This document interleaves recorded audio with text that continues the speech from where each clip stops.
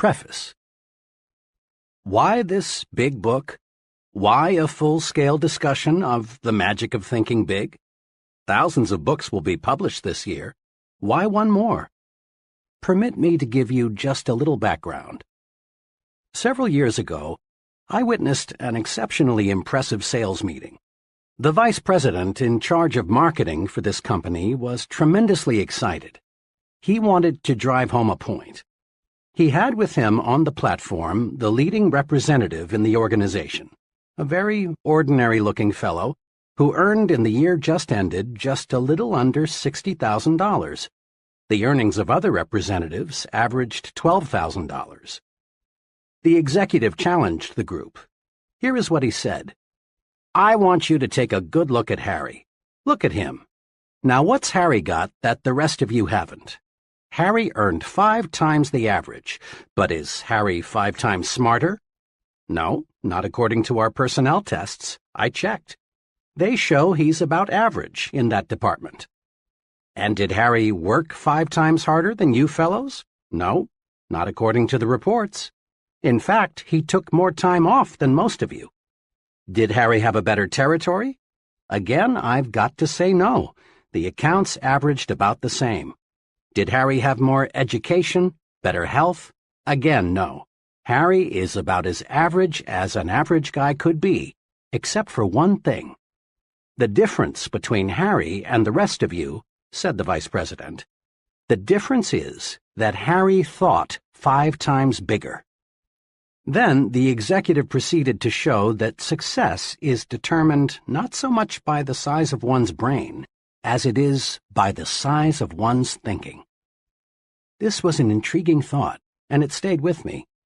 The more I observed, the more people I talked with, the deeper I dug into what's really behind success, the clearer was the answer. Case history after case history proved that the size of bank accounts, the size of happiness accounts, and the size of one's general satisfaction account is dependent on the size of one's thinking. There is magic in thinking big. If thinking big accomplishes so much, why doesn't everyone think that way? I've been asked that question many times. Here, I believe, is the answer. All of us, more than we recognize, are products of the thinking around us. And much of this thinking is little, not big. All around you is an environment that is trying to tug you, trying to pull you down second-class street. You are told almost daily that there are too many chiefs and not enough Indians. In other words, that opportunities to lead no longer exist, that there is a surplus of chiefs, so be content to be a little guy. But this too many chiefs idea simply doesn't square with the truth. Leading people in all occupations will tell you, as they've told me, that the trouble is there are too many Indians and not nearly enough chiefs. This petty environment says other things, too. It tells you whatever will be, that your destiny is outside your control, that fate is in complete control. So forget those dreams, forget that finer home, forget that special college for the children, forget the better life. Be resigned, lie down and wait to die. And who hasn't heard the statement that success isn't worth the price? As if you have to sell your soul, your family life, your conscience, your set of values to reach the top. But in truth, success doesn't demand a price. Every step forward pays a dividend. This environment also tells us there's too much competition for the top spots in life. But is there?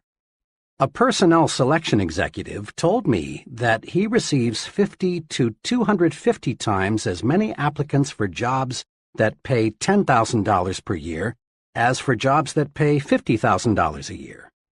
This is to say that there is at least 50 times as much competition for jobs on Second-Class Street as for jobs on First-Class Avenue. First-Class Avenue, USA, is a short, uncrowded street. There are countless vacancies waiting there for people like you who dare to think big. The basic principles and concepts supporting the magic of thinking big come from the highest pedigree sources, the very finest and biggest thinking minds yet to live on planet Earth. Minds like the prophet David, who wrote, "As one thinketh in his heart, so is he." Minds such as Emerson, who said, "Great men are those who see that thoughts rule the world." Minds like Milton, who in Paradise Lost wrote, "The mind is its own place, and in itself can make a heaven of hell or a hell of heaven." Amazingly perceptive minds like Shakespeare, who observed, "There is nothing either good or bad except that thinking makes it so." But where does the proof come from? How do we know the master thinkers were right? Fair questions.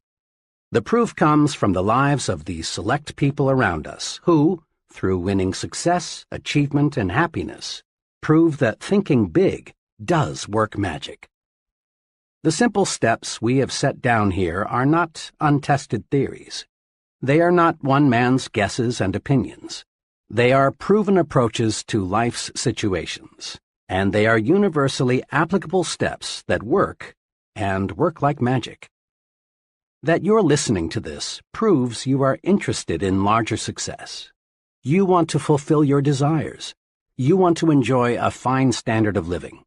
You want this life to deliver to you all the good things you deserve. Being interested in success is a wonderful quality. You have another admirable quality. The fact that you're listening to this program shows you have the intelligence to look for tools that will help take you where you want to go. In building anything, automobiles, bridges, missiles, we need tools. Many people, in their attempt to build a successful life, forget there are tools to help them. You have not forgotten. You have, then, the two basic qualities needed to realize real profit from this book: a desire for greater success and the intelligence to select a tool to help you realize that desire. Think big, and you'll live big. You'll live big in happiness. You'll live big in accomplishment, big in income, big in friends, big in respect. Enough for the promise. Start now, right now, to discover how to make your thinking make magic for you. Start out with this thought of the great philosopher Disraeli: life is too short to be little. What this book will do for you. In every chapter of this book, you will find dozens of hard-headed, practical ideas, techniques, and principles that will enable you to harness the tremendous power of thinking big, so as to gain for yourself the success, happiness, and satisfaction you want so much. Every technique is dramatically illustrated by a real-life case history. You discover not only what to do, but what is even more important, you see exactly how to apply each principle to actual situations and problems.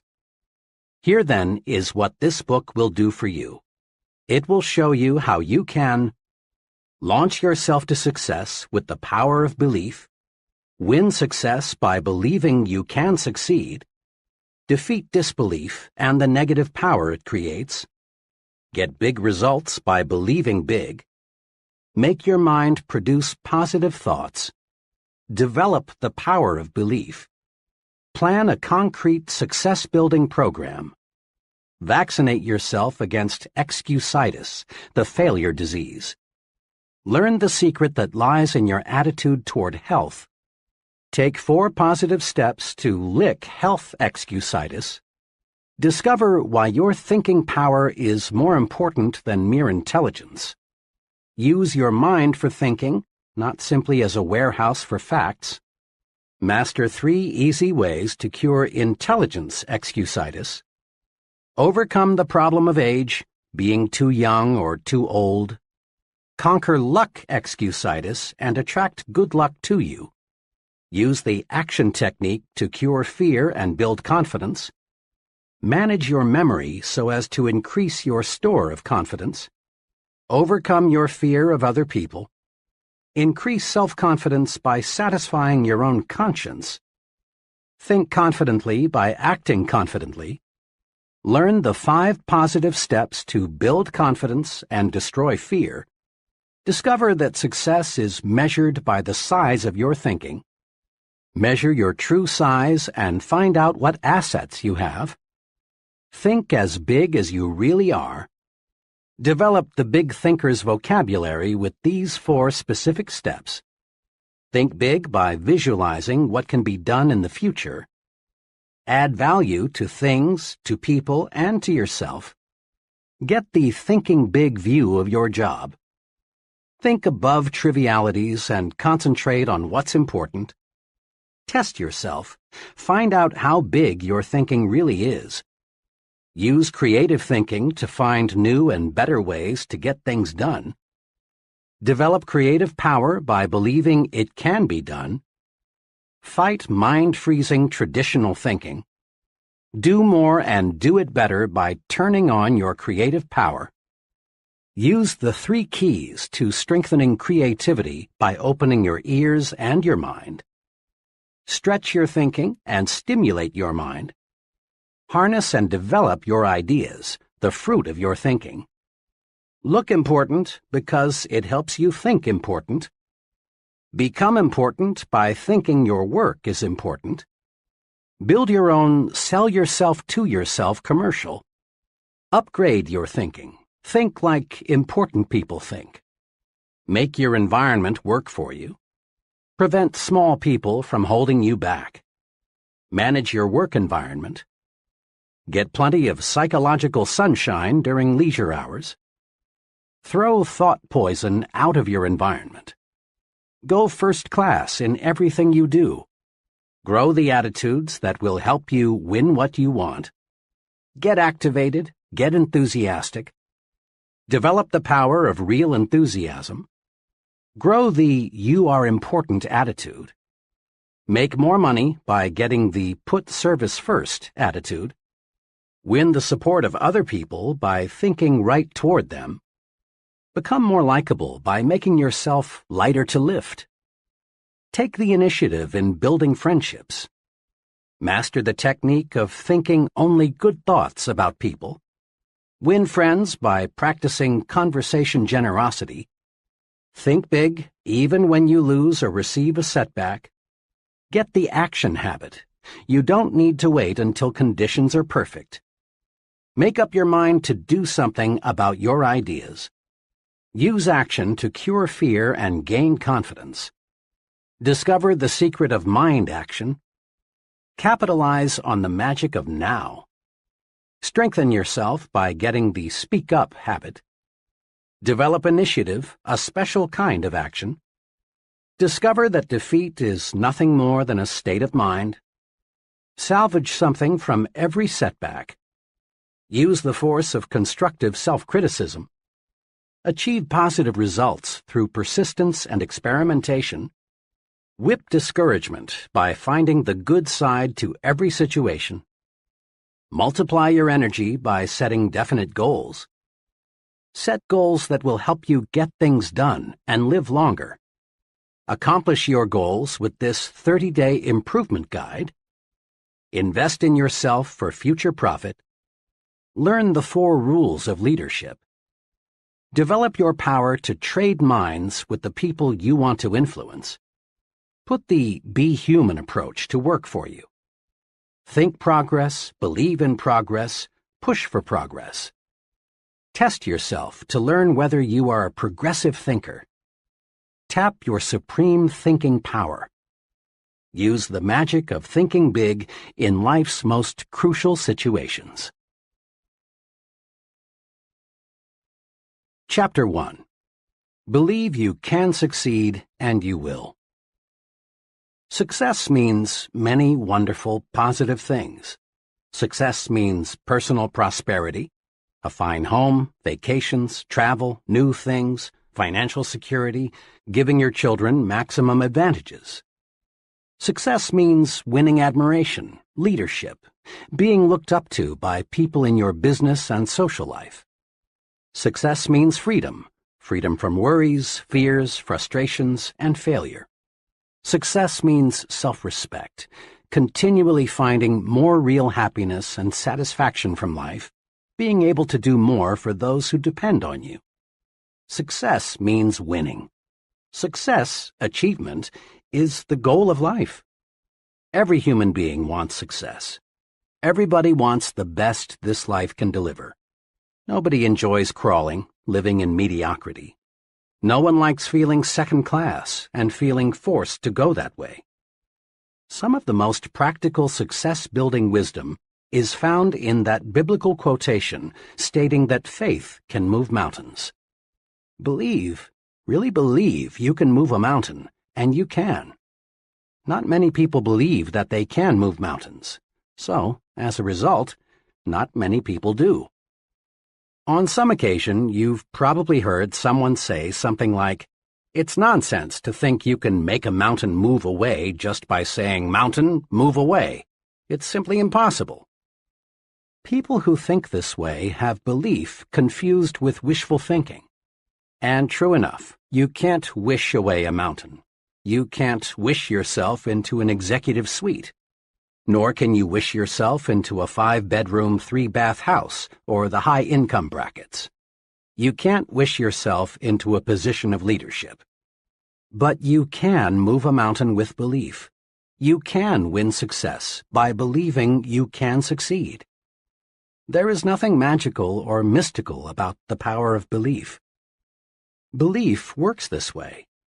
Belief, the "I'm positive I can" attitude, generates the power, skill, and energy needed to do.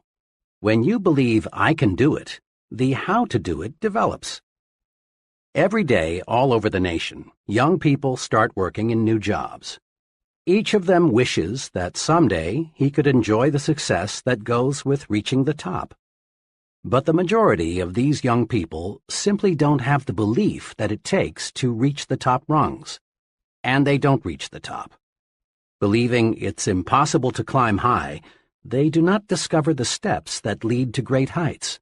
Their behavior remains that of the average person. But a small number of these young people really believe they will succeed. They approach their work with the "I'm going to the top" attitude, and with substantial belief they reach the top. Believing they will succeed, and that it's not impossible, these folks study and observe the behavior of senior executives. They learn how successful people approach problems and make decisions. They observe the attitudes of successful people. The how to do it always comes to the person who believes he can do it. A young woman I'm acquainted with decided 2 years ago that she was going to establish a sales agency to sell mobile homes. She was advised by many that she shouldn't and couldn't do it. She had less than $3,000 in savings and was advised that the minimum capital investment required was many times that. "Look how competitive it is," she was advised. "And besides, what practical experience have you had in selling mobile homes, let alone managing a business?" her advisors asked. But this young lady had belief in herself and her ability to succeed. She quickly admitted that she lacked capital, that the business was very competitive, and that she lacked experience. "But," she said, "all the evidence I can gather shows that the mobile home industry is going to expand. On top of that, I've studied my competition. I know I can do a better job of merchandising trailers than anybody else in this town. I expect to make some mistakes, but I'm going to be on top in a hurry." And she was. She had little trouble getting capital. Her absolutely unquestioned belief that she could succeed with this business won her the confidence of 2 investors. And armed with complete belief, she did the impossible. She got a trailer manufacturer to advance her a limited inventory with no money down. Last year, she sold over $1 million worth of trailers. Next year, she says, I expect to gross over $2 million. Belief, strong belief, triggers the mind to figure ways and means and how to. And believing you can succeed makes others place confidence in you. Most people do not put much stock in belief, but some, The residents of Successfulville, USA, do. Just a few weeks ago, a friend who is an official with a state highway department in a Midwestern state related a mountain-moving experience to me. Last month, my friend began, our department sent notices to a number of engineering companies that we were authorized to retain some firm to design 8 bridges as part of our highway building program. The bridges were to be built at a cost of $5 million. The engineering firm selected would get a 4% commission, or $200,000 for its design work. I talked with 21 engineering firms about this. The 4 largest decided right away to submit proposals. The other 17 companies were small, having only 3 to 7 engineers each. The size of the project scared off 16 of these 17. They went over the project, shook their heads, and said, in effect, "It's too big for us. I wish I thought we could handle it, but it's no use even trying."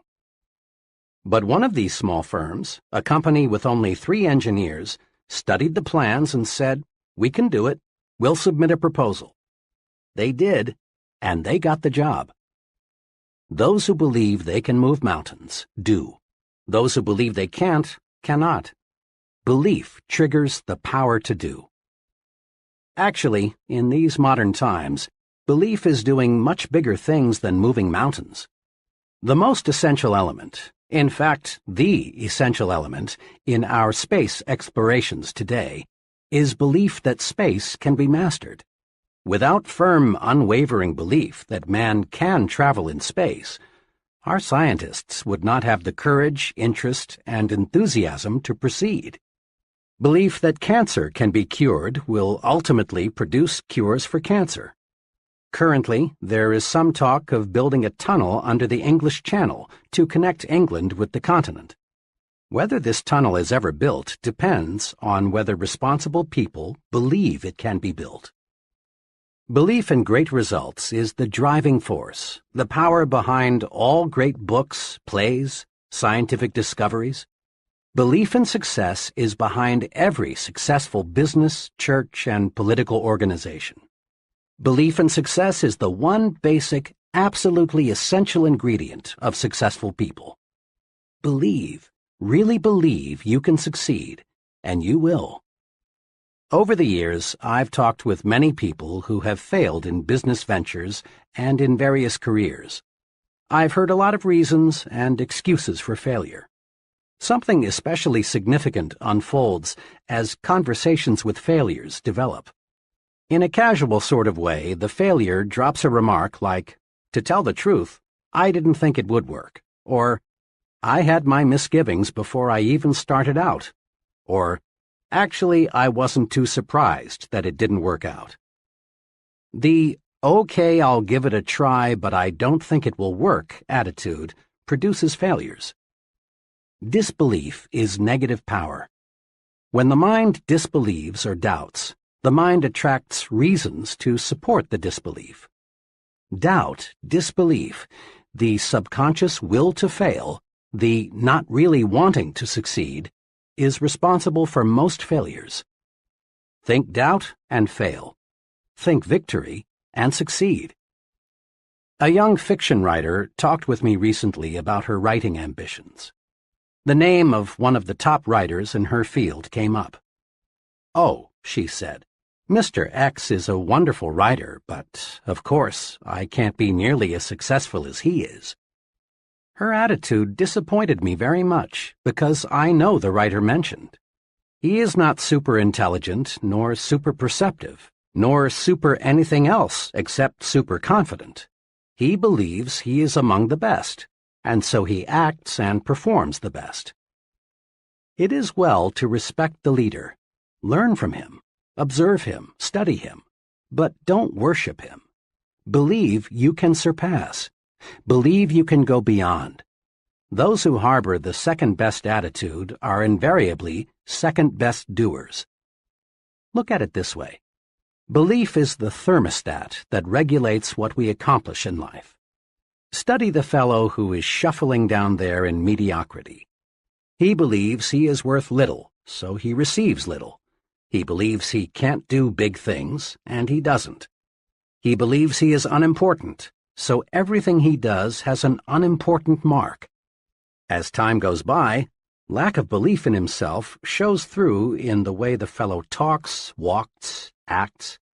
Unless he readjusts his thermostat forward, he shrinks, grows smaller and smaller in his own estimation. And since others see in us what we see in ourselves, he grows smaller in the estimation of the people around him. Now, look across the way at the person who is advancing forward. He believes he is worth much, and he receives much. He believes he can handle big, difficult assignments, and he does. Everything he does, the way he handles himself with people, his character, his thoughts, his viewpoints, all say, here is a professional. He is an important person. A person is a product of his own thoughts. Believe big. Adjust your thermostat forward. Launch your success offensive with honest, sincere belief that you can succeed. Believe big and grow big. Several years ago, after addressing a group of businessmen in Detroit, I talked with one of the gentlemen who approached me, introduced himself, and said, "I really enjoyed your talk. Can you spare a few minutes? I'd like very much to discuss a personal experience with you." In a few minutes, we were comfortably seated in a coffee shop, waiting for some refreshments. "I have a personal experience," he began, "that ties in perfectly with what you said this evening about making your mind work for you instead of letting it work against you. I've never explained to anyone how I lifted myself out of the world of mediocrity, but I'd like to tell you about it." "And I'd like to hear it," I said. "Well, just 5 years ago, I was plodding along, just another guy working in the tool and die trade. I made a decent living by average standards, but it was far from ideal. Our home was much too small, and there was no money for those many things we wanted. My wife, bless her, didn't complain much, but it was written all over her that she was more resigned to her fate than she was happy. Inside, I grew more and more dissatisfied. When I let myself see how I was failing my good wife and 2 children, I really hurt inside. But today things are really different," my friend continued. "Today we have a beautiful new home on a 2-acre lot and a year-round cabin a couple 100 miles north of here. There's no more worry about whether we can send the kids to a good college, and my wife no longer has to feel guilty every time she spends money for some new clothes. Next summer, the whole family is flying to Europe to spend a month's holiday. We're really living." "How did all this happen?" I asked. "It all happened," he continued, "when, to use the phrase you used tonight, I harnessed the power of belief. 5 years ago, I learned about a job with a tool and die company here in Detroit. We were living in Cleveland at the time. I decided to look into it, hoping I could make a little more money. I got here early on Sunday evening, but the interview was not until Monday. After dinner, I sat down in my hotel room, and for some reason, I got really disgusted with myself. Why, I asked myself, am I just a middle-class failure? Why am I trying to get a job that represents such a small step forward? I don't know to this day what prompted me to do it, but I took a sheet of hotel stationery and wrote down the names of 5 people I've known well for several years who had far surpassed me in earning power and job responsibility. 2 were former neighbors who had moved away to fine subdivisions. 2 others were fellows I had worked for, and the 3rd was a brother-in-law. Next, again, I don't know what made me do this. I asked myself, what do my 5 friends have that I don't have, besides better jobs? I compared myself with them on intelligence, but I honestly couldn't see that they excelled in the brains department. Nor could I truthfully say they had me beat on education, integrity, or personal habits. Finally, I got down to another success quality one hears a lot about: initiative. Here I hated to admit it, but I had to. On this point, my record showed I was far below that of my successful friends. It was now about 3 a.m., but my mind was astonishingly clear. I was seeing my weak point for the first time. I discovered that I had held back. I had always carried a little stick. I dug into myself deeper and deeper, and found the reason I lacked initiative was because I didn't believe inside that I was worth very much. I sat there the rest of the night, just reviewing how lack of faith in myself had dominated me ever since I could remember, how I had used my mind to work against myself. I found I had been preaching to myself why I couldn't get ahead instead of why I could. I had been selling myself short. I found this streak of self-depreciation showed through in everything I did. Then it dawned on me that no one else was going to believe in me until I believed in myself. Right then I decided, I'm through feeling second class. From here on in, I'm not going to sell myself short. Next morning, I still had that confidence. During the job interview, I gave my newfound confidence its first test. Before coming for the interview, I'd hoped I would have the courage to ask for $750 or maybe even $1,000 more than my present job was paying. But now, after realizing I was a valuable man, I upped it to $3,500. And I got it. I sold myself because, after that one long night of self-analysis, I found things in myself that made me a lot more saleable. Within 2 years after I took that job, I had established a reputation as the fellow who can get business. Then we went into a recession. This made me still more valuable because I was one of the best business getters in the industry. The company was reorganized and I was given a substantial amount of stock, plus a lot more pay. Believe in yourself, and good things do start happening. Your mind is a thought factory. It's a busy factory, producing countless thoughts in one day. Production in your thought factory is under the charge of 2 foremen, one of whom we will call Mr. Triumph and the other Mr. Defeat. Mr. Triumph is in charge of manufacturing positive thoughts. He specializes in producing reasons why you can, why you're qualified, why you will. The other foreman, Mr. Defeat, produces negative, deprecating thoughts. He is your expert in developing reasons why you can't, why you're weak, why you're inadequate. His specialty is the why you will fail chain of thoughts.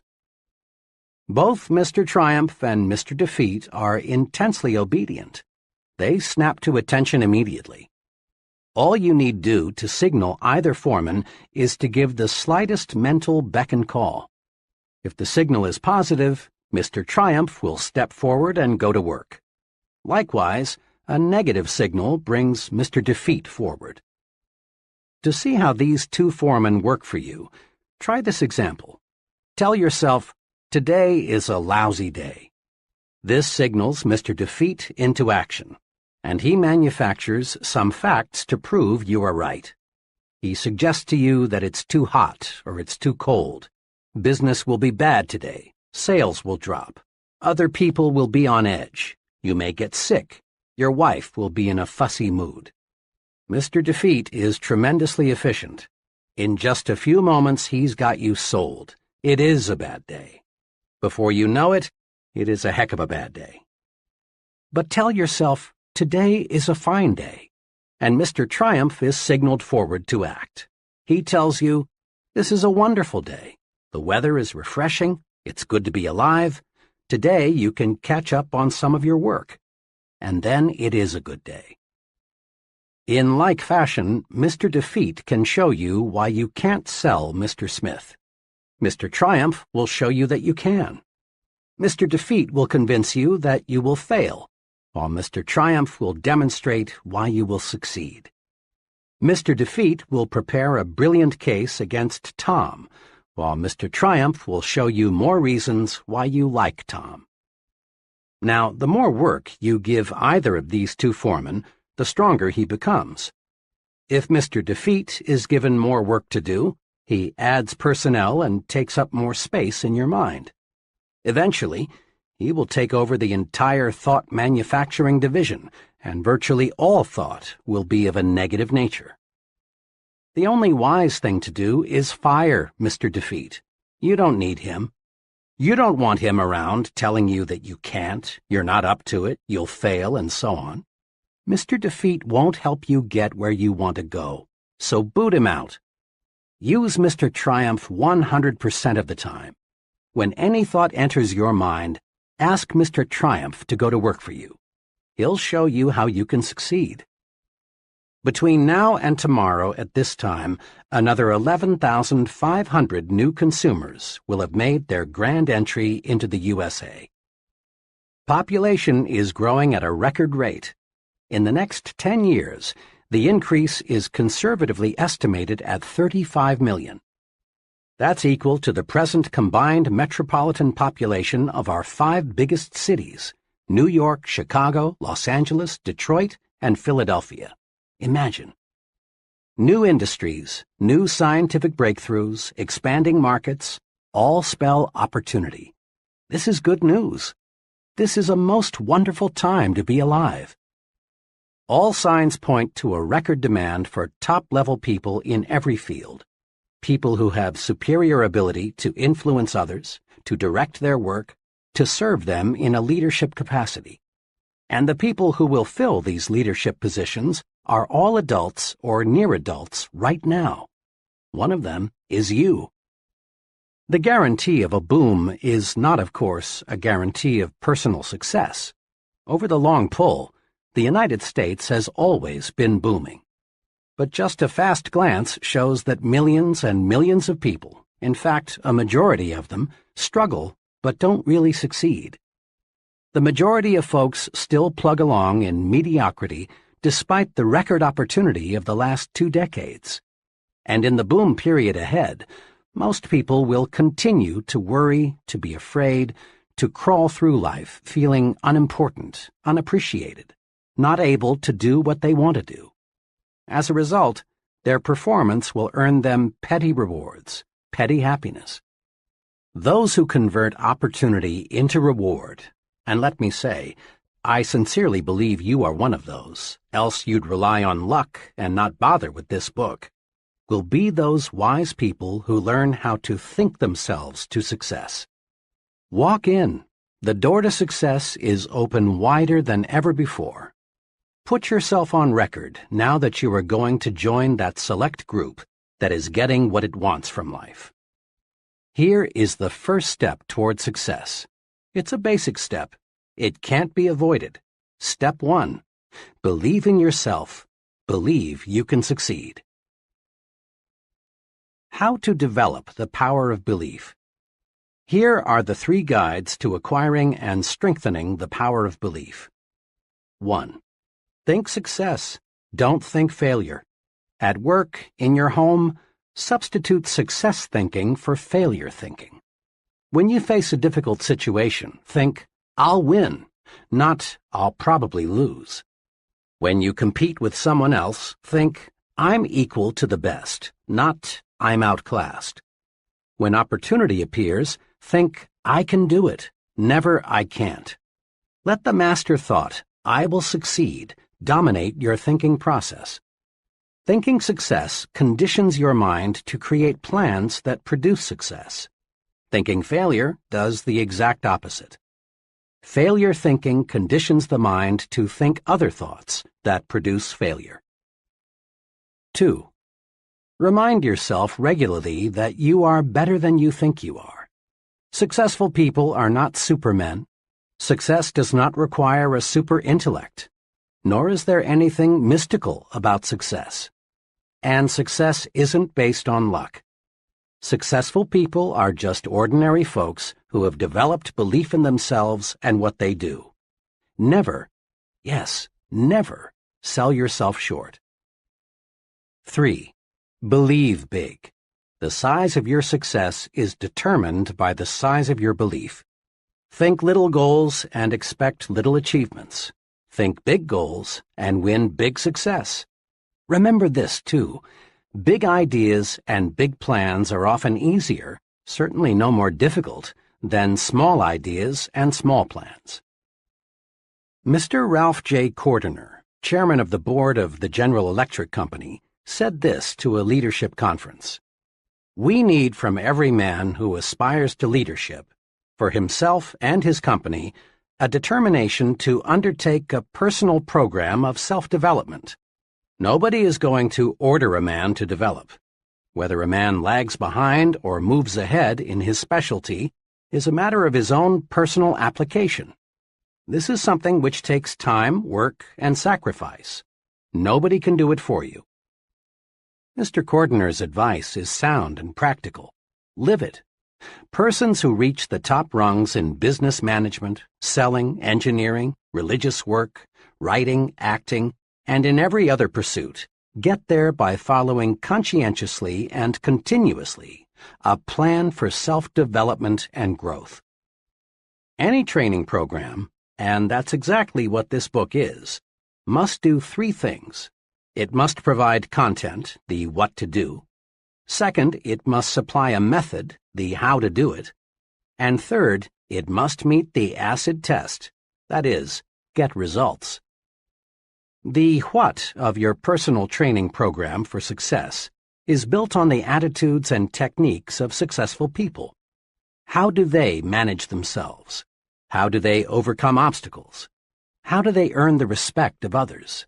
What sets them apart from the ordinary? How do they think? The how of your plan for development and growth is a series of concrete guides for action. These are found in each chapter. These guides work. Apply them and see for yourself. What about the most important part of training? Results? Wrapped up briefly, conscientious application of the program presented here will bring you success, and on a scale that may now look impossible. Broken down into its components, your personal training program for success will bring you a series of rewards. The reward of deeper respect from your family, the reward of admiration from your friends and associates, the reward of feeling useful, of being someone, of having status, the reward of increased income and a higher standard of living. Your training is self-administered. There will be no one standing over your shoulder telling you what to do and how to do it. This book will be your guide, but only you can understand yourself. Only you can command yourself to apply this training. Only you can evaluate your progress. Only you can bring about corrective action should you slip a little. In short, you are going to train yourself to achieve bigger and bigger success. You already have a fully equipped laboratory in which you can work and study. Your laboratory is all around you. Your laboratory consists of human beings. This laboratory supplies you with every possible example of human action. And there is no limit to what you can learn once you see yourself as a scientist in your own lab. What's more, there is nothing to buy. There is no rent to pay. There are no fees of any kind. You can use this laboratory as much as you like for free. As director of your own laboratory, you will want to do what every scientist does: observe and experiment. Isn't it surprising to you that most people understand so little about why people act as they do, even though they are surrounded by people all their lives? Most people are not trained observers. One important purpose of this book is to help you train yourself to observe, to develop deep insight into human action. You'll want to ask yourself questions like, why is John so successful and Tom just getting by? Why do some people have many friends and other people have only few friends? Why will people gladly accept what one person tells them but ignore another person who tells them the same thing?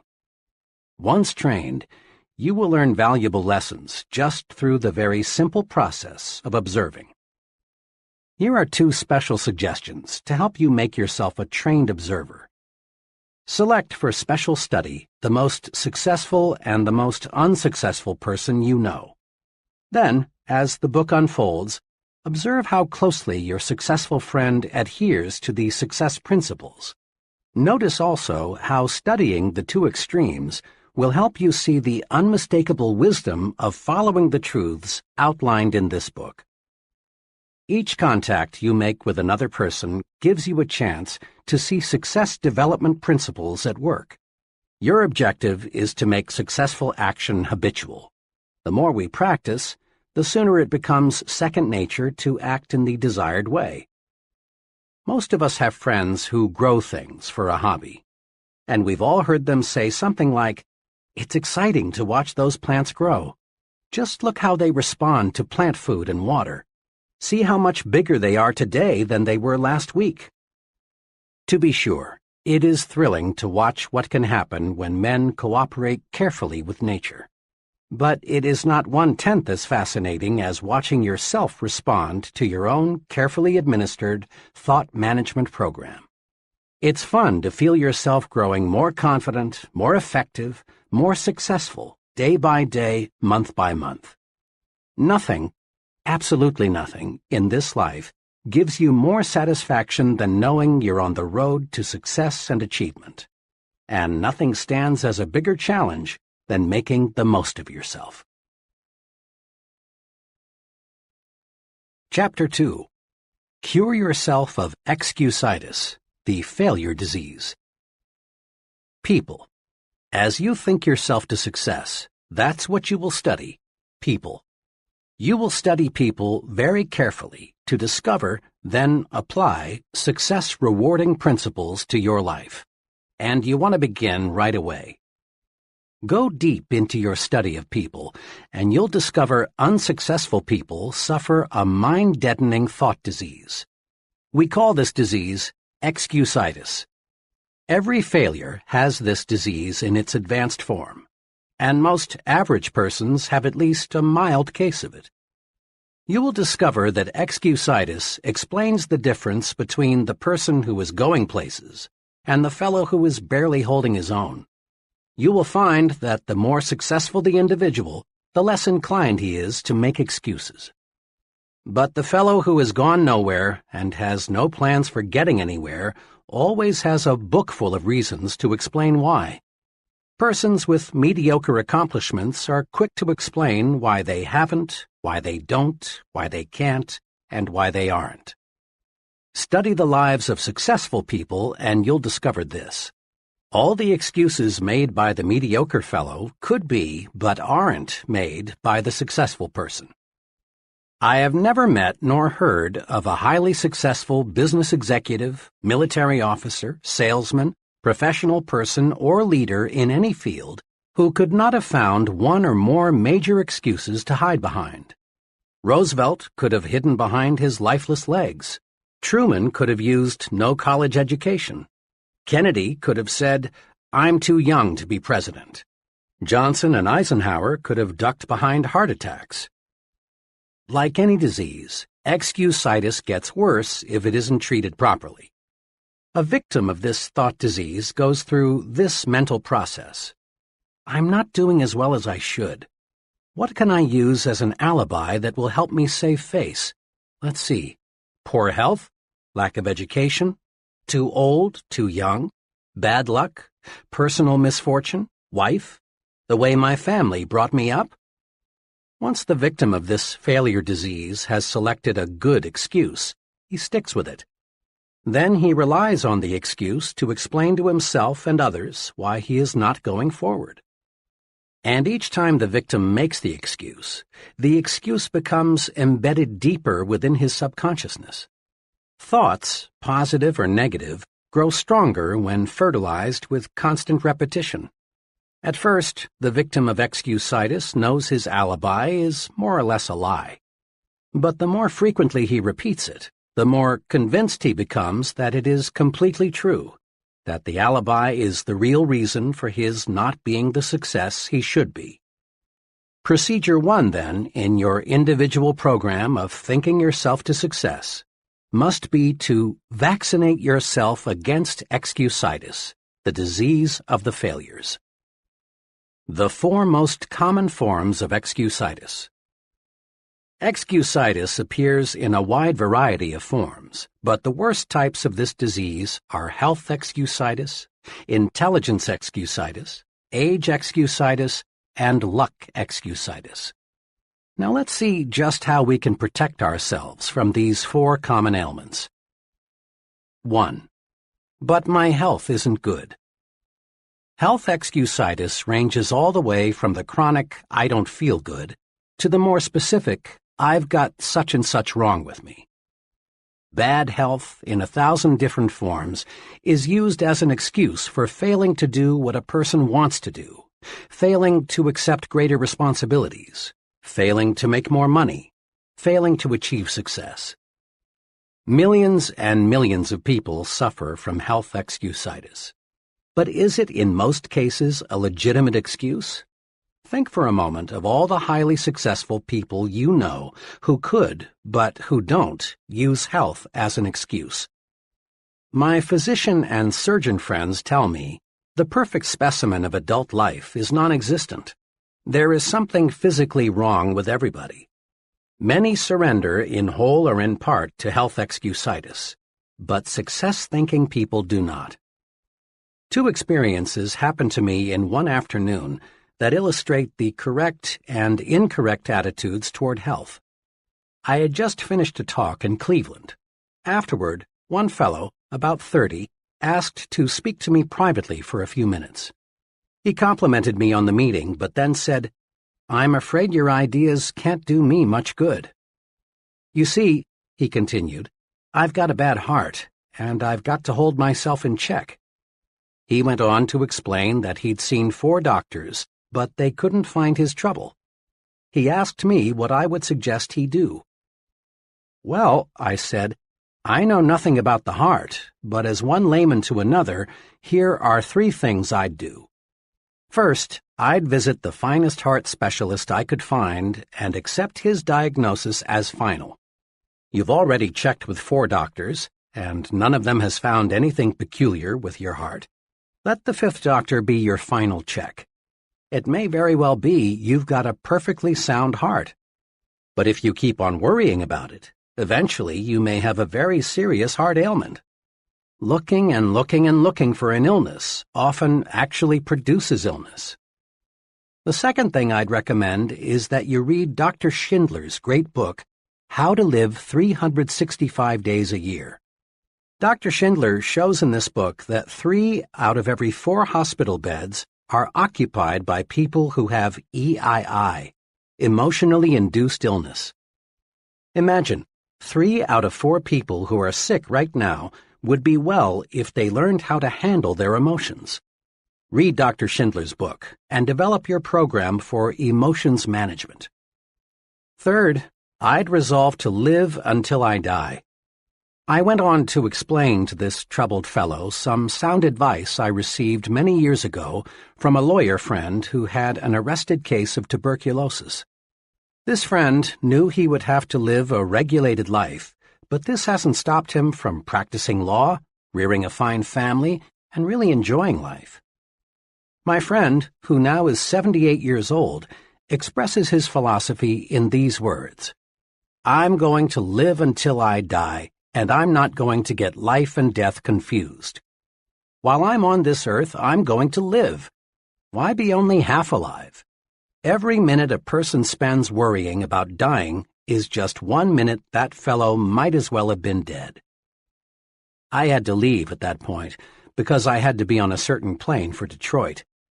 On the plane, the second but much more pleasant experience occurred.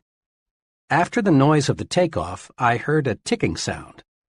Rather startled, I glanced at the fellow sitting beside me, for the sound seemed to be coming from him. He smiled a big smile and said, "Oh, it's not a bomb. It's just my heart." I was obviously surprised, so he proceeded to tell me what had happened. Just 21 days before, he had undergone an operation that involved putting a plastic valve into his heart. The ticking sound, he explained, would continue for several months until new tissue had grown over the artificial valve. I asked him what he was going to do. "Oh," he said, "I've got big plans. I'm going to study law when I get back to Minnesota. Someday I hope to be in government work. The doctors tell me I must take it easy for a few months, but after that I'll be like new. There you have two ways of meeting health problems. The first fellow, not even sure he had anything organically wrong with him, was worried, depressed, on the road to defeat, wanting somebody to second his motion that he couldn't go forward. The second individual, after undergoing one of the most difficult of operations, was optimistic, eager to do something. The difference lay in how they thought toward health. I've had some very direct experience with health excusitis. I'm a diabetic. Right after I discovered I had this ailment, about 5,000 hypodermics ago, I was warned, diabetes is a physical condition, but the biggest damage results from having a negative attitude about it. Worry about it, and you may have real trouble. Naturally, since the discovery of my own diabetes, I've gotten to know a great many other diabetics. Let me tell you about two extremes. One fellow who has a very mild case belongs to that fraternity of the living dead. Obsessed with a fear of the weather, he is usually ridiculously bundled up. He's afraid of infection, so he shuns anybody who has the slightest sniffle. He's afraid of overexertion, so he does almost nothing. He spends most of his mental energy worrying about what might happen. He bores other people telling them how awful his problem really is. His real ailment is not diabetes. Rather, he's a victim of health excusitis. He has pitied himself into being an invalid. The other extreme is a division manager for a large publishing company. He has a severe case. He takes about 30 times as much insulin as the fellow just mentioned. But he is not living to be sick. He is living to enjoy his work and have fun. One day he said to me, "Sure, it is an inconvenience, but so is shaving. But I'm not going to think myself to bed. When I take those shots, I just praise the guys who discovered insulin." A good friend of mine, a widely known college educator, came home from Europe in 1945 minus one arm. Despite his handicap, John is always smiling, always helping others. He's about as optimistic as anyone I know. One day, he and I had a long talk about his handicap. "It's just an arm," he said. "Sure, two are better than one, but they just cut off my arm. My spirit is 100% intact. I'm really grateful for that." Another amputee friend is an excellent golfer. One day, I asked him how he had been able to develop such a near-perfect style with just one arm. I mentioned that most golfers with two arms can't do nearly as well. His reply says a lot. "Well, it's my experience," he said, "that the right attitude and one arm will beat the wrong attitude and two arms every time." The right attitude and one arm will beat the wrong attitude and two arms every time. Think about that for a while. It holds true not only on the golf course, but in every facet of life. 4 things you can do to lick health excusitis. The best vaccine against health excusitis consists of these 4 doses. 1. Refuse to talk about your health. The more you talk about an ailment, even the common cold, the worse it seems to get. Talking about bad health is like putting fertilizer on weeds. Besides, talking about your health is a bad habit. It bores people. It makes one appear self-centered and old-maidish. Success-minded people defeat the natural tendency to talk about their bad health. One may, and let me emphasize the word may, get a little sympathy, but one doesn't get respect and loyalty by being a chronic complainer. 2. Refuse to worry about your health. Dr. Walter Alvarez, emeritus consultant to the world-famous Mayo Clinic, wrote recently, "I always beg worriers to exercise some self-control.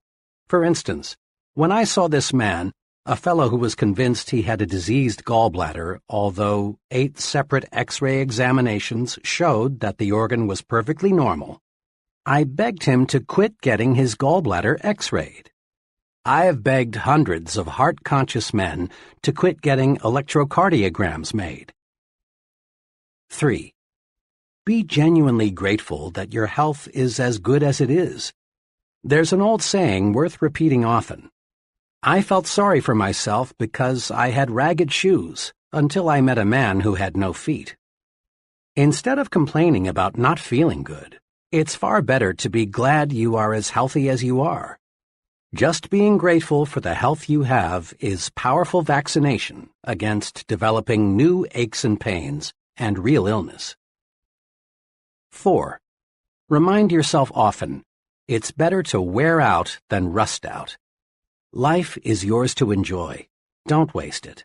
Don't pass up living by thinking yourself into a hospital bed. 2. But you've got to have brains to succeed. Intelligence excusitis, or I lack brains, is common. In fact, it's so common that perhaps as many as 95% of the people around us have it in varying degrees. Unlike most other types of excusitis, people suffering from this particular type of the malady suffer in silence. Not many people will admit openly that they think they lack adequate intelligence. Rather, they feel it deep down inside. Most of us make two basic errors with respect to intelligence. 1. We underestimate our own brain power. 2. We overestimate the other fellow's brain power. Because of these errors, many people sell themselves short. They fail to tackle challenging situations because it takes a brain. But along comes the fellow who isn't concerned about intelligence, and he gets the job. What really matters is not how much intelligence you have, but how you use what you do have. The thinking that guides your intelligence is much more important than the quantity of your brain power. Let me repeat, for this is vitally important. The thinking that guides your intelligence is much more important than how much intelligence you may have. In answering the question, should your child be a scientist, Dr. Edward Teller, one of the nation's foremost physicists, said, "A child does not need a lightning-fast mind to be a scientist, nor does he need a miraculous memory, nor is it necessary that he get very high grades in school. The only point that counts is that the child have a high degree of interest in science." Interest, enthusiasm, is the critical factor even in science. With a positive, optimistic, and cooperative attitude, a person with an IQ of 100 will earn more money, win more respect, and achieve more success than a negative, pessimistic, uncooperative individual with an IQ of 120. Just enough sense to stick with something, a chore, task, project, until it's completed, pays off much better than idle intelligence, even if idle intelligence be of genius caliber. For stickability is 95% of ability. At a homecoming celebration last year, I met a college friend whom I had not seen for 10 years. Chuck was a very bright student and was graduated with honors. His goal when I last saw him was to own his own business in western Nebraska. I asked Chuck what kind of business he finally established. "Well," he confessed, "I didn't go into business for myself. I wouldn't have said this to anyone 5 years ago or even 1 year ago, but now I'm ready to talk about it. As I look back at my college education now, I see that I became an expert in why a business idea won't work out. I learned every conceivable pitfall, every reason why a small business will fail. You've got to have ample capital. Be sure the business cycle is right. Is there a big demand for what you will offer? Is local industry stabilized? 1,001 things to check out. The thing that hurts most is that several of my old high school friends, who never seemed to have much on the ball and didn't even go to college, now are very well established in their own businesses. But me, I'm just plodding along, auditing freight shipments. Had I been drilled a little more in why a small business can succeed, I'd be better off in every way today. The thinking that guided Chuck's intelligence was a lot more important than the amount of Chuck's intelligence. Why some brilliant people are failures. I've been close for many years to a person who qualifies as a genius, has high abstract intelligence, and is Phi Beta Kappa. Despite this very high native intelligence, he is one of the most unsuccessful people I know. He has a very mediocre job. He's afraid of responsibility. He is never married. Lots of marriages end in divorce. He has few friends. People bore him. He's never invested in property of any kind. He might lose his money. This man uses his great brain power to prove why things won't work rather than directing his mental power to searching for ways to succeed. Because of the negative thinking that guides his great reservoir of brains, this fellow contributes little and creates nothing. With a changed attitude, he could do great things indeed. He has the brains to be a tremendous success, but not the thought power. Another person I know well was inducted into the Army shortly after earning a Ph.D. degree from a leading New York university. How did he spend his 3 years in the Army? Not as an officer, not as a staff specialist. Instead, for 3 years, he drove a truck. Why? Because he was filled with negative attitudes toward fellow soldiers, I'm superior to them. Toward Army methods and procedures, they are stupid. Toward discipline, it's for others, not me. Toward everything, including himself, I'm a fool for not figuring out a way to escape this rap. This fellow earned no respect from anyone. All his vast store of knowledge lay buried. His negative attitudes turned him into a flunky. Remember, the thinking that guides your intelligence is much more important than how much intelligence you have. Not even a Ph.D. degree can override this basic success principle. Several years ago, I became a close friend of Phil F., one of the senior officers of a major advertising agency. Phil was director of marketing research for the agency, and he was doing a bang-up job. Was Phil a brain? Far from it. Phil knew next to nothing about research technique. He knew next to nothing about statistics. He was not a college graduate, though all the people working for him were. And Phil did not pretend to know the technical side of research. What then enabled Phil to command $30,000 a year, while not one of his subordinates earned $10,000? This. Phil was a human engineer. Phil was 100% positive. Phil could inspire others when they felt low. Phil was enthusiastic. He generated enthusiasm. Phil understood people, and because he could really see what made them tick, he liked them. Not Phil's brains, but how he managed those brains made him 3 times more valuable to his company than men who rated higher on the IQ scale. Out of every 100 persons who enroll in college, fewer than 50 will graduate. I was curious about this, so I asked a director of admissions at a large university for his explanation. It's not insufficient intelligence, he said. We don't admit them if they don't have sufficient ability. And it's not money. Anyone who wants to support himself in college today can do so. The real reason is attitudes. You would be surprised, he said, how many young people leave because they don't like their professors, the subjects they must take, and their fellow students. The same reason, negative thinking, explains why the door to top-flight executive positions is closed to many young junior executives. Sour, negative, pessimistic, depreciating attitudes, rather than insufficient intelligence, hold back thousands of young executives. As one executive told me, it's a rare case when we pass up a young fellow because he lacks brains. Nearly always, it's attitude. Once, I was retained by an insurance company to learn why the top 25% of the agents were selling over 75% of the insurance, while the bottom 25% of the agents sold only 5% of total volume. Thousands of personnel files were carefully checked.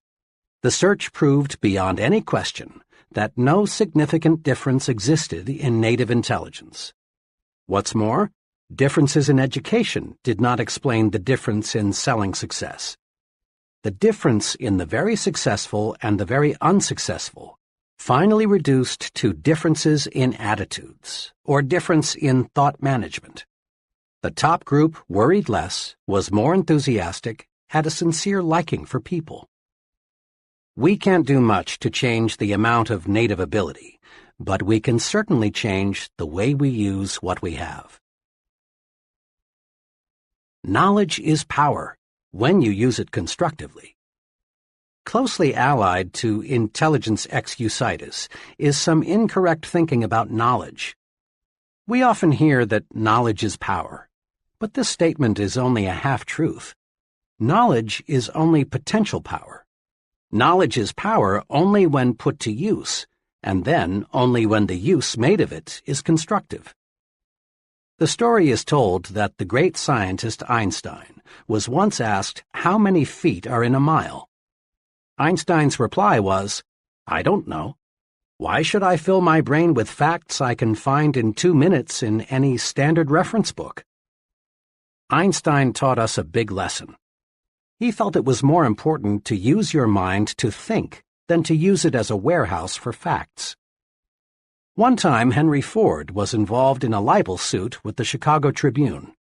The Tribune had called Ford an ignoramus, and Ford said, in effect, "Prove it." The Tribune asked him scores of simple questions, such as, who was Benedict Arnold?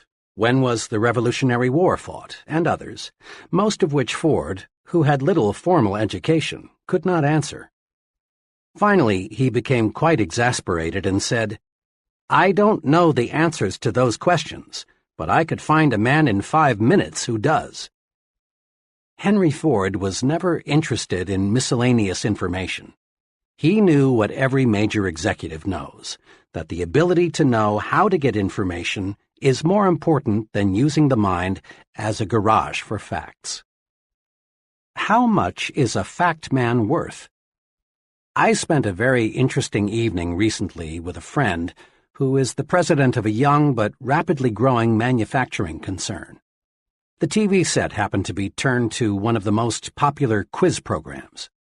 The fellow being quizzed had been on the show for several weeks. He could answer questions on all sorts of subjects, many of which seemed nonsensical. After the fellow answered a particularly odd question, something about a mountain in Argentina, my host looked at me and said, "How much do you think I'd pay that guy to work for me?" "How much?" I asked. "Not a cent over $300, not per week, not per month, but for life. I've sized him up. That expert can't think. He can only memorize. He's just a human encyclopedia, and I figure for $300 I can buy a pretty good set of encyclopedias. In fact, maybe that's too much. 90% of what that guy knows I can find in a $2 almanac. What I want around me," he continued, "are people who can solve problems, who can think up ideas, people who can dream and then develop the dream into a practical application. An idea man can make money with me. A fact man can't." 3 easy ways to cure intelligence excusitis are: Number 1, never underestimate your own intelligence, and never overestimate the intelligence of others. Don't sell yourself short. Concentrate on your assets. Discover your superior talents. Remember, it's not how many brains you've got that matters. Rather, it's how you use your brains that counts. Manage your brains instead of worrying about how much IQ you've got. Number 2, remind yourself several times daily, my attitudes are more important than my intelligence. At work and at home, practice positive attitudes. See the reasons why you can do it, not the reasons why you can't. Develop an I'm winning attitude. Put your intelligence to creative, positive use. Use it to find ways to win, not to prove you will lose. Number 3, remember that the ability to think is of much greater value than the ability to memorize facts. Use your mind to create and develop ideas, to find new and better ways to do things. Ask yourself, Am I using my mental ability to make history, or am I using it merely to record history made by others? 3. It's no use. I'm too old or too young. Age excusitis, the failure disease of never being the right age, comes in two easily identifiable forms, the I'm too old variety and the I'm too young brand. You've heard hundreds of people of all ages explain their mediocre performance in life something like this: I'm too old, or too young, to break in now. I can't do what I want to do or am capable of doing because of my age handicap. Really, it's surprising how few people feel they are just right, age-wise, and it's unfortunate. This excuse has closed the door of real opportunity to thousands of individuals. They think their age is wrong, so they don't even bother to try. The I'm too old variety is the most common form of age excusitis. This disease is spread in subtle ways. TV fiction is produced about the big executive who lost his job because of a merger and can't find another because he's too old.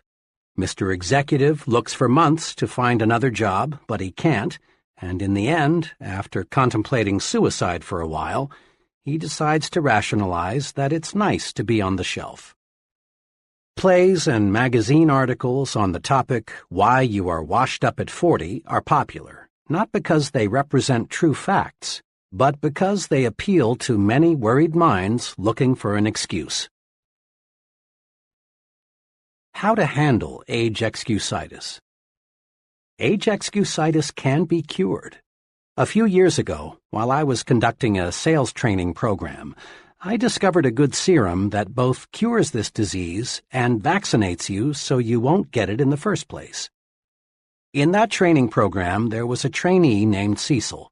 Cecil, who was 40, wanted to shift over to set himself up as a manufacturer's representative, but he thought he was too old.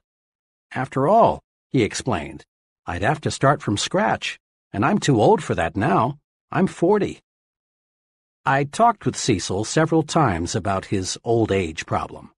I used the old medicine, "You're only as old as you feel," but I found I was getting nowhere. Too often, people retort with, "But I do feel old." Finally, I discovered a method that worked. One day, after a training session, I tried it on Cecil. I said, "Cecil, when does a man's productive life begin?" He thought a couple of seconds and answered, "Oh, when he's about 20, I guess." "Okay," I said. "Now, when does a man's productive life end?" Cecil answered, "Well, if he stays in good shape and likes his work, I guess a man is still pretty useful when he's 70 or so." "All right," I said. "A lot of folks are highly productive after they reach 70, but let's agree with what you've just said. A man's productive years stretch from 20 to 70. That's 50 years in between, or half a century. Cecil," I said, "you're 40. How many years of productive life have you spent?" 20, he answered. "And how many have you left?" 30, he replied. "In other words, Cecil, you haven't even reached the halfway point. You've used up only 40% of your productive years." I looked at Cecil and realized he'd gotten the point. He was cured of age excusitis. Cecil saw he still had many opportunity-filled years left. He switched from thinking, "I'm already old," to "I'm still young." Cecil now realized that how old we are is not important.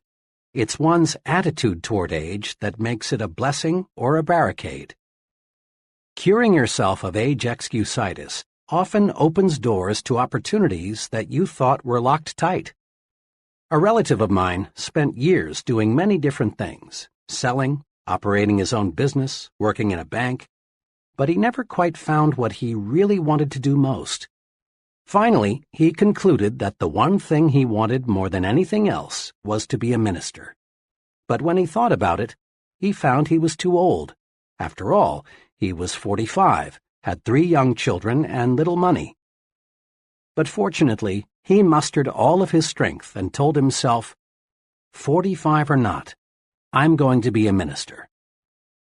With tons of faith but little else, he enrolled in a 5-year ministerial training program in Wisconsin. 5 years later, he was ordained as a minister and settled down with a fine congregation in Illinois. Old? Of course not. He still has 20 years of productive life ahead of him. I talked with this man not long ago, and he said to me, "You know, if I had not made that great decision when I was 45, I would have spent the rest of my life growing old and bitter. Now I feel every bit as young as I did 25 years ago." And he almost looked it, too. When you lick age excusitis, the natural result is to gain the optimism of youth and feel of youth.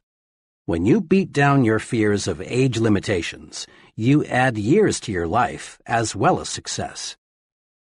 A former university colleague of mine provides an interesting angle on how age excusitis was defeated. Bill was graduated from Harvard in the 1920s. After 24 years in the stock brokerage business, during which time he made a modest fortune, Bill decided he wanted to become a college professor. Bill's friends warned him that he would overtax himself in the rugged learning program ahead.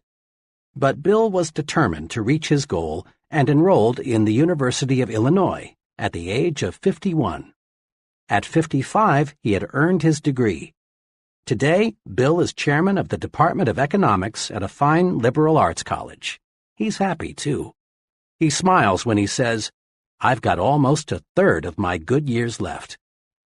Old age is a failure disease. Defeat it by refusing to let it hold you back. When is a person too young? The "I'm too young" variety of age excusitis does much damage, too. About a year ago, a 23-year-old fellow named Jerry came to me with a problem. Jerry was a fine young man. He had been a paratrooper in the service and then had gone to college. While going to college, Jerry supported his wife and son by selling for a large transfer and storage company. He had done a terrific job, both in college and for his company. But today Jerry was worried. "Dr. Schwartz," he said, "I've got a problem. My company has offered me the job of sales manager. This would make me supervisor over 8 salesmen." "Congratulations, that's wonderful news," I said. "But you seem worried." "Well," he continued, "all 8 men I'm to supervise are from 7 to 21 years older than I. What do you think I should do? Can I handle it?" "Jerry," I said, "the general manager of your company obviously thinks you're old enough or he wouldn't have offered you this job. Just remember these 3 points, and everything will work out just fine. First, don't be age-conscious. Back on the farm, a boy became a man when he proved he could do the work of a man. His number of birthdays had nothing to do with it, and this applies to you. When you prove you are able to handle the job of sales manager, you're automatically old enough. Second, don't take advantage of your new gold bars. Show respect for the salesman. Ask them for their suggestions. Make them feel they are working for a team captain, not a dictator. Do this, and the men will work with you, not against you. Third, get used to having older persons working for you. Leaders in all fields soon find they are younger than many of the people they supervise.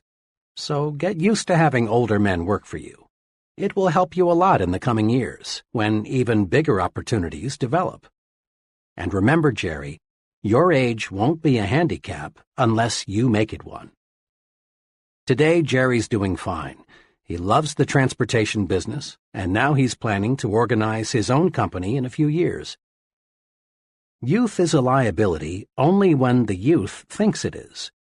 You often hear that certain jobs require considerable physical maturity, jobs like selling securities and insurance.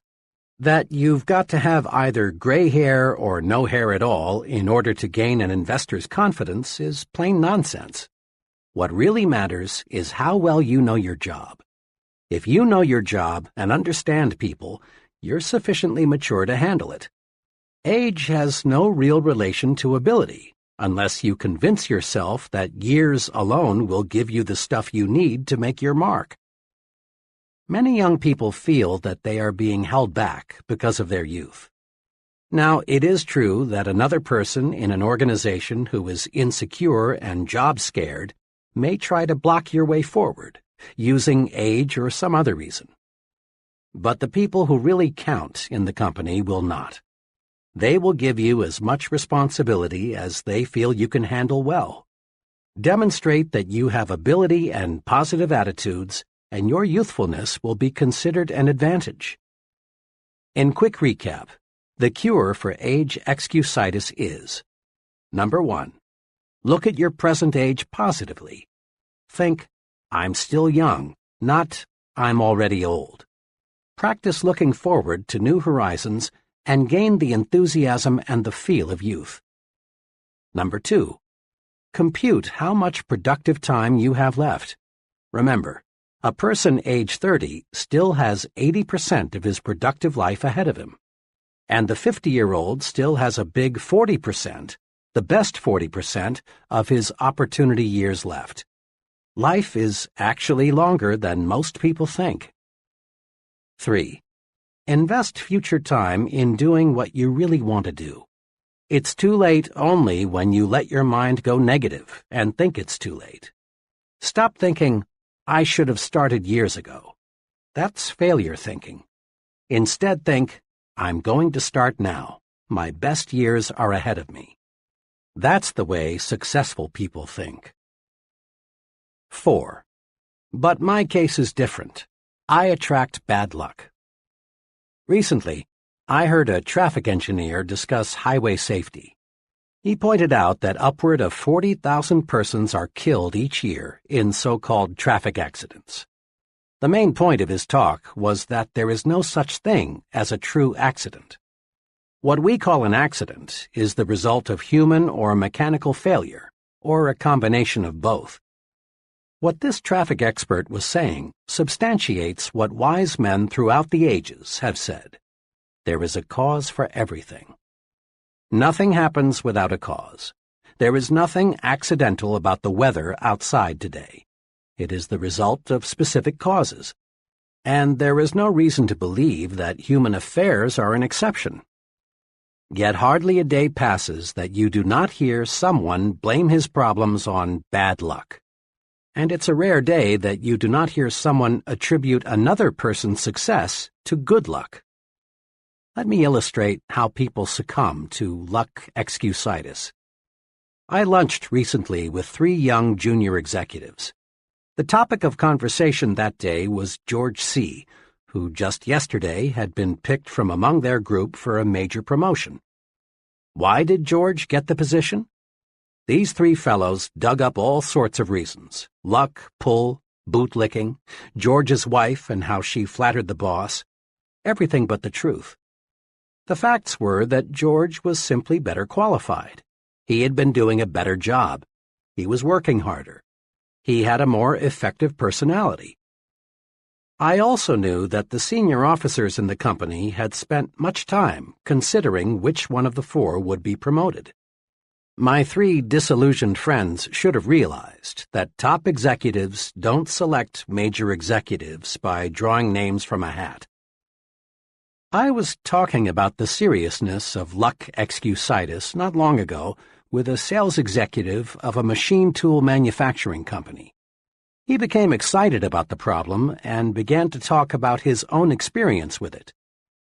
I've never heard it called that before, he said, but it is one of the most difficult problems every sales executive has to wrestle with.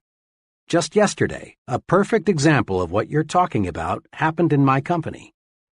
One of the salesmen walked in about 4 o'clock with a $112,000 order for machine tools.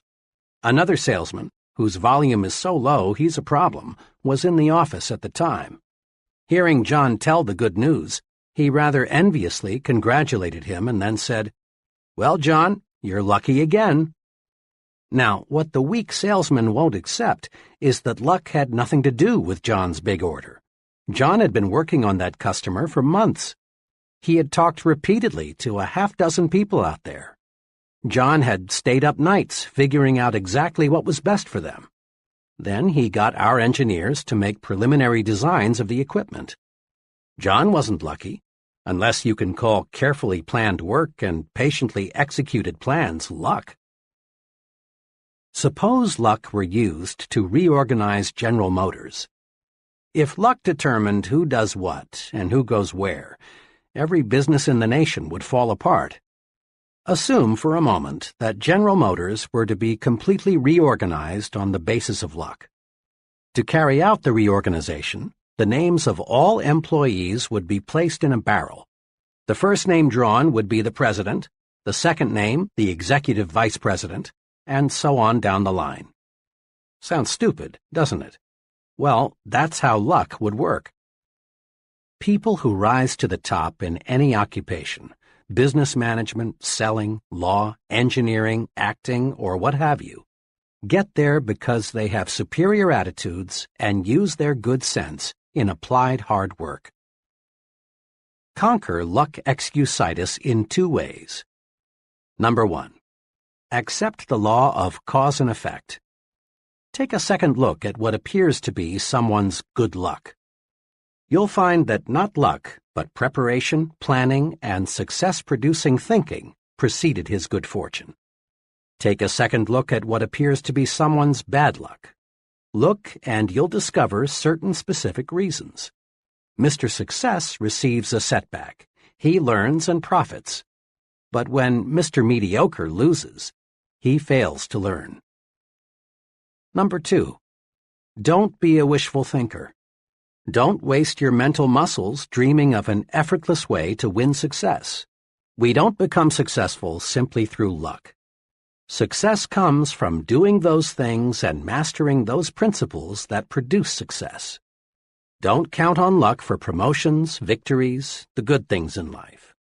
Luck simply isn't designed to deliver these good things. Instead, just concentrate on developing those qualities in yourself that will make you a winner. Chapter 3. Build confidence and destroy fear.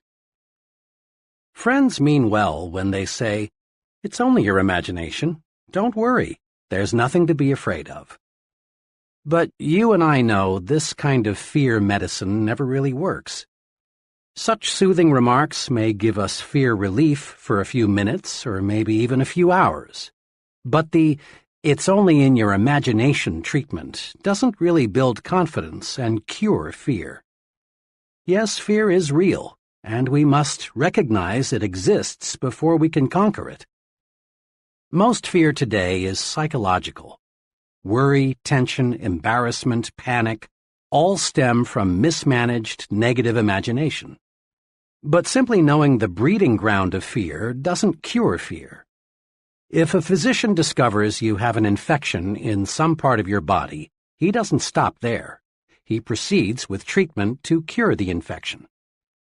The old "it's only in your mind" treatment presumes fear doesn't really exist, but it does. Fear is real.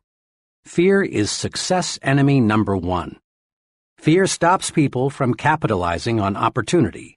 Fear wears down physical vitality. Fear actually makes people sick, causes organic difficulties, shortens life. Fear closes your mouth when you want to speak. Fear, uncertainty, lack of confidence, explains why we still have economic recessions. Fear explains why millions of people accomplish little and enjoy little.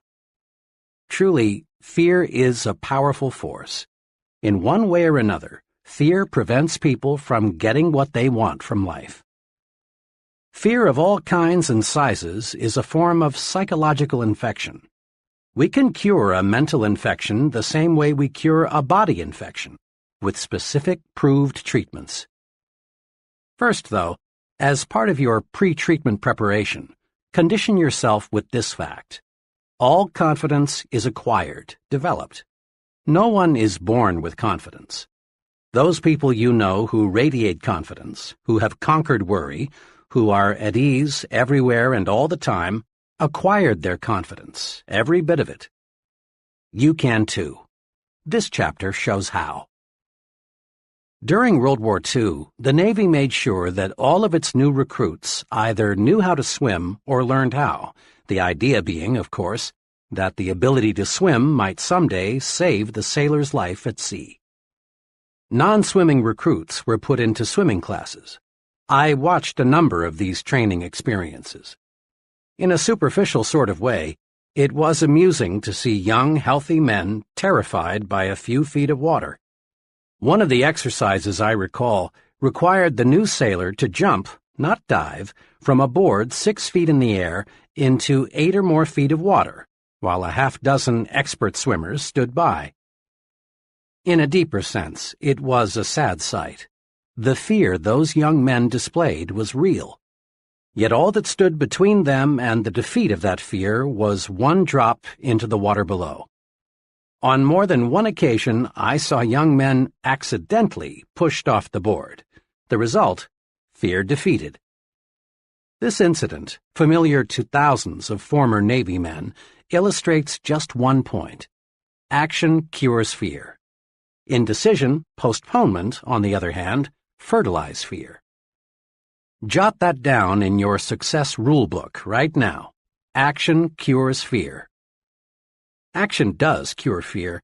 Several months ago, a very troubled executive in his early 40s came to see me.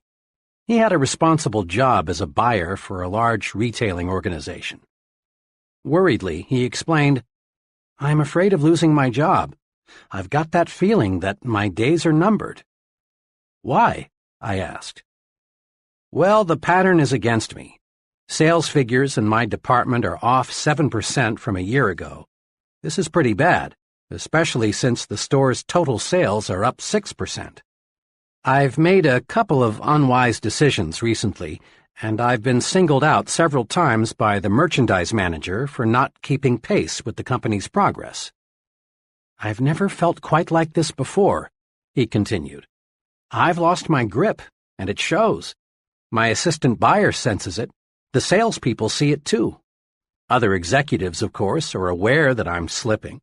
One buyer even suggested at a meeting of all head buyers the other day that part of my line should be put in his department, where he said it could make money for the store. It's like drowning and having a crowd of spectators just standing there waiting for me to sink away." The executive talked on, elaborating further on his predicament. Finally, I cut in and asked, "What are you doing about it? What are you trying to do to correct the situation?" "Well," he answered, "there isn't much I can do, I guess, but hope for the best." To this comment, I asked, "Honestly now, is hope enough?" Pausing, but not giving him a chance to answer, I put another question to him.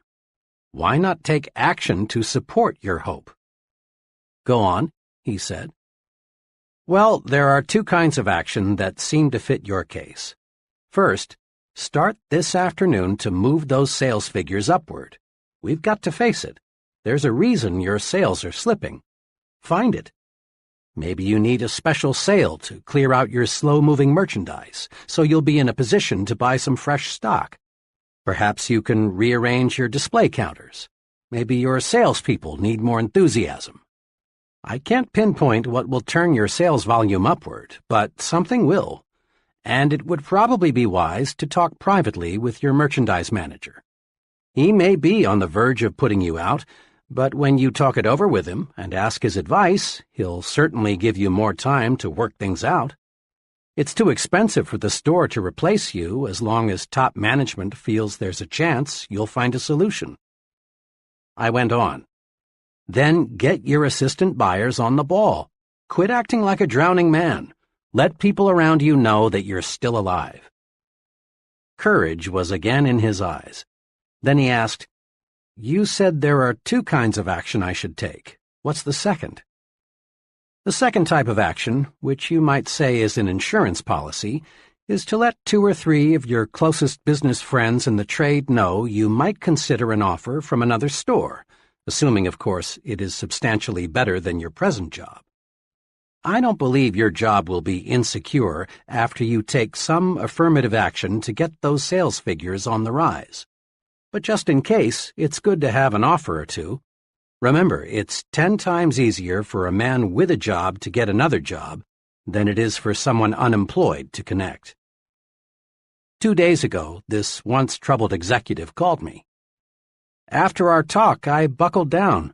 I made a number of changes, but the most basic one was with my salespeople. I used to hold sales meetings once a week, but now I'm holding one every morning. I've got those people really enthusiastic. I guess once they saw some life in me, they were ready to push harder too. They were just waiting for me to start things moving again. Things sure are working out okay. Last week, my sales were well ahead of a year ago, and much better than the store's average. Oh, by the way, he continued, I want to tell you some other good news. I got 2 job offers since we talked. Naturally, I'm glad, but I've turned them both down since everything is looking good here again. When we face tough problems, we stay mired in the mud until we take action. Hope is a start, but hope needs action to win victories. Put the action principle to work. Next time you experience big fear or little fear, steady yourself. Then search for an answer to this question. What kind of action can I take to conquer my fear? Isolate your fear. Then take appropriate action. Here are some examples of fear and some possible action cures. Type of fear. 1. Embarrassment because of personal appearance. Action. Improve it. Go to a barber shop or beauty salon. Shine your shoes. Get your clothes cleaned and pressed. In general, practice better grooming. It doesn't always take new clothes. 2. Fear of losing an important customer. Work doubly hard to give better service. Correct anything that may have caused customers to lose confidence in you. 3. Fear of failing an examination. Convert worry time into study time. 4.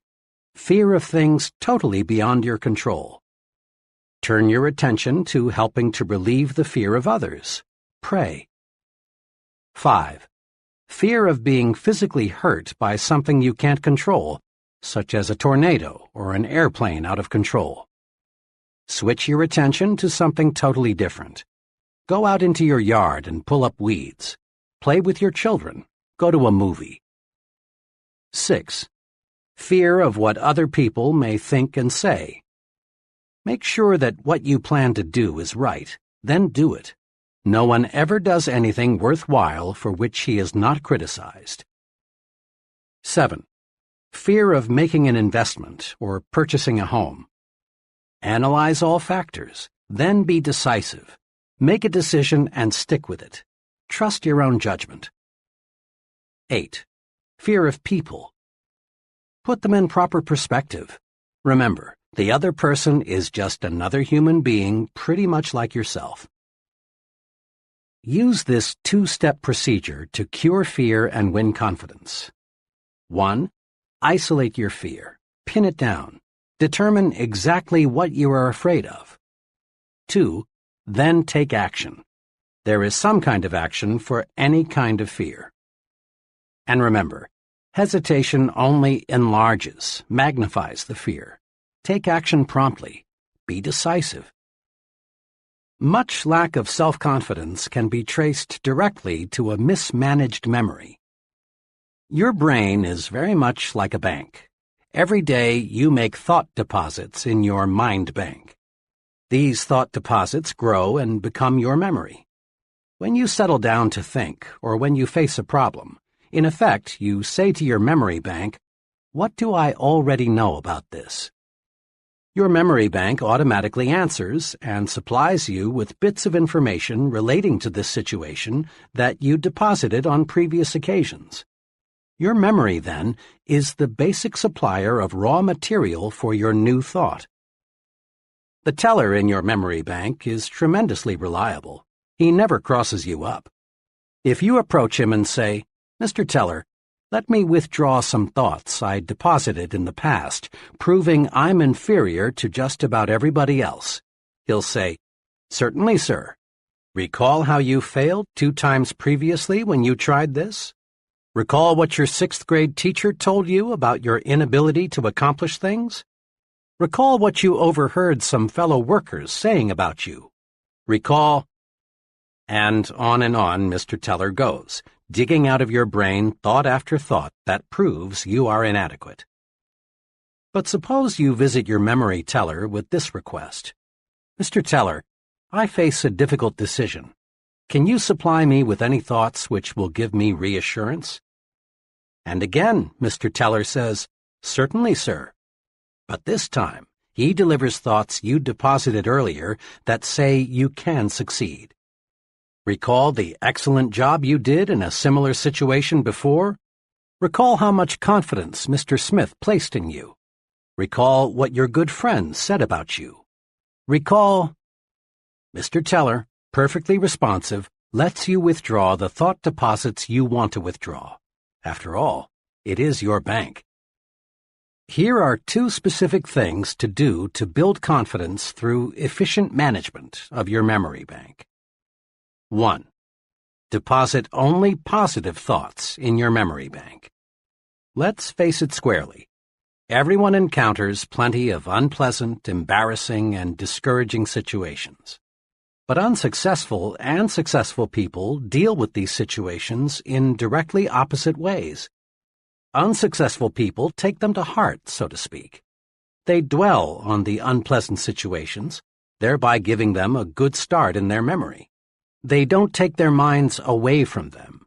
At night, the unpleasant situation is the last thing they think about. Confident, successful people, on the other hand, don't give it another thought. Successful people specialize in putting positive thoughts into their memory bank.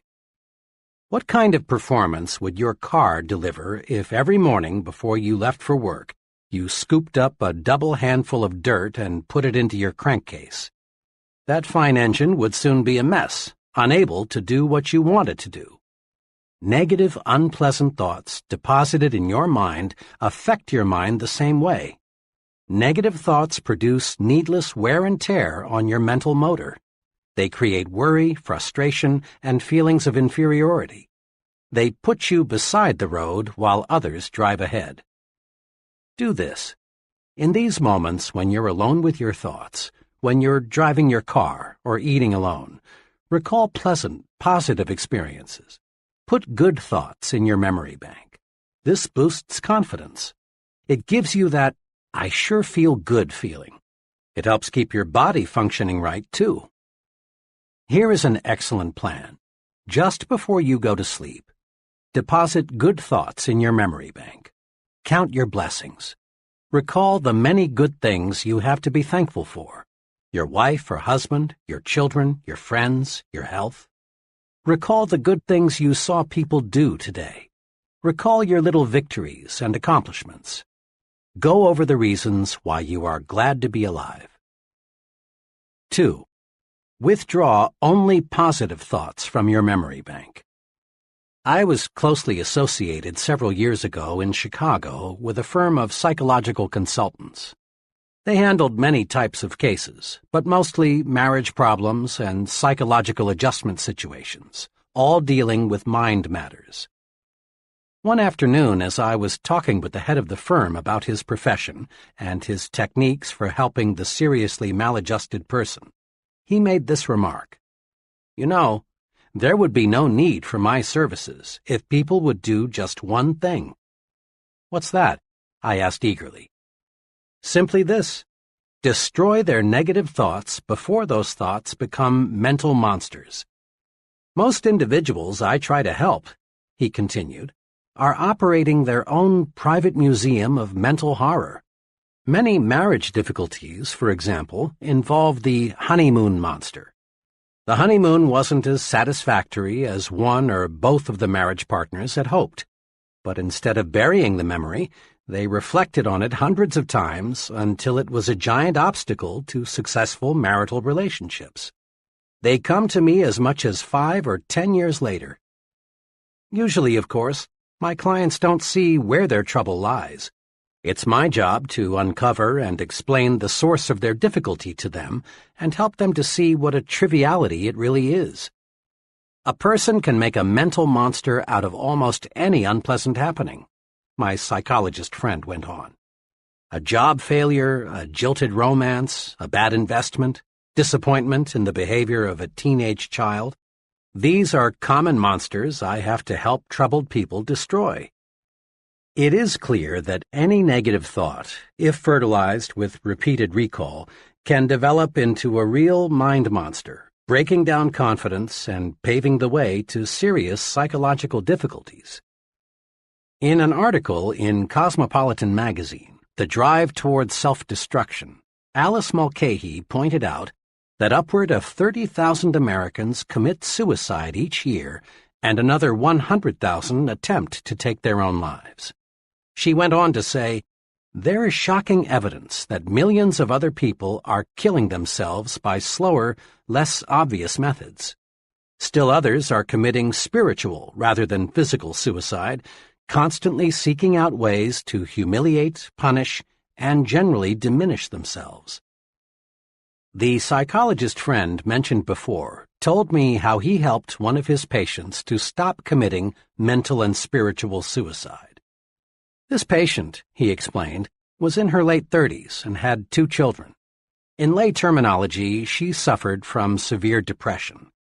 She looked back on every incident of her life as being an unhappy experience. Her school days, her marriage, the bearing of her children, the places she had lived, all were thought of negatively. She volunteered that she couldn't remember ever having been truly happy. And since what one remembers from the past colors what one sees in the present, she saw nothing but pessimism and darkness. When I asked her what she saw in a picture which I showed her, she said, "It looks like there will be a terrible thunderstorm tonight." That was the gloomiest interpretation of the picture I've yet heard. The picture was a large oil painting of the sun low in the sky and a jagged rocky coastline. The painting was very cleverly done and could be construed to be either a sunrise or a sunset. The psychologist commented to me that what a person sees in the picture is a clue to his personality. Most people say it is a sunrise, but the depressed, mentally disturbed person nearly always says it's a sunset. As a psychologist, I can't change what already is in a person's memory. But I can, with the patient's cooperation, help the individual to see his past in a different light. That's the general treatment I used on this woman. I worked with her to help her see joy and pleasure in her past instead of total disappointment. After 6 months, she began to show improvement. At that point, I gave her a special assignment. Each day, I asked her to think of and write down 3 specific reasons she has to be happy. Then, at her next appointment with me on Thursdays, I'd go over her list with her. I continued this sort of treatment for 3 months. Her improvement was very satisfactory. Today, that woman is very well adjusted to her situation. She's positive and certainly as happy as most people. When this woman quit drawing negatives from her memory bank, she was headed toward recovery. Whether the psychological problem is big or little, the cure comes when one learns to quit drawing negatives from one's memory bank and withdraws positives instead. Don't build mental monsters. Refuse to withdraw the unpleasant thoughts from your memory bank. When you remember situations of any kind, concentrate on the good part of the experience. Forget the bad. Bury it. If you find yourself thinking about the negative side, turn your mind off completely. And here is something very significant and very encouraging. Your mind wants you to forget the unpleasant. If you will just cooperate, unpleasant memories will gradually shrivel and the teller in your memory bank will cancel them out.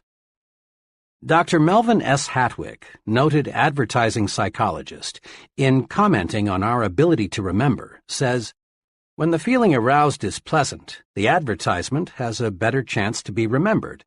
When the feeling aroused is unpleasant, The reader or listener tends to forget the advertisement message. The unpleasant runs counter to what we want. We don't want to remember it. In brief, it really is easy to forget the unpleasant if we simply refuse to recall it. Withdraw only positive thoughts from your memory bank. Let the others fade away, and your confidence, that feeling of being on top of the world, will zoom upward. You take a big step forward toward conquering fear when you refuse to remember negative, self-deprecating thoughts. Why do people fear other people? Why do many folks feel self-conscious around others? What's behind shyness? What can we do about it? Fear of other people is a big fear, but there is a way to conquer it. You can conquer fear of people if you will learn to put them into proper perspective.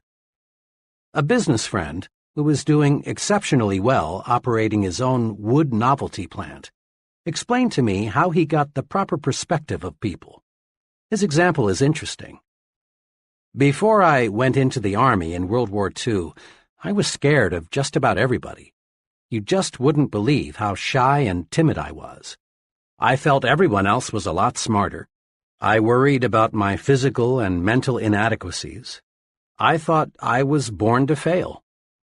Then, by some fortunate quirk of fate, I lost my fear of people in the Army. During part of 1942 and 1943, when the Army was inducting men at a terrific clip, I was stationed as a medic at one of the big induction centers. Day after day, I assisted in examining those men. The more I looked at these recruits, the less afraid of people I became. All those men lined up by the hundreds, naked as jaybirds, looked so much alike. Oh, sure, there were fat ones and skinny ones, tall ones and short ones, but they all were confused, all were lonesome. Just a few days before, some of these were rising young executives. Some were farmers, some were salesmen, drifters, blue-collar workers. A few days before, they had been many things, but at the induction center, they were all alike. I figured out something pretty basic back then. I discovered people are alike in many, many more ways than they are different. I discovered the other fellow is pretty much like me. He likes good food, he misses his family and friends, he wants to get ahead, he has problems, he likes to relax. So if the other fellow is basically like me, there's no point in being afraid of him. Now, doesn't that make sense? If the other fellow is basically like me, there's no reason to be afraid of him. Here are two ways to put people in proper perspective. 1. Get a balanced view of the other fellow. Keep these 2 points in mind when dealing with people. First, the other fellow is important. Emphatically, he is important. Every human being is. But remember this also. You are important too. So when you meet another person, make it a policy to think, we're just two important people sitting down to discuss something of mutual interest and benefit. A couple of months ago, a business executive phoned to tell me he had just employed a young man whom I had recommended to him shortly before. Do you know what really sold me on that fellow? Asked my friend. What? I asked. Well, it was the way he handled himself. Most job applicants, when they walk in here, are half scared. They give me all the answers they think I want to hear. In a way, most job applicants are a little like beggars. They'll accept anything, and they aren't particular. But G handled himself differently. He respected me, but what's just as important, he respects himself. What's more, he asked me as many questions as I asked him. He's no mouse. He's a real man. And he's going to do all right. This mutually important attitude helps you keep the situation balanced. The other fellow does not become too important relative to you in your thinking. The other fellow might look frightfully big, frightfully important, but remember, he is still a human being with essentially the same interests, desires, and problems as you. 2. Develop an understanding attitude.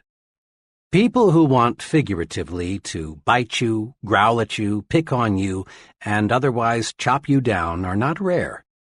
If you're not prepared for people like that, they can punch big holes in your confidence and make you feel completely defeated. You need a defense against the adult bully, the fellow who likes to throw his meager weight around. A few months ago, at the reservations desk of a Memphis hotel, I saw an excellent demonstration of the right way to handle folks like this.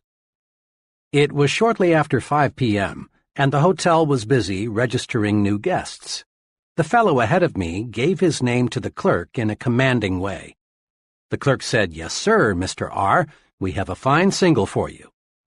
"Single?" shouted the fellow. "I ordered a double." The clerk said, very politely, "Let me check, sir." He pulled the guest's reservation from the file and said, "I'm sorry, sir, your telegram specified a single.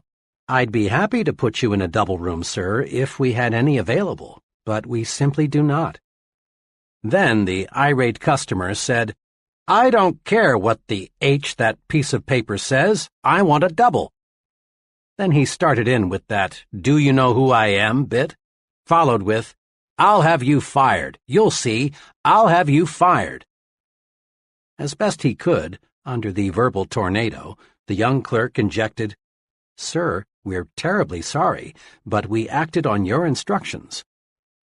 Finally, the customer, really furious now, said, "I wouldn't stay in the best suite in this blank hotel now that I know how badly managed it is," and stormed out.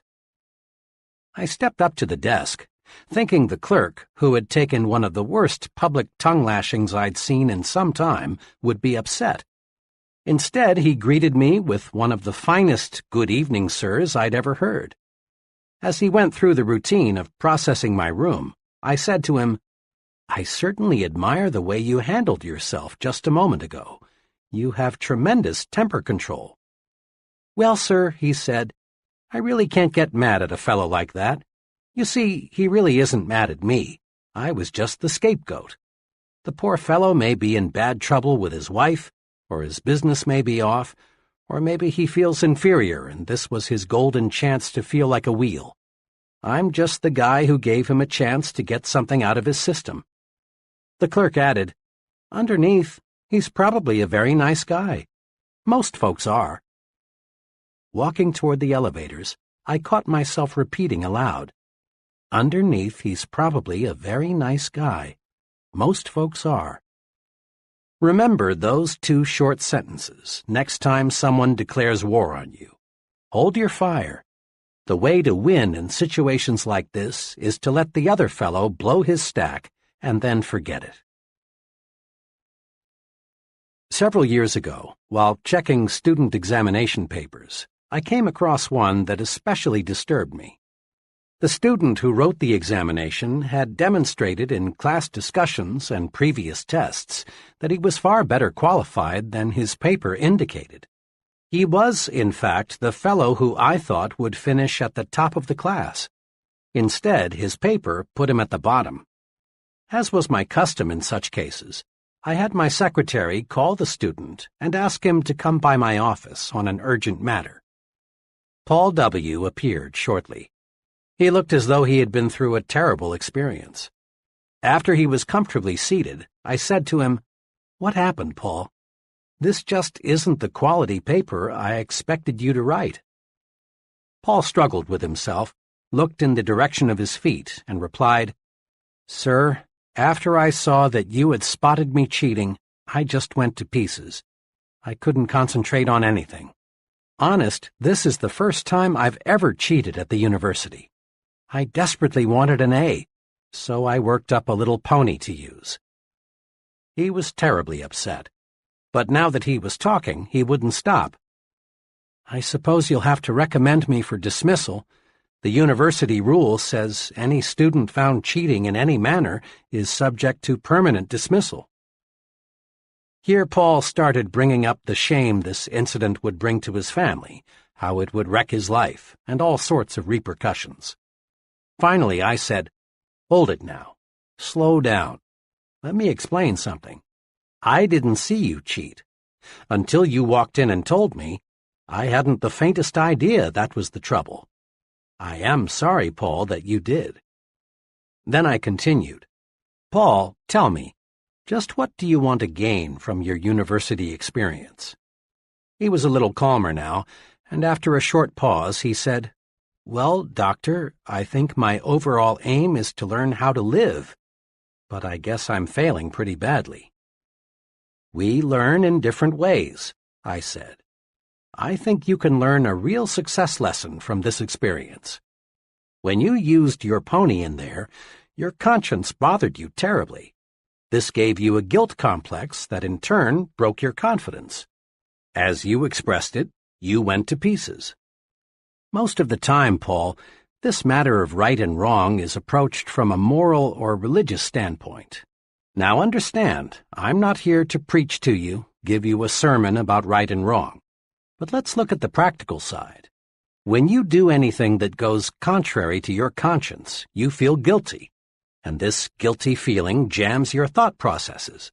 You can't think straight because your mind is asking, "Will I get caught? Will I get caught?" "Paul," I continued, "you wanted an A so badly you did something you knew was wrong. There are many times in life when you'll want to make an A so badly you'll be tempted to do something that is contrary to your conscience. For example, someday you may want to make a sale so badly you'll think of deliberately misleading the customer to buy, and you may succeed. But here's what will happen.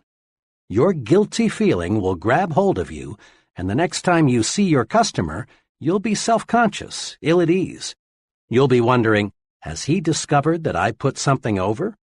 Your presentation will be ineffective because you can't concentrate. Chances are you'll never make the second, third, fourth, and the many repeat sales. In the long run, making that sale using tactics that hurt your conscience will cost you a lot of income." I went on and pointed out to Paul how an occasional business or professional man loses his grip because of an intense fear that his wife will learn about a secret love affair he is having with another woman. Will she find out? Will she find out? Eats away the man's confidence until he can't do a good job at work or in the home. I reminded Paul that many criminals are captured not because any clues point to them, but because they act guilty and self-conscious. Their guilt feeling puts them on the suspect list. There is within each of us a desire to be right, think right, and act right. When we go against that desire, we put a cancer in our conscience. This cancer grows and grows by eating away at our confidence. Avoid doing anything that will cause you to ask yourself, "Will I get caught? Will they find out? Will I get away with it?" Don't try to make an A if it means violating your confidence. Paul, I'm pleased to say, got the point. He learned the practical value of doing what's right. I then proposed he sit down and retake the examination. In answer to his question, "But what about my dismissal?" I said, "I know what the regulations say about cheating, but you know, if we dismissed all students who have cheated in any way, half the professors would have to leave. And if we dismissed all students who thought about cheating, the university would have to shut down. So I'm forgetting this whole incident if you'll do me a favor." "Gladly," he said. I walked over to my bookshelf, took down my personal copy of 50 Years with the Golden Rule, and said, "Paul, read this book and return it. See how, in J.C. Penney's own words, just doing what's right made him one of America's richest men." Doing what's right keeps your conscience satisfied, and this builds self-confidence. When we do what is known to be wrong, two negative things happen. First, we feel guilt, and this guilt eats away confidence. Second, other people sooner or later find out and lose confidence in us. Do what's right and keep your confidence. That's thinking yourself to success. Here is a psychological principle that is worth listening to repeatedly until it absolutely saturates you. To think confidently, act confidently. The great psychologist, Dr. George W. Crane, said in his famous book, Applied Psychology, "Remember, motions are the precursors of emotions. You can't control the latter directly, but only through your choice of motions or actions. To avoid this all-too-common tragedy, marital difficulties and misunderstandings, become aware of the true psychological facts. Go through the proper motions each day, and you'll soon begin to feel the corresponding emotions. Just be sure you and your mate go through those motions of dates and kisses, the phrasing of sincere daily compliments, plus the many other little courtesies, and you need not worry about the emotion of love. You can't act devoted for very long without feeling devoted." Psychologists tell us we can change our attitudes by changing our physical actions. For example, you actually feel more like smiling if you make yourself smile. You feel more superior when you make yourself stand tall than when you slouch. On the negative side, frown a really bitter frown and see if you don't feel more like frowning. It is easy to prove that managed motions can change emotions.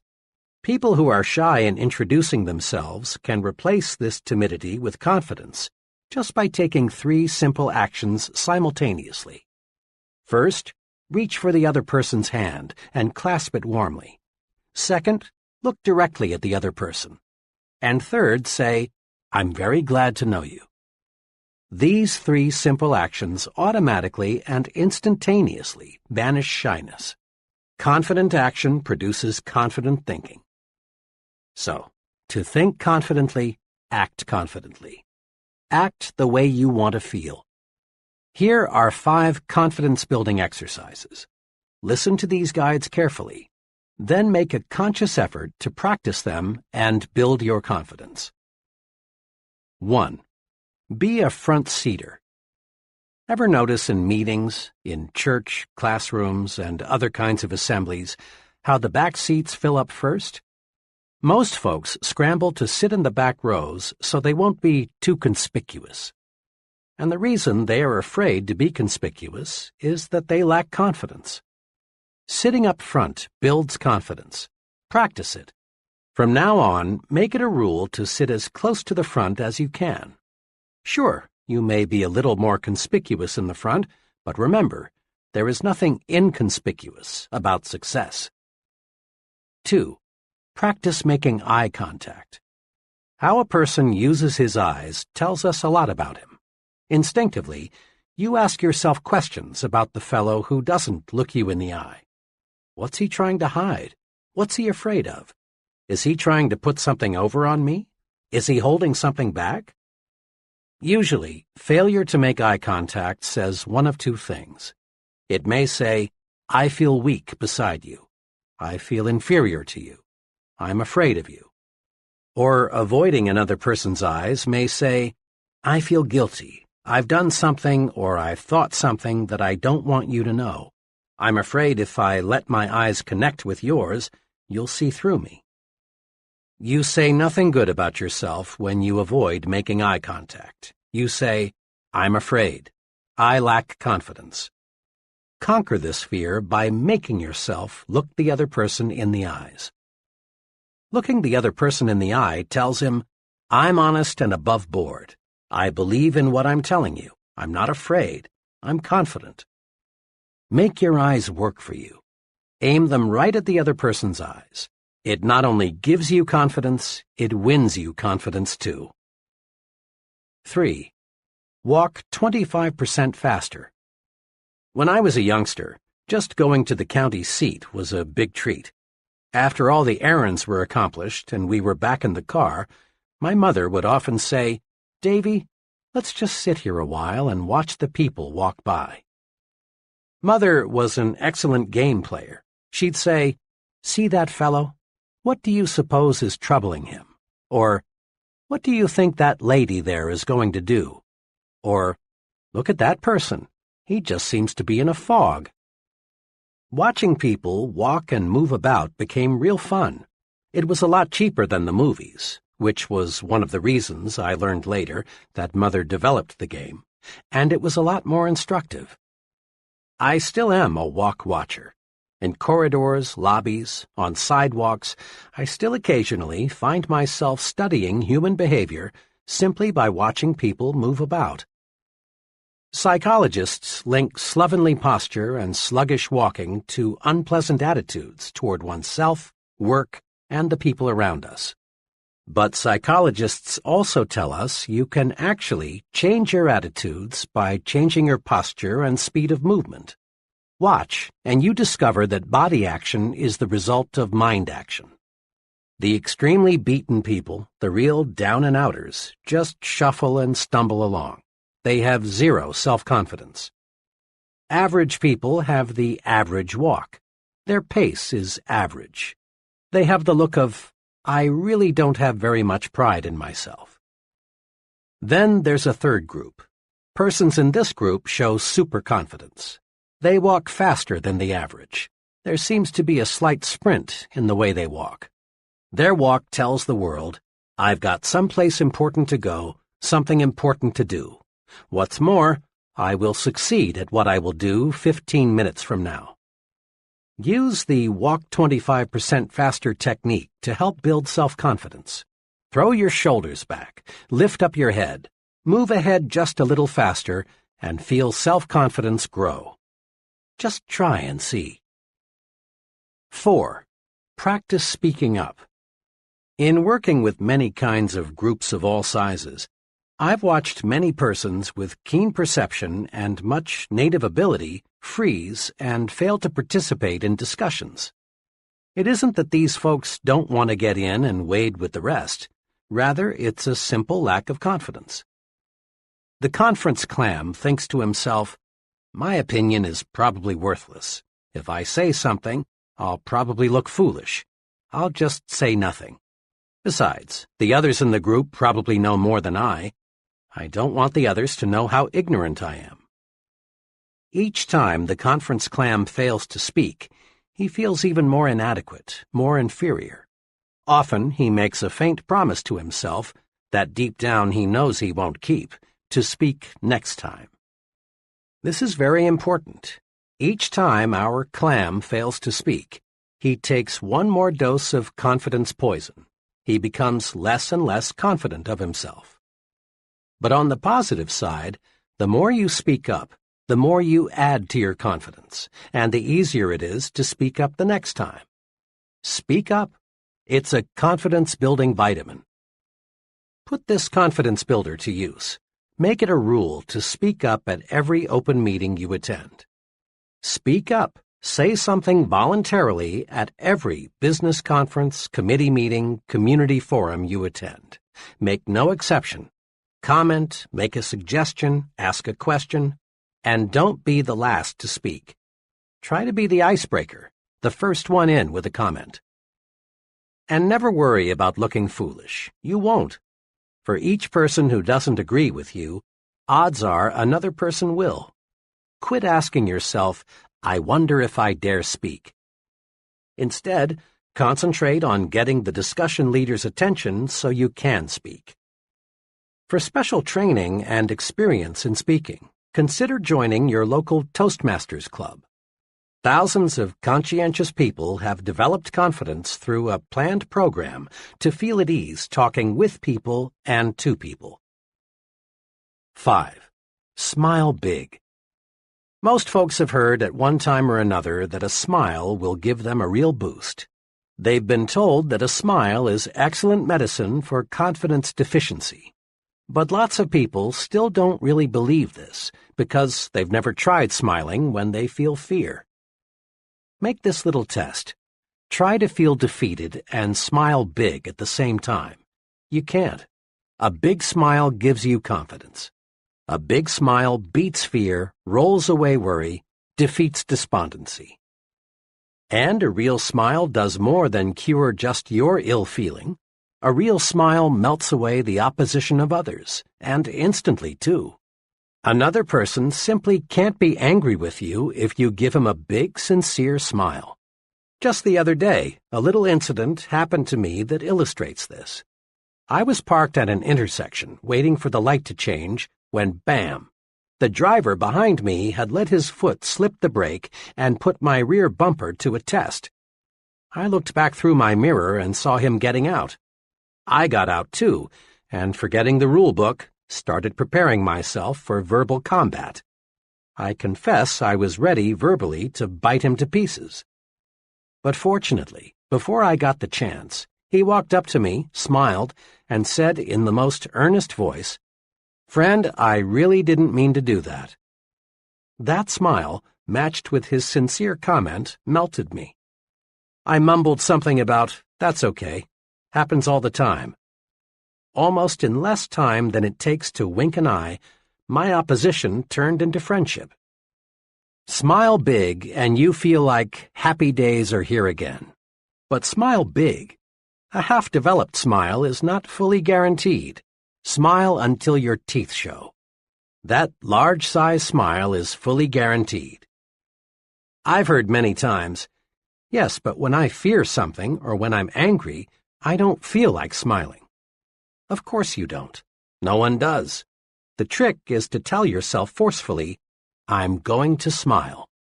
Then smile. Harness the power of smiling. Put these 5 procedures to work for you. 1. Action cures fear. Isolate your fear and then take constructive action. Inaction, doing nothing about a situation, strengthens fear and destroys confidence. 2. Make a supreme effort to put only positive thoughts in your memory bank. Don't let negative, self-deprecatory thoughts grow into mental monsters. Simply refuse to recall unpleasant events or situations. 3. Put people in proper perspective.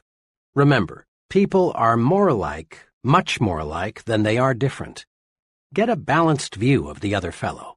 He is just another human being. And develop an understanding attitude.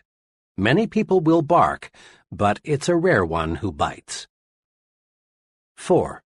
Practice doing what your conscience tells you is right. This prevents a poisonous guilt complex from developing. Doing what's right is a very practical rule for success. 5. Make everything about you say, "I'm confident, really confident." Practice these little techniques in your day-to-day activities. Be a front-seater, make eye contact, walk 25% faster, speak up, smile big. Chapter 4. How to Think Big. Recently, I chatted with a recruitment specialist for one of the nation's largest industrial organizations.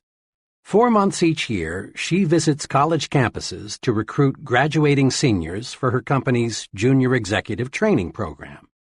The tenor of her remarks indicated that she was discouraged about the attitudes of many people she talked with.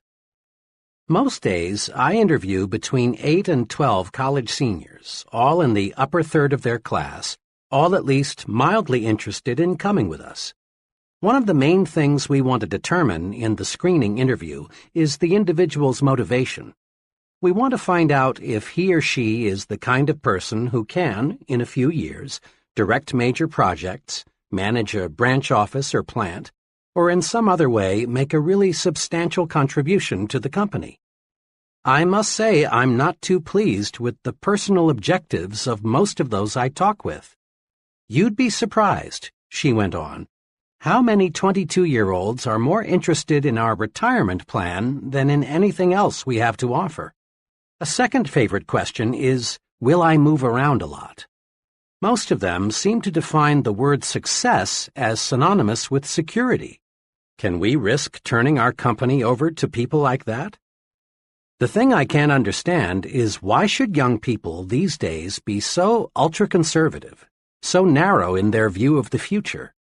Every day there are more signs of expanding opportunity. This country is making record progress in scientific and industrial development. Our population is gaining rapidly. If there ever was a time to be bullish about America, it's now. The tendency for so many people to think small means there is less competition than you think for a very rewarding career. Where success is concerned, people are not measured in inches or pounds or college degrees or family background. They are measured by the size of their thinking. How big we think determines the size of our accomplishments. Now, let's see how we can enlarge our thinking.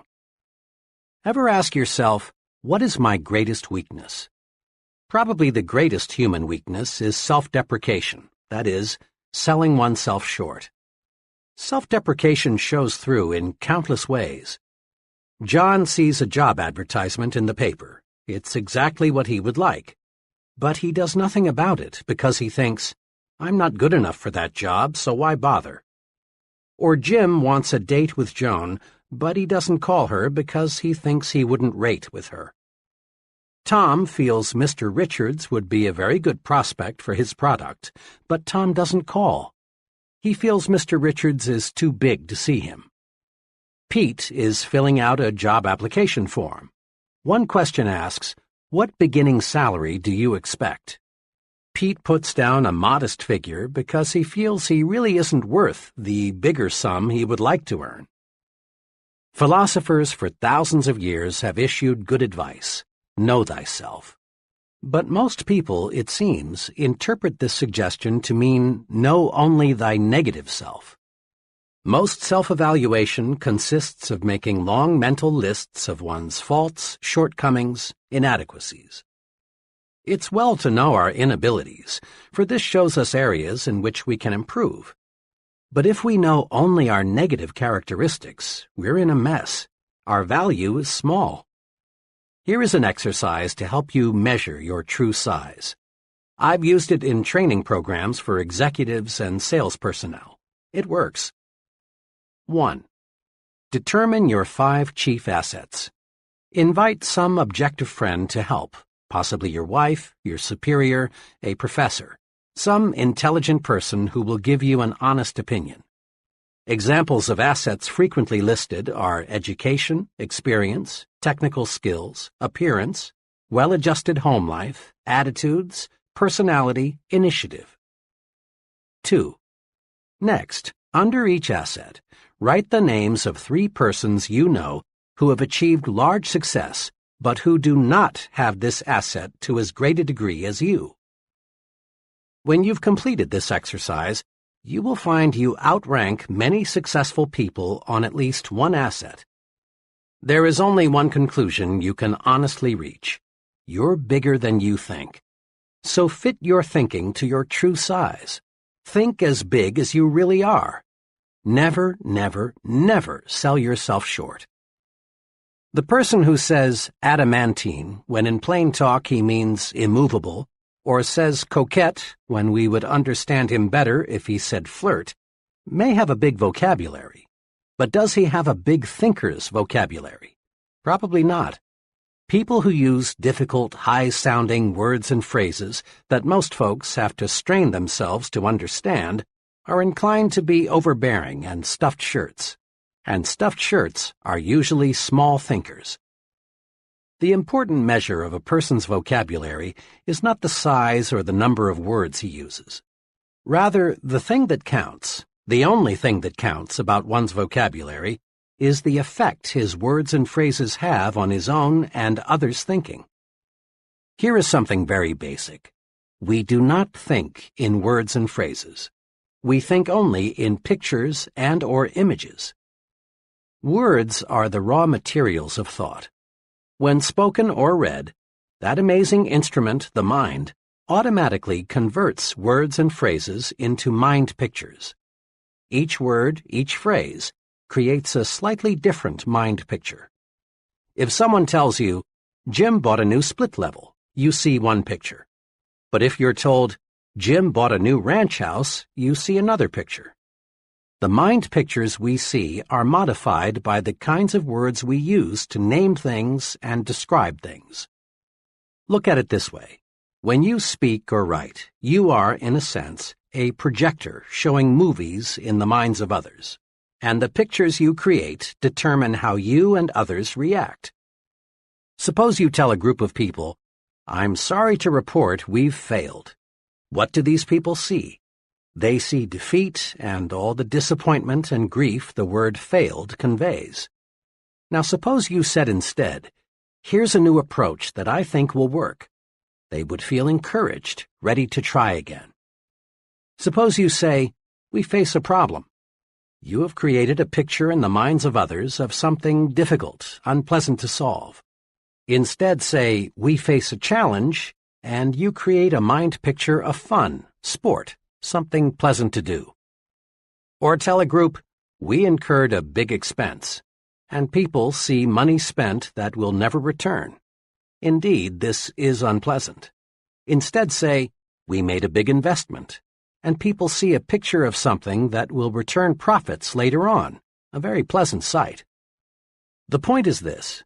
Big thinkers are specialists in creating positive, forward-looking, optimistic pictures in their own minds and in the minds of others.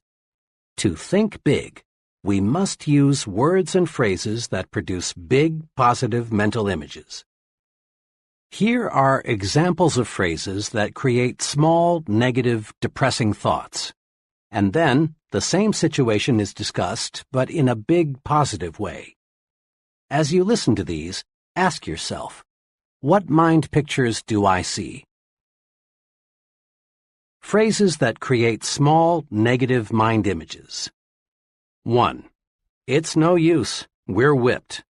Or, phrases that create big, positive mind images. We're not whipped yet, let's keep trying. Here's a new angle. 2. I was in that business once and failed. Never again. Or, I went broke, but it was my own fault. I'm going to try again. 3. I've tried, but the product won't sell. People don't want it. Or, so far I've not been able to sell this product, but I know it is good, and I'm going to find the formula that will put it over. 4. The market is saturated. Imagine, 75% of the potential has already been sold. Better get out.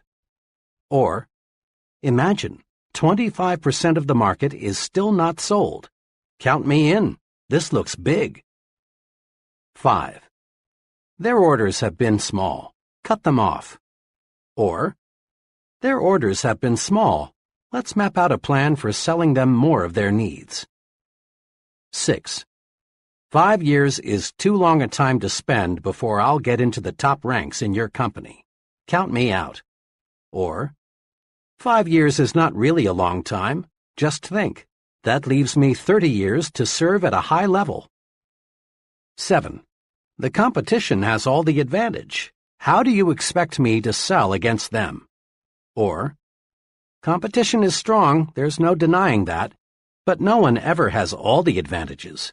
Let's put our heads together and figure out a way to beat them at their own game. 8. Nobody will ever want that product. Or, in its present form, it may not be saleable, but let's consider some modifications. 9. Let's wait until a recession comes along, then buy stocks. Or, let's invest now. Bet on prosperity, not depression. 10. I'm too young, old, for the job. Or, being young, old, is a distinct advantage. 11. It won't work. Let me prove it. The image, dark, gloom, disappointment, grief, failure. Or, it will work. Let me prove it. The image, bright, hope, success, fun, victory. 4 ways to develop the big thinker's vocabulary. Here are 4 ways to help you develop a big thinker's vocabulary. 1. Use big, positive, cheerful words and phrases to describe how you feel. When someone asks, "How do you feel today?" and you respond with an, "I'm tired, I have a headache, I wish it were Saturday, I don't feel so good," you actually make yourself feel worse. Practice this. It's a very simple point, but it has tremendous power. Every time someone asks you, "How are you?" or "How are you feeling today?" respond with a, "Just wonderful, thanks, and you?" or say, "Great," or "Fine." Say you feel wonderful at every possible opportunity, and you will begin to feel wonderful, and bigger too. Become known as a person who always feels great. It wins friends. 2. Use bright, cheerful, favorable words and phrases to describe other people. Make it a rule to have a big, positive word for all your friends and associates. When you and someone else are discussing an absent third party, be sure you compliment him with big words and phrases like, "He's really a fine fellow.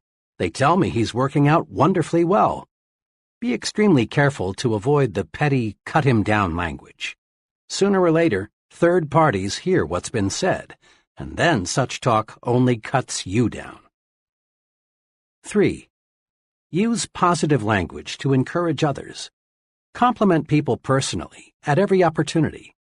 Everyone you know craves praise. Have a special good word for your wife or husband every day. Notice and compliment the people who work with you. Praise, sincerely administered, is a success tool. Use it. Use it again and again and again. Compliment people on their appearance, their work, their achievements, their families. 4. Use positive words to outline plans to others. When people hear something like this, "Here is some good news, we face a genuine opportunity," their minds start to sparkle. But when they hear something like, "Whether we like it or not, we've got a job to do," the mind movie is dull and boring, and they react accordingly. Promise victory and watch eyes light up. Promise victory and win support. Build castles. Don't dig graves. See what can be, not just what is. Big thinkers train themselves to see not just what is, but what can be. Here are 4 examples to illustrate this point. 1. What gives real estate value? A highly successful realtor who specializes in rural property shows what can be done if we train ourselves to see something where little or nothing presently exists. Most of the rural property around here, my friend began, is run down and not very attractive. I'm successful because I don't try to sell my prospects a farm as it is. I develop my entire sales plan around what the farm can be. Simply telling the prospect, "The farm has XX acres of bottomland and XX acres of woods and is XX miles from town," doesn't stir him up and make him want to buy it. But when you show him a concrete plan for doing something with the farm, he's just about sold. Here, let me show you what I mean. He opened his briefcase and pulled out a file. "This farm," he said, "is a new listing with us. It's like a lot of them. It's 43 miles from the center of the metropolitan area. The house is run down, and the place hasn't been farmed in 5 years. Now here's what I've done. I spent 2 full days on the place last week, just studying it. I walked over the place several times. I looked at neighboring farms. I studied the location of the farm with respect to existing and planned highways. I asked myself, what's this farm good for? I came up with 3 possibilities. Here they are. He showed them to me. Each plan was neatly typed and looked quite comprehensive. One plan suggested converting the farm into a riding stable. The plan showed why the idea was sound: a growing city, more love for the outdoors, more money for recreation, good roads. The plan also showed how the farm could support a sizable number of horses so that the revenue from the rides would be largely clear. The whole riding stable idea was very thorough, very convincing. The plan was so clear and convincing, I could see a dozen couples riding horseback through the trees. In similar fashion, this enterprising salesman developed a second thorough plan for a tree farm and a third plan for a combination tree and poultry farm. Now, when I talk with my prospects, I won't have to convince them that the farm is a good buy as it is. I help them to see a picture of the farm changed into a money-making proposition. Besides selling more farms and selling them faster, my method of selling the property for what it can be pays off in another way. I can sell a farm at a higher price than my competitors. People naturally pay more for acreage and an idea than they do for just acreage. Because of this, more people want to list their farms with me, and my commission on each sale is larger. The moral is this: look at things not as they are, but as they can be. Visualization adds value to everything. A big thinker always visualizes what can be done in the future. He isn't stuck with the present. 2. How much is a customer worth? A department store executive was addressing a conference of merchandise managers. She was saying, "I may be a little old-fashioned, but I belong to the school that believes the best way to get customers to come back is to give them friendly, courteous service." One day I was walking through our store when I overheard a salesperson arguing with a customer. The customer left in quite a huff. Afterward, the salesperson said to another, "I'm not going to let a $1.98 customer take up all my time and make me take the store apart trying to find him what he wants. He's simply not worth it." I walked away, the executive continued, but I couldn't get that remark out of my mind. It is pretty serious, I thought, when our salespeople think of customers as being in the $1.98 category. I decided right then that this concept must be changed. When I got back to my office, I called our research director and asked him to find out how much the average customer spent in our store last year. The figure he came up with surprised even me. According to our research director's careful calculation, the typical customer spent $362 in our establishment. The next thing I did was call a meeting of all supervisory personnel and explain the incident to them. Then I showed them what a customer is really worth. Once I got these people to see that a customer is not to be valued on a single sale, but rather on an annual basis, customer service definitely improved. The point made by the retailing executive applies to any kind of business. It's repeat business that makes the profit. Often there's no profit at all on the first several sales. Look at the potential expenditures of the customers, not just what they buy today. Putting a big value on customers is what converts them into big regular patrons. Attaching little value to customers sends them elsewhere. A student related this pertinent incident to me, explaining why he'll never again eat in a certain cafeteria. For lunch one day, the student began, I decided to try a new cafeteria that had just opened a couple of weeks before. Nickels and dimes are pretty important to me right now, so I watch what I buy pretty closely. Walking past the meat section, I saw some turkey and dressing that looked pretty good, and it was plainly marked 39 cents. When I got to the cash register, the checker looked at my tray and said, $1.09. I politely asked her to check it again because my tally was 99 cents. After giving me a mean glare, she recounted. The difference turned out to be the turkey. She had charged me 49 cents instead of 39 cents. Then I called her attention to the sign which read 39 cents. This really set her off. I don't care what that sign says. It's supposed to be 49 cents. See? Here's my price list for today. Somebody back there made a mistake. You'll have to pay the 49 cents. Then I tried to explain to her the only reason I selected the turkey was because it was 39 cents. If it had been marked 49 cents, I'd have taken something else. To this, her answer was, "You'll just have to pay the 49 cents. I did because I didn't want to stand there and create a scene. But I decided on the spot that I'd never eat there again. I spend about $250 a year for lunches, and you can be sure they'll not get 1 penny of it. There's an example of the little view. The checker saw 1 thin dime, not the potential $250. 3. The case of the blind milkman. It's surprising how people sometimes are blind to potential. A few years ago, a young milkman came to our door to solicit our dairy business. I explained to him that we already had milk delivery service, and we were quite satisfied. Then I suggested that he stop next door and talk to the lady there. To this he replied, "I've already talked to the lady next door, but they use only 1 quart of milk every 2 days, and that's not enough to make it worthwhile for me to stop." "That may be," I said, "but when you talked to our neighbor, did you not observe that the demand for milk in that household will increase considerably in a month or so? There will be a new addition over there that will consume lots of milk." The young man looked for a moment like he had been struck, and then he said, "How blind can a guy be?" Today, that same 1 quart every 2 days family buys 7 quarts every 2 days from a milkman who had some foresight.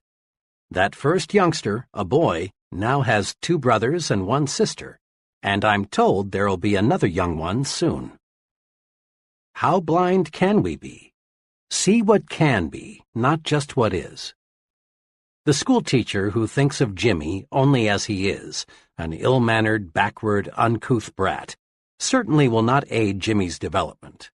But the teacher who sees Jimmy not as he is now, but as he can be, she'll get results. Most folks driving through Skid Row see only broken-down stumblebums hopelessly lost to the bottle. A few devoted people see something else in the Skid Rowite. They see a reconstructed citizen, and because they see this, they succeed in many cases in doing an excellent rehabilitation job. 4. What determines how much you're worth? After a training session a few weeks ago, a young man came to see me and asked if he could talk with me for a few minutes. I knew that this young fellow, now about 26, had been a very underprivileged child. On top of this, he had experienced a mountain of misfortune in his early adult years. I also knew that he was making a real effort to prepare himself for a solid future.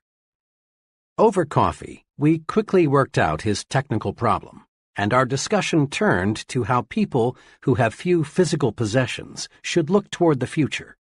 His comments provide a straightforward, sound answer. "I've got less than $200 in the bank. My job as a rate clerk doesn't pay much, and it doesn't carry much responsibility. My car is 4 years old, and my wife and I live in a cramped second-floor apartment. But, Professor," he continued, "I'm determined not to let what I haven't got stop me." That was an intriguing statement, so I urged him to explain. "It's this way," he went on. "I've been analyzing people a lot lately, and I've noticed this. People who don't have much look at themselves as they are now. That's all they see. They don't see a future. They just see a miserable present. My neighbor is a good example. He's continually complaining about having a low-pay job, the plumbing that's always getting fouled up, the lucky breaks somebody else just got, the doctor bills that are piling up. He reminds himself so often that he's poor that now he just assumes that he's always going to be poor. He acts as if he were sentenced to living in that broken-down apartment all the rest of his life." My friend was really speaking from the heart, and after a moment's pause he added, "If I looked at myself strictly as I am, old car, low income, cheap apartment, and hamburger diet, I couldn't help but be discouraged. I'd see a nobody, and I'd be a nobody for the rest of my life. I've made up my mind to look at myself as the person I'm going to be in a few short years. I see myself not as a rate clerk, but as an executive. I don't see a crummy apartment. I see a fine new suburban home. And when I look at myself that way, I feel bigger and think bigger, and I've got plenty of personal experiences to prove it's paying off." Isn't that a splendid plan for adding value to oneself? This young fellow is on the expressway to really fine living. He's mastered this basic success principle. It isn't what one has that's important. Rather, it's how much one is planning to get that counts. The price tag the world puts on us is just about identical to the one we put on ourselves. Here is how you can develop your power to see what can be, not just what is. I call these the practice adding value exercises. 1. Practice adding value to things. Remember the real estate example. Ask yourself, what can I do to add value to this room or this house or this business? Look for ideas to make things worth more. A thing, whether it be a vacant lot, a house, or a business, has value in proportion to the ideas for using it. 2. Practice adding value to people. As you move higher and higher in the world of success, more and more of your job becomes people development. Ask, what can I do to add value to my subordinates? What can I do to help them to become more effective? Remember, to bring out the best in a person, you must first visualize his best. 3. Practice adding value to yourself. Conduct a daily interview with yourself. Ask, what can I do to make myself more valuable today? Visualize yourself not as you are, but as you can be. Then specific ways for attaining your potential value will suggest themselves. Just try and see. A retired owner-manager of a medium-sized printing company, 60 employees, explained to me how his successor was picked. 5 years ago, my friend began, I needed an accountant to head up our accounting and office routine. The fellow I hired was named Harry and was only 26. He knew nothing about the printing business, but his record showed he was a good accountant. Yet, a year and a half ago, when I retired, we made him president and general manager of the company. Looking back on it, Harry had one trait that put him out in front of everyone else. Harry was sincerely and actively interested in the whole company, not just writing checks and keeping records. Whenever he saw how he could help other employees, he jumped right in. The first year Harry was with me, we lost a few men. Harry came to me with a fringe benefit program which he promised would cut down turnover at low cost, and it worked. Harry did many other things, too, which helped the whole company, not just this department. He made a detailed cost study of our production department and showed me how a $30,000 investment in new machinery would pay off. Once we experienced a pretty bad sales slump. Harry went to our sales manager and said, in effect, I don't know much about the sales end of the business, but let me try to help. And he did. Harry came up with several good ideas, which helped us sell more jobs. When a new employee joined us, Harry was right there to help the fellow get comfortable. Harry took a real interest in the entire operation. When I retired, Harry was the only logical person to take over. But don't misunderstand, my friend continued. Harry didn't try to put himself over on me. He wasn't a mere meddler. He wasn't aggressive in a negative way. He didn't stab people in the back, and he didn't go around giving orders. He just went around helping. Harry simply acted as if everything in the company affected him. He made company business his business. We can all learn a lesson from Harry. The I'm doing my job and that's enough attitude is small, negative thinking. Big thinkers see themselves as members of a team effort, as winning or losing with the team, not by themselves. They help in every way they can, even when there is no direct and immediate compensation or other reward. The fellow who shrugs off a problem outside his own department with the comment, well, that's no concern of mine, let them worry about it, hasn't got the attitude it takes for top leadership. Practice this. Practice being a big thinker. See the company's interest as identical with your own. Probably only a very few persons working in large companies have a sincere, unselfish interest in their company. But after all, only a relatively few persons qualify as big thinkers, and these few are the ones eventually rewarded with the most responsible, best-paying jobs.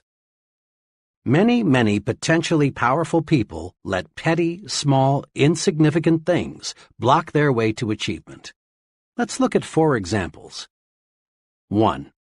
What does it take to make a good speech? Just about everyone wishes he had the ability to do a first-class job of speaking in public. But most people don't get their wish. Most folks are lousy public speakers. Why? The reason is simple. Most people concentrate on the small, trivial things of speaking at the expense of the big, important things. In preparing to give a talk, most people give themselves a host of mental instructions, like, I've got to remember to stand straight. Don't move around and don't use your hands. Don't let the audience see you use your notes. Remember, don't make mistakes in grammar. Especially don't say, for he and I. Say, for him and me. Be sure your tie is straight. Speak loud, but not too loud, and so on and so on. Now, what happens when the speaker gets up to speak? He's scared because he's given himself a terrific list of things not to do. He gets confused in his talk and finds himself silently asking, have I made a mistake? He is, in brief, a flop. He's a flop because he concentrated on the petty, trivial, relatively unimportant qualities of a good speaker and failed to concentrate on the big things that make a good speaker. Knowledge of what he's going to talk about and an intense desire to tell it to other people. The real test of a speaker is not did he stand straight or did he make any mistakes in grammar, but rather did the audience get the points he wanted to put across. Most of our top speakers have petty defects. Some of them even have unpleasant voices. Some of the most sought-after speakers in America would flunk a speech course taught by the old negative, don't do this and don't do that method. Yet all these successful public speakers have one thing in common. They have something to say, and they feel a burning desire for other people to hear it. Don't let concern with trivia keep you from speaking successfully in public. 2.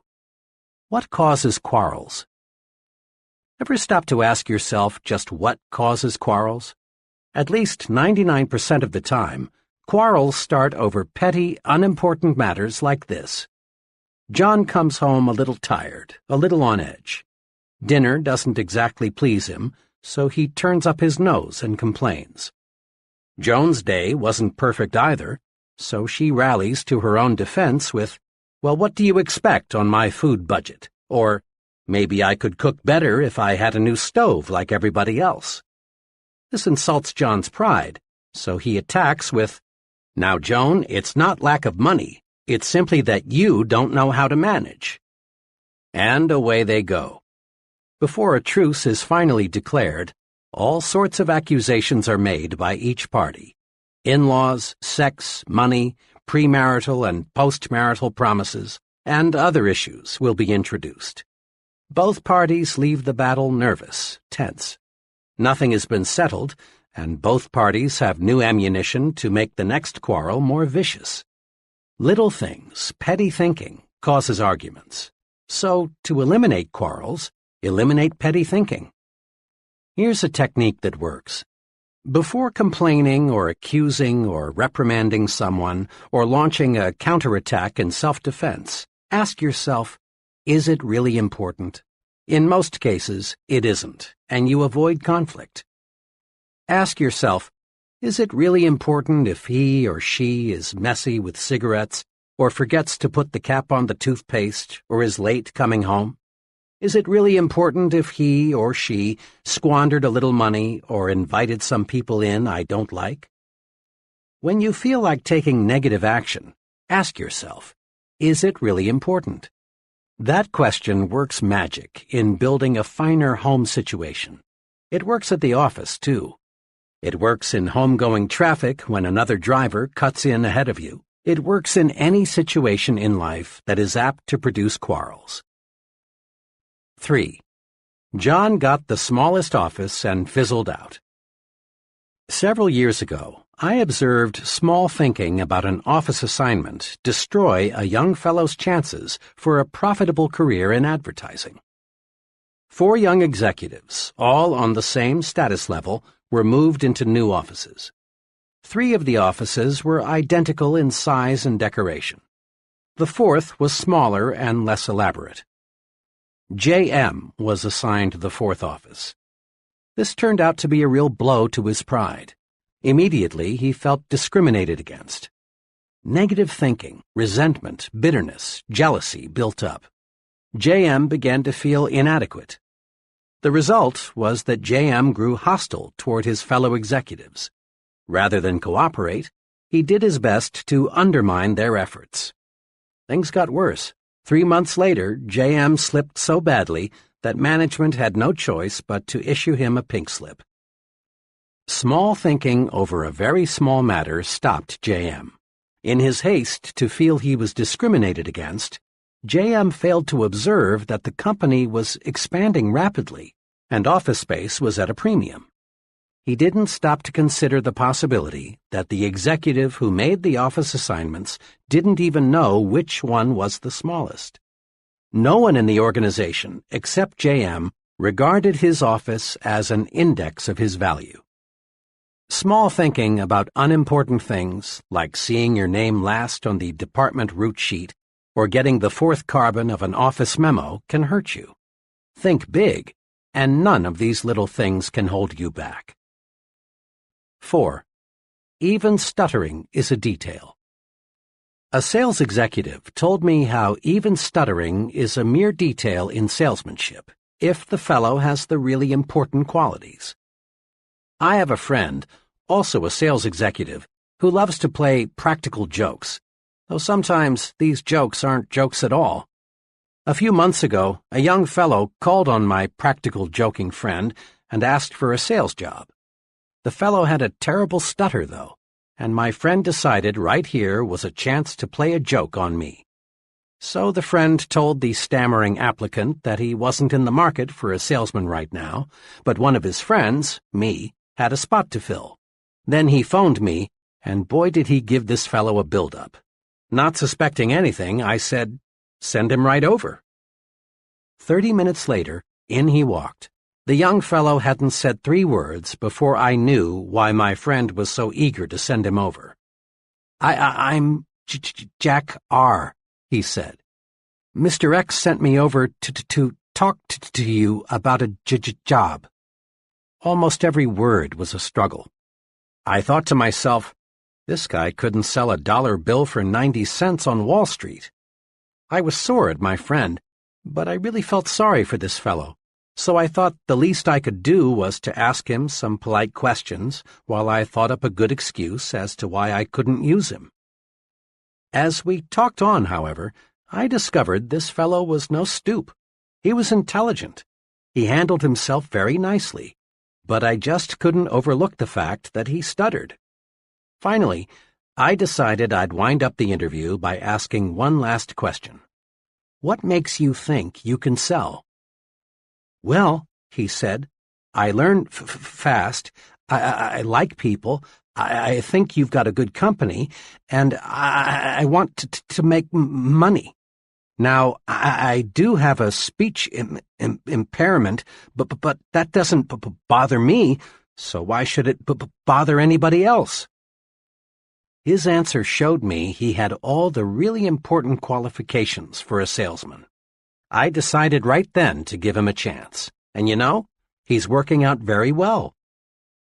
Even a speech impairment in a talker's profession is a triviality if the person has the big qualities. Practice these 3 procedures to help yourself think about trivialities. 1.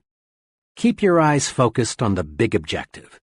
Many times, we're like the salesman who, failing to make the sale, reports to his manager, "Yes, but I sure convinced the customer he was wrong." In selling, the big objective is winning sales, not arguments. In marriage, the big objective is peace, happiness, tranquility. Not winning quarrels or saying, "I could have told you so." In working with employees, the big objective is developing their full potential, not making issues out of their minor errors. In living with neighbors, the big objective is mutual respect and friendship, not seeing if you can have their dog impounded because once in a while it barks at night. Paraphrasing some military lingo, it is much better to lose a battle and win the war than to win a battle and lose the war. Resolve to keep your eyes on the big ball. 2. Ask, is it really important? Before becoming negatively excited, just ask yourself, is it important enough for me to get all worked up about? There is no better way to avoid frustration over petty matters than to use this medicine.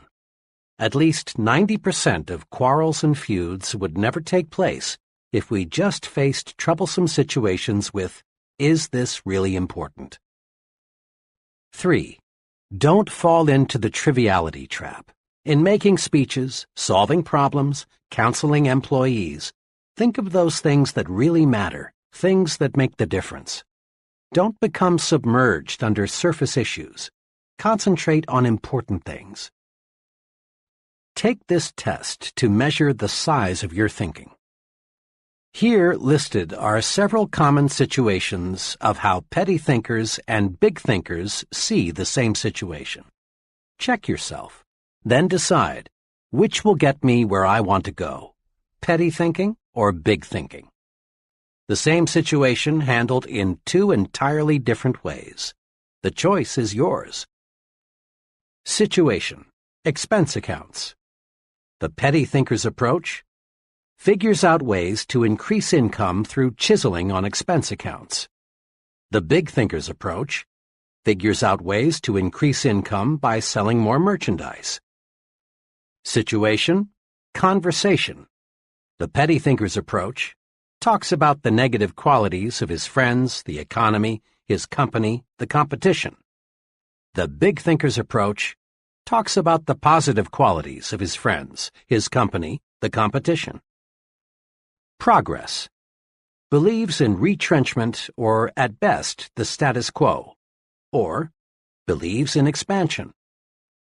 Future: views the future as limited, or sees the future as very promising. Work: looks for ways to avoid work, or looks for more ways and things to do, especially helping others. Competition: competes with the average, or competes with the best. Budget problems: figures out ways to save money by cutting down on necessary items, or figures out ways to increase income and buy more of the necessary items. Goals: sets goals low, or sets goals high. Goals vision: sees only the short run, or is preoccupied with the long run. Security: is preoccupied with security problems, or regards security as a natural companion of success. Companionship: surrounds himself with petty thinkers, or surrounds himself with persons with large progressive ideas.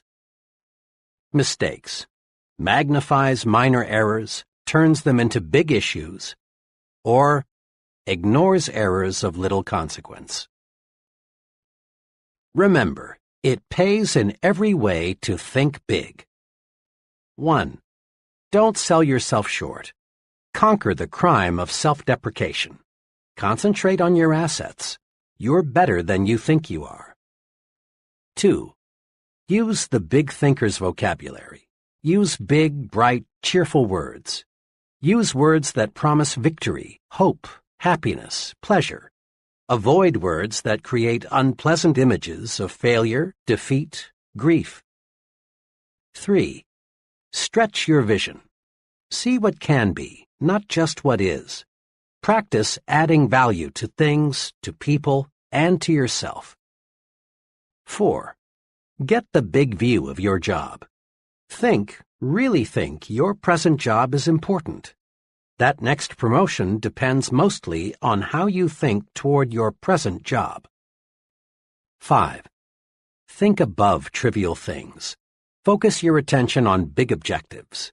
Before getting involved in a petty matter, ask yourself, is it really important? Grow big by thinking big. Chapter 5. How to Think and Dream Creatively. First, let's clear up a common fallacy about the meaning of creative thinking. For some illogical reason, Science, engineering, art, and writing got tabbed as about the only truly creative pursuits. Most people associate creative thinking with things like the discovery of electricity or a polio vaccine, or the writing of a novel, or the development of color television. Certainly, accomplishments like these are evidence of creative thinking. Each forward step made in the conquest of space is the result of creative thinking, lots of it. But creative thinking is not reserved for certain occupations, nor is it restricted to super-intelligent people. Well then, what is creative thinking? A low-income family devises a plan to send their son to a leading university. That's creative thinking. A family turns the street's most undesirable lot into the neighborhood beauty spot. That's creative thinking.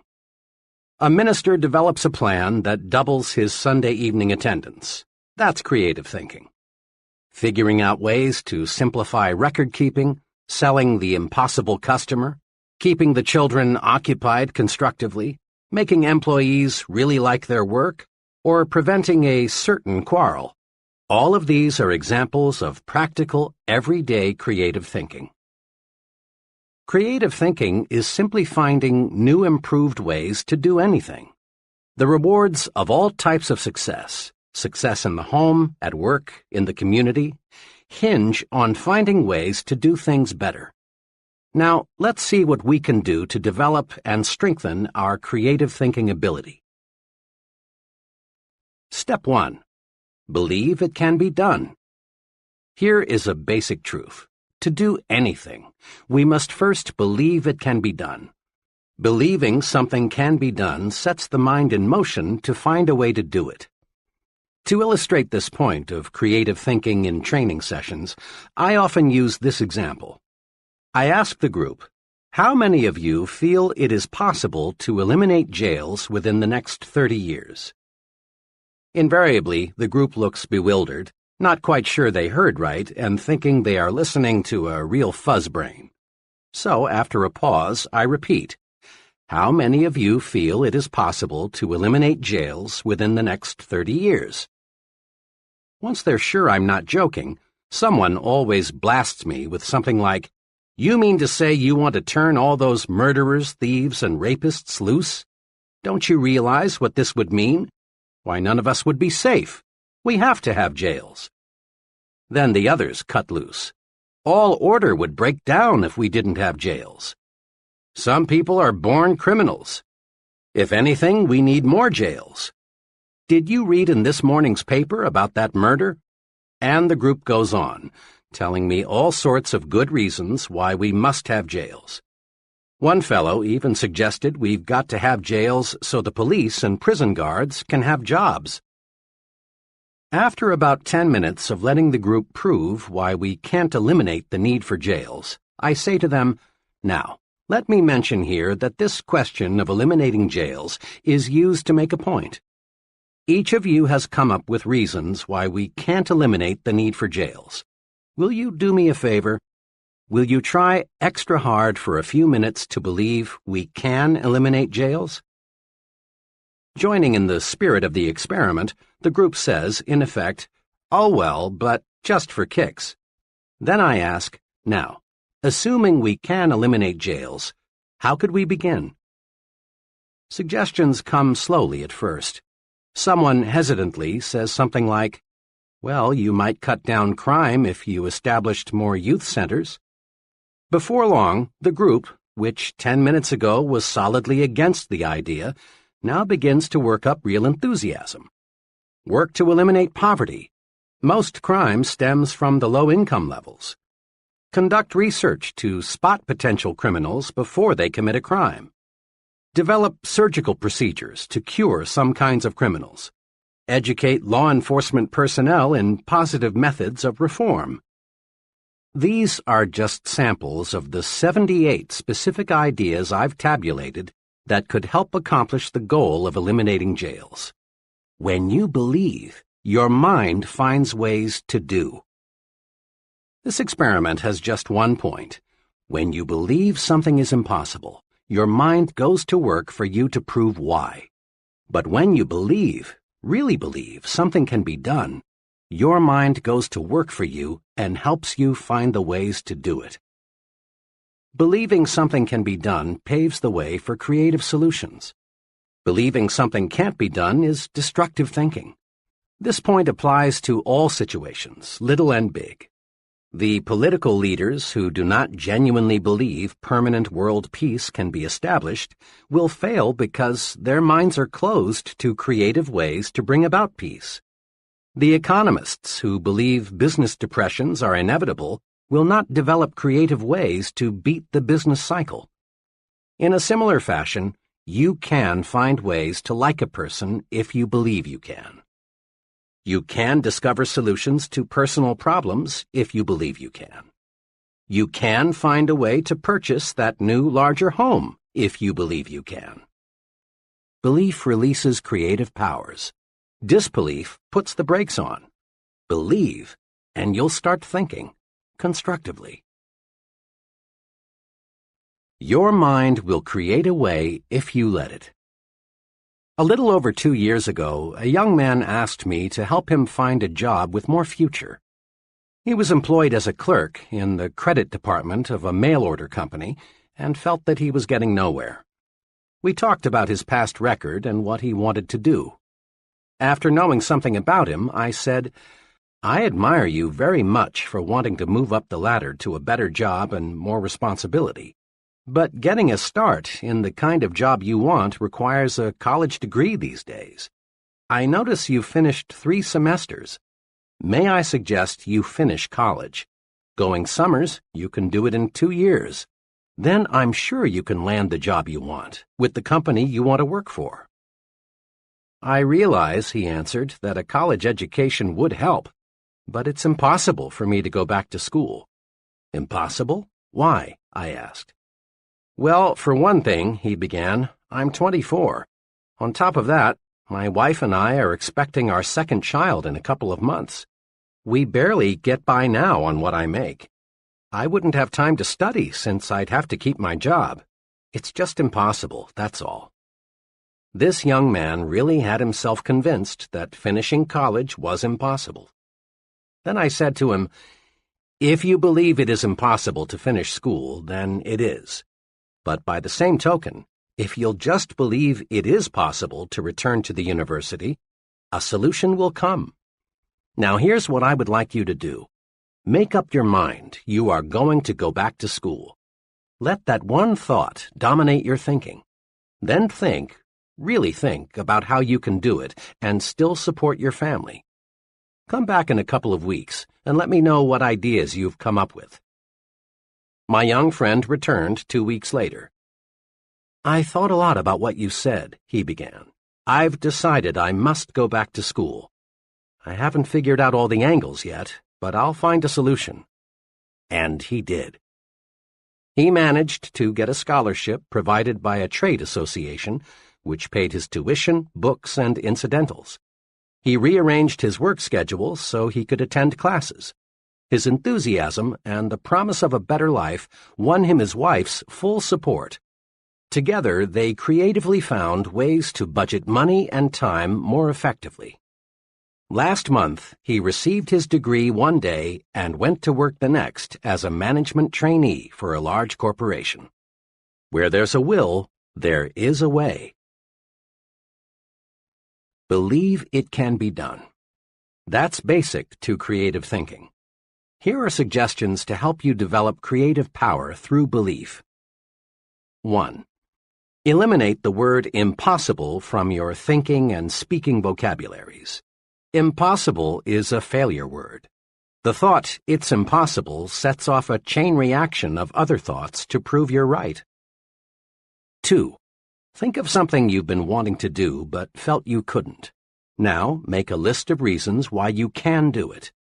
Many of us whip and defeat our desires simply because we concentrate on why we can't, when the only thing worthy of our mental concentration is why we can.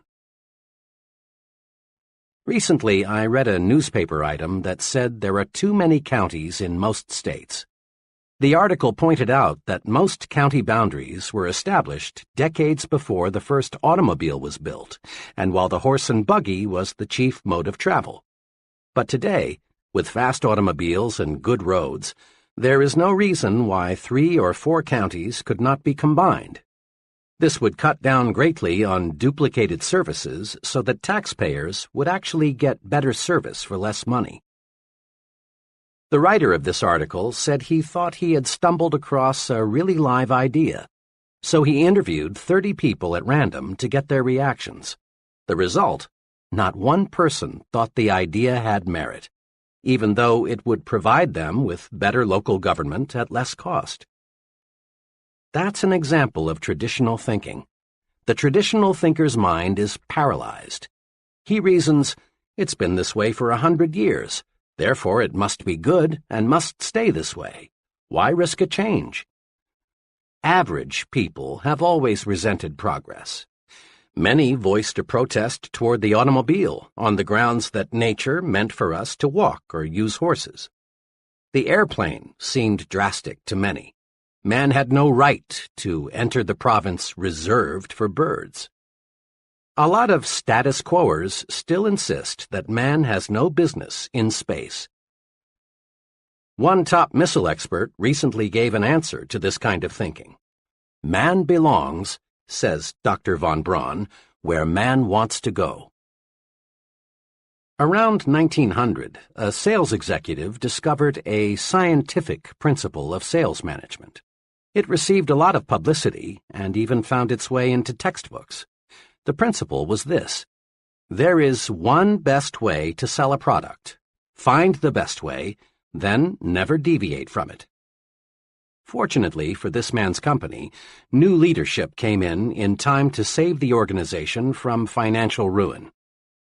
Contrast that experience with the philosophy of Crawford H. Greenwalt, president of one of the nation's largest business organizations, E.I. DuPont de Nemours. In a talk at Columbia University, Mr. Greenwalt said, "There are many ways in which a good job can be done, as many ways, in fact, as there are men to whom the task is given. In truth, there is no one best way to do anything.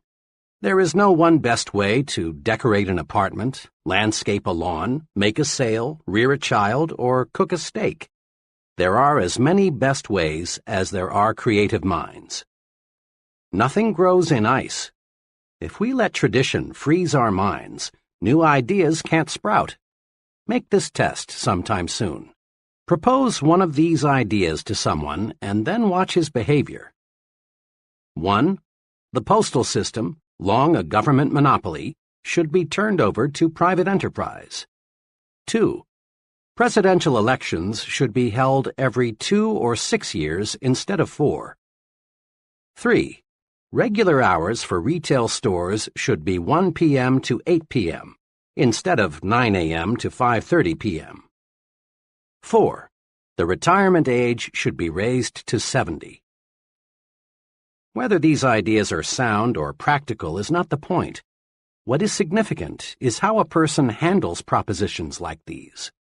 If he laughs at the idea and doesn't give it a second thought, and probably 95% will laugh at it, chances are he suffers from tradition paralysis.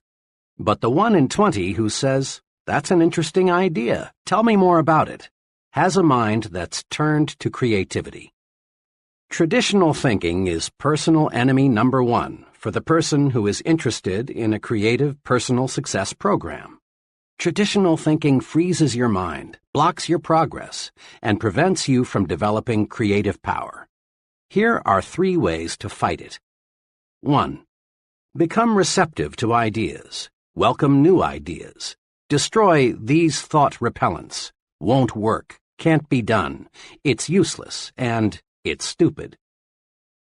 A very successful friend of mine who holds a major position with an insurance company said to me, "I don't pretend to be the smartest guy in the business, but I think I am the best sponge in the insurance industry. I make it a point to soak up all the good ideas I can." 2. Be an experimental person.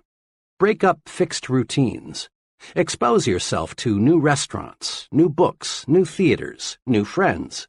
Take a different route to work someday. Take a different vacation this year. Do something new and different this weekend. If your work is in distribution, develop an interest in production, accounting, finance, and the other elements of business. This gives you breadth and prepares you for larger responsibilities. 3. Be progressive, not regressive. Not, that's the way we did it where I used to work, so we ought to do it that way here, but how can we do it better than we did it where I used to work? Not backward, regressive thinking, but forward, progressive thinking. Because you got up at 5:30 a.m. to deliver papers or milk the cows when you were a youngster doesn't necessarily mean it's a good idea for you to require your children to do the same. Imagine what would happen to the Ford Motor Company if its management allowed itself to think, "This year we've built the ultimate in automobiles. Further improvement is impossible. Therefore, all experimental engineering and designing activities are hereby permanently terminated." Even the mammoth Ford Motor Company would shrivel fast with this attitude. Successful people, like successful businesses, live with these questions. How can I improve the quality of my performance? How can I do better? Absolute perfection in all human undertakings, from building missiles to rearing children, is unattainable. This means there is endless room for improvement. Successful people know this, and they are always searching for a better way. Note, the successful person doesn't ask, "Can I do it better?" He knows he can. So he phrases the question, "How can I do it better?" A few months ago, a former student of mine, in business for just 4 years, opened her 4th hardware store. This was quite a feat, considering the young lady's small initial capital investment of only $3,500, strong competition from other stores, and the relatively short time she had been in business.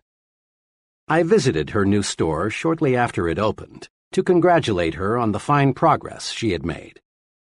In an indirect way, I asked her how she was able to make a success of 3 stores and open a 4th one, when most merchants had to struggle to make a success of just 1 store. "Naturally," she answered, "I worked hard, but just getting up early and working late isn't responsible for the 4 stores. Most people in my business work hard. The main thing I attribute my success to is my self-styled weekly improvement program." "A weekly improvement program? Sounds impressive. How does it work?" I asked. "Well, it really isn't anything elaborate," she continued. "It's just a plan to help me do a better job as each week rolls around. To keep my forward thinking on the track, I've divided my job into 4 elements: customers, employees, merchandise, and promotion. All during the week, I make notes and jot down ideas as to how I can improve my business.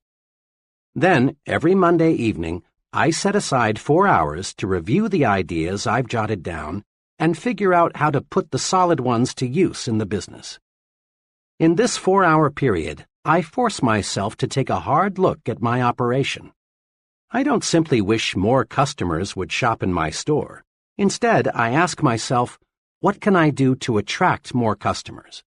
How can I develop regular, loyal customers? She went on describing numerous little innovations that made her first 3 stores so successful. Things like the way she arranged the merchandise within her stores, her suggestion selling technique that sold 2 out of 3 customers merchandise they had not planned to buy when they entered her stores, the credit plan she devised when many of her customers were out of work because of a strike, the contest she developed that boosted sales during a slack season. I ask myself, what can I do to improve my merchandise offerings? And I get ideas. Let me cite just one case. 4 weeks ago, it occurred to me that I should do something to get more youngsters into the store. I reasoned if I had something here to draw the kids to the store, I'd also draw more of the parents.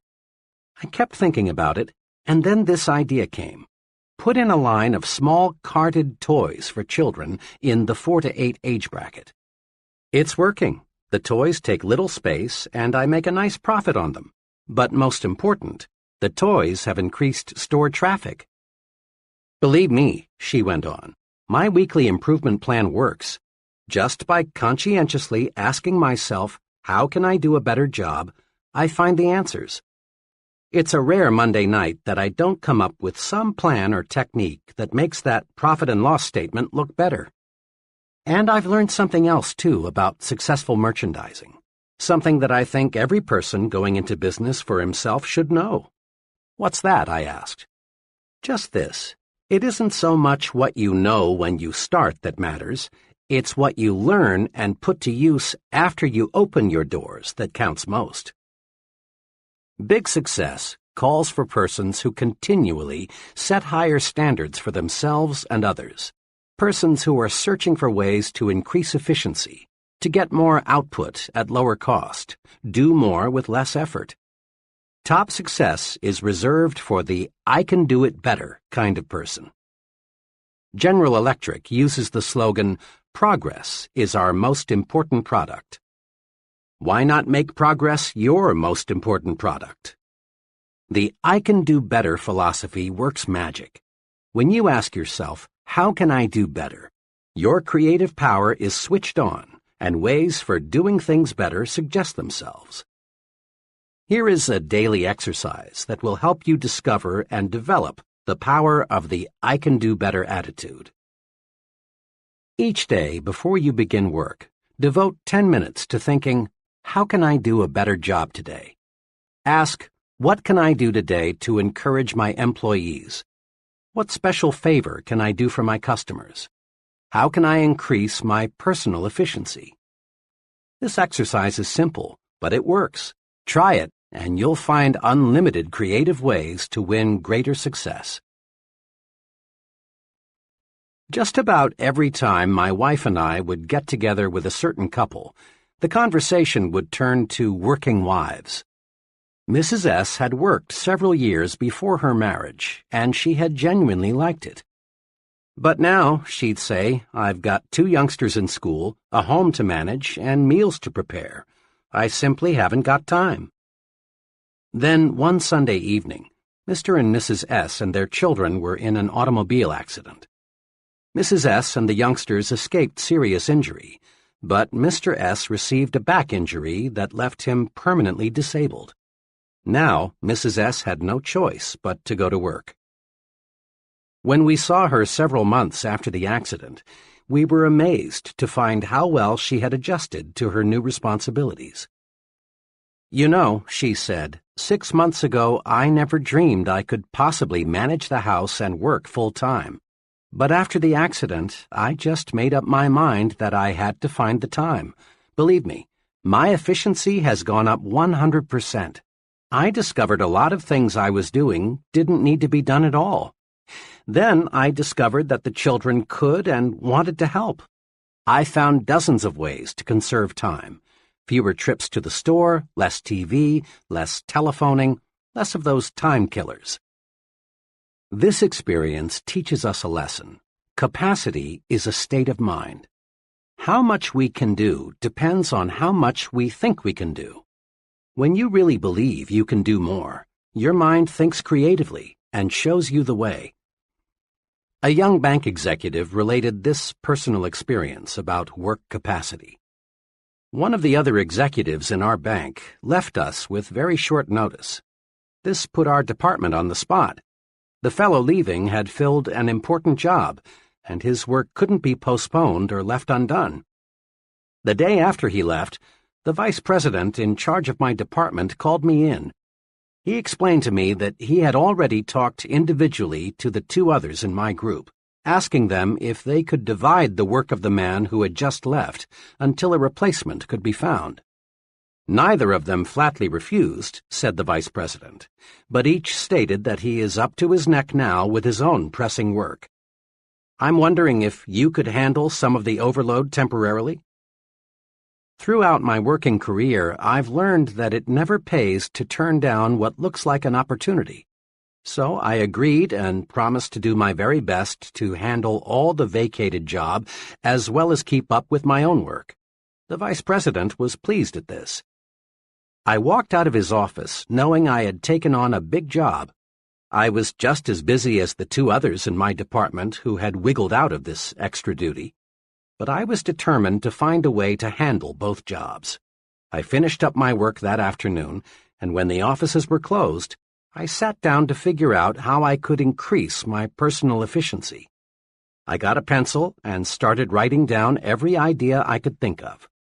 And I came up with some good ones, like working out an arrangement with my secretary to channel all routine telephone calls to me during a certain hour each day, placing all outgoing calls during a certain hour, cutting my usual conference periods from 15 minutes to 10, giving all my dictation at one time each day. I also discovered my secretary could and was eager to take over a number of little time-consuming details for me. I had been handling my present job for over 2 years, and frankly, I was amazed to discover how much inefficiency I had let creep in. Within a week's time, I was dictating twice as many letters, handling 50% more phone calls, attending half again as many meetings, all with no strain. A couple more weeks passed. The vice president called me in. He complimented me on doing a fine job. He went on to say that he had looked over a number of people from both inside and outside the bank, but he had not yet found the right man. Then he confessed that he had already cleared with the bank's executive committee, and they had authorized him to combine the two jobs, put them both in my charge, and give me a substantial increase in salary. I proved to myself that how much I can do depends on how much I think I can do. Capacity is indeed a state of mind. Every day, it seems, this takes place in the fast-moving world of business. The boss calls in an employee and explains that a special task must be accomplished. Then he says, "I know you got a lot of work to do, but can you handle this?" Too often the employee replies, "I'm awfully sorry, but I'm all loaded down now. I wish I could take it on, but I'm just too busy." Under the circumstances, the boss doesn't hold it against the employee because it is extra duty, so to speak. But the boss realizes the task must be done, and he'll keep on looking until he finds an employee who is just as busy as the rest, but who feels he can take on more. And this employee is the fellow who will forge ahead. In business, in the home, in the community, the success combination is do what you do better, improve the quality of your output, and do more of what you do, increase the quantity of your output. Convinced it pays to do more and better? Then try this two-step procedure. 1. Eagerly accept the opportunity to do more.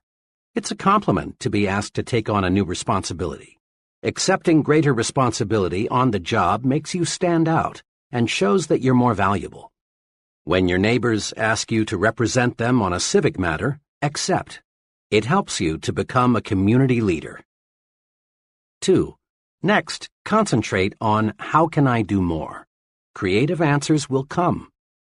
Some of these answers may be better planning and organization of your present work, or taking intelligent shortcuts in your routine activities, or possibly dropping non-essential activities altogether. But let me repeat, the solution for doing more will appear. As a personal policy, I have accepted fully the concept, if you want it done, give it to a busy man. I refuse to work on important projects with persons who have lots of free time. I have learned from painful, expensive experience that the fellow who has plenty of time makes an ineffective work partner. All the successful, competent people I know are busy. When I start something, some project with them, I know it will be satisfactorily completed. I have learned in dozens of instances that I can count on a busy man to deliver, but I have often been disappointed in working with people who have all the time in the world. Progressive business management constantly asks, what can we do to expand output? Why not ask yourself, what can I do to expand my output? Your mind will creatively show you how. In hundreds of interviews with people at all levels, I've made this discovery. The bigger the person, the more apt he is to encourage you to talk. The smaller the person, the more apt he is to preach to you. Big people monopolize the listening. Small people monopolize the talking. Note this also. Top-level leaders in all walks of life spend much more time requesting advice than they do in giving it. Before a top man makes a decision, he asks, "How do you feel about it? What do you recommend? What would you do under these circumstances? How does this sound to you?" Look at it this way. A leader is a decision-making human machine.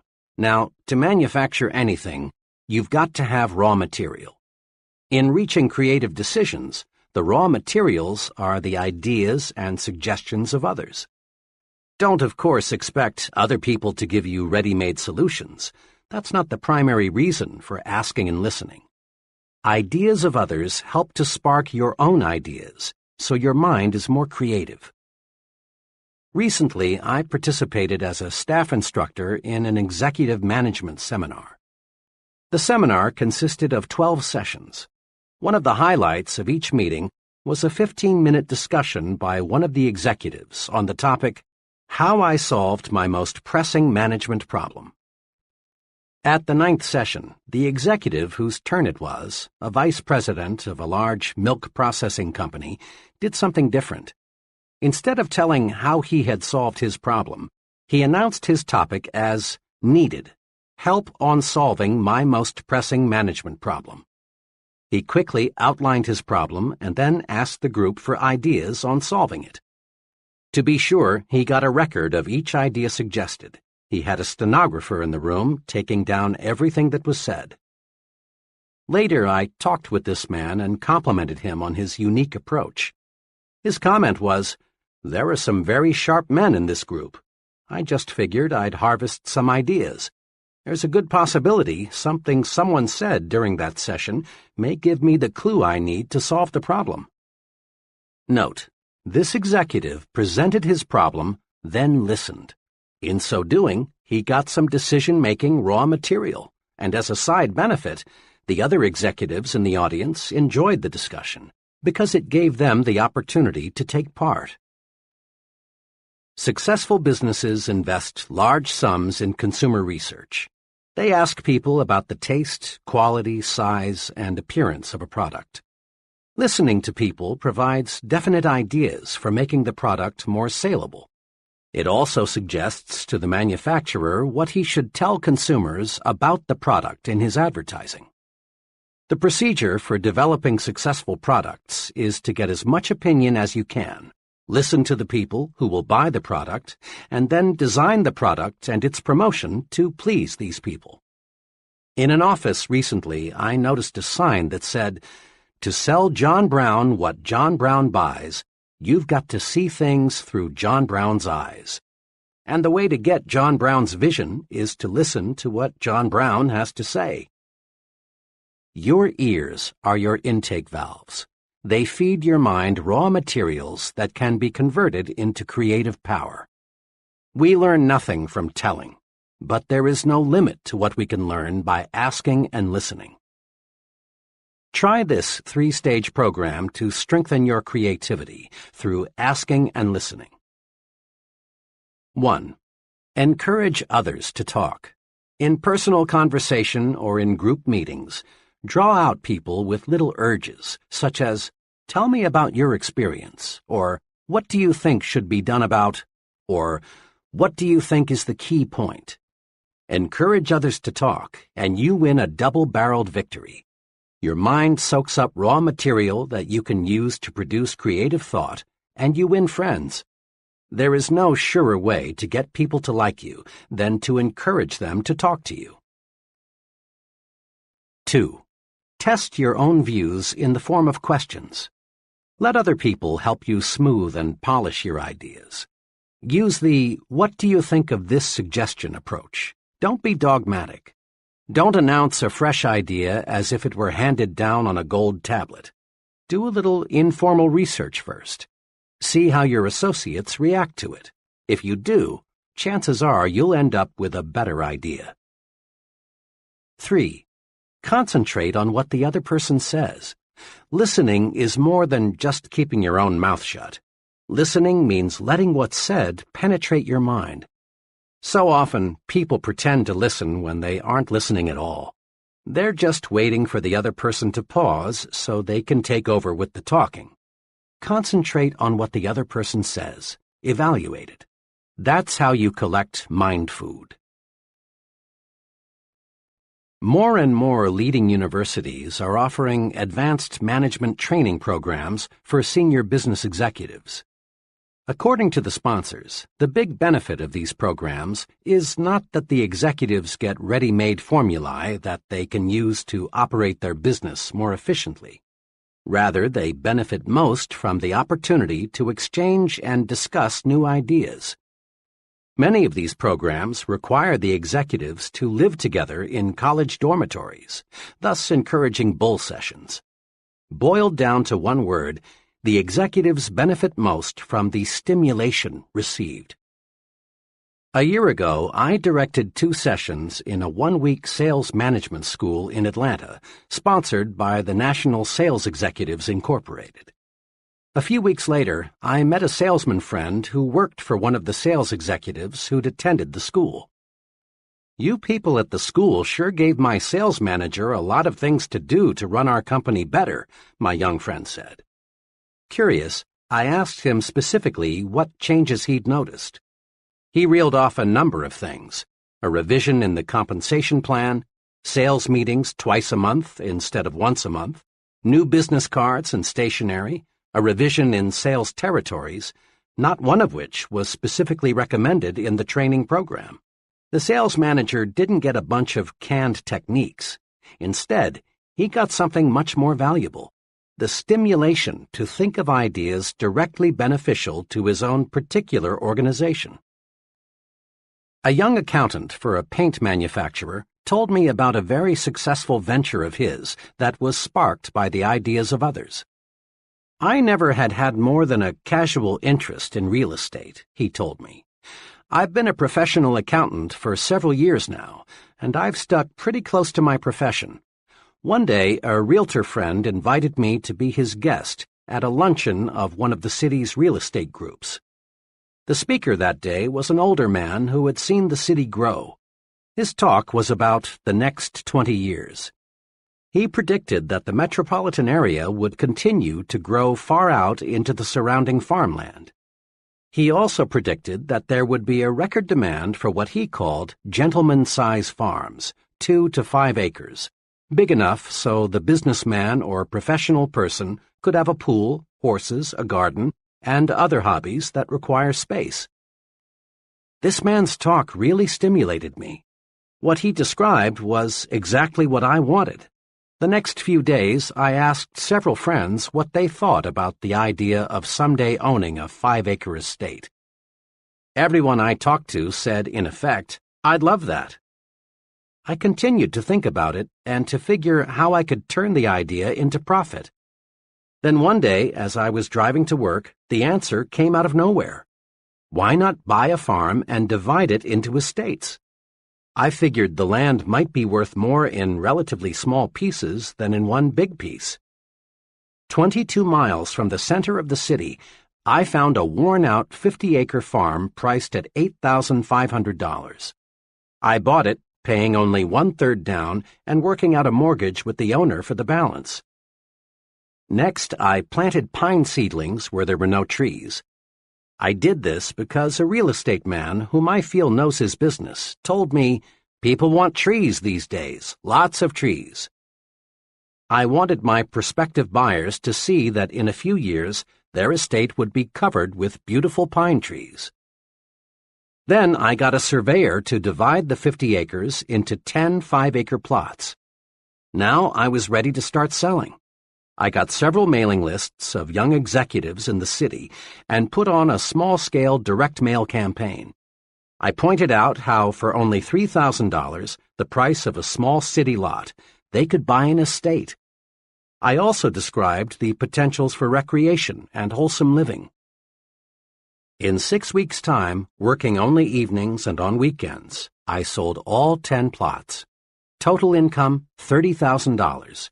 Total costs, including the land, advertising, surveying, and legal expenses, $10,400. Profit, $19,600. I made a nice profit because I let myself be exposed to ideas of other intelligent people. Had I not accepted that invitation to attend a luncheon with a group completely foreign to my occupational interests, my brain would have never worked out this successful plan for making a profit. There are many ways to get mental stimulation, but here are 2 that you can incorporate into your pattern of life. First, join and meet regularly with at least one professional group that provides stimulation in your own occupational area.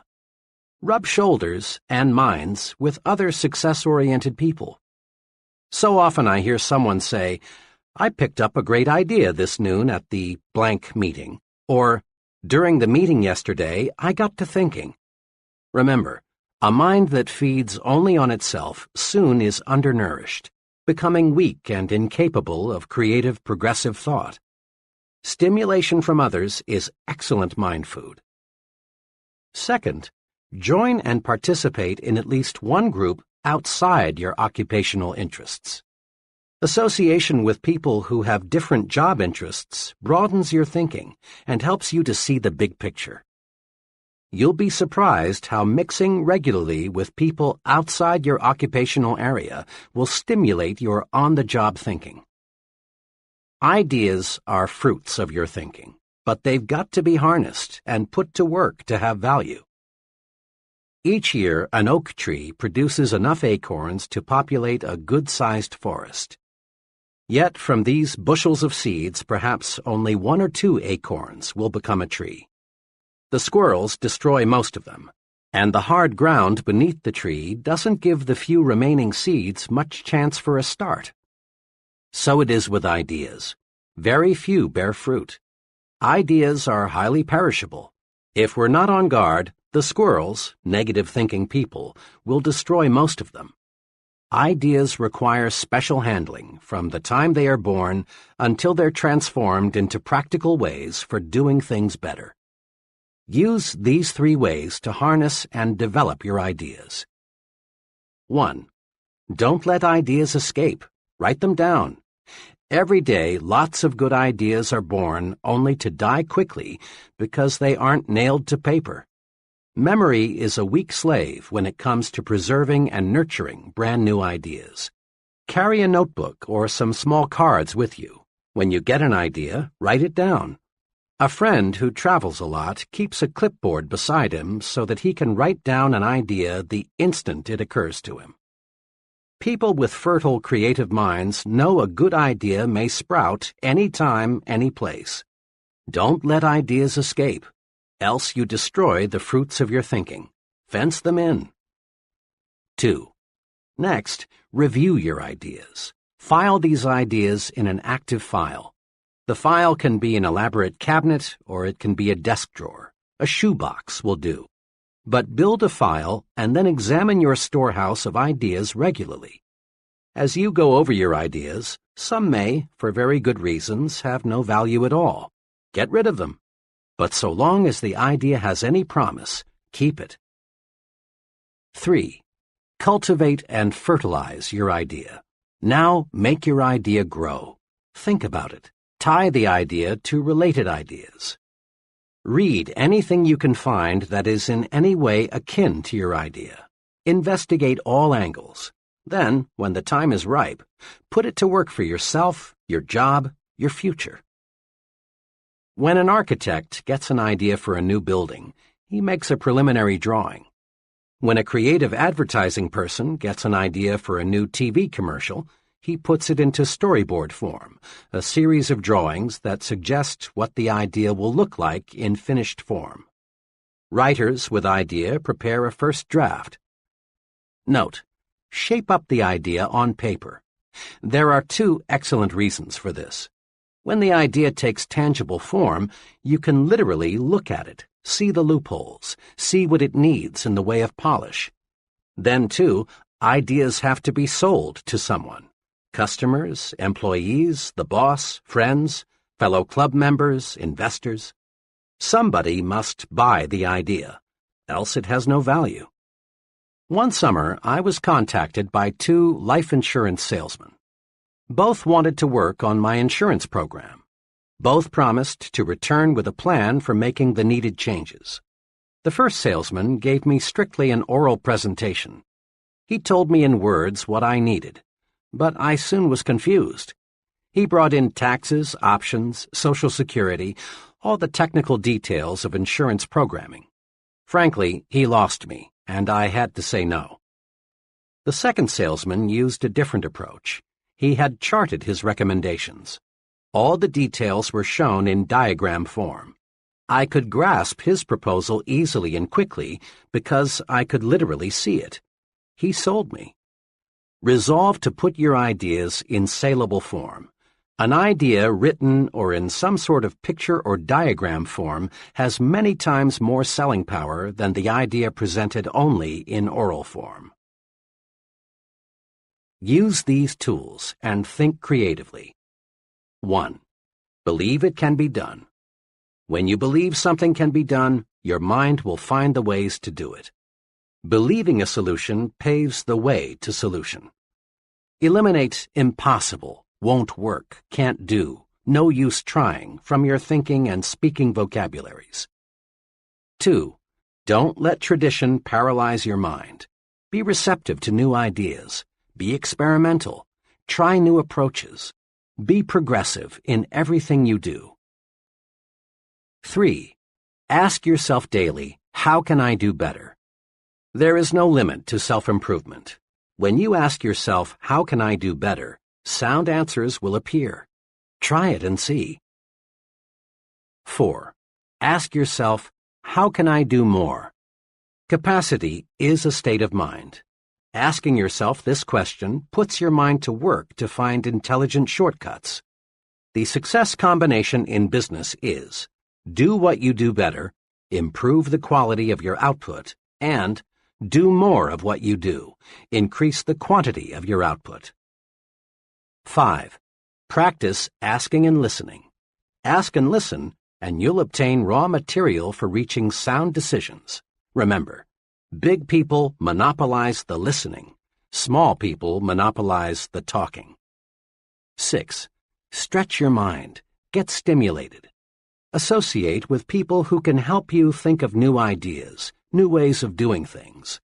Mix with people of different occupational and social interests. Chapter 6. You are what you think you are. It's obvious. Much human behavior is puzzling. Have you ever wondered why a salesperson will greet one customer with an alert, "Yes, sir, may I serve you?" but virtually ignore another? Or why a man will open a door for one woman but not for another? Or why an employee will consistently carry out the instructions of one superior but only grudgingly do what another superior requests? Or why we will pay close attention to what one person says, but not to another? Look around you. You'll observe some people receiving the "Hey, Mac" or "Hey, buddy" treatment, while others receive the sincere and important "Yes, sir" treatment. Watch. You'll observe that some people command confidence, loyalty, and admiration, while others do not. Look closer still, and you'll also observe that those persons who command the most respect are also the most successful. What is the explanation? It can be distilled into one word: thinking. Thinking does make it so. Others see in us what we see in ourselves. We receive the kind of treatment we think we deserve.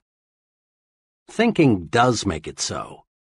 The fellow who thinks he is inferior, regardless of what his real qualifications may be, is inferior.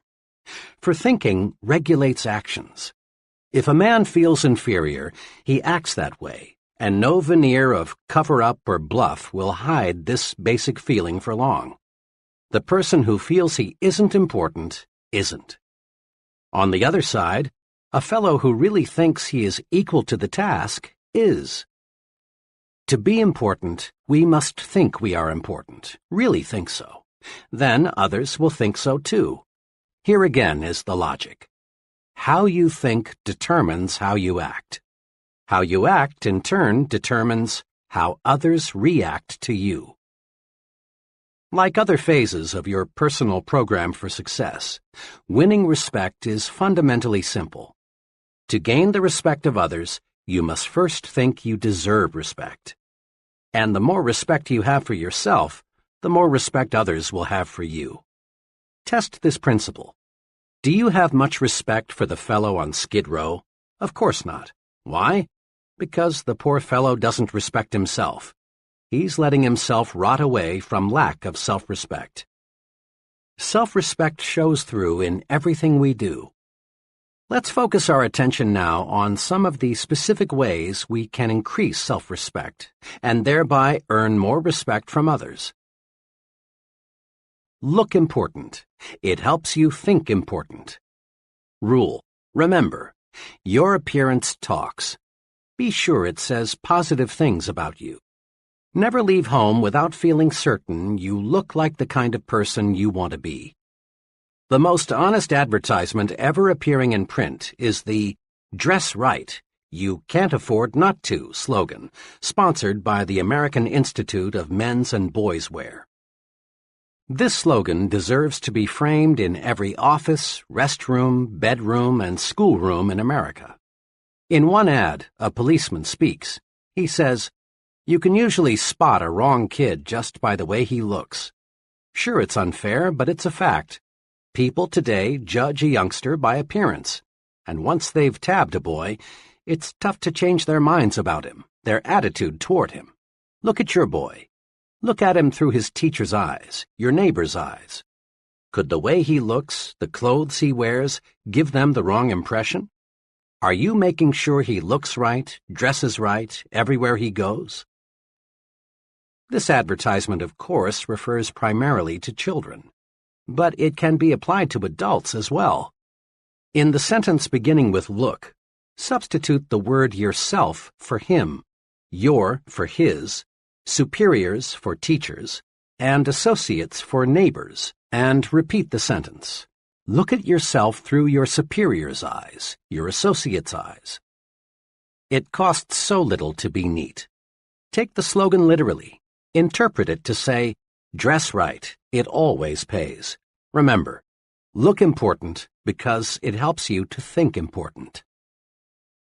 Use clothing as a tool to lift your spirits, build confidence.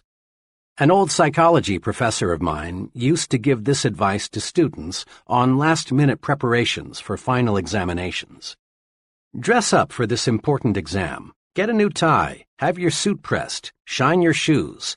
Look sharp because it will help you think sharp. The professor knew his psychology.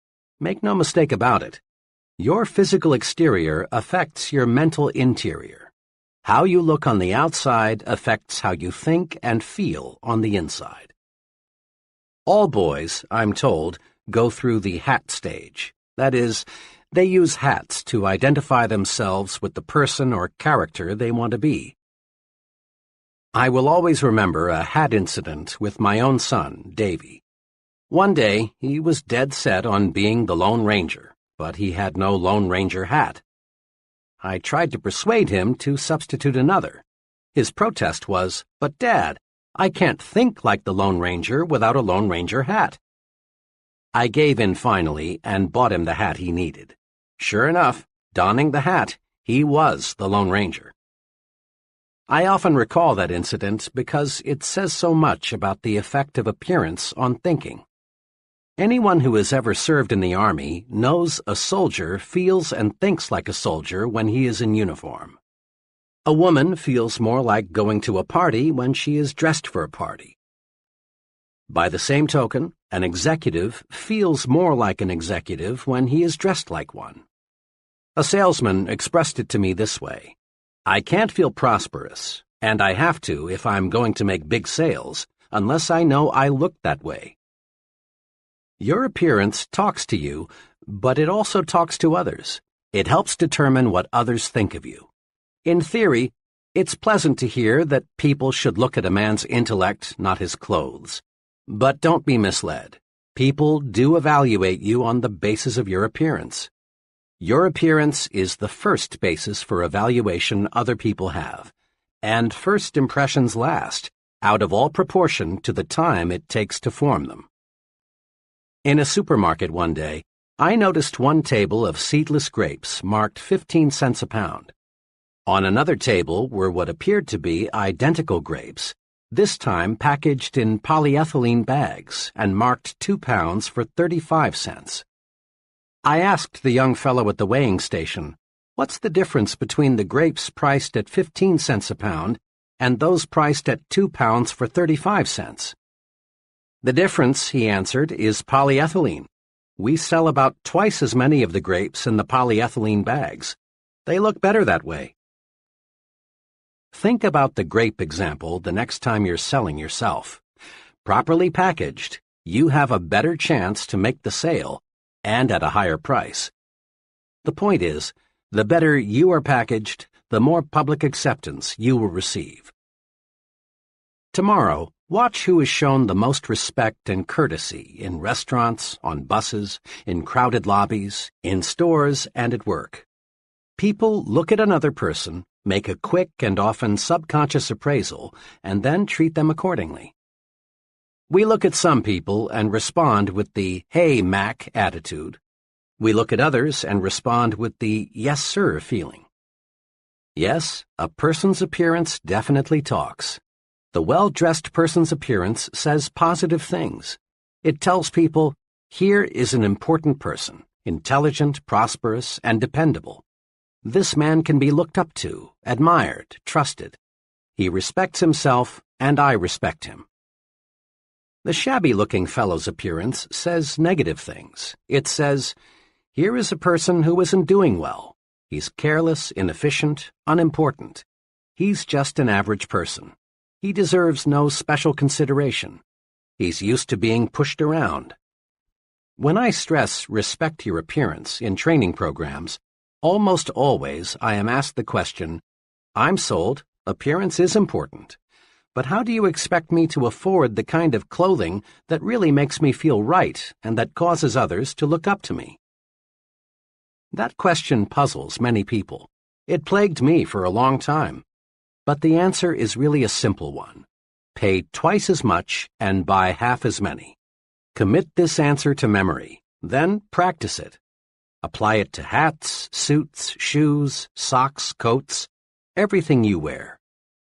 Insofar as appearance is concerned, quality is far more important than quantity. When you practice this principle, you'll find that both your respect for yourself and the respect of others for you will zoom upward, and you'll find you're actually ahead money-wise when you pay twice as much and buy half as many, because 1. Your garments will last more than twice as long because they are more than twice as good, and as a rule they will show quality as long as they last. 2. What you buy will stay in style longer. Better clothing always does. 3. You'll get better advice. Merchants selling $200 suits are usually much more interested in helping you find the garment that is just right for you than are merchants selling $100 suits. Remember, your appearance talks to you and it talks to others. Make certain it says, here is a person who has self-respect. He's important. Treat him that way. You owe it to others, but more important, you owe it to yourself to look your best. You are what you think you are. If your appearance makes you think you're inferior, you are inferior. If it makes you think small, you are small. Look your best, and you will think and act your best. Think your work is important. There's a story often told about the job attitudes of 3 bricklayers. It's a classic, so let's go over it again. When asked, what are you doing? The first bricklayer replied, laying brick. The second answered, making $9.30 an hour. And the third said, me? Why, I'm building the world's greatest cathedral. Now, the story doesn't tell us what happened to these bricklayers in later years, but what do you think happened? Chances are that the first two bricklayers remained just that, bricklayers. They lacked vision. They lacked job respect. There was nothing behind them to propel them forward to greater success. But you can wager every cent you have the bricklayer who visualized himself as building a great cathedral did not remain a bricklayer. Perhaps he became a foreman, or perhaps a contractor, or possibly an architect. He moved forward and upward. Why? Because thinking does make it so. Bricklayer number 3 was tuned to thought channels that pointed the way to self-development in his work. Job thinking tells a lot about a person and his potential for larger responsibility. A friend who operates a personnel selection firm said this to me recently. One thing we always look for in appraising a job applicant for a client is how the applicant thinks about his present job. We are always favorably impressed when we find that an applicant thinks his present job is important, even though there may be something about it he doesn't like. Why? Simply this. If the applicant feels his present job is important, odds are that he will take pride in his next job too. We've found an amazingly close correlation between a person's job respect and his job performance. Like your appearance, the way you think toward your work says things about you to your superiors, associates, and subordinates. In fact, to everyone with whom you come in contact. A few months ago, I spent several hours with a friend who is personnel director for an appliance manufacturer. We talked about building men. He explained his personnel audit system and what he had learned from it. We have about 800 non-production people, he began. Under our personnel audit system, an assistant and I interview each employee every 6 months. Our purpose is simple. We want to learn how we can help him in his job. We think this is a good practice because each person working with us is important, else he wouldn't be on the payroll. We are careful not to ask the employees any point-blank questions. Instead, we encourage him to talk about whatever he wants to. We aim to get his honest impressions. After each interview, we fill out a rating form on the employee's attitudes toward specific aspects of his job. Now here's something I've learned, he went on. Our employees fit into one of 2 categories, Group A and Group B, on the basis of how they think toward their jobs. The persons in Group B talk mainly about security, company retirement plans, sick leave policy, extra time off, what we're doing to improve the insurance program, and if they will be asked to work overtime next March as they were last March. They also talk a lot about disagreeable features of their job, things they don't like in fellow workers, and so on. People in Group B, and they include close to 80% of all non-production personnel, view their jobs as a sort of necessary evil. The Group A fellow sees his job through different glasses. He is concerned about his future and wants concrete suggestions on what he can do to make faster progress. He doesn't expect us to give him anything except a chance. The Group A people think on a broader scale. They make suggestions for improving the business. They regard these interviews in my office as constructive. But the Group B people often feel our personnel audit system is just a brainwashing affair, and they're glad to get it over with. Now, there's a way I check attitudes and what they mean to job success. All recommendations for promotions, pay increases, and special privileges are channeled to me by the employee's immediate supervisor.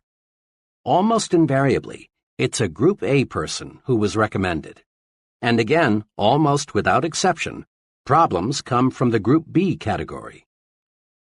The biggest challenge in my job, he said, is to try and help people move from Group B to Group A.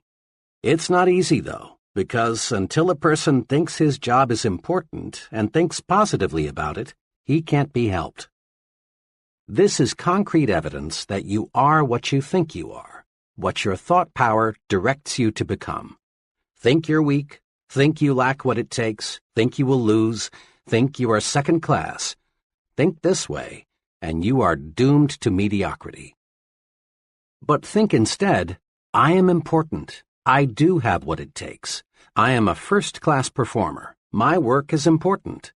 Think this way, and you're headed straight to success. The key to winning what you want lies in thinking positively toward yourself. The only real basis other people have for judging your abilities is your actions, and your actions are controlled by your thoughts. You are what you think you are. Wear the shoes of a supervisor for a few moments and ask yourself which person you would recommend for a raise or a promotion. 1.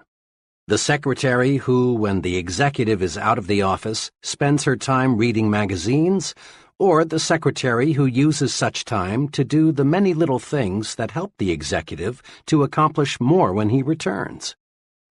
2. The employee who says, "Oh well, I can always get another job. If they don't like the way I do my work, I'll just quit." Or the employee who views criticism constructively and sincerely tries to do higher quality work. 3. The salesman who tells a customer, "Oh, I just do what they tell me to do. They said come out and see if you need anything." Or the salesman who says, "Mr. Brown, I'm here to help you." 4. The foreman who says to an employee, "To tell you the truth, I don't like my job much. Those guys up top give me a pain in the neck. I don't know what they're talking about half the time." Or the supervisor who says, "You've got to expect some unpleasantness on any job, but let me assure you, the men in the front office are on the ball. They'll do right by us." Isn't it obvious why many people stay at one level all their lives? Their thinking alone keeps them there. An advertising executive once told me about his agency's informal training to break in new, inexperienced men. "As company policy," he said, "we feel the best initial training is to start the young fellow, who incidentally is usually a college graduate, as a mailboy. We don't do this, of course, because we feel a fellow needs 4 years of college to take mail from one office to another. Our purpose is to give the new fellow maximum exposure to the many varied things which must be done in agency work. After he knows his way around, we give him an assignment. Now occasionally, even after we've carefully explained why we're starting him out in the mailroom, a young fellow feels that carrying the mail is belittling and unimportant. When this is the case, we know we've picked the wrong man. If he doesn't have the vision to see that being a mailboy is a necessary, practical step to important assignments, then he has no future in the agency business. Remember, executives answer the question, "What would he do on that specific level?" by first answering the question, "What kind of job is he doing where he is now?" Here is some logic, sound, straight, and easy. Listen to it a few times before you continue. A person who thinks his job is important receives mental signals on how to do his job better. And a better job means more promotions, more money, more prestige, more happiness. We've all noticed how children quickly pick up the attitudes, habits, fears, and preferences of their parents. Whether it be food preferences, mannerisms, religious and political views, or any other type of behavior, the child is a living reflection of how his parents or guardians think, for he learns through imitation. And so do adults. People continue to imitate others throughout life, and they imitate their leaders and supervisors.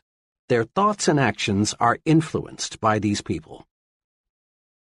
You can check this easily. Study one of your friends and the person he works for, and note the similarities in thinking and action.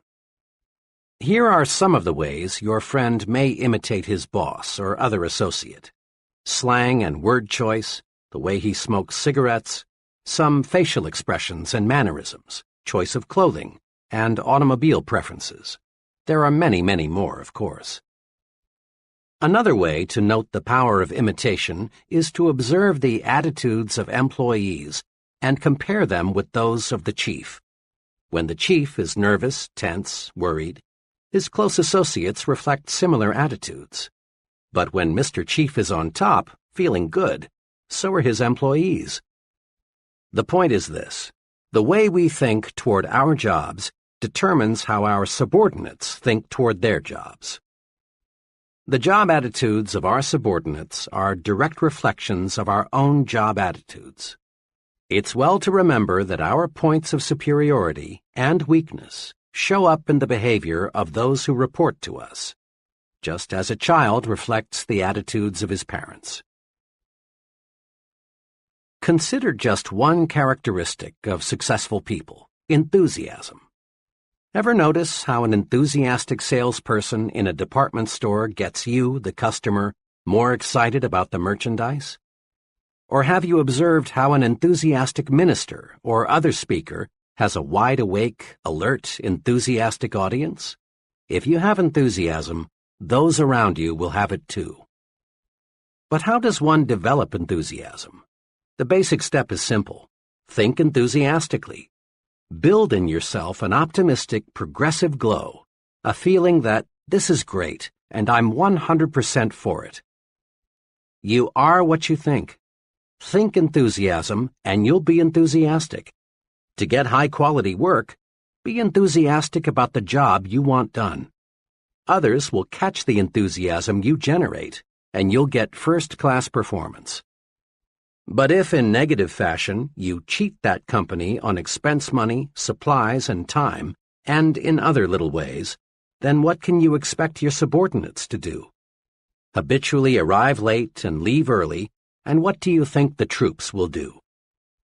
And there is a major incentive for us to think right about our jobs so that our subordinates will think right about their jobs. Our superiors evaluate us by measuring the quality and quantity of output we get from those reporting to us. Look at it this way. Whom would you elevate to division sales manager? The branch sales manager whose salesmen are doing superior work, or the branch sales manager whose salesmen deliver only average performance? Or whom would you recommend for promotion to production manager? The supervisor whose department meets its quota, or the supervisor whose department lags behind? Here are 2 suggestions for getting others to do more for you. 1. Always show positive attitudes toward your job so that your subordinates will pick up right thinking. 2. As you approach your job each day, ask yourself, am I worthy in every respect of being imitated? Are all my habits such that I would be glad to see them in my subordinates? Give yourself a pep talk several times daily. Several months ago, an automobile salesman told me about the success-producing technique he's developed. It makes sense. Listen to it. A big part of my job, for 2 hours a day, the salesman explained, is telephoning prospects to arrange demonstration appointments. When I first started selling cars 3 years ago, this was my big problem. I was shy and afraid, and I know my voice sounded that way on the phone. It was easy for people I called to say, "I'm not interested," and hang up. Every Monday morning back then, our sales manager held a sales meeting. It was a pretty inspirational affair, and it made me feel good. And what's more, I always seemed to arrange more demonstrations on Monday than on any other day. But the trouble was that little of Monday's inspiration carried over to Tuesday and the rest of the week. Then I got an idea. If the sales manager can pep me up, why can't I pep myself up? Why not give myself a pep talk just before I start making those phone calls? That day, I decided to try it. Without telling anyone, I walked out on the lot and found a vacant car. Then, for several minutes, I talked to myself. I told myself, I'm a good car salesman, and I'm going to be the best. I sell good cars, and I give good deals. The people I'm phoning need those cars, and I'm going to sell them. Well, from the very beginning, this self-supercharging paid off. I felt so good, I didn't dread making those calls. I wanted to make them. I no longer go out on the lot and sit in a car to give myself a pep talk, but I still use the technique. Before I dial a number, I silently remind myself that I'm a top-notch salesman and I'm going to get results, and I do. That's a pretty good idea, isn't it? To be on top, you've got to feel like you're on top. Give yourself a pep talk and discover how much bigger and stronger you feel. Recently, in a training program I conducted, each person was asked to give a 10-minute talk on being a leader. One of the trainees gave a miserable presentation. His knees literally shook and his hands trembled. He forgot what he was going to say. After fumbling for 5 or 6 minutes, he sat down, thoroughly defeated. After the session, I spoke to him just long enough to ask him to be there 15 minutes early at the next session. As promised, he was there 15 minutes ahead of time for the next session. The two of us sat down to discuss his talk of the night before. I asked him to remember as clearly as he could exactly what he had thought about the 5 minutes just before he gave his talk.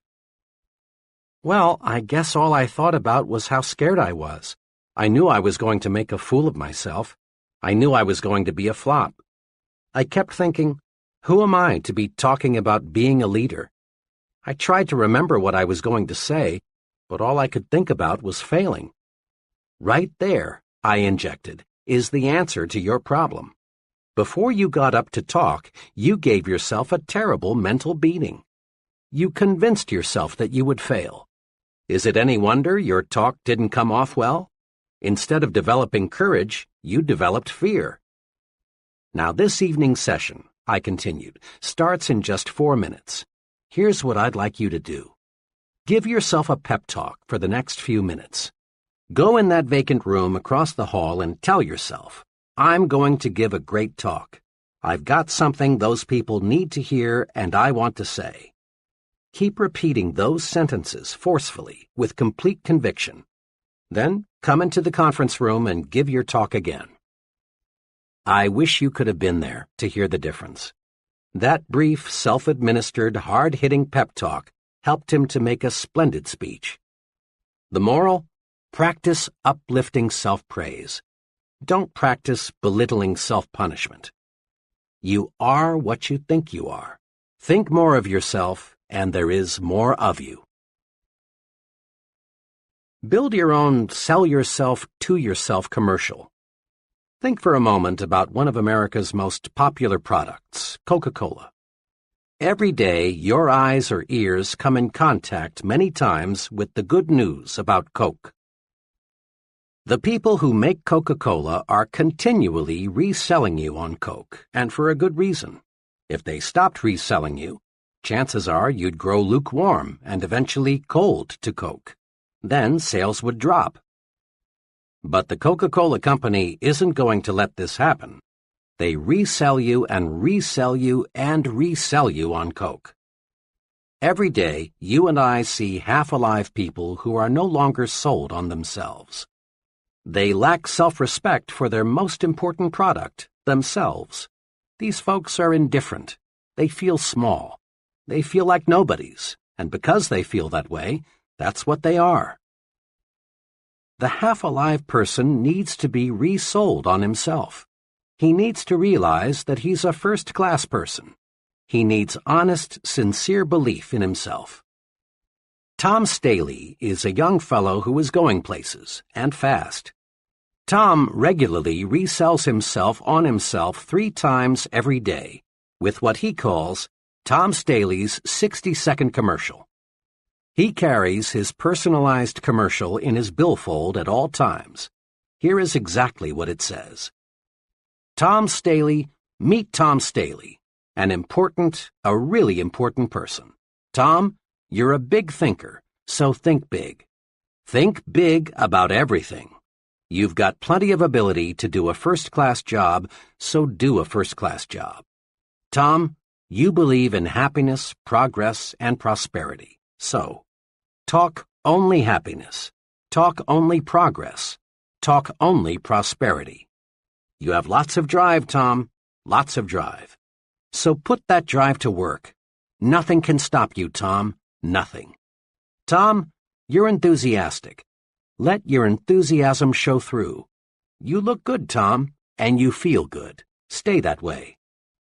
Tom Staley, you were a great fellow yesterday, and you're going to be an even greater fellow today. Now go to it, Tom. Go forward. Tom credits his commercial with helping him become a more successful, dynamic person. Before I started selling myself to myself, says Tom, I thought I was inferior to just about anybody and everybody.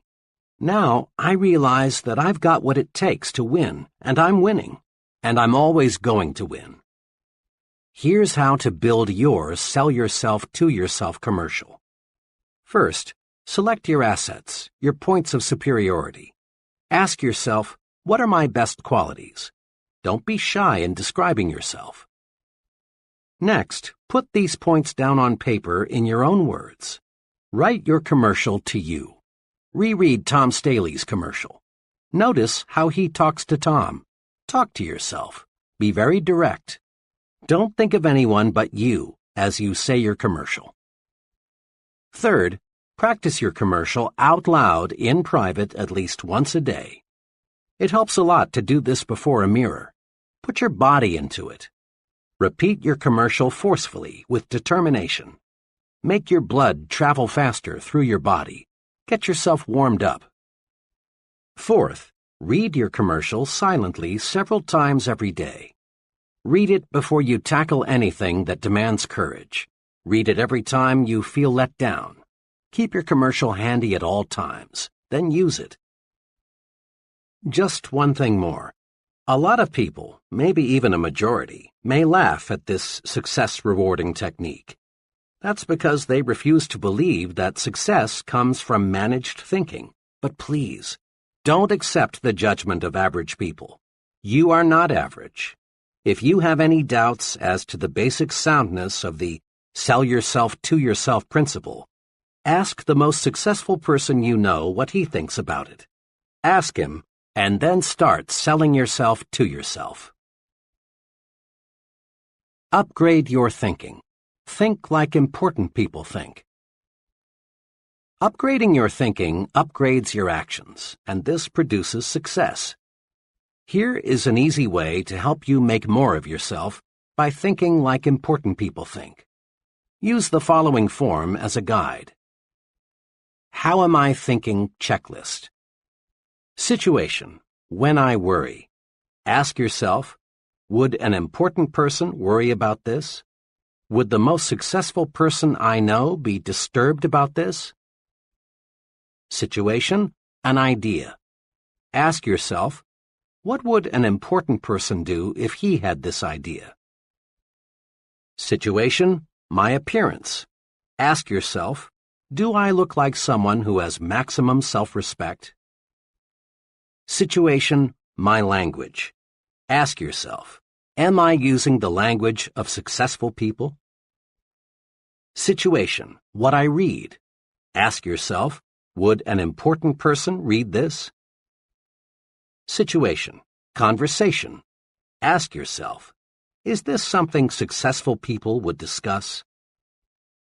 Situation, when I lose my temper. Ask yourself, would an important person get mad at what I'm mad at? Situation, my jokes. Ask yourself, is this the kind of joke an important person would tell? Situation, my job. Ask yourself, how does an important person describe his job to others? Cement in your mind the question, is this the way an important person does it? Use this question to make you a bigger, more successful person. In a nutshell, remember. 1. Look important. It helps you think important. Your appearance talks to you. Be sure it lifts your spirits and builds your confidence. Your appearance talks to others. Make certain it says, here is an important person, intelligent, prosperous, and dependable. 2. Think your work is important. Think this way, and you will receive mental signals on how to do your job better.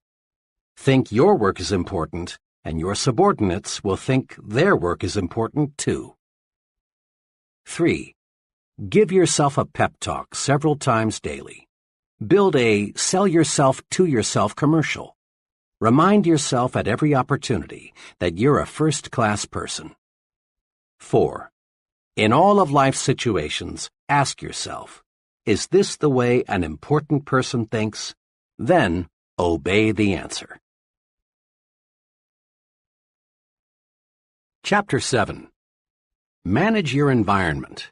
Go first class.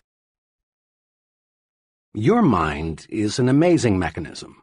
When your mind works one way, it can carry you forward to outstanding success. But the same mind operating in a different manner can produce a total failure. The mind is the most delicate, most sensitive instrument in all creation.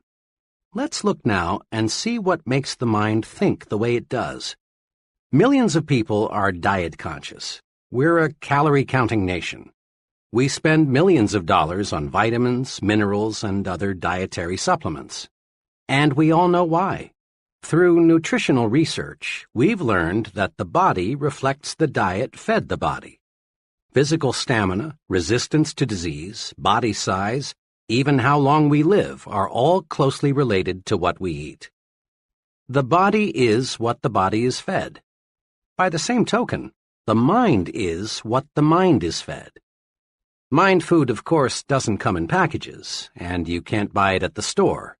Mind food is your environment, all the countless things that influence your conscious and subconscious thought. The kind of mind food we consume determines our habits, attitudes, personality. Each of us inherited a certain capacity to develop. But how much of that capacity we have developed and the way we have developed that capacity depends on the kind of mind food we feed it. The mind reflects what its environment feeds it, just as surely as the body reflects the food you feed it. Have you ever thought what kind of person you would be had you been reared in some foreign country instead of the United States? What kinds of foods would you prefer? Would your preferences for clothing be the same? What sort of entertainment would you like the most? What kind of work would you be doing? What would your religion be? You can't, of course, be sure of the answers to these questions, but chances are you would be a materially different person had you grown up in a different country. Why? Because you would have been influenced by a different environment. As the saying goes, you are a product of your environment. Mark it well. Environment shapes us, makes us think the way we do. Try to name just one habit or one mannerism you have that you did not pick up from other people. Relatively minor things, like the way we walk, cough, hold a cup. Our preferences for music, literature, entertainment, clothing, all stem in very large part from environment. More important, the size of your thinking, your goals, your attitudes, your very personality is formed by your environment. Prolonged association with negative people makes us think negatively.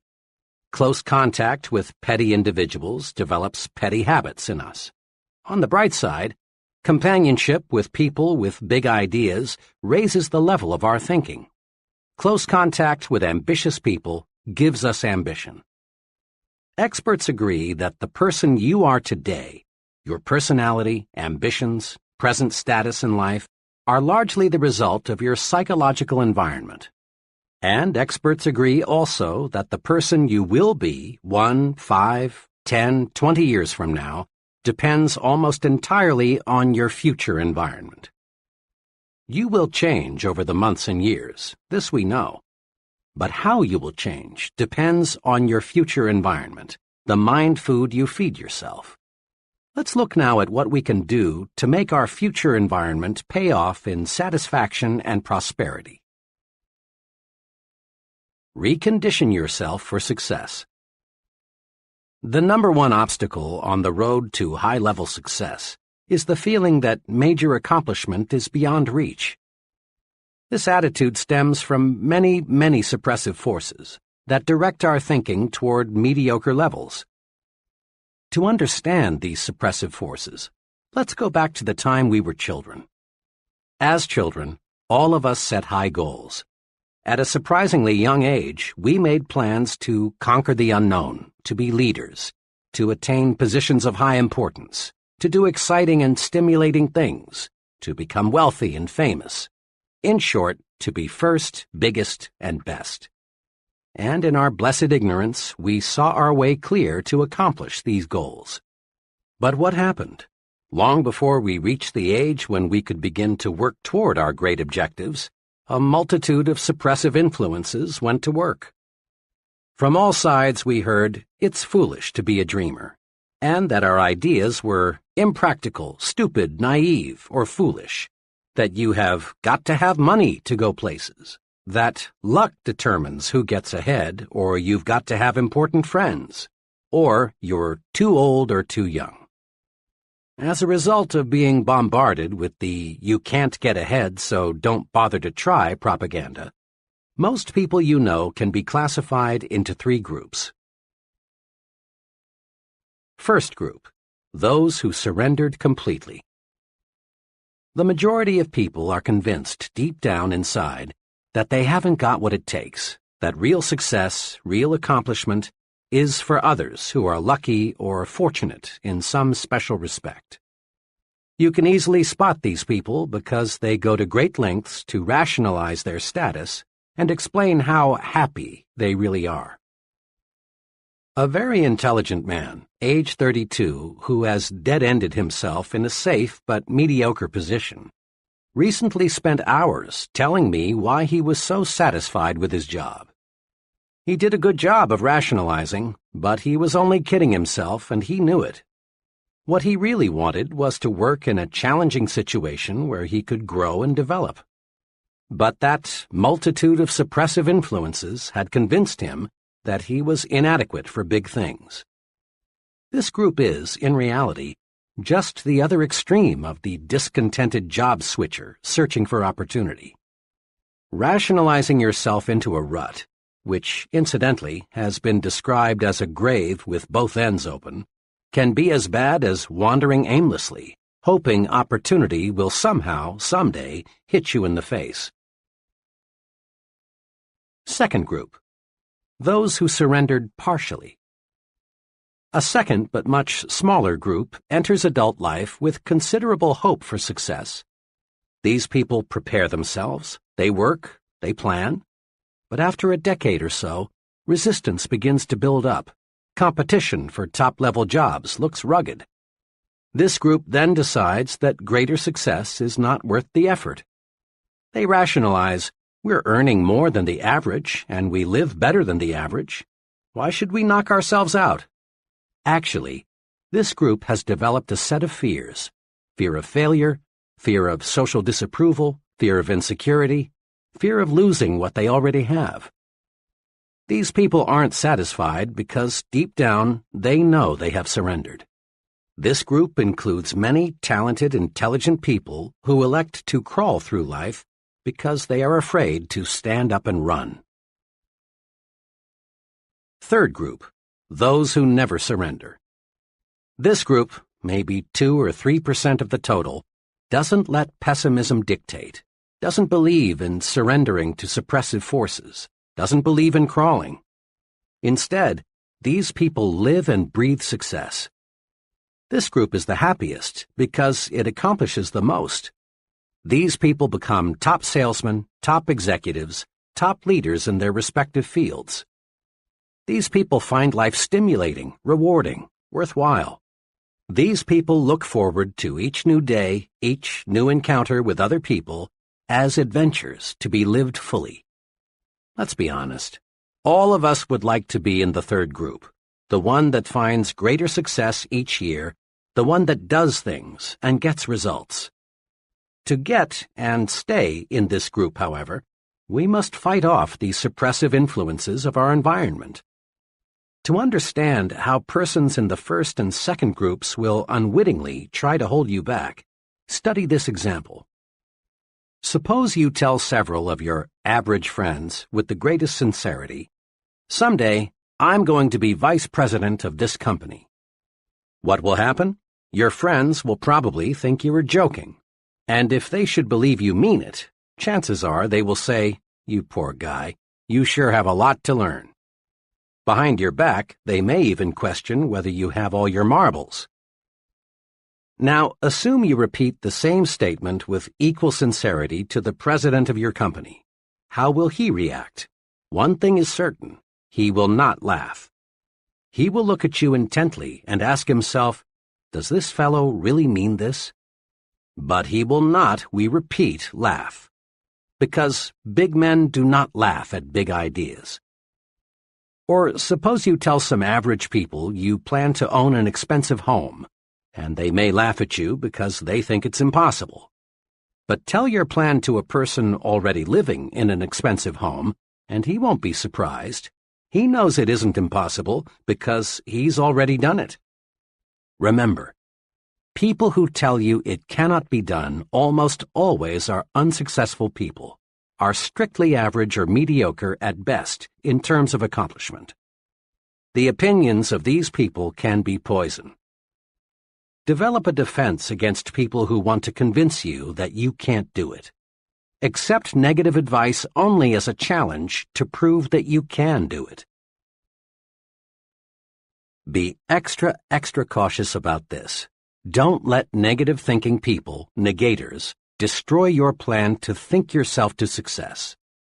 Negators are everywhere, and they seem to delight in sabotaging the positive progress of others.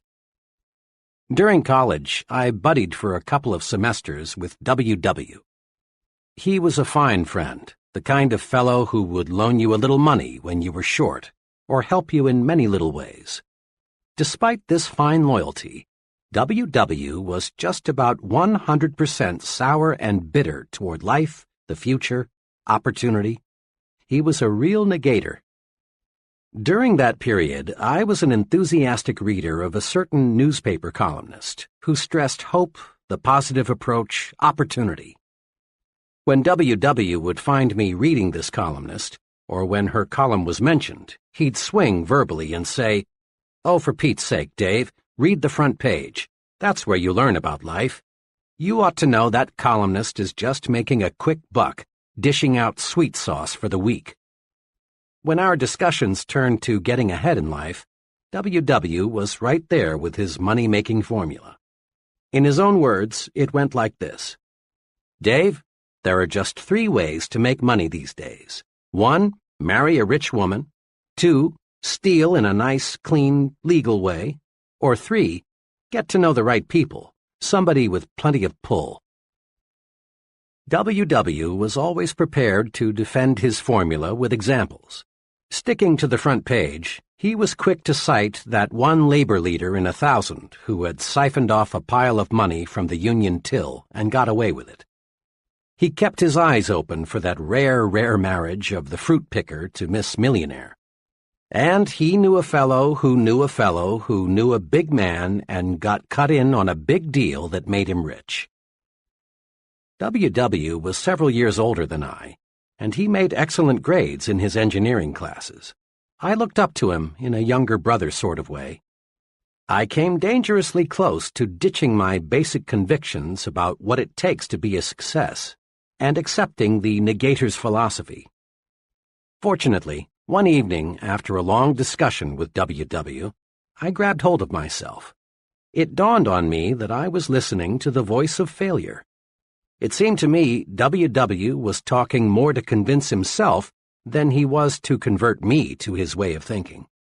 From then on, I regarded W.W. as an object lesson, a sort of experimental guinea pig. Rather than buy what he said, I studied him, trying to figure out why he thought the way he did and where such thinking would take him. I turned my negator friend into a personal experiment. I haven't seen W.W. in 11 years, but a mutual friend saw him just a few months ago. W.W. is working as a low-paid draftsman in Washington. I asked my friend whether W.W. has changed. "No, except if anything, he's more negative than when we knew him. He's having a tough go of it.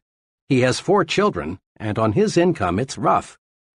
Old WW has the brains to be making 5 times what he is, if he just knew how to use those brains. Negators are everywhere.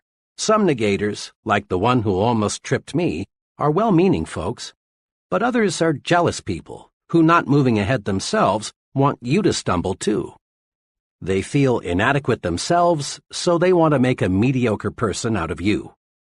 Be extra careful. Study negators. Don't let them destroy your plans for success. A young office worker recently explained to me why he had changed carpools. One fellow, he said, talked about nothing, trip in and trip out, except what an awful company we worked for. Regardless of what management did, he found fault. He was negative about everyone from his supervisor on up. The products we sold were no good. Every policy had something wrong with it.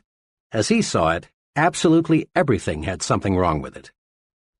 Each morning I arrived at work tense and wound up tight. And each night, after hearing him preach and rant for 45 minutes about all the things that went wrong that day, I got home discouraged and depressed. Finally, I got sense enough to get in another carpool. It's made a world of difference, for now I'm with a group of fellows who can see 2 sides to a question. That young fellow changed his environment. Smart, wasn't he? Make no mistake about it. You are judged by the company you keep. Birds of a feather do flock together. Fellow workers are not all alike. Some are negative, others positive. Some work because they have to. Others are ambitious and work for advancement. Some associates belittle everything the boss says or does. Others are much more objective and realize they must be good followers before they can be good leaders. How we think is directly affected by the group we're in. Be sure you're in the flock that thinks right. There are pitfalls to watch in your work environment. In every group, there are persons who, secretly aware of their own inadequacies, want to stand in your way and prevent you from making progress. Many ambitious fellows have been laughed at, even threatened, because they tried to be more efficient and produce more. Let's face it, some folks, being jealous, want to make you feel embarrassed because you want to move upward. This often happens in factories, where fellow workers sometimes resent the fellow who wants to speed up production. It happens in the military service when a clique of negative-minded individuals poke fun at and try to humiliate the young soldier who wants to go to officer's school. It happens in business, too, when a few individuals not qualified to advance try to block the way for someone else. You've seen it happen time and again in high schools when a group of lunkheads deride a classmate who has the good sense to make the most of his educational opportunities and come out with high grades. Sometimes, and all too sadly often, the bright student is jeered at until he reaches the conclusion that it isn't smart to be intelligent. Ignore such negative thinkers in your midst. For often, the remarks made in your direction aren't so personal as you might at first think. They are merely a projection of the speaker's own feeling of failure and discouragement. Don't let negative thinkers pull you down to their level. Let them slide by, like the water from the proverbial duck's back. Cling to people who think progressively. Move upward with them. You can do it simply by thinking right. A special word of caution. Be careful about your source of advice. In most organizations, you will encounter freelance advisors who know the ropes and are tremendously eager to clue you in. One time, I overheard a freelance advisor explaining the facts of office life to a bright young man just starting in. Said the advisor, "The best way to get along here is just stay out of everybody's way. If they ever get to know you, all they'll do is pile more work on you. Be especially careful to stay away from Mr. Z, the department manager. If he thinks you haven't got enough to do, he'll really load you down." This freelance advisor had been with the company for almost 30 years and was still bottom man on the totem pole. What a consultant for a young man who wants to move upward in the business. Make it a rule to seek advice from people who know. There's a lot of incorrect thinking that successful people are inaccessible. The plain truth is that they are not. As a rule, it's the more successful people who are the most humble and ready to help. Since they are sincerely interested in their work and success, they are eager to see that the work lives on and that somebody capable succeeds them when they retire. It's the would-be big people who are most often the most abrupt and hard to get to know. An executive made this clear. I'm a busy woman, but there's no do not disturb sign on my office door. Counseling people is one of my key functions. We give standardized training of one kind or another to everybody in the company. But personal counseling or tutoring, as I like to call it, is available for the asking.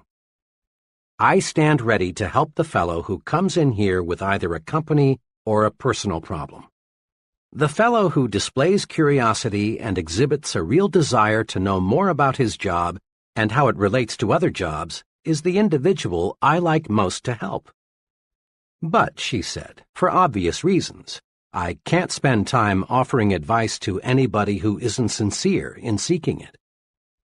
Go first class when you have questions.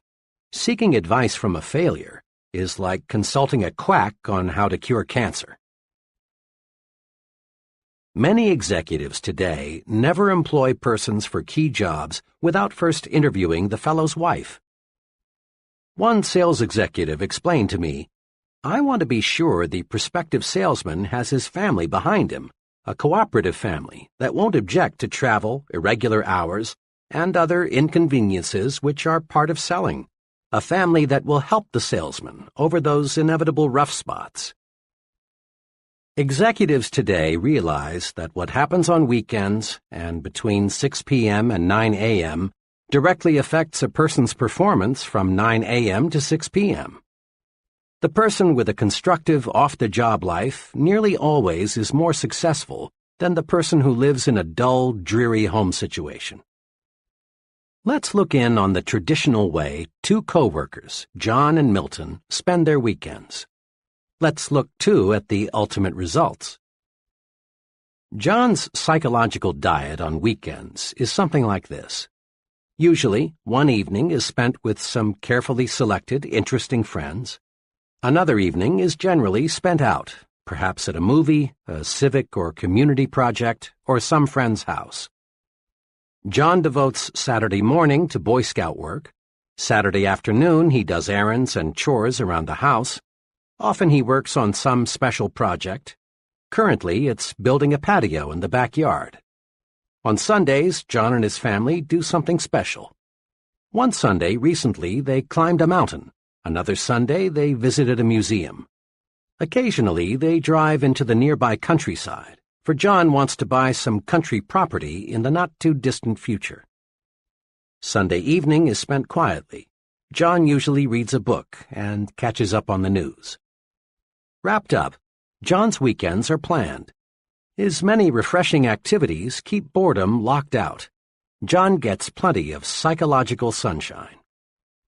Milton's psychological diet is much less well-balanced than John's. His weekends are unplanned. Milton is usually pretty tired on Friday night, but he goes through the motions of asking his wife, "Want to do anything tonight?" But the plan dies there. Rarely do Milton and his wife entertain, and rarely are they invited out. Milton sleeps late on Saturday morning, and the rest of the day is taken up with chores of one kind or another. Saturday night, Milton and his family usually go to a movie or watch TV. What else is there to do?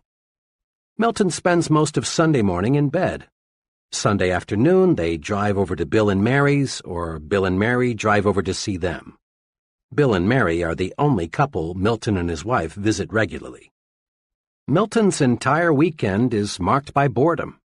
By the time Sunday evening rolls around, the whole family is on each other's nerves as a result of cabin fever. There are no knockdown, drag-out fights, but there are hours of psychological warfare. Milton's weekend is dull, dreary, boring. Milton gets no psychological sunshine. Now, What's the effect of these two home environments on John and Milton? Over a period of a week or two, there probably is no perceptible effect. But over a period of months and years, the effect is tremendous. John's environmental pattern leaves him refreshed, gives him ideas, tunes up his thinking. He's like an athlete being fed steak. Milton's environmental pattern leaves him psychologically starved. His thinking mechanism is impaired. He's like an athlete being fed candy and beer. John and Milton may be on the same level today, but there will gradually be a wide gap between them in the months ahead, with John in the lead position. Casual observers will say, well, I guess John has more on the ball than Milton. But those of us who know will explain that much of the difference in job performance is the result of the difference in the mind food consumed by the two fellows. Every farmer in the Corn Belt knows that if he puts plenty of fertilizer with his corn, he's going to get a bigger yield. Thinking, too, must be given additional nourishment if we want to get better results. My wife and I, along with 5 other couples, spent a wonderful evening last month as guests of a department store executive and his wife. My wife and I lingered just a little longer than the others, so I had a chance to ask our host, whom I know well, a question that had been in my mind all evening. This was really a wonderful evening, I said, but I'm puzzled about one thing. I'd expected to meet mainly other retailing executives here tonight, but your guests all represented different fields. There was a writer, a doctor, an engineer, an accountant, and a teacher. He smiled and said, well, we often do entertain retailing people, but Helen and I find it's very refreshing to mix with people who do something else for a living. I'm afraid if we confined our entertaining to people who have only interests similar to our own, we'd find ourselves in the old well-known rut. Besides, he went on, people are my business. Every day, thousands of people of every occupational group imaginable visit our store. The more I can learn about other people, their ideas, interests, viewpoints, the better job I can do in giving them the merchandise and service they want and will buy. Here are a few simple do's to help make your social environment first class. 1. Do circulate in new groups. Restricting your social environment to the same small group produces boredom, dullness, dissatisfaction. Equally important, remember that your success-building program requires that you become an expert in understanding people. Trying to learn all there is to know about people by studying one small group is like trying to master mathematics by reading one short book. Make new friends, join new organizations, enlarge your social orbit. Then, too, variety in people, like variety in anything else, adds spice to life and gives it a broader dimension. It's good mind food. 2. Do select friends who have views different from your own. In this modern age, the narrow individual hasn't much future. Responsibility and positions of importance gravitate to the person who is able to see both sides. If you're a Republican, make sure you have some friends who are Democrats, and vice versa. Get to know people of different religious faiths. Associate with opposites, but just be sure they are persons with real potential. 3. Do select friends who stand above petty, unimportant things. Folks who are more concerned with the square footage of your home or the appliances you have or don't have than with your ideas and your conversation are inclined to be petty. Guard your psychological environment. Select friends who are interested in positive things, friends who really do want to see you succeed. Find friends who breathe encouragement into your plans and ideals. If you don't, if you select petty thinkers as your close friends, you'll gradually develop into a petty thinker yourself. We're a poison-conscious nation. Body poison, that is. Every restaurateur is on guard against food poisoning. Just a couple of cases of it, and his patrons won't come near his place. We've got tons of laws to protect the public against hundreds of body poisons. We put, or should put, poisons on the top shelves so the kids can't reach them. We go to any extreme to avoid body poison, and it's good that we do. But there's another type of poison, perhaps a little more insidious, thought poison, commonly called gossip. Thought poison differs from body poison in two ways. It affects the mind, not the body, and is more subtle. The person being poisoned usually doesn't know it. Thought poison is subtle, but it accomplishes big things. It reduces the size of our thinking by forcing us to concentrate on petty, unimportant things. It warps and twists our thinking about people because it is based on a distortion of facts, and it creates a guilt feeling in us that shows through when we meet the person we've gossiped about. Thought poison is 0% right thinking. It is 100% wrong thinking. And contrary to lots of opinion, women have no exclusive franchise on gossip. Every day, many men, too, live in a partially poisoned environment. Every day, thousands of gossip fests staged by men take place on such topics as the boss's marital or financial problems, Bill's politicking to get ahead in business, the probability of John being transferred, the reasons for special favors being awarded Tom, and why they brought in that new man. Gossiping goes something like this. Say, I just heard. No, why? Well, it doesn't surprise me. He had it coming to him. Of course, this is confidential. Conversation is a big part of our psychological environment. Some conversation is healthy. It encourages you. It makes you feel like you're taking a walk in the warm sunshine of a spring day. Some conversation makes you feel like a winner. But other conversation is more like walking through a poisonous, radioactive cloud. It chokes you. It makes you feel ill. It turns you into a loser. Gossip is just negative conversation about people, and the victim of thought poison begins to think he enjoys it.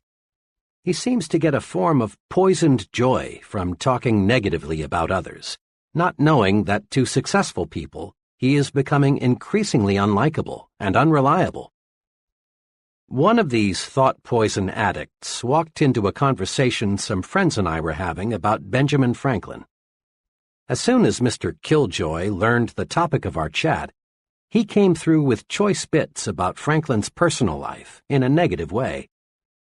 Perhaps it's true that Franklin was a character in some ways, and he might have made the scandal magazines had they been around in the 18th century. But the point is, Benjamin Franklin's personal life had no bearing on the discussion at hand, and I couldn't help being glad that we weren't discussing somebody whom we knew intimately. Talk about people? Yes, but stay on the positive side. Let's make one point clear. Not all conversation is gossip. Bull sessions, shop talk, and just batting the breeze are necessary at times. They serve a good purpose when they are constructive. You can test your proneness to be a gossiper by taking this test. 1. Do I spread rumors about other people? 2. Do I always have good things to say about others? 3. Do I like to hear reports of a scandal? 4. Do I judge others only on the basis of facts? 5. Do I encourage others to bring their rumors to me? 6. Do I precede my conversations with, "Don't tell anybody"? 7. Do I keep confidential information confidential? 8. Do I feel guilty about what I say concerning other people? The right answers are obvious. Meditate on this thought for just a moment. Taking an axe and chopping your neighbor's furniture to pieces won't make your furniture look one bit better. And using verbal axes and grenades on another person doesn't do one thing to make you a better you or me a better me. Go first class. That is an excellent rule to follow in everything you do, including the goods and services you buy. Once, To prove the unconditional truth of the go first class thinking, I asked a group of trainees to give one example of how they had been penny-wise and pound-foolish. Here are some sample replies. I bought a low-priced suit from an offbeat retailer. Thought I got a bargain, but the suit was simply no good. My car needed a new automatic transmission. Took it to an alley garage that agreed to do the job for $25 less than an authorized dealer. The new transmission lasted 1,800 miles, and the garage wouldn't make it right. For months, I ate at a real greasy spoon trying to save money. The place wasn't clean, the food wasn't good, the service, well, you couldn't call it that, and the clientele was a bunch of down-at-heelers. One day, a friend persuaded me to join him for lunch at one of the best restaurants in town. He ordered the businessman's lunch, so I did too. I was amazed at what I got. Good food, good service, good atmosphere, and for just a little more than I had been paying at the Greasy Spoon. I learned a big lesson. There were many other replies. One fellow reported that he got in trouble with the Bureau of Internal Revenue because he used a bargain accountant. Another went to a cut-rate doctor and later learned he had received a completely wrong diagnosis. Others related the costs of going second class in home repairs, hotels, and other goods and services. Of course, I've heard the argument many times, but I can't afford to go first class. The simplest answer is, you cannot afford to go any other way. Certainly in the long run, going first class actually costs you less than going second class. Then, too, it's better to have fewer things and have quality than to have many things and have junk. It's better, for example, to have one really good pair of shoes than to have 3 pairs of second-class shoes. People rate you for quality, often subconsciously, perhaps. Develop an instinct for quality. It pays, and it costs no more, often costs less, than second class.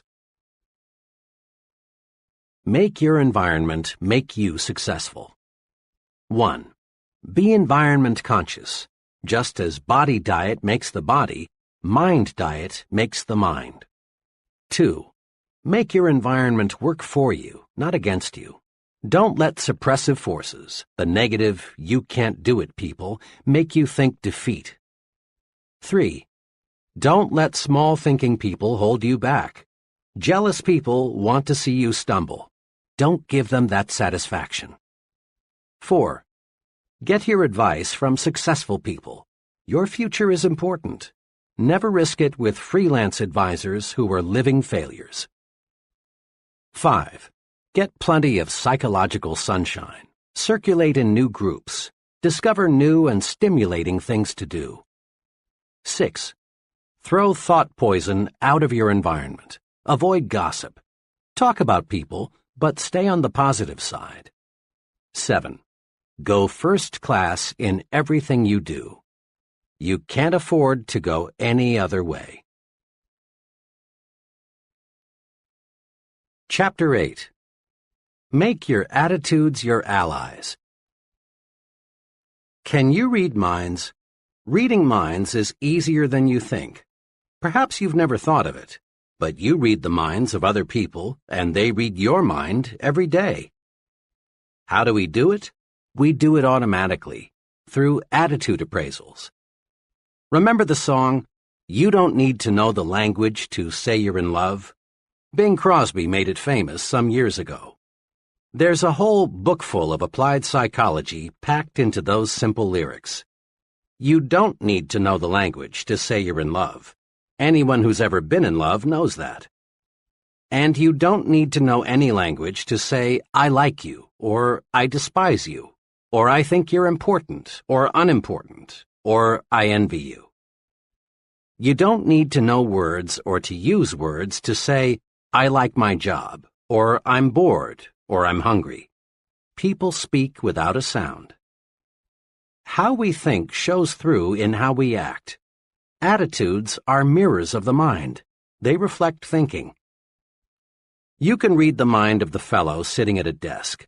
You sense, by observing his expressions and mannerisms, how he feels toward his job. You can read the minds of salesmen, students, husbands, and wives. You not only can, you do. The expert actors, those in demand in movies and television year after year, in a sense are not actors at all. They don't play their roles. Instead, they lose their own identity and actually think and feel like the character they are playing. They've got to. Else they'd look like phonies, and their ratings would plunge. Attitudes do more than show through. They sound through, too. A secretary does more than identify an office when she says, "Good morning, Mr. Shoemaker's office." In just 5 words, one secretary says, "I like you. I'm glad you're calling. I think you are important. I like my job." But another secretary, saying exactly the same words, tells you, "You bothered me. I wish you hadn't called. I'm bored with my job, and I don't like people who bother me." We read attitudes through expressions and voice tones and inflections. Here's why. In the long, long history of humankind, a speaking language, even remotely resembling what we use today, is a very recent invention. So recent, you might say, in terms of the great clock of time, that we developed a language only this morning. For millions and millions of years, people got by with little more than moans and groans and grunts and growls. So for millions of years, people communicated with other people by body and facial expressions and sounds, not words. And we still communicate our attitudes, our feelings toward people and things, the same way. Aside from direct body contact, body movements, facial expressions, and sound are the only ways we have to communicate with infants. And those young ones show an uncanny ability to spot the phony. Professor Irwin H. Shell, one of America's most respected authorities on leadership, says, "Obviously, there is something more than facilities and competence that makes for accomplishment. I have come to believe that this linkage factor, this catalyst, if you will, can be defined in a single word: attitude. When our attitude is right, our abilities reach a maximum of effectiveness, and good results inevitably follow." Attitudes do make the difference. Salesmen with the right attitude beat their quotas. Students with the right attitude make A's. Right attitudes pave the way to really happy married life. Right attitudes make you effective in dealing with people, enable you to develop as a leader. Right attitudes win for you in every situation. Grow these 3 attitudes. Make them your allies in everything you do. 1. Grow the attitude of, "I'm activated." 2. Grow the attitude of, "You are important." 3. Grow the attitude of, "Service first." Now, let's see how. Years ago, when I was a college sophomore, I enrolled in an American history class. I remember the class vividly, not because I learned much about American history, but because, in an unusual way, I learned this basic principle of successful living. To activate others, you must first activate yourself. The history class was very large, and it was held in a fan-shaped auditorium. The professor, who was a middle-aged fellow and apparently well-educated, was nevertheless pathetically dull. Rather than interpret history as an alive, fascinating subject, the professor merely cited one dead fact after another. It was a frightful wonder how he could possibly make such an interesting subject so terribly dull, but he did. You can imagine the effect the professor's boredom had on the students. Talking and sleeping got so out of hand that the professor had 2 assistants patrol the aisles to break up student conversations and wake up those who had dozed off. Occasionally, the professor would stop and, shaking his finger at the class, would say, "I'm warning you, you've got to pay attention to what I say. You've got to stop this talking, and that's all there is to it." This, of course, made little impression on his students, many of whom, as veterans, had gambled their lives only months before, had made history on islands and in bombers. As I sat there watching this potentially great, wonderful experience turn into a disgusting farce, I found myself wrestling with the question, why are the students ignoring what the professor has to say? The answer came. The students had no interest in what the professor was saying because the professor himself had no interest. He was bored with history, and it showed through. To activate others, to get them to be enthusiastic, you must first be enthusiastic yourself.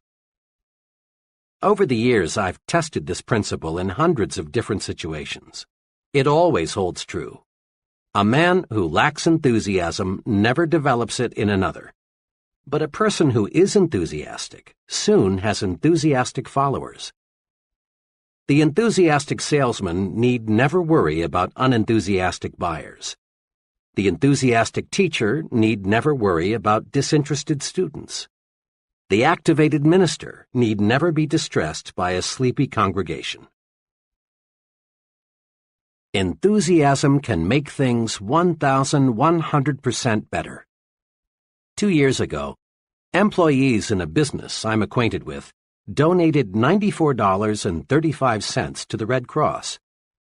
This year, the same employees, with just about the same payroll, donated almost $1,100, an increase of 1,100%. The drive captain, who collected only $94.35, was totally lacking in enthusiasm. He made remarks like, "I suppose it's a worthwhile organization. I've never had any direct contact with it. It's a big organization and they collect a lot from the wealthy, so I suppose it's not too important if you contribute. If you can make a donation, see me." This fellow did nothing to inspire anyone to want to join the Red Cross and do it in a big way. This year's drive captain was a different sort. He had enthusiasm. He gave examples of case histories that showed how the Red Cross pitches in when disaster strikes. He showed how the Red Cross depends on donations from everyone. He asked the employees to be guided in giving by how much they would be willing to give their neighbor if disaster should strike him. He said, "Look what the Red Cross has done." Notice, he did not beg. He did not say, "Each of you is expected to donate XX dollars." All he did was to show enthusiasm about the importance of the Red Cross. Success just naturally followed. Think for a moment about a club or a civic organization you know that is fading away. Chances are, all it needs is enthusiasm to bring it back to life. Results come in proportion to enthusiasm applied. Enthusiasm is simply, "This is great. Here's why." Here is a 3-step procedure that will help you to develop the power of enthusiasm. 1. Dig into it deeper. Make this little test. Think of 2 things in which you have little or no interest, maybe cards, certain kinds of music, a sport. Now ask yourself, how much do I really know about these things? Odds are 100 to 1 that your answer is not much. I confess that for years I had absolutely no interest in modern art. It was just so many botched-up lines, until I let a friend who knows and loves modern art explain it to me. Really, now that I've dug into it, I find it fascinating. That exercise supplies one important key for building enthusiasm. To get enthusiastic, learn more about the thing you are not enthusiastic about. Chances are you are quite unenthusiastic about bumblebees. But if you study bumblebees, find out what good they do, how they relate to other bees, how they reproduce, where they live in winter. If you find out all you can about bumblebees, you will soon find yourself really interested in bumblebees. To show trainees how enthusiasm can be developed through the dig into it deeper technique, I sometimes use a greenhouse example. In a deliberately casual way, I ask the group, "Are any of you interested in manufacturing and selling greenhouses?" Not once have I gotten an affirmative answer. Then I make a few points about greenhouses. I remind the group how, as our standard of living rises, people become more and more interested in non-necessities. I suggest how much Mrs. America would enjoy growing her own orchids and orange blossoms. I point out that if tens of thousands of families can afford private swimming pools, millions could afford greenhouses, because greenhouses are relatively inexpensive. I show them that if you could sell a $600 greenhouse to only one family in 50, you'd develop a $600 million business in producing greenhouses, and perhaps a $250 million industry supplying plants and seeds. The only difficulty with this exercise is that the group, 10 minutes before completely cold about greenhouses, now is so enthusiastic they don't want to move on to the next subject. Use the dig into it deeper technique to develop enthusiasm toward other people. Find out all you can about another person, what he does, his family, his background, his ideas and ambitions, and you'll find your interest in and enthusiasm about him mounting. Keep digging, and you're certain to find some common interests. Keep digging, and you'll eventually discover a fascinating person. The dig into it deeper technique works also in developing enthusiasm toward new places. Several years ago, some young friends of mine decided to move from Detroit to a small town in mid-Florida. They sold their home, closed out their business connections, said goodbye to their friends, and were gone. 6 weeks later, they were back in Detroit. The reason had nothing to do with employment. Rather, as they put it, we just couldn't stand living in a small town. Besides, all our friends are in Detroit. We just had to come back. In later conversations with these people, I learned the real reason why they didn't like the small Florida city. During their short stay there, they had taken only a surface view of the community, its history, its plans for the future, its people. They moved their bodies to Florida, but left their minds in Detroit. I've talked with dozens of executives, engineers, and salesmen who have developed career trouble because their companies want to move them to another location, but they don't want to go. I just can't see moving to Chicago, or San Francisco, or Atlanta, or New York, or Miami, is a remark spoken many times a day. There's one way to build enthusiasm toward a new location. Simply resolve to dig into the new community. Learn all you can about it. Mix with the people. Make yourself feel and think like a community citizen from the very first day. Do this, and you'll be enthusiastic about your new environment. Today, millions of Americans invest in corporate securities. But there are many millions more who have no interest at all in the stock market. That's because they are people who have not familiarized themselves with what the securities market is, how it operates, the day-to-day romance of American business. To get enthusiasm about anything, people, places, things, dig into it deeper. Dig into it deeper, and you'll develop enthusiasm. Put this principle to work next time you must do something you don't want to do. Put this principle to work next time you find yourself becoming bored. Just dig in deeper, and you dig up interest. 2.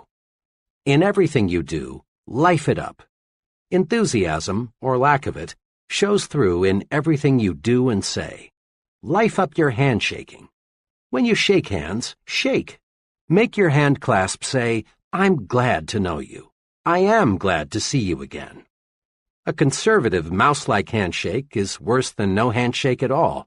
It makes people think, this guy is more dead than alive.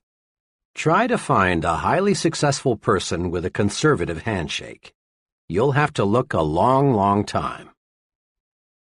Life up your smiles. Smile with your eyes. Nobody likes an artificial, pasted-on, rubbery smile. When you smile, smile. Show a few teeth. Maybe your teeth aren't attractive, but that's really unimportant. For when you smile, people don't see your teeth. They see a warm, enthusiastic personality, someone they like. Life up your thank yous. A routine, automatic thank you is almost like saying gleep gleep. It's just an expression. It says nothing. It doesn't accomplish results. Make your thank you mean thank you very much. Life up your talk. Dr. James F. Bender, the noted speech authority, in his excellent book, How to Talk Well, says, "Is your good morning really good? Are your congratulations enthusiastic? Does your how are you sound interested? When you make a habit of coloring your words with sincere feelings, you'll notice a great uptake in your ability to hold attention." People go along with the fellow who believes what he says. Say it with life. Put vitality into your speaking. Whether you are talking to a garden club, a prospect, or your children, put enthusiasm behind what you say. A sermon delivered enthusiastically may be remembered for months, even years. But a sermon delivered without enthusiasm will be mostly forgotten 167 hours before next Sunday rolls around. And when you put life in your talk, you automatically put more life in you. Just try this right now. Say out loud with force and vigor, "I feel great today." Now, don't you actually feel better than you did before you said it? Make yourself alive all over. Life it up. Be sure everything you do and say tells people, "That fellow is alive. He means it. He's going places." 3. Broadcast good news. You and I have been in many situations when someone burst in and said, "I've got good news." Immediately, this person gets 100% attention from everyone present. Good news does more than get attention. Good news pleases people. Good news develops enthusiasm. Good news even promotes good digestion. Just because there are more broadcasters of bad news than there are broadcasters of good news, don't be misled. No one ever won a friend, no one ever made money, no one ever accomplished anything by broadcasting bad news. Transmit good news to your family. Tell them the good that happened today. Recall the amusing, pleasant things you experienced, and let the unpleasant things stay buried. Spread good news. It's pointless to pass on the bad. It only makes your family worry, makes them nervous. Bring home some sunlight every day. Ever notice how seldom children complain about the weather?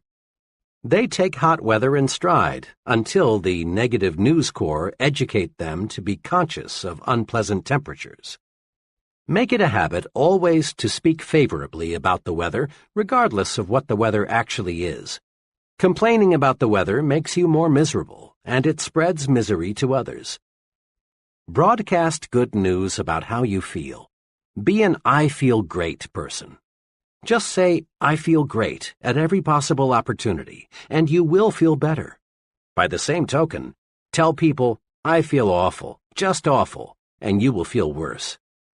How we feel is in large part determined by how we think we feel. Remember, too, that other people want to be around alive, enthusiastic people. Being around complainers and half-dead people is uncomfortable. Transmit good news to the people you work with. Give them encouragement. Compliment them at every opportunity. Tell them about the positive things the company is doing. Listen to their problems. Be helpful. Encourage people and win their support. Pat them on the back for the job they're doing. Give them hope. Let them know you believe they can succeed, that you have faith in them. Practice relieving worriers. Make this little test regularly to keep you on the right track. Whenever you leave a person, ask yourself, does that person honestly feel better because he has talked with me? This self-training device works. Apply it when talking with employees, associates, your family, customers, even with casual acquaintances. A salesman friend is a real good news broadcaster. He calls on his customers every month and always makes it a rule to have some good news to pass along. Examples. "I met one of your good friends last week. He said to tell you hello. Since I was here last, big things have happened. Over 350,000 new babies were born last month. And more babies means more business for both of us." Usually, we think of bank presidents as overly reserved, unemotional people who never really warm up. Not so with one bank president. His favorite way to answer the phone is to say, "Good morning, it's a wonderful world. May I sell you some money?" Improper for a banker? Some might say so, but let me point out that the banker who uses this greeting is Mills Lane, Jr., president of the Citizens and Southern Bank, the largest in the entire Southeast. Good news gets good results. Broadcast it. The president of a brush manufacturing company I visited recently had this maxim neatly framed on his desk facing the visitor's chair. "Give me a good word or none at all." I complimented him, saying that I thought the maxim was a clever way to encourage people to be optimistic. He smiled and said, "It is an effective reminder, but from where I sit, this is even more important." He turned the frame around so I could see it from his side of the desk. It said, "Give them a good word or none at all." Broadcasting good news activates you, makes you feel better. Broadcasting good news makes other people feel better too. Grow the "you are important" attitude. This is a fact of paramount significance.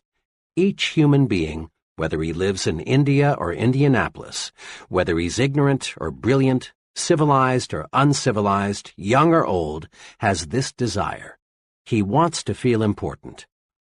Ponder on that. Everyone, yes, everyone, your neighbor, you, your wife, your boss, has a natural desire to feel he is somebody. The desire to be important is man's strongest, most compelling non-biological hunger. Successful advertisers know that people crave prestige, distinction, recognition. Headlines that produce sales read like this: "For smart young homemakers, persons with distinctive tastes use, you want only the best. Be the envy of everyone. For women who want to be envied by women and admired by men." These headlines, in effect, tell people, buy this product, and you put yourself in the important class. Satisfying the craving, the hunger, to be important, carries you forward to success. It is basic equipment in your success tool chest. Yet, even though displaying the attitude "you are important" gets results, and even though it costs nothing, few persons use it. A little fill-in is needed here to show why. On the philosophical side, our religions, our laws, our entire culture are based on the belief of the importance of the individual. Suppose, for example, you were flying your own plane and were forced down in an isolated mountain region. As soon as your accident was known, a large-scale search for you would begin. No one would ask, "Is that fellow important?" Without knowing anything about you except that you are a human being, helicopters, other aircraft, and searching parties on foot would begin looking for you. And they would keep on looking for you, spending thousands of dollars in the process, until they found you, or until not one trace of hope remained. When a little child wanders off into a woods, falls into a well, or gets into some other dangerous predicament, no one is concerned with whether or not the child comes from an important family. Every effort is made to rescue the child because every child is important. It's not too wild a guess that of all living creatures, probably not more than 1 in 10 million is a human being. A person is a biological rarity. He is important in God's scheme of things. Now, let's look at the practical side. When most people shift their thinking from philosophical discussions to everyday situations, they tend to forget, unfortunately, their ivory tower concepts of the importance of individuals.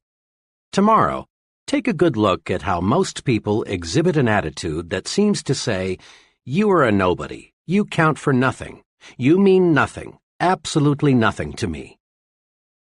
There is a reason why the "you are unimportant" attitude prevails. Most folks look at another person and think, "He can't do anything for me, therefore he's not important." But right there is where people make a basic blunder. The other person, regardless of his status or his income, is important to you, and for two giant dollars and cents reasons. First, people do more for you when you make them feel important. Years ago, in Detroit, I rode a certain bus to work each morning. The driver was an old grump.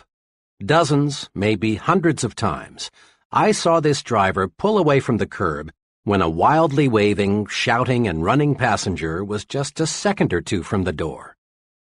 Over a period of several months, I saw this driver show special courtesy to only one passenger, and this passenger was shown special courtesy many times. The driver would wait for this passenger. And why? Because this passenger went out of his way to make the driver feel important. Every morning he greeted the driver with a personalized, sincere, "Good morning, sir." Sometimes this passenger would sit near the driver and make little comments like, "You sure have a lot of responsibility. It must take nerves of steel to drive through traffic like this every day. You sure keep this thing on schedule."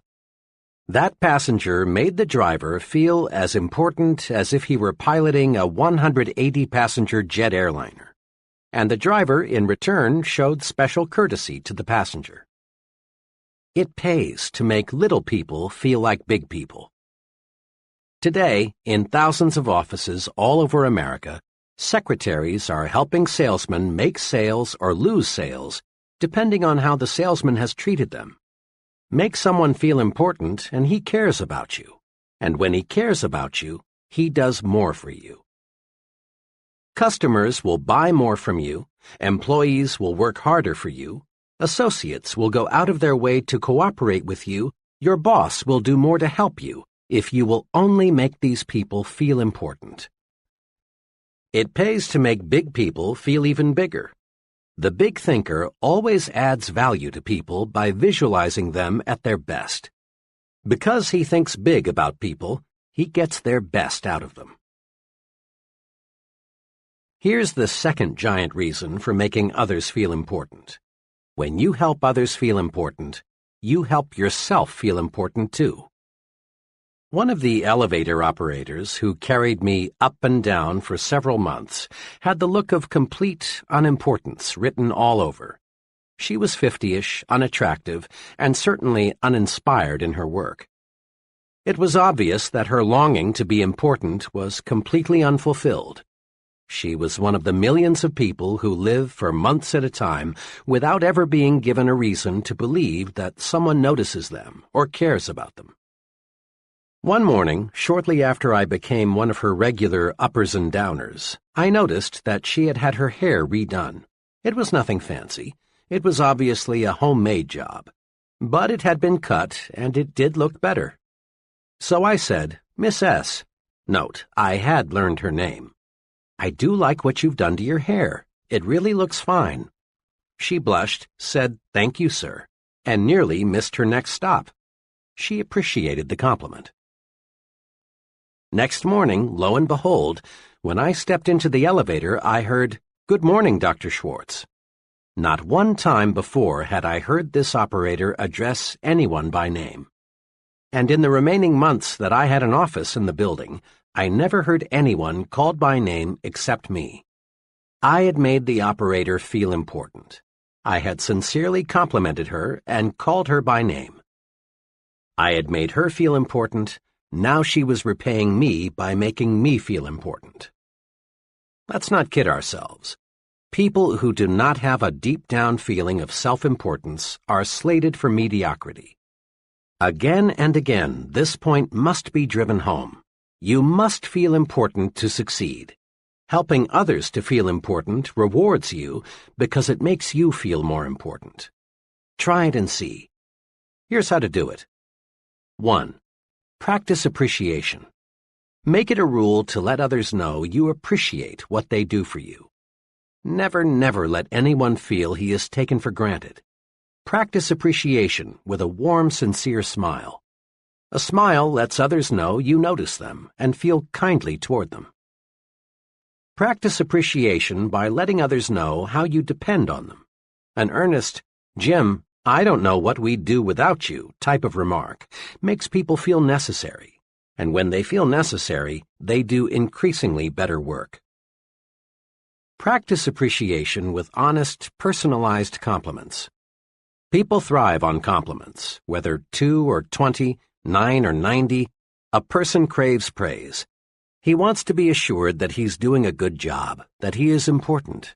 Don't feel that you should hand out praise only for big accomplishments. Compliment people on little things: their appearance, the way they do their routine work, their ideas, their loyal efforts. Praise by writing personal notes, complimenting people you know on their achievements. Make a special phone call or a special trip to see them. Don't waste time or mental energy trying to classify people as very important persons, or unimportant persons. Make no exceptions. A person, whether he is garbage collector or company vice president, is important to you. Treating someone as second class never gets you first-class results. 2. Practice calling people by their names. Every year, shrewd manufacturers sell more briefcases, pencils, Bibles, and hundreds of other items just by putting the buyer's name on the product. People like to be called by name. It gives everyone a boost to be addressed by name. 2 special things you must remember: pronounce the name correctly and spell it correctly. If you mispronounce or misspell someone's name, that person feels that you feel he is unimportant. And here's one special reminder. When talking with people you don't know well, add the appropriate title: Miss, Mr., or Mrs. The office boy prefers Mr. Jones to just Jones. So does your junior assistant. So do people at every level. These little titles help tremendously to make people feel important. 3. Don't hog glory. Invest it instead. Just recently, I was a guest at an all-day sales convention. After dinner that evening, the vice president in charge of sales for the company passed out awards to the 2 district managers, a man and a woman, whose sales organizations had attained the best records for the year just ended. Then the vice president asked those district managers to take 15 minutes to tell the entire group how their organizations did so exceptionally well. The first district manager, who I later learned had been appointed a manager only 3 months before and was therefore only partially responsible for his organization's record, got up and explained how he did it. He conveyed the impression that his efforts, and his efforts alone, caused the sales increase. Remarks such as, "When I took over, I did such and such. Things were in a mess, but I cleared them up. It wasn't easy, but I just grabbed hold of the situation and wouldn't let go," characterized his talk. As he talked, I could see the increasing resentment gathering in the faces of his salesmen. They were being ignored for the sake of the district manager's personal glory. Their hard work, which was responsible for the sales increase, was completely unrecognized. Then the second district manager got up to make her short talk. But this lady used an entirely different approach. First, she explained that the reason for her organization's success was the wholehearted effort of her sales force. Then she asked each one to stand and paid a sincere personal compliment to each for his or her efforts. Note this difference.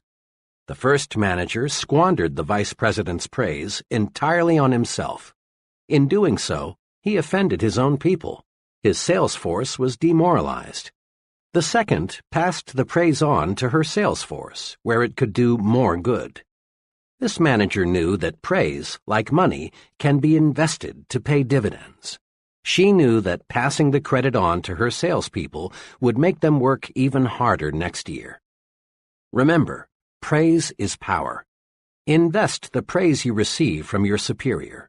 Pass praise on down to your subordinates, where it will encourage still greater performance. When you share praise, your subordinates know you sincerely appreciate their value. Here's a daily exercise that pays off surprisingly well. Ask yourself every day, what can I do today to make my wife and family happy? This may seem almost too simple, but it is amazingly effective. One evening, as part of a sales training program, I was discussing building the home environment for selling success. To illustrate a point, I asked the salesmen, who were all married, when was the last time, aside from Christmas, your wedding anniversary, or her birthday, that you surprised your wife with a special gift? Even I was shocked at the answers. Of the 35 salesmen, only one had surprised his wife in the past month. Many of the group answered between 3 and 6 months, and over a third said, "I can't remember." Imagine. And some men wonder why their wives no longer treat them like Mr. King with a crown. I wanted to impress these salesmen with the power of the thoughtful gift. The next evening, I arranged to have a florist appear just before the close of the session. I introduced him and leveled with them. I want each of you to discover what a little unexpected remembrance will do to build a better home environment. I've arranged with the florist for each of you to get a fine, long-stemmed red rose for just 50 cents. Now, if you don't have 50 cents, or if you think your wife isn't worth that, they laughed, I'll buy the flower for her myself. All I ask is that you take the rose to your wife, and then tomorrow evening tell us what happened. Don't, of course, tell her how you came to purchase this rose for her. They understood. Without exception, every fellow testified the next evening that the mere investment of 50 cents had made his wife happy. Do something special for your family often. It doesn't have to be something expensive. It's thoughtfulness that counts.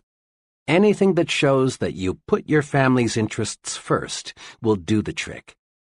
Get the family on your team. Give them planned attention. In this busy age, a lot of people never seem able to find time for their families. But if we plan, we can find it.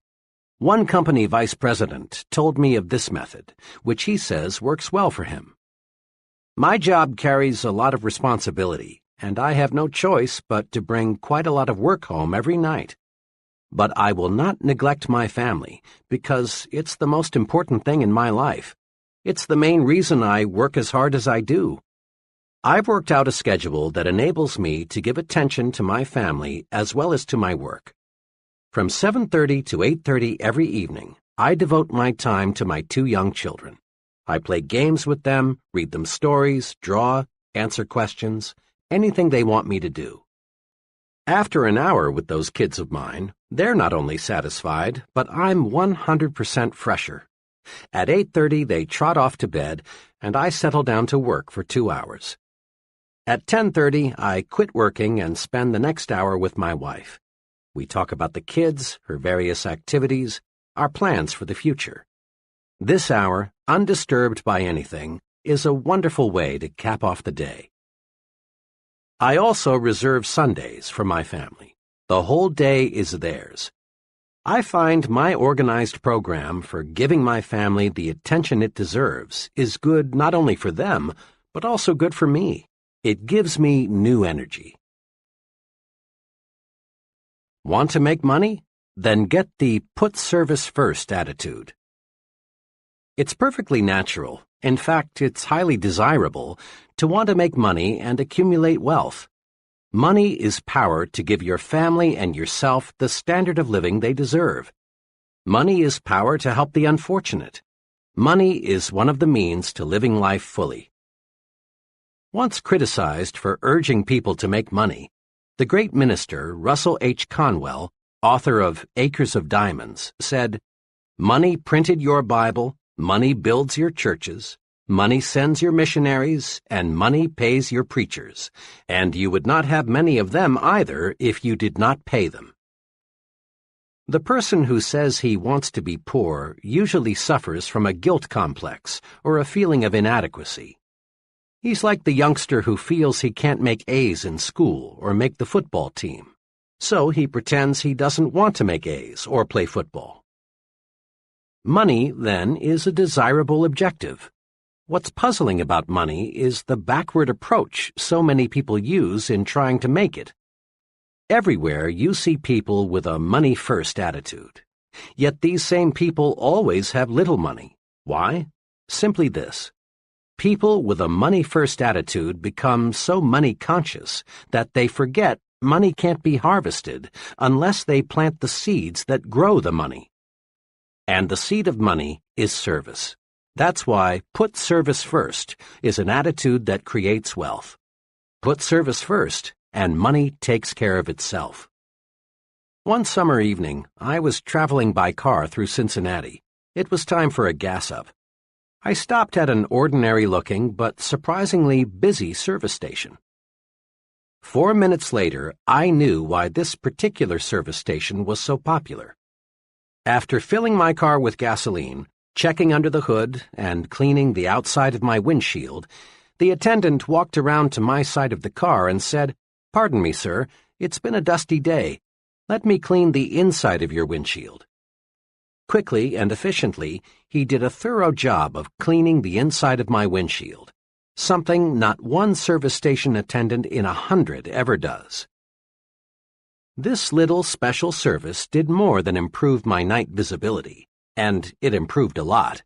It made me remember this station. It so happened that I made 8 trips through Cincinnati during the next 3 months. Each time, of course, I stopped at this station, and each time I got more service than I expected to get. Interesting, too, was the fact that each time I stopped, once it was 4 a.m., there were other automobiles filling up also. In all, I probably purchased about 100 gallons of gasoline from this station. The first time I stopped, the attendant could have thought to himself, "This guy is from out of state. Odds are 20 to 1 that he'll never be back. Why do more than give him the routine treatment? He's only a one-time customer."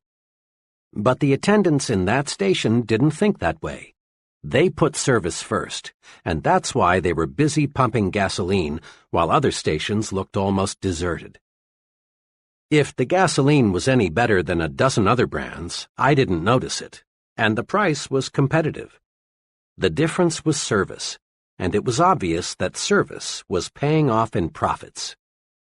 When the attendant on my first visit cleaned the inside of my windshield, he planted a money seed. Put service first, and money takes care of itself, always. The put service first attitude pays off in all situations. In one of my first jobs, I worked closely with another young fellow, whom I'll call F.H. F.H. was like many persons you know. He was preoccupied with why he needed more money instead of being preoccupied with ways to make money. Each week, F.H. spent hours of company time working on his personal budget problems. His favorite topic of conversation was, "I'm the most underpaid man here. Let me tell you why." F.H. had the not uncommon attitude of, "This is a big company, it's netting millions, it's paying a lot of people big salaries, so it ought to pay me more too." F.H. had been passed over several times for pay increases. Finally, one day he decided that it was high time he went in there and demanded more money. About 30 minutes later, F.H. was back, all heated up. His expression made it obvious that next month's check would look exactly like this month's check. Immediately, F.H. began to let go. Boy, am I mad. What do you suppose the old man said when I told him I wanted more money? He had the gall to ask me, "Why do you believe you are justified in asking for an increase?" I gave him plenty of reasons, F.H. went on. I told him I'd been passed over when others around here were getting pay raises. I told him my bills are getting larger and my paycheck isn't. And I told him that I do everything around here they ask me to do. Can you beat that? I need a raise, but instead of paying me more, they give out raises to other guys around here who don't need it half as much as I do. Why, the way he acted, F.H. continued, you'd think I was asking for charity. All he would say is, "When your record shows that you deserve more money, you'll get more money." Sure, I could do a better job if they paid me for it, but only a fool does something he isn't paid for. F.H. is an example of the breed that is blind to the how of making money. His last remark sums up his mistake. In effect, FH wanted the company to pay him more and then he would produce more. But this is not how the system works. You don't get a raise on the promise of better performance. You get a raise only by demonstrating better performance. You can't harvest money unless you plant the seeds that grow money. And the seed of money is service. Put service first, and money takes care of itself. Consider which producers make the money from movies. The get-rich-quick producer proceeds to make a picture. Putting money ahead of entertainment, service, he cuts corners everywhere. He buys a poorly written script and employs second-rate writers to adapt it. In employing actors, arranging sets, even recording sound, he puts money first. This producer thinks the moviegoer is a sucker, someone who can't tell good from bad. But the get-rich-quick producer seldom does get rich quick. There never is a bandwagon movement to buy anything second class, especially when it is given a first-class price. The producer who enjoys the largest profits from pictures puts entertainment ahead of money. Rather than chisel the moviegoer, he does everything possible to give people more and better entertainment than they expect to get. The result? People like the movie. It gets talked about, it gets good reviews, and it makes money. Again, put service first, and money takes care of itself. The waitress who concentrates on giving the best possible service needn't worry about tips. They'll be there. But her counterpart who overlooks the empty coffee cups, why refill them? They don't look like tippers, won't find any gratuities. The secretary who resolves to make those letters look better than the boss expects will do all right on future paychecks. But the secretary who thinks, why worry about a few smudges? What do they expect for $65 a week? She is stuck at $65 a week. The salesman who gives full service to an account need harbor no fears he'll lose the account. Here is a simple but powerful rule that will help you to develop the put service first attitude. Always give people more than they expect to get. Each little extra something you do for others is a money seed. Volunteering to work late and get the department out of a tight spot is a money seed. Giving customers extra service is a money seed because it brings customers back. Advancing a new idea that will increase efficiency is a money seed. Money seeds, of course, grow money. Plant service and harvest money. Spend some time each day answering this question. How can I give more than is expected of me? Then apply the answers. Put service first, and money takes care of itself. In quick recap, grow attitudes that will carry you forward to success. 1. Grow the I'm activated attitude. Results come in proportion to the enthusiasm invested. 3 things to do to activate yourself are: dig into it deeper. When you find yourself uninterested in something, dig in and learn more about it. This sets off enthusiasm. Life up everything about you. Your smile, your handshake, your talk, even your walk. Act alive. Broadcast good news. No one ever accomplished anything positive telling bad news. 2. Grow the you are important attitude. People do more for you when you make them feel important. Remember to do these things. Show appreciation at every opportunity. Make people feel important. Call people by name. 3. Grow the service-first attitude and watch money take care of itself. Make it a rule in everything you do. Give people more than they expect to get. Chapter 9. Think right toward people. Here is a basic rule for winning success.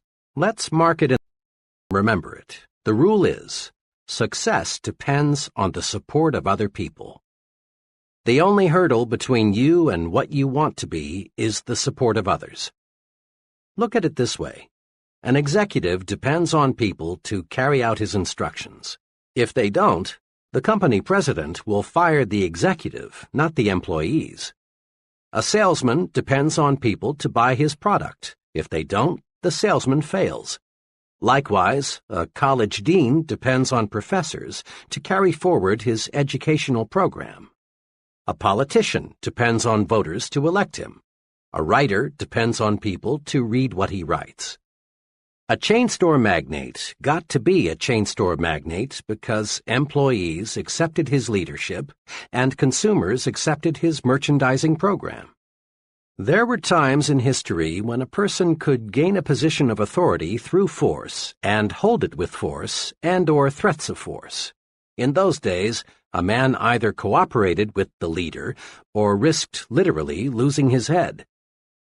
But today, remember, a person either supports you willingly or he doesn't support you at all. Now it's time to ask, granted, I depend on others in order to achieve the success I want. But what must I do to get these people to support me and accept my leadership? The answer, wrapped up in one phrase, is think right toward people. Think right toward people, and they will like and support you. This chapter shows how.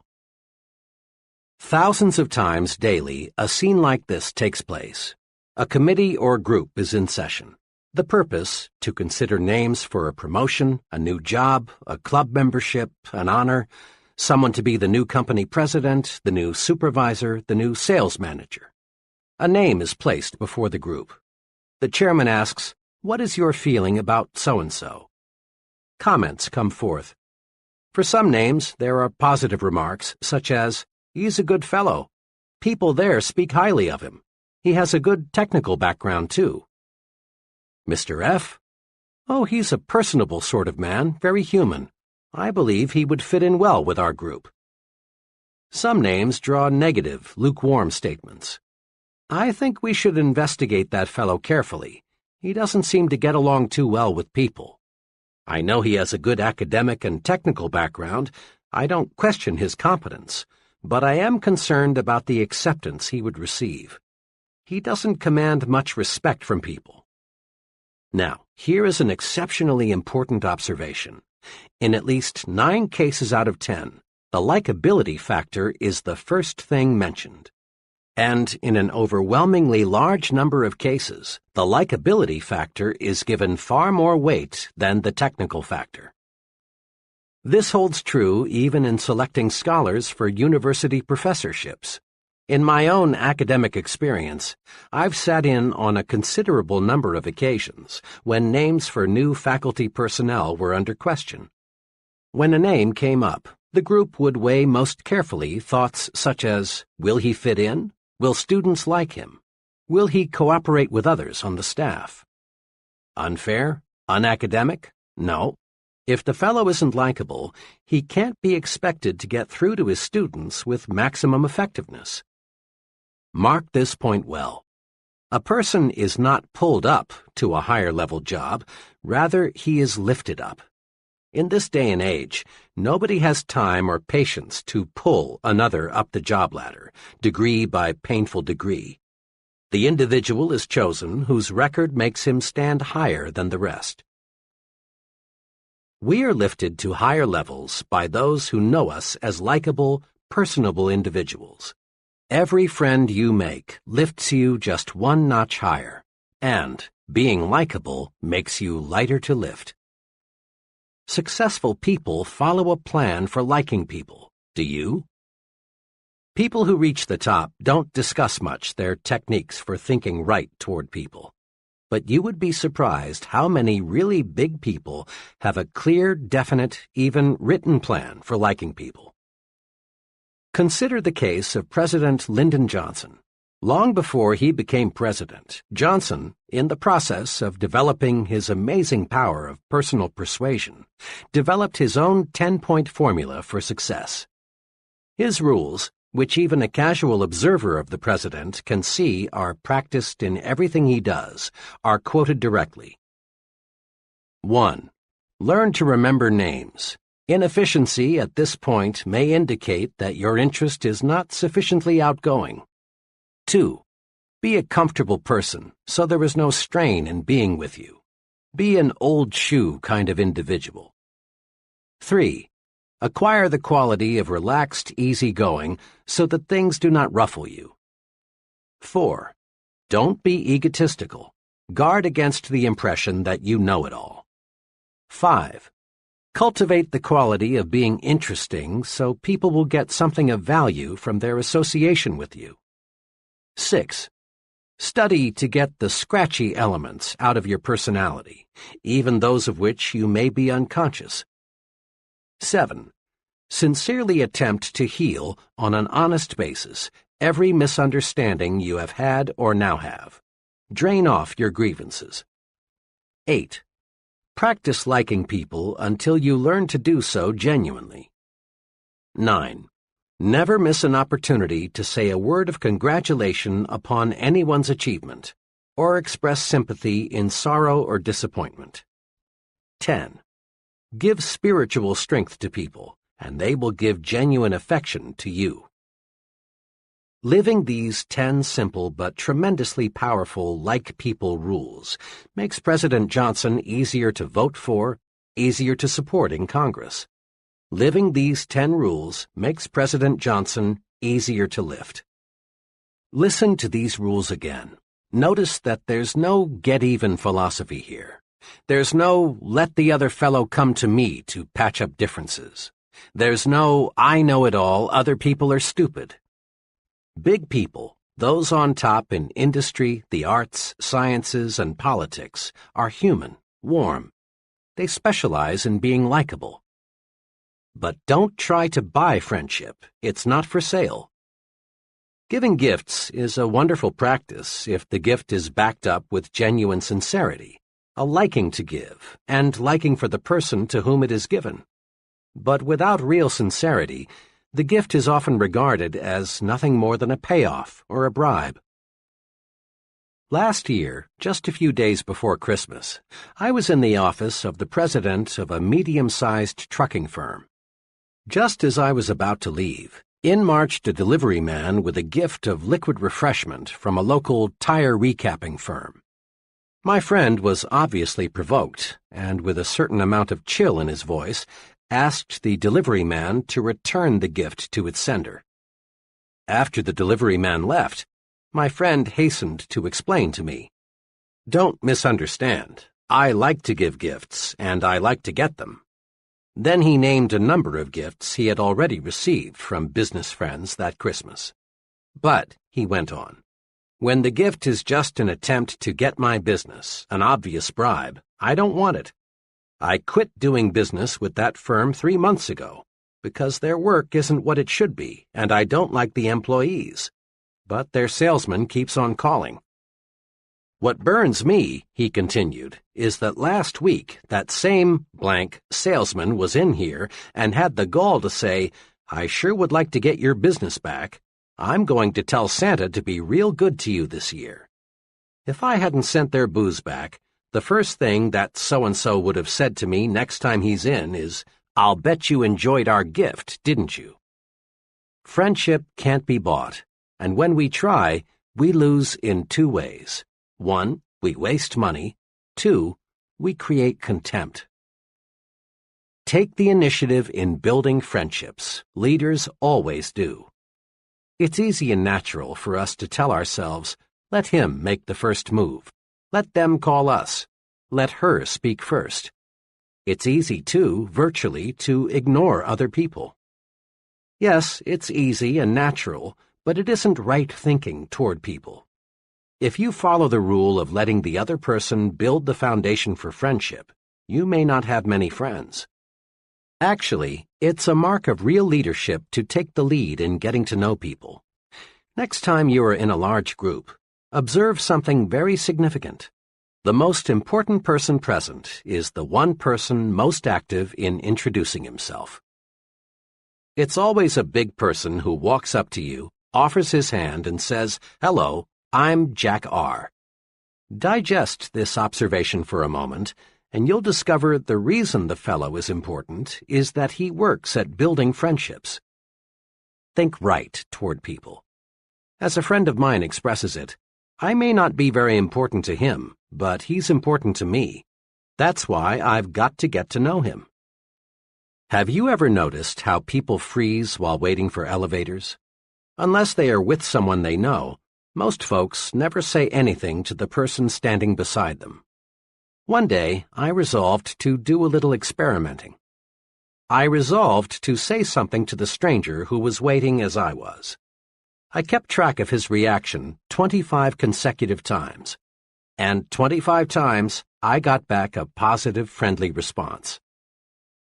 Now, talking to strangers may not be very urbane, but most people like it nevertheless. And here is the big payoff. When you make a pleasant remark to a stranger, you make him feel 1 degree better. This makes you feel better and helps you relax. Every time you say something pleasant to another person, you compensate yourself. It's like warming up your automobile on a cold morning. Here are 6 ways to win friends by exercising just a little initiative. 1. Introduce yourself to others at every possible opportunity, at parties, meetings, on airplanes, at work, everywhere. 2. Be sure the other person gets your name straight. 3. Be sure you can pronounce the other person's name the way he pronounces it. 4. Write down the other person's name, and be mighty sure you have it spelled correctly. People have a fetish about the correct spelling of their own names. If possible, get his address and phone number also. 5. Drop a personal note or make a phone call to the new friends you feel you want to know better. This is an important point. Most successful people follow through on new friends with a letter or a phone call. 6. And last but not least, say pleasant things to strangers. It warms you up and gets you ready for the task ahead. Putting these 6 rules to work is really thinking right about people. To be sure, it is not the way the average person thinks. Mr. Average never takes the initiative in making introductions. He waits for the other person to introduce himself first. Take the initiative. Be like the successful. Go out of your way to meet people. And don't be timid. Don't be afraid to be unusual. Find out who the other person is and be sure he knows who you are. Recently, an associate and I were retained to do a preliminary screening of an applicant for an industrial sales job. We found the applicant, whom we'll call Ted, to have some good qualifications. He was exceptionally intelligent, made a fine appearance, and seemed to have a lot of ambition. But we found something that forced us to disqualify him, at least temporarily. Ted's big limitation was this: he expected perfection in other people. Ted was annoyed by many little things, like mistakes in grammar, people who were messy with cigarettes, people who had bad taste in clothes, and so on. Ted was surprised to learn this fact about himself, but he was eager to get into higher-paying work, and he asked whether there was anything we could tell him to help overcome his weakness. We made 3 suggestions. 1. Recognize the fact that no person is perfect.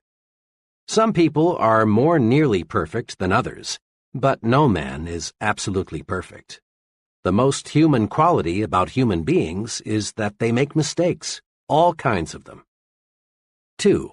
Recognize the fact that the other fellow has a right to be different. Never play God about anything. Never dislike people because their habits are different from your own, or because they prefer different clothes, religion, parties, or automobiles. You don't have to approve of what another fellow does, but you must not dislike him for doing it. 3. Don't be a reformer. Put a little more live and let live into your philosophy. Most people intensely dislike being told you're wrong. You have a right to your own opinion, but sometimes it's better to keep it to yourself. Ted conscientiously applied these suggestions. A few months later, he had a fresh outlook. He now accepts people for what they are, neither 100% good nor 100% bad. Besides, he says, the things that used to annoy the heck out of me I now find amusing. It finally dawned on me what a dull world this would be if people were all alike and everybody was perfect. Note this simple but key fact. No person is all good and no person is all bad. The perfect person just doesn't exist. Now, if we let our thinking go uncontrolled, we can find much to dislike in almost anyone. By the same token, if we manage our thinking properly, if we think right toward people, we can find many qualities to like and admire in the same person. View it this way. Your mind is a mental broadcasting station. This broadcasting system transmits messages to you on two equally powerful channels, Channel P, positive, and Channel N, negative. Let's see how your broadcasting system works. Suppose that today your business superior, we'll call him Mr. Jacobs, called you into his office and reviewed your work with you. He complimented you on your work, but he also made some specific suggestions on how you can do it better. Tonight, it's only natural for you to recall the incident and do some thinking about it. If you tune in Channel N, the announcer will be saying something like this. Watch out! Jacobs is out to get you. He's a crab. You don't need any of his advice. To heck with it. Remember what Joe told you about Jacobs? He was right. Jacobs wants to grind you down like he did Joe. Resist him. Next time he calls you in, fight back. Better still, don't wait. Tomorrow, go in and ask him just what he really meant by his criticism. But tune in Channel P, and the announcer will say something along these lines. You know, Mr. Jacobs is a pretty good fellow. Those suggestions he made to me seem pretty sound. If I put them to use, I can probably do a better job and position myself for an increase. The old boy did me a favor. Tomorrow I'll go in and thank him for his constructive help. Bill was right. Jacobs is a good man to work with. In this specific case, if you listen to Channel N, you're almost certain to make some bad, perhaps fatal mistake in your relations with your superior. But if you are tuned to Channel P, you are definitely certain to benefit from your superior's suggestions and at the same time draw yourself closer to him. He will appreciate that visit. Try it and see. Bear in mind that the longer you stay tuned to either Channel P or Channel N, the more interested you become and the harder it is to switch channels. This is true because one thought, positive or negative, sets off a whole chain reaction of similar thought.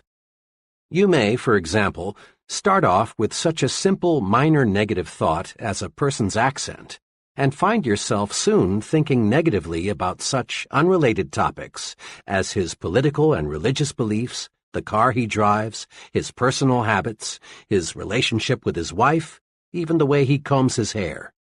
And thinking this way surely won't get you where you want to go. You own it, so manage your thought broadcasting station. When your thoughts turn to people, make Channel P your listening habit. If Channel N cuts in, say stop, then switch channels. To make the switch, all you must do is think of one positive quality about the individual. In true chain reaction style, this one thought will lead to another and another, and you will be glad. When you are alone, you and only you can decide whether you will listen to Channel P or Channel N. But when you are talking with someone else, that person has a measure of control over how you think. We must remember that most people do not understand the concepts of thinking right toward people. So it's a very common experience for people to come rushing to you, just aching to say something negative about a person you both know. A coworker wants to tell you about the objectionable qualities of another employee. A neighbor wants to let you know the domestic problems of another neighbor. Or a customer wants to itemize the faults of his competitor, whom you will call on next. Thoughts breed like thoughts. There is real danger that if you listen to negative comments about another person, you too will go negative toward that person. In fact, if you are not on guard, you may actually find yourself adding fuel to the fire with, "Yes, and that's not all. Did you hear?" type of comment. These things backfire, boomerang. There are two ways to prevent others from switching us from Channel P to Channel N. One way is to switch topics as quickly and quietly as possible with some remark like, "Pardon me, John, but while I think of it, I've been meaning to ask you." A second way is to excuse yourself with a, "Sorry, John, I'm late now," or, "I've a deadline to meet. Will you excuse me?" Make a forceful promise to yourself. Refuse to let others prejudice your thinking. Stay tuned to Channel P. Once you've mastered the technique of thinking only good thoughts about people, greater success is guaranteed.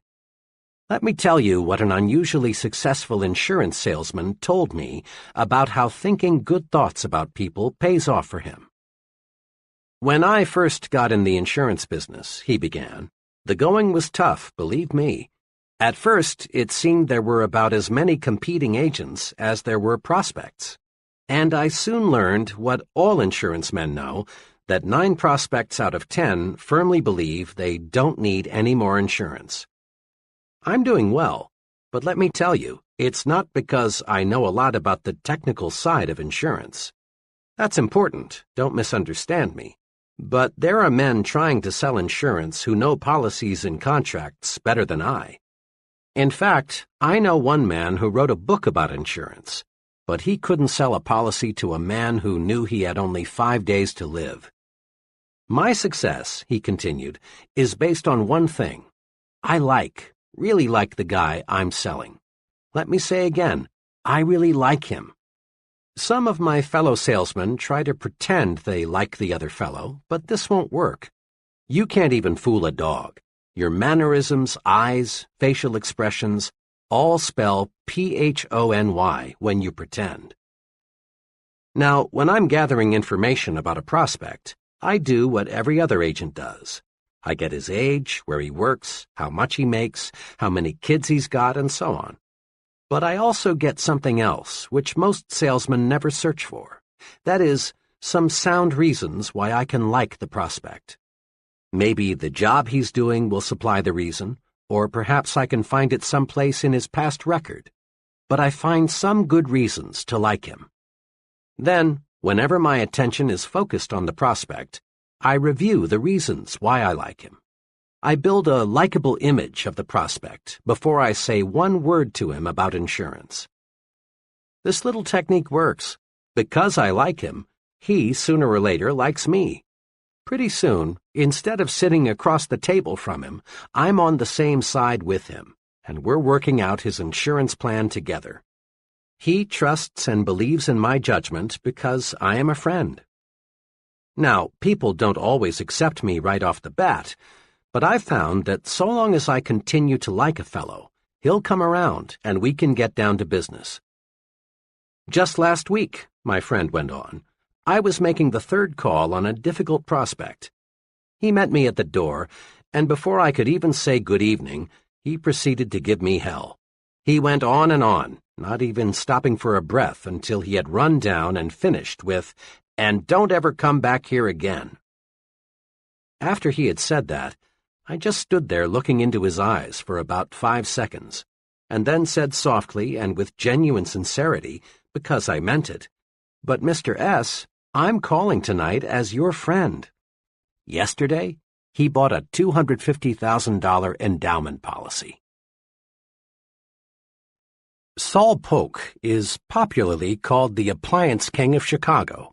Starting with nothing, Saul Polk now sells millions of dollars worth of appliances in a year in metropolitan Chicago. Saul Polk credits a lot of his success to his attitude toward shoppers. "Customers," says Mr. Polk, "should be treated like they are guests in my home." Isn't that thinking toward people? And isn't it about the simplest success formula one can put to work? Just treat customers like guests in your home.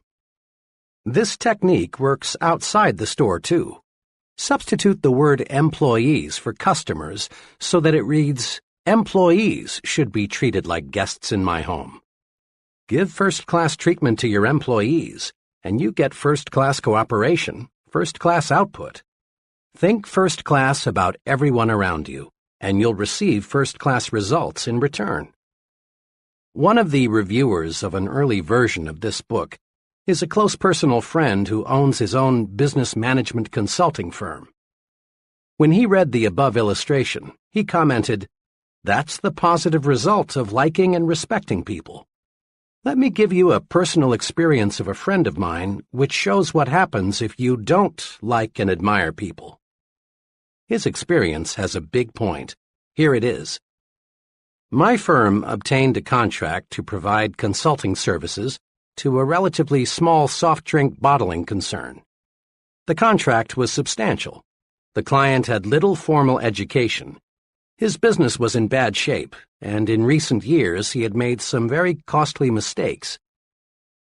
3 days after we had got the contract, an associate and I were driving out to his plant, which was about 45 minutes from our offices.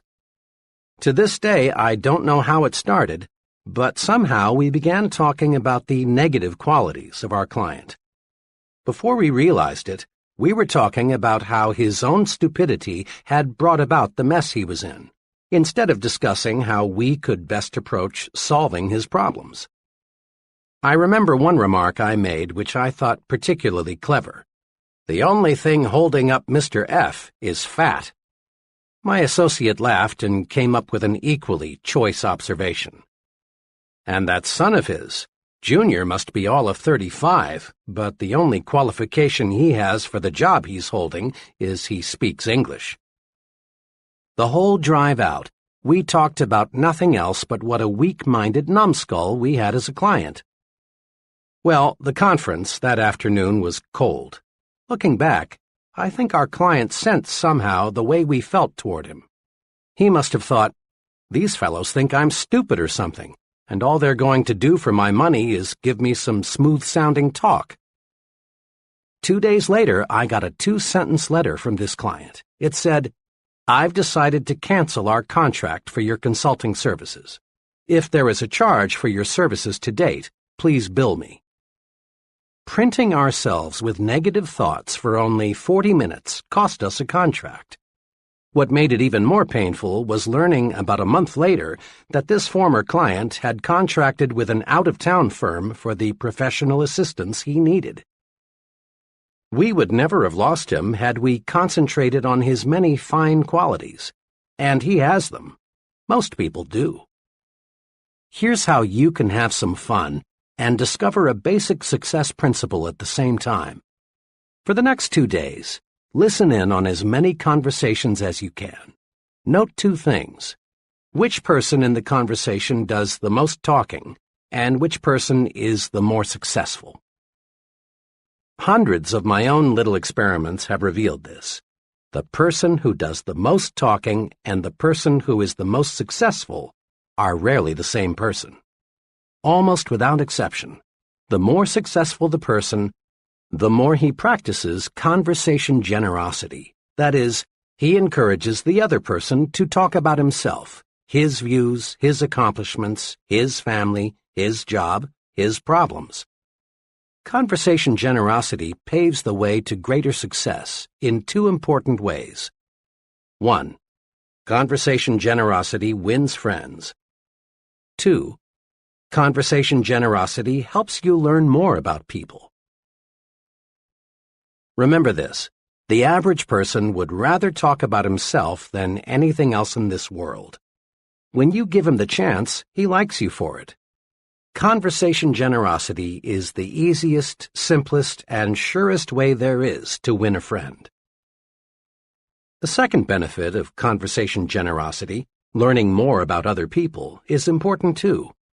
As we said in Chapter 1, people are what we study in our Success Lab. The more we can learn from them, their thought processes, their strong and weak points, why they do what and as they do, the better equipped we are to influence them effectively in the way that we want. Let me illustrate. A large New York advertising agency, like all advertising agencies, specializes, of course, in telling the public why it should buy the products it advertises. But this agency does something else, too. It requires its copywriters to spend 1 week each year behind counters so they can listen to what the people say about the products they promote.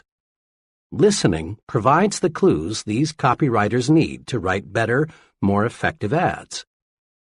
Many progressive businesses conduct so-called terminal interviews with employees who are leaving. The reason is not to sell the employees on staying with the company, but to find out why he is quitting.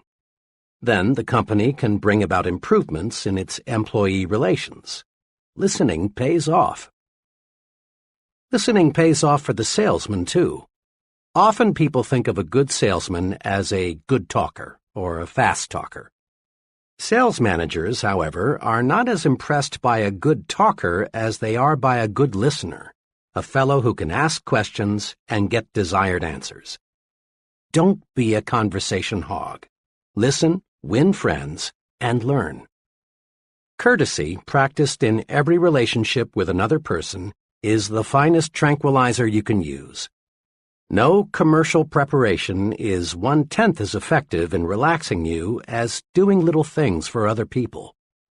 Thinking right toward people removes frustrations and stress. When you boil it all down, the big cause of stress is negative feelings toward other people. So think positive toward people and discover how wonderful, really wonderful this world is. The real test for thinking right toward people comes when things don't go exactly the way we want. How do you think when you're passed up for a promotion? Or when you fail to win an office in a club you belong to? Or when you're criticized for the job you've done? Remember this: how you think when you lose determines how long it will be until you win. The answer for thinking right toward people when things don't go exactly our way comes from Benjamin Fairless, one of the century's most outstanding persons.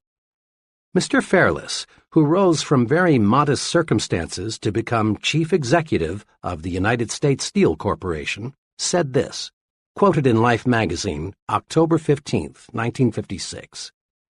"It depends on how you look at things. For example, I never had a teacher I hated. Naturally, I was disciplined just like every other pupil, but I always figured it was my fault that the discipline was necessary. I have also liked every boss I ever had. I always tried to please him and do more than he expected if I possibly could, never less. I have had some disappointments, times when I greatly wanted a promotion and somebody else got it. But I never figured that I was the victim of office politics or prejudice or bad judgment on the boss's part. Instead of sulking or quitting in a huff, I reasoned things out. Obviously, the other fellow deserved the promotion more than I did. What could I do to make myself deserving of the next opportunity? At the same time, I never got angry with myself for losing, and never wasted any time berating myself. Remember Benjamin Fairless when things go wrong. Just do 2 things. 1. Ask yourself, what can I do to make myself more deserving of the next opportunity? 2. Don't waste time and energy being discouraged. Don't berate yourself. Plan to win next time. In a capsule, put these principles to work. 1. Make yourself lighter to lift. Be likable. Practice being the kind of person people like. This wins their support and puts fuel in your success-building program. 2. Take the initiative in building friendships. Introduce yourself to others at every opportunity. Make sure you get the other person's name straight, and make certain he gets your name straight, too. Drop a personal note to your new friends you want to get to know better. 3. Accept human differences and limitations. Don't expect anyone to be perfect. Remember, the other person has a right to be different. And don't be a reformer. 4. Tune in to Channel P, the Good Thoughts Station. Find qualities to like and admire in a person, not things to dislike. And don't let others prejudice your thinking about a third person. Think positive thoughts toward people and get positive results. 5. Practice conversation generosity. Be like successful people. Encourage others to talk. Let the other person talk to you about his views, his opinions, his accomplishments. 6. Practice courtesy all the time. It makes other people feel better. It makes you feel better, too. 7. Don't blame others when you receive a setback. Remember, how you think when you lose determines how long it will be until you win. Chapter 10. Get the action habit.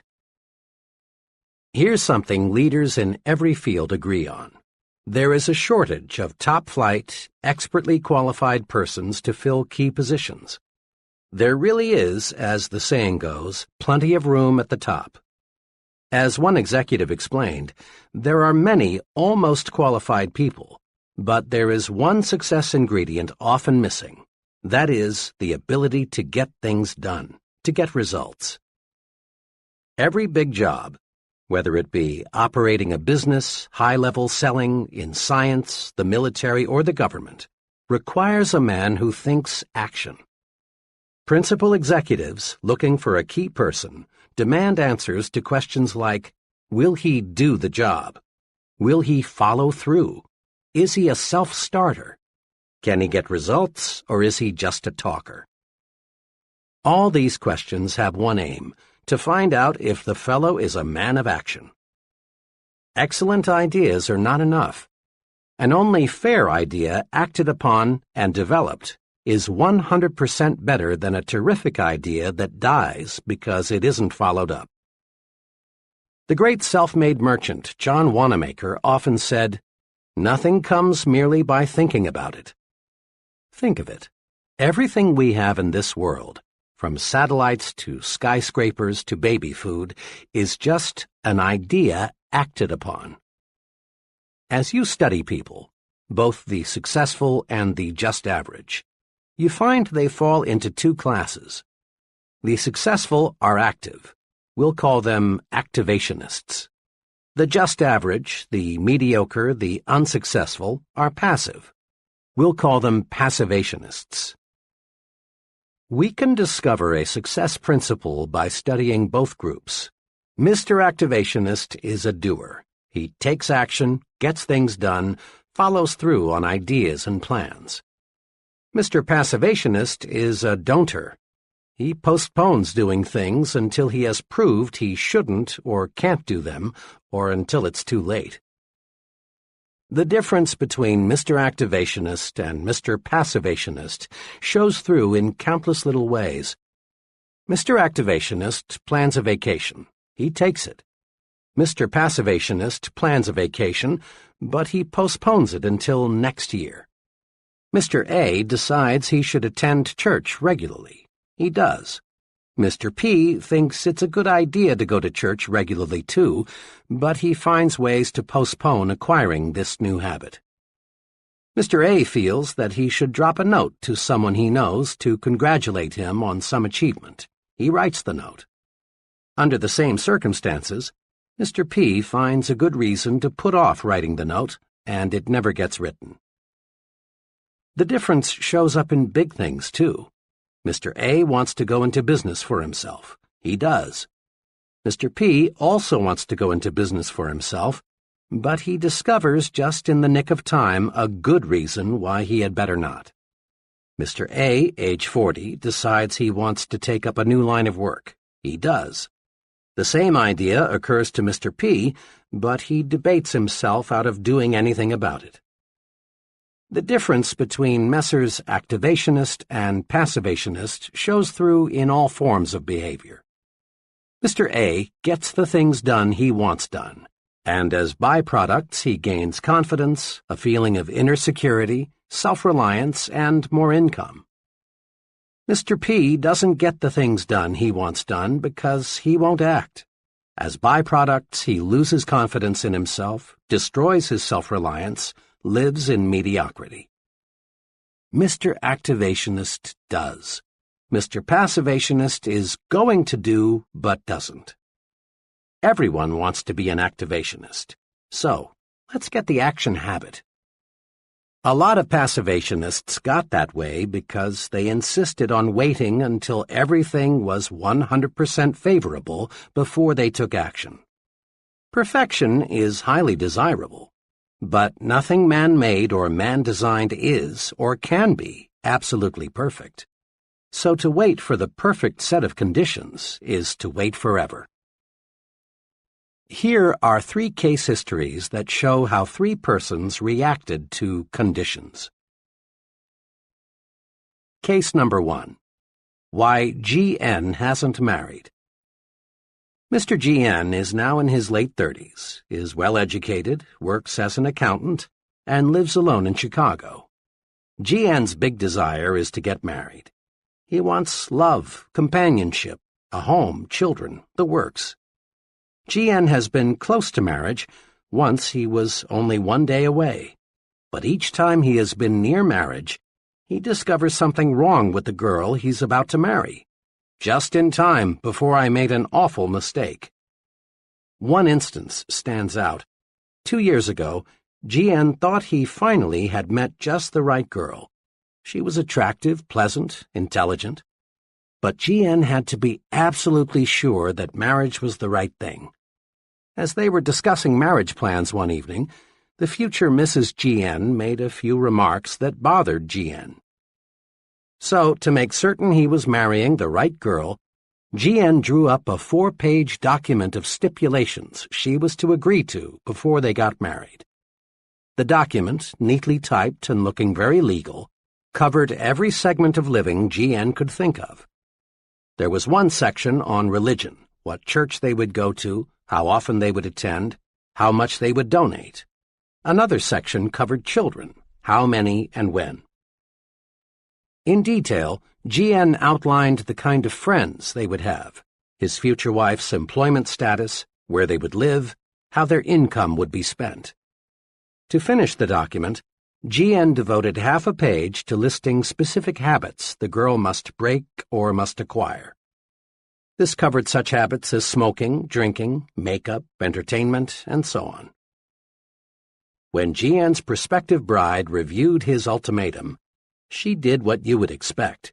She sent it back with a note saying, "The usual marriage clause, for better or for worse, is good enough for everyone else, and it's good enough for me. The whole thing is off." As G.N. was relating his experience to me, he said worriedly, "Now what was so wrong in writing out this agreement? After all, marriage is a big step. You can't be too careful." But G.N. was wrong. You can be too careful, too cautious, not only in planning a marriage, but in planning anything in the world where things get done. The standards can be too high.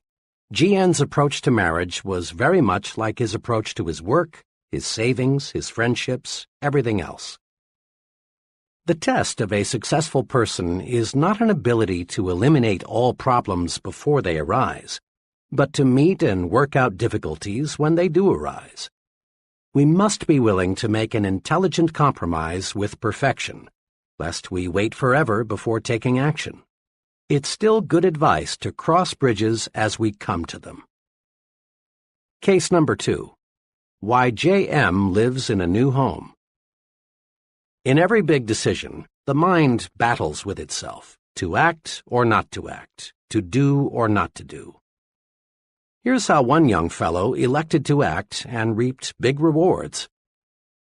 J.M.'s situation is similar to that of a million other young men. He is in his 20s, has a wife and child, and still has only a modest income. Mr. and Mrs. J.M. lived in a small apartment. Both wanted a new home. They wanted the advantage of more space, cleaner surroundings, a place for the youngster to play, and a chance to build up equity in their own property. But there was a hitch to buying a new home, the down payment. One day, as J.M. was writing next month's rent check, he became very disgusted with himself. He observed that the rent payment was as much as monthly payments on a new home. J.M. called his wife and said, How would you like to buy a new home next week?" "What's got into you?" she asked. "Why make jokes? You know we can't.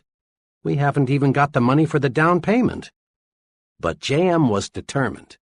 There are hundreds of thousands of couples like us who are going to buy a new home someday, but only about half of them ever do. Something always comes up to stop them. We're going to buy a home. I don't know yet how we'll raise the down payment, but we will.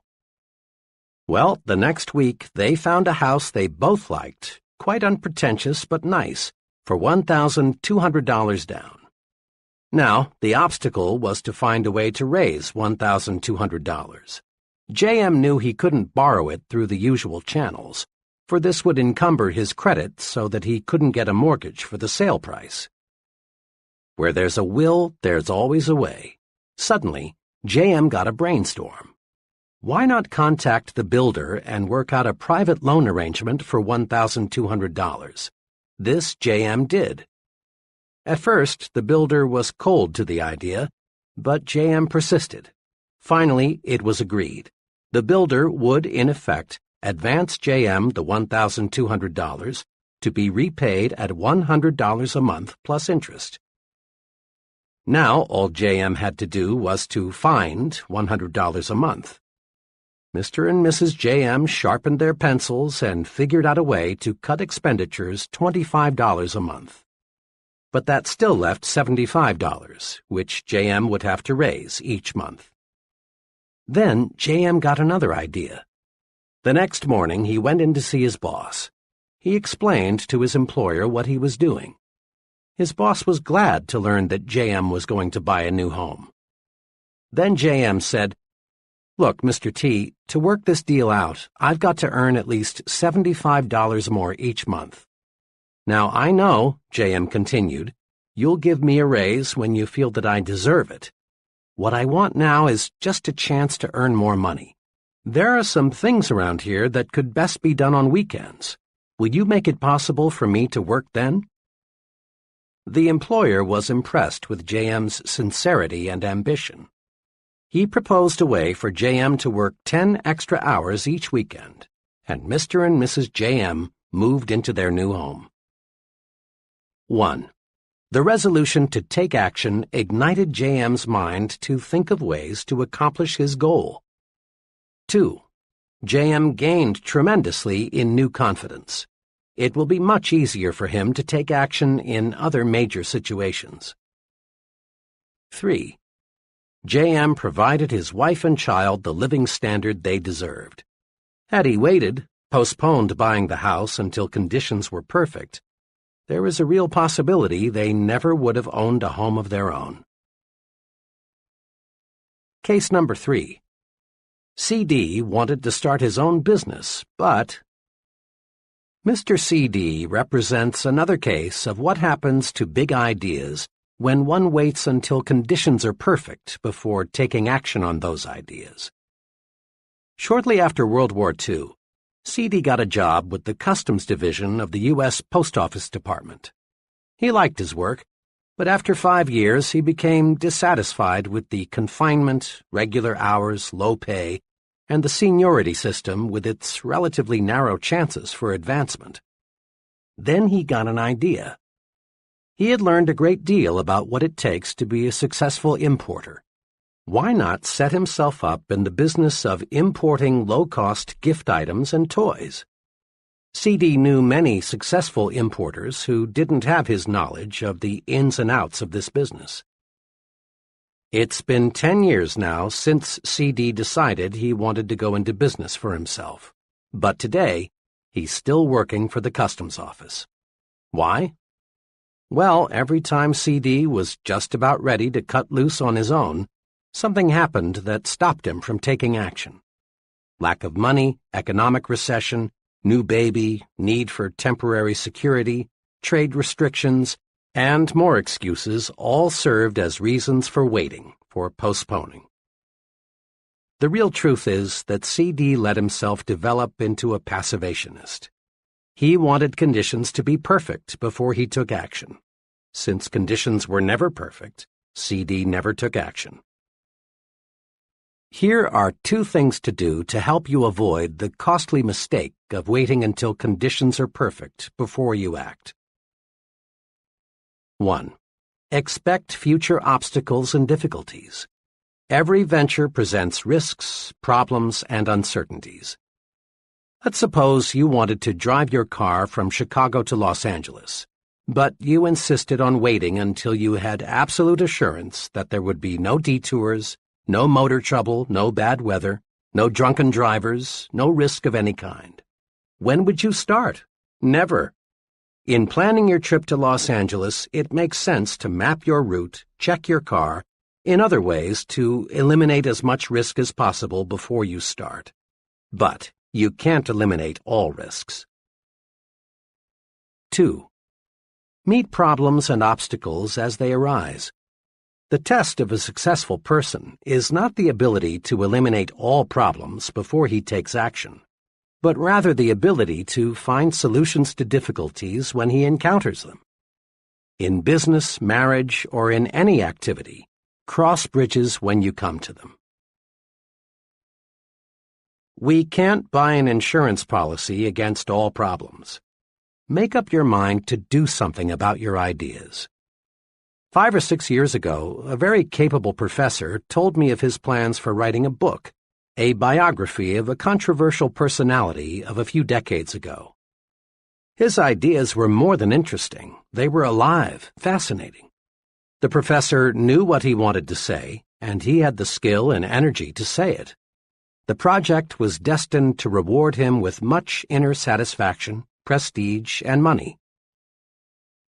Last spring I saw my friend again, and I innocently asked him whether the book was about finished. This was a blunder. It opened up an old wound. No, he hadn't written the book. He struggled with himself for a moment, as if he were debating with himself whether to explain why. Finally, he explained that he had been too busy. He had more responsibilities and just couldn't get to it. In reality, what the professor had done was to bury the idea deep in his mental graveyard. He let his mind grow negative thoughts. He visualized the tremendous work and sacrifices that would be involved. He saw all sorts of reasons why the project would fail. Ideas are important. Let's make no mistake about that. We must have ideas to create and improve anything. Success shuns the man who lacks ideas. But let's make no mistakes about this point either. Ideas in themselves are not enough. That idea for getting more business, for simplifying work procedures, is of value only when it is acted upon. Every day, thousands of people bury good ideas because they are afraid to act on them. And afterward, the ghosts of those ideas come back to haunt them. Put these 2 thoughts deep in your mind. First, give your ideas value by acting on them. Regardless of how good the idea, unless you do something with it, you gain nothing.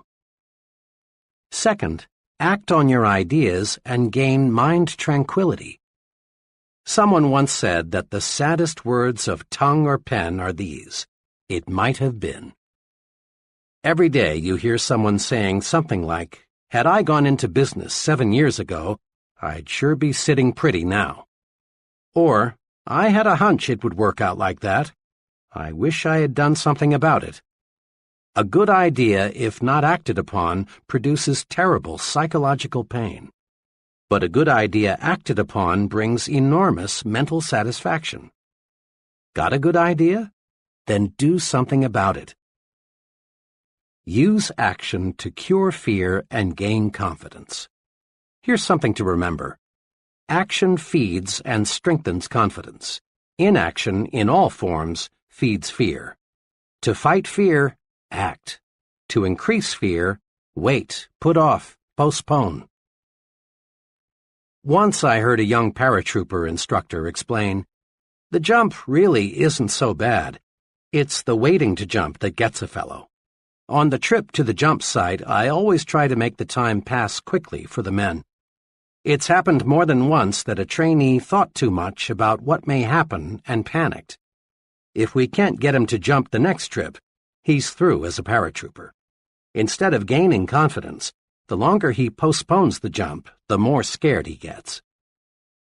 Waiting even makes the experts nervous. Time magazine reported that Edward R. Murrow, the nation's top newscaster, perspires and is on edge just before he telecasts. But once he's in action, fear disappears. Many veteran actors experience the same sensation.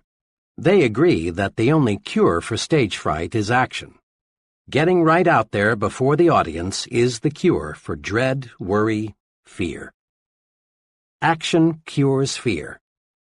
One evening, we were visiting in a friend's home when their 5-year-old boy, who had been put to bed 30 minutes before, cried out. The youngster had been overstimulated by a science fiction film and was afraid the little green monsters were going to enter his room and kidnap him. I was intrigued by the way the boy's father relieved the lad's worry. He didn't say, "Don't worry, son, nothing is going to get you, go back to sleep." Instead, he took positive action. He made quite a show for the boy by inspecting the windows to be sure they were tight. Then he picked up one of the boy's plastic guns and put it on a table beside his bed and said, "Billy, here's a gun for you just in case." The little fellow had a look of complete relief. 4 minutes later, he was fast asleep. Many physicians give neutral, harmless medication to people who insist they've got to have something to make them sleep. To lots of folks, the act of swallowing a pill, even though, unknown to them, the pill has no medication, makes them feel better. It's perfectly natural to experience fear in one of many forms, but the usual methods of combating it simply don't work. I've been with many salesmen who tried to cure fear, which creeps up on even the most experienced of them at times, by going around the block a few times or drinking extra coffee. But these things don't get results. The way to combat that kind of fear, yes, any kind of fear, is action. Dread making a certain phone call? Make it and dread disappears. Put it off, and it will get harder and harder to make. Dread going to a doctor for a checkup? Go and your worry vanishes. Chances are nothing serious is wrong with you, and if there is, you know where you stand. Put off that checkup, and you feed your fear until it may grow so strong that you actually are sick. Dread discussing a problem with your superior? Discuss it and discover how those worries are conquered. Build confidence. Destroy fear through action. Start your mental engine mechanically. An aspiring young writer who wasn't experiencing success made this confession. My trouble is, whole days and weeks pass that I can't get a thing written. You see, he remarked, writing is creative. You've got to be inspired. Your spirit must move you.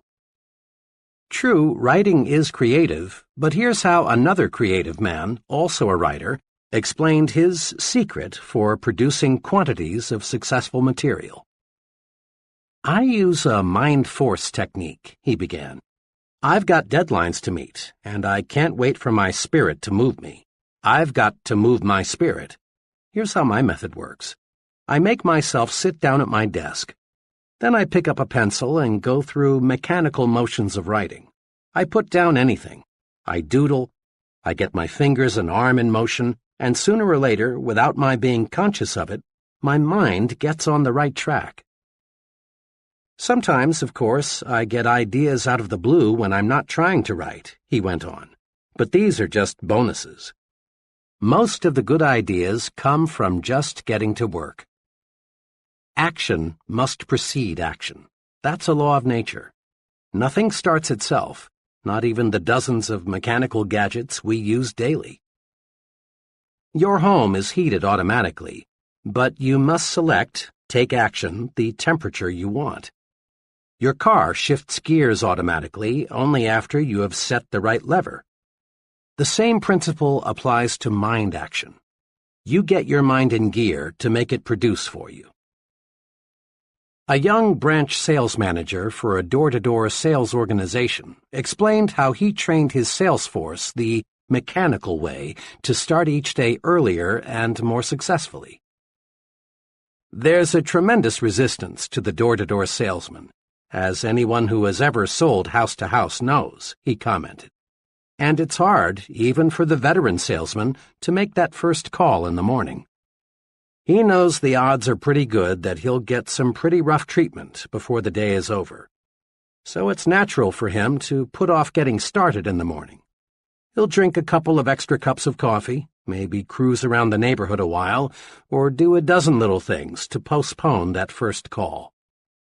I train each new man this way. I explain to him that the only way to start is to start. Don't deliberate. Don't postpone getting started. Do this. Just park your car, get your sample case, walk to the door, ring the bell, smile, say good morning, and make your presentation, all mechanically, without a lot of conscious thought. Start making calls this way and you break the ice. By the second or third call, your mind is sharp and your presentations become effective. A humorist once said the most difficult problem in life was getting out of a warm bed into a cold room, and he had a point. The longer you lie there and think how unpleasant it will be to get up, the more difficult it becomes. Even in such a simple operation as this, mechanical action, just throwing off the covers and putting your feet on the floor, defeats dread. The point is clear. People who get things done in this world don't wait for the spirit to move them. They move the spirit. Try these two exercises. 1. Use the mechanical way to accomplish simple but sometimes unpleasant business and household chores. Rather than think about the unpleasant features of the task, jump right in and get going without a lot of deliberation. Perhaps the most unpleasant household task to most women is washing dishes. My mother is no exception. But she has mastered a mechanical approach to dispensing with this task quickly, so she can return to things she likes to do. As she leaves the table, she always mechanically picks up several dishes, and without thinking about the task ahead, just gets started. In just a few minutes, she is through. Doesn't this beat stacking dishes and dreading the unpleasant inevitable? Do this today. Pick the one thing you like to do least. Then, without letting yourself deliberate on or dread the task, do it. That's the most efficient way to handle chores. 2. Next, use the mechanical way to create ideas, map out plans, solve problems, and do other work that requires top mental performance. Rather than wait for the spirit to move you, sit down and move your spirit. Here's a special technique guaranteed to help you. Use a pencil and paper. A simple pencil is the greatest concentration tool money can buy. If I had to choose between an ultra-fancy, deeply carpeted, beautifully decorated soundproof office and a pencil and paper, I'd choose the pencil and paper every time. With a pencil and paper, you can tie your mind to a problem. When you write a thought on paper, your full attention is automatically focused on that thought.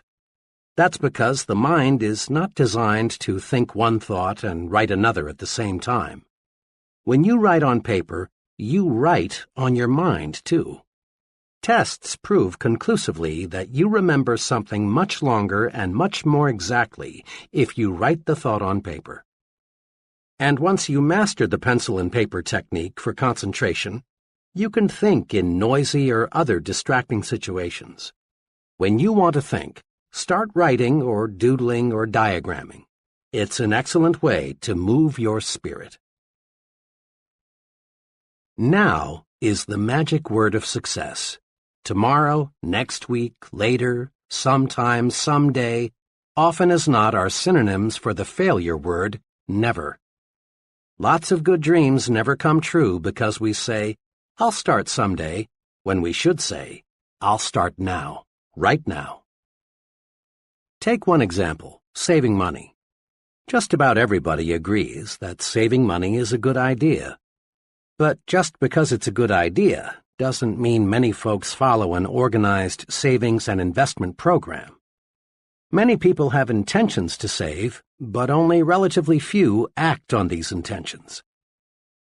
Here's how one young couple got into gear with a regular wealth accumulation program. Bill's take-home income was $1,000 a month, but he and his wife Janet spent $1,000 each month too. Both wanted to save, but there were always reasons why they felt they couldn't begin. For years, they had promised themselves, "We'll start when we get a raise, when we've caught up with our installments, when we're over the hump, next month, next year." Finally, Janet got disgusted with their failure to save. She said to Bill, "Look, do we want to save or don't we?" He replied, "Of course we do, but you know as well as I we can't put aside anything now." But for once, Janet was in a do-or-die mood. "We've been telling ourselves for years we're going to start a savings program. We don't save because we think we can't. Now let's start thinking we can. I saw an ad today that shows if we'd save just $100 a month, in 15 years we'd have $18,000 plus $6,600 accumulated interest." The ad also said it's easier to spend what's left over after savings than it is to save what's left over after spending. If you're game, let's start with 10% of your pay and let's save off the top. We may eat crackers and milk before the month's up, but if we have to, we will. Bill and Janet were cramped for a few months, but soon they were adjusted to their new budget. Now they feel it's just as much fun to spend money on savings as it is to spend it on something else. Want to write a note to a friend? Do it now. Got an idea you think would help your business? Present it now. Live the advice of Benjamin Franklin. Don't put off until tomorrow what you can do today. Remember, thinking in terms of now gets things accomplished, but thinking in terms of someday or sometime usually means failure. One day, I stopped in to see an old business friend. She had just returned from a conference with several of her executives. The moment I looked at her, I could tell there was something she wanted to get off her chest. She had the look of a woman who had suffered real disappointment. "You know," she said, "I called that conference this morning because I wanted some help on a proposed policy change. But what kind of help did I get? I had 6 men in there, and only one of them had anything to contribute. 2 others talked, but what they said was just an echo of what I had said. It was like talking with a bunch of vegetables. I confess it's hard for me to find out what those fellows think." "Really," she went on, "you'd think those fellows would speak up and let me know what they think. After all, it directly affects each of them." My friend didn't get help in the conference, but had you roamed the hall after the meeting broke up, you'd have heard her junior associates making remarks like, "I felt like saying, why didn't someone suggest, I don't think, we ought to go ahead." So, often the vegetables, those who have nothing to say in the conference room, are full of talk after the meeting, when what they've got to say won't make any difference. They're suddenly full of life when it's too late. Business executives want comment. The fellow who hides his light under a bushel hurts himself. Get the speak-up habit. Each time you speak up, you strengthen yourself. Come forward with your constructive ideas. We all know how many college students prepare their assignments. With fine intentions, Joe College sets aside a whole evening for some concentrated study. Here is a general pattern of how, too often, the evening is spent. Joe's ready to begin studying at 7 p.m., but his dinner seems just a bit heavy, so he decides to get in a little TV. A little turns out to be an hour's worth, since the program was pretty good. At 8 p.m., he sits down at his desk, but gets right back up because he just remembered he promised to call his girl. This shoots another 40 minutes. He hadn't talked to her all day. An incoming call takes another 20 minutes. On his way back to his desk, Joe is drawn into a ping-pong game. Another hour gone. The ping-pong makes him feel sweaty, so he takes a shower. Next, he needs a snack. The combined effect of the ping pong and the shower have made him hungry. And so the evening planned with good intentions drifts away. Finally, at 1 a.m., he opens the book, but he's too sleepy to absorb the subject. Finally, he surrenders completely. Next morning, he tells the professor, "I hope you give me a break. I studied till 2 a.m. for this exam." Joe College didn't get into action because he spent too much time getting ready to get into action. And Joe College isn't alone in being a victim of overpreparedness. Joe Salesman, Joe Executive, Joe Professional Worker, Josephine Housewife. They all often try to build strength and get ready with office chats, coffee breaks, sharpening pencils, reading, personal business, getting the desk cleared off, TV, and dozens of other little escape devices. But there's a way to break this habit. Tell yourself, "I'm in condition right now to begin. I can't gain a thing by putting it off. I'll use the get ready time and energy to get going instead." What we want more than anything else in our business, an executive in a machine tool company said in an address to a group of sales executives, is more people who get sound ideas and then push them through. There's not one job in our production and marketing setup that can't be done better, a lot better. I don't want to infer that we're not doing a good job now. We are. But like all progressive companies, we need new products, new markets, new and more efficient ways of doing things. We depend on people with initiative. They're the ball carriers on our team. Initiative is a special kind of action. It's doing something worthwhile without being told to do it. The person with initiative has a standing invitation to join the high-income brackets in every business and profession.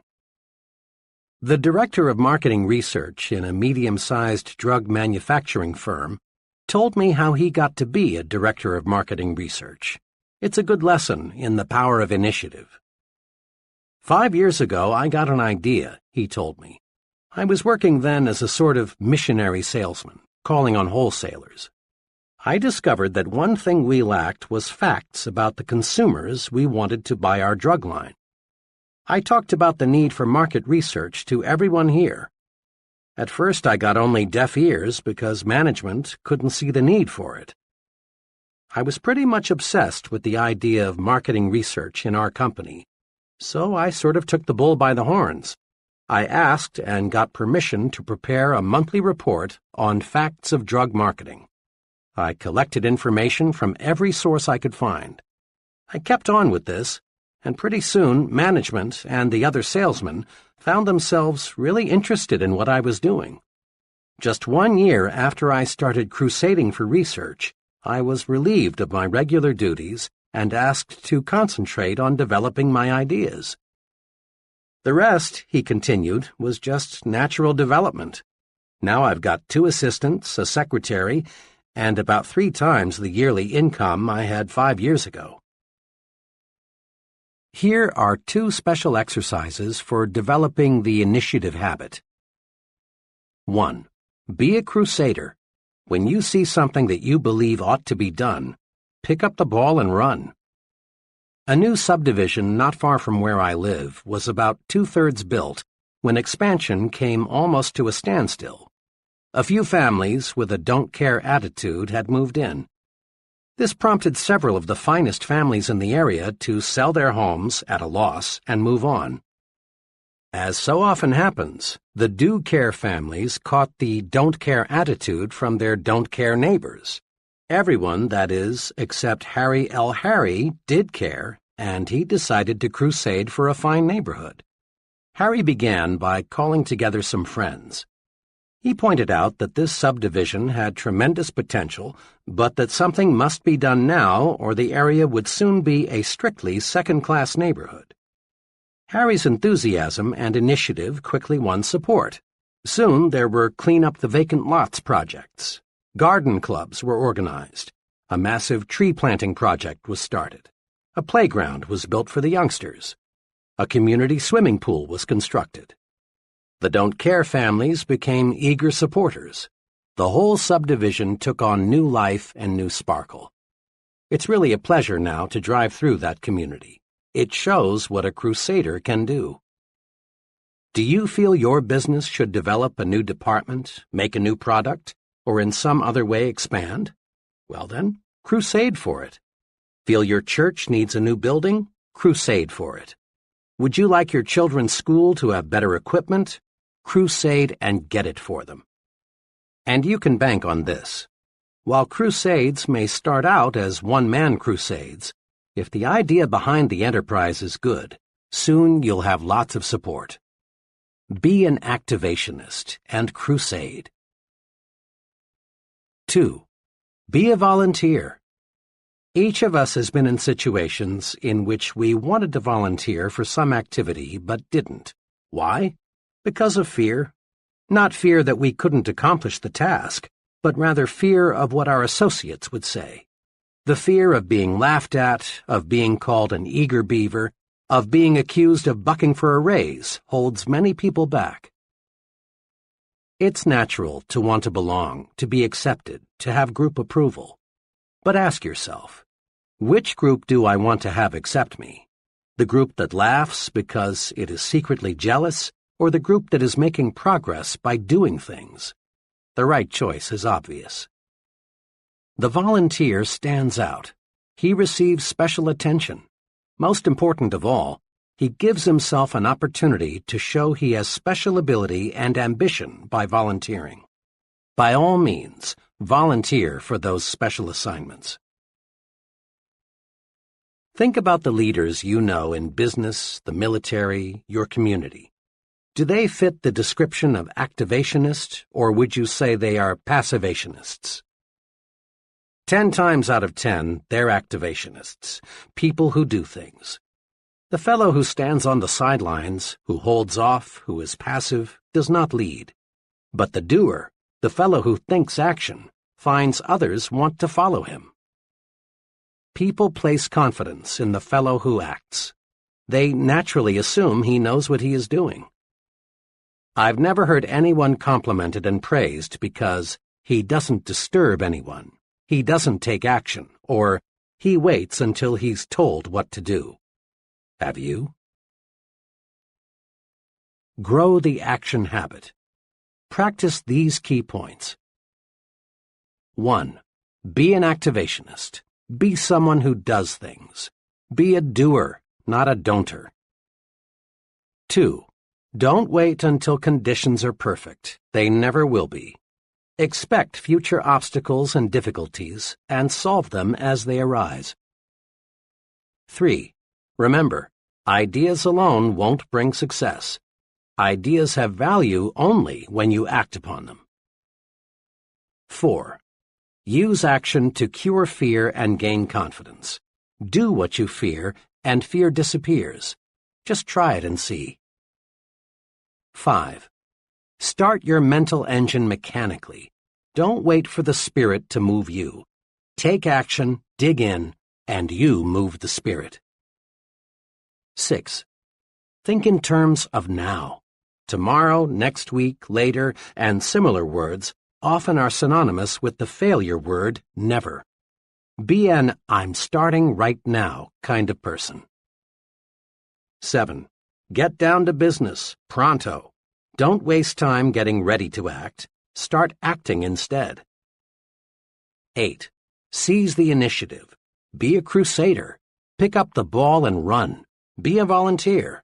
Show that you have ability and ambition to do. Get in gear and go. Chapter 11.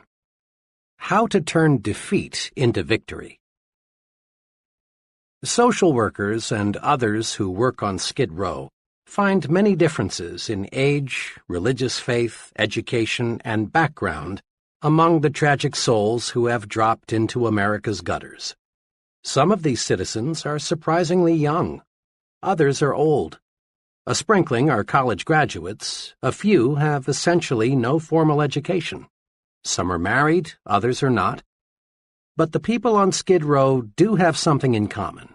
Each one is defeated, whipped, beaten. Each one has encountered situations that conquered him. Each is eager, even anxious, to tell you about the situation that wrecked him, about his own private Waterloo. These situations cover the waterfront of human experience, from "my wife ran out on me," to "I lost everything I had and had no place else to go," to "I did a couple of things that made me a social outcast, so I came down here." When we move up from Skid Row into the dominion of Mr. and Mrs. Average American, we see obvious differences in living habits. But again, we discover that Mr. Mediocre gives essentially the same reasons to explain his mediocrity as Mr. Skid Row gave to explain his complete collapse. Inside, Mr. Mediocre feels defeated. He has unhealed wounds suffered in situations that beat him. Now he is super cautious. He plods along, ducking the thrill of living victoriously, discontented with himself. He feels beaten, but tries hard to endure the sentence of mediocrity that fate has handed him. He, too, has surrendered to defeat, but in a reasonably clean, socially accepted way. Now, when we climb upstairs into the uncrowded world of success, we again discover people from every possible background. Corporate executives, leading ministers, government officials, top men in every field, we discover come from poor homes, rich homes, broken homes, cotton patches, cornfields, and slums. These people, who lead every branch of our society, have experienced every tough situation you can describe. It is possible to match every Mr. Skid Row with a Mr. Mediocre and a Mr. Success on every score: age, intelligence, background, nationality, you name it, with one exception. The one thing you can't match them on is their response to defeat. When the fellow we call Mr. Skid Row got knocked down, he failed to get up again. He just lay there, splattered out. Mr. Mediocre got up to his knees, but he crawled away, and when out of sight, ran in the opposite direction, so he'd be sure never to take a beating again. But Mr. Success reacted differently when he got knocked down. He bounced up, learned a lesson, forgot the beating, and moved upward. One of my closest friends is an exceptionally successful management consultant. When you walk into his office, you feel that you are really uptown. The fine furniture, the carpeting, the busy people, the important clients, all tell you his company is prosperous. A cynic might say, "It must have taken a real con man to put across an operation like this." But the cynic would be wrong. It didn't take a con man. And it didn't take a brilliant man or a wealthy man or a lucky man. All, and I hesitate to use the word all because all means so much sometimes, all it took was a persistent man who never thought he was defeated. Behind this prosperous and respected company is the story of a man fighting, battling his way upward, losing 10 years' savings in his first 6 months in business, living in his office several months because he lacked money to pay rent on an apartment, turning down numerous good jobs because he wanted more to stay with his idea and make it work, hearing prospects for his service say no 100 times as often as they said yes. During the 7 unbelievably hard years it took him to succeed, I never heard my friend complain once. He'd explain, "Dave, I'm learning. This is competitive business, and because it's intangible, it's hard to sell, but I'm learning how." And he did. Once I told my friend that this experience must be taking a lot out of him, but he replied, "No, it's not taking something out of me. It's putting something into me instead." Check the lives of the people in Who's Who in America, and you'll find that those who have succeeded in a major way have been pounded by losing situations. Each person in this elite core of successful men has encountered opposition, discouragement, setbacks, personal misfortune. Read the biographies and autobiographies of great people, and again you discover that each of these people could have surrendered to setbacks many times. Or do this. Learn the background of the president of your company or the mayor of your city, or select any person you consider a real success. When you probe, you'll discover the individual has overcome big, real obstacles. It is not possible to win high-level success without meeting opposition, hardship, and setback. But it is possible to use setbacks to propel you forward. Let's see how. I saw some commercial airline statistics recently showing that there is only one fatality per 10 billion miles flown. Air travel is a magnificently safe way to go these days. Unfortunately, air accidents still occur. But when they do, the Civil Aviation Administration is on the scene quickly to find out what caused the crash. Fragments of metal are picked up from miles around and pieced together. A variety of experts reconstruct what probably happened. Witnesses and survivors are interviewed. The investigation goes on for weeks, months, until the question, what caused this crash, is answered.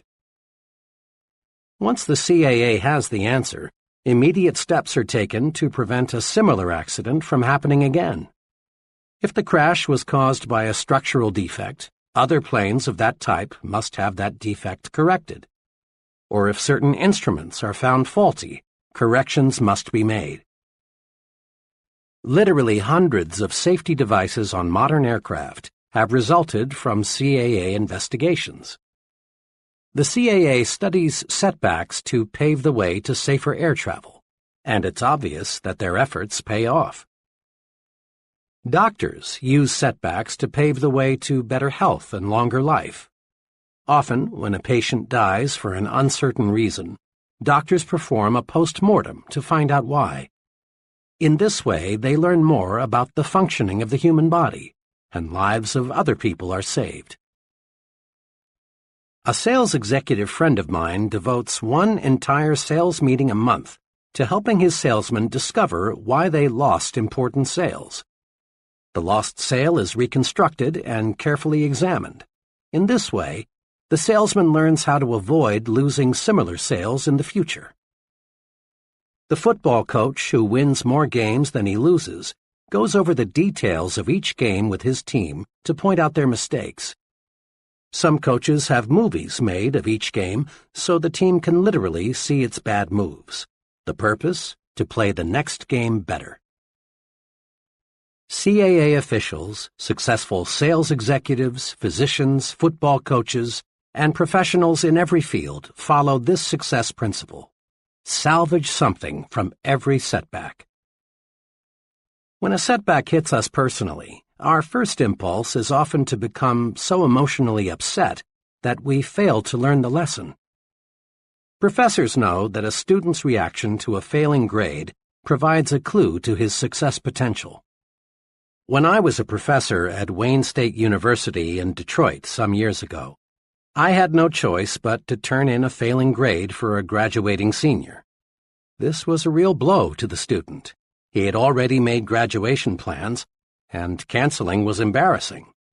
He was left with two alternatives: retake and pass the course and receive his degree at a later graduation, or quit school without earning a degree.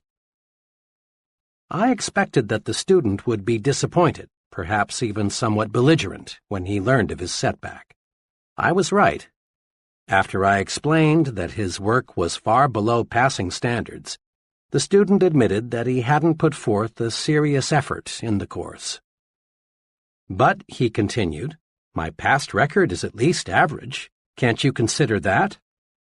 I pointed out that I could not, because we measure performance one course at a time.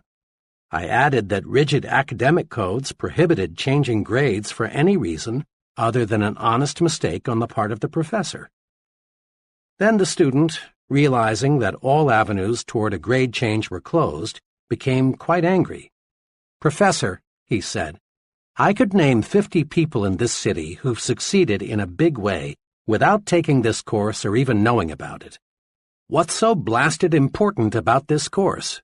Why should a few bad marks in one course keep me from getting my degree? Thank God, he added, they don't look at things on the outside like you professors do. After that remark, I paused for about 45 seconds. I've learned that when you've been sniped at, one fine way to prevent a war of words is to take a long pause before answering. Then I said to my student friend, "Much of what you say is true. There are many, many highly successful people who know absolutely nothing about the subject matter in this course. And it is possible for you to win success without this knowledge. In the total scheme of life, this course content won't make or break you. But your attitude toward this course may." "What do you mean by that?" he asked. "Just this," I answered. "Outside, they grade you just as we grade you. What counts there, just as what counts here, is doing the job. Outside, they won't promote you or pay you more for doing second-class work." I paused again to make certain the point got through. Then I said, "May I make a suggestion? You're highly disappointed now. I can appreciate how you feel. And I don't think any less of you if you're a little sore at me. But look at this experience positively. There's a tremendously important lesson here. If you don't produce, you don't get where you want to go. Learn this lesson, and 5 years from now you'll regard it as one of the most profitable lessons you learned in all the time you invested here." I was glad when I learned a few days later that this student had re-enrolled for the course. This time he passed with flying colors. Afterward, he made a special call to see me to let me know how much he had appreciated our earlier discussion. "I learned something from flunking your course the first time," he said. "It may sound odd, but you know, Professor, now I'm glad I did not pass the first time." We can turn setbacks into victories, find the lesson, apply it, and then look back on defeat and smile. Moviegoers will never forget the great Lionel Barrymore. In 1936, Mr. Barrymore broke his hip. The fracture never healed. Most people thought Mr. Barrymore was finished, but not Mr. Barrymore. He used the setback to pave the way to even greater acting success. For the next 18 years, despite pain that never abated, he played dozens of successful roles in a wheelchair. On March 15, 1945, W. Colvin Williams was walking behind a tank in France. The tank hit a mine, exploded, and permanently blinded Mr. Williams. But this didn't stop Mr. Williams from pursuing his goal to be a minister and counselor. When he was graduated from college, and with honors too, Mr. Williams said he thought his blindness will actually be an asset in my career. I can never judge by appearances. Therefore, I can always give a person a second chance. My blindness keeps me from cutting myself off from a person because of the way he looks. I want to be the kind of person to whom anyone can come and feel secure to express himself. Isn't that a magnificent living example of cruel, bitter defeat being turned into victory? Defeat is only a state of mind, and nothing more. One of my friends, who is a substantial and successful investor in the stock market, carefully appraises each investment decision in the light of his past experiences. One time he told me, "When I first started investing 15 years ago, I really got singed a few times. Like most amateurs, I wanted to get rich quick. Instead, I got broke quick. But that didn't stop me. I knew the basic strengths of the economy, and that over the long pull, well-selected stocks are about the best investment anybody can make. So I just regarded those first bad investments as part of the cost of my education," he laughed. On the other hand, I know a number of people who, having made an unwise investment or two, are strictly anti-securities. Rather than analyze their mistakes and join in a good thing, they reach the completely false conclusion that investing in common stocks is just a form of gambling, and sooner or later everybody loses. Decide right now to salvage something from every setback. Next time things seem to go wrong on the job or at home, calm down and find out what caused the trouble. This is the way to avoid making the same error twice. Being licked is valuable, if we learn from it. We human beings are curious creatures. We're quick to accept full credit for our victories. When we win, we want the world to know about it. It's natural to want others to look at you and say, "There goes the fellow who did such and such." But human beings are equally quick to blame someone else for each setback. It's natural for salesmen to blame customers when sales are lost. It's natural for executives to blame employees or other executives when things get out of gear. It's natural for husbands to blame wives and wives to blame husbands for quarrels and family problems. It is true that in this complex world, others may trip us. But it is also true that more often than not, we trip ourselves. We lose because of personal inadequacy, some personal mistake. Condition yourself for success this way. Remind yourself that you want to be as nearly perfect as is humanly possible. Be objective. Put yourself in a glass tube and look at yourself as a disinterested third party would look at the situation. See if you have a weakness that you've never noticed before. If you have, take action to correct it. Many people become so accustomed to themselves that they fail to see ways for improvement. The great Metropolitan Opera star Risa Stevens said in Reader's Digest, July 1955, that at the unhappiest moment of her life, she received the best advice she's ever had. Early in her career, Miss Stevens lost the Metropolitan Opera Auditions of the Air. After losing, Miss Stevens was bitter. "I longed to hear," she said, "that my voice was really better than the other girls', that the verdict was grossly unfair, that I had just lacked the right connections to win." But Miss Stevens's teacher didn't coddle her. Instead, she said to Miss Stevens, "My dear, have the courage to face your faults." Much as I wanted to fall back on self-pity, continued Miss Stevens, those words, kept coming back to me. That night they woke me. I couldn't sleep until I faced my shortcomings. Lying there in the dark, I asked myself, why did I fail? How can I win next time? And I admitted to myself that my voice range was not as good as it had to be, that I had to perfect my languages, that I must learn more roles. Miss Stevens went on to say how facing her faults not only helped her to succeed on stage, but also helped her win more friends and develop a more pleasing personality. Being self-critical is constructive. It helps you to build the personal strength and efficiency needed for success.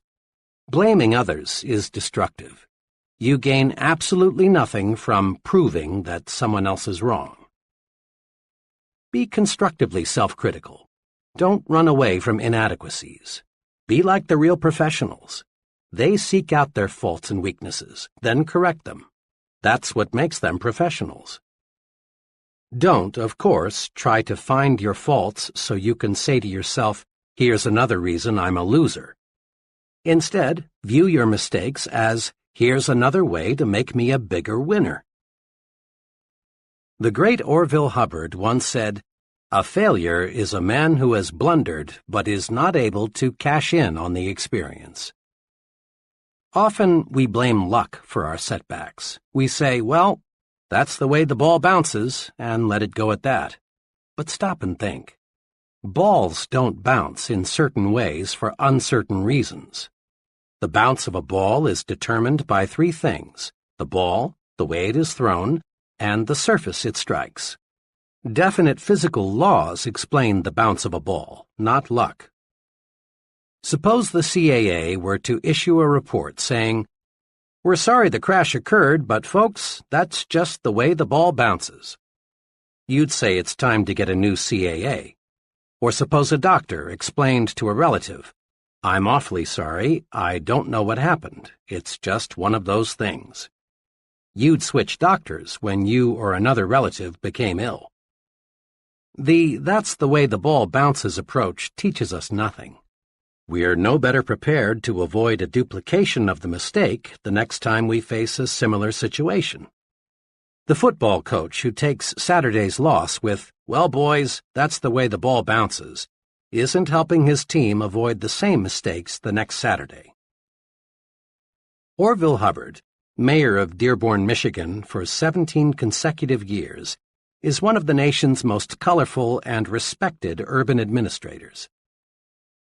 For 10 years prior to becoming mayor of Dearborn, Mr. Hubbard could have used the bad luck excuse and stepped out of politics. Before becoming a perennial winner, Orville Hubbard was unlucky 3 times in trying to get the nomination for mayor. 3 times he tried to get the nomination for state senator, but failed. Once he was beaten in a race for a congressional nomination. But Orville Hubbard studied these setbacks. He regarded them as part of his political education. And today he is one of the sharpest, most unbeatable politicians in local government. Instead of blaming luck, research those setbacks. If you lose, learn. Lots of folks go through life explaining their mediocrity with hard luck, tough luck, sour luck, bad luck. These people are still like children, immature, searching for sympathy. Without realizing it, they fail to see opportunities to grow bigger, stronger, more self-reliant. Stop blaming luck. Blaming luck never got anyone where he wanted to go. A friend, who is a literary consultant, writer, and critic, chatted with me recently about what it takes to be a successful writer. A lot of would-be writers, he explained, simply aren't serious about wanting to write.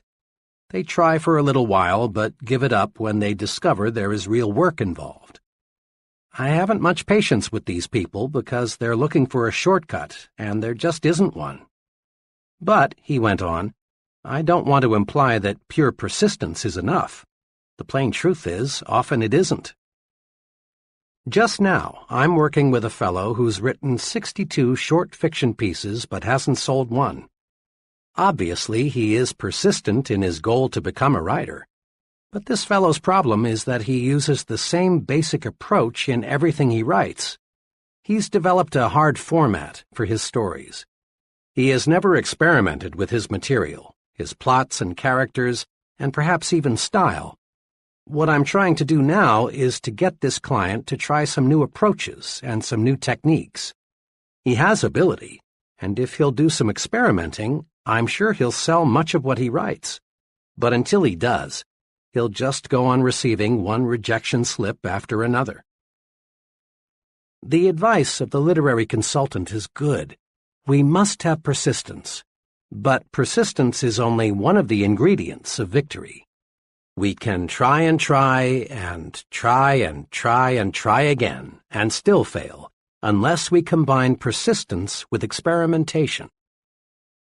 Edison is credited with being one of America's most persistent scientists. It's reported that he conducted thousands of experiments before he invented the electric light bulb. But note, Edison conducted experiments. He persisted in his goal to develop a light bulb. But he made that persistence pay off by blending it with experimentation. Persisting in one way is not a guarantee of victory. But persistence blended with experimentation does guarantee success. Recently, I noticed an article about the continuous search for oil. It said that oil companies study the rock formations carefully before they drill a well. Yet, despite their scientific analysis, 7 out of 8 wells drilled turn out to be dry holes. Oil companies are persistent in their search for oil, not by digging one hole to ridiculous depths, but rather by experimenting with a new well when good judgment says the first well won't produce. Many ambitious people go through life with admirable persistence and show of ambition, but they fail to succeed because they don't experiment with new approaches. Stay with your goal. Don't waver an inch from it. But don't beat your head against a wall. If you aren't getting results, try a new approach. People who have bulldog persistence, who can grab something and not let go, have an essential success quality. Here are 2 suggestions for developing greater power to experiment, the ingredient that, when blended with persistence, gets results. 1. Tell yourself there is a way. All thoughts are magnetic. As soon as you tell yourself, I'm beaten, there's no way to conquer this problem, negative thoughts are attracted, and each of these helps convince you that you are right, that you are whipped. Believe instead, there is a way to solve this problem, and positive thoughts rush into your mind to help you find a solution. It's believing there is a way that is important. Marriage counselors report no success in saving marriages until one, and preferably both partners, see that it is possible to win back happiness. Psychologists and social workers say an alcoholic is doomed to alcoholism until he believes he can beat his thirst. This year, thousands of new businesses are being formed. 5 years from now, only a small portion will be still in operation. Most of those who fail will say, "Competition was just too much. We had no choice but to quit." The real problem is that when most people hit the tar, things are rough barrier, they think only defeat, and so they are defeated. When you believe there is a way, you automatically convert negative energy, let's quit, let's go back, into positive energy, let's keep going, let's move ahead. A problem, a difficulty, becomes unsolvable only when you think it is unsolvable. Attract solutions by believing solutions are possible. Refuse, simply refuse to even let yourself say or think that it's impossible. 2. Back off and start afresh. Often we stay so close to a problem for so long that we can't see new solutions or new approaches. An engineer friend was retained a few weeks ago to design a distinctly new aluminum structure. In fact, nothing even resembling it had even been developed or designed before. I saw him just a few days ago, and I asked him how his new building was coming along. "Not too well," he replied. "I guess I haven't spent enough time with my garden this summer. When I live with tough design problems for a long stretch, I've got to get away and let some new ideas soak in." "You'd be surprised," he continued, "to know how many engineering ideas come to me when I'm just sitting beside a tree holding a water hose on the grass." President Eisenhower once was asked at a news conference why he took so many weekend vacations. His answer is good advice for everybody who wants to maximize his creative ability. Mr. Eisenhower said, "I do not believe that any individual, whether he is running General Motors or the United States of America, can do the best job just by sitting at a desk and putting his face in a bunch of papers. Actually, the president ought to be trying to keep his mind free of inconsequential details and doing his own thinking on the basic principles and factors, so that he can make clear and better judgments." A former business associate of mine takes a 72-hour out-of-town vacation with his wife once each month. He found this backing off and starting afresh increased his mental efficiency, thereby making him more valuable to his clients. When you hit a snag, don't throw up the whole project. Instead, back off, get mentally refreshed. Try something as simple as playing some music or taking a walk or a short nap. Then, when you tackle it again, the solution often comes almost before you know it. Seeing the good side pays off in big situations, too. A young man told me how he concentrated on seeing the good side when he lost his job. He explained it this way. "I was working for a large credit reporting company. One day I was given short notice to leave. There was an economy wave on, and they dismissed the employees who were least valuable to the company. The job didn't pay too well, but by the standards I grew up with, it was pretty good. I really felt terrible for a few hours, but then I decided to look at being bounced as a blessing in disguise. I really didn't like the job much, and had I stayed there, I'd never have gone far. Now I had a chance to find something I really liked to do. It wasn't long until I found a job that I liked a lot better that paid more money, too. Being fired from that credit company was the best thing that ever happened to me. Remember, you see in any situation what you expect to see. See the good side and conquer defeat. All things do work together for good if you'll just develop clear vision. In quick review, the difference between success and failure is found in one's attitudes towards setbacks, handicaps, discouragements, and other disappointing situations. 5 guideposts to help you turn defeat into victory are: 1. Study setbacks to pave your way to success. When you lose, learn, and then go on to win next time. 2. Have the courage to be your own constructive critic. Seek out your faults and weaknesses, and then correct them. This makes you a professional.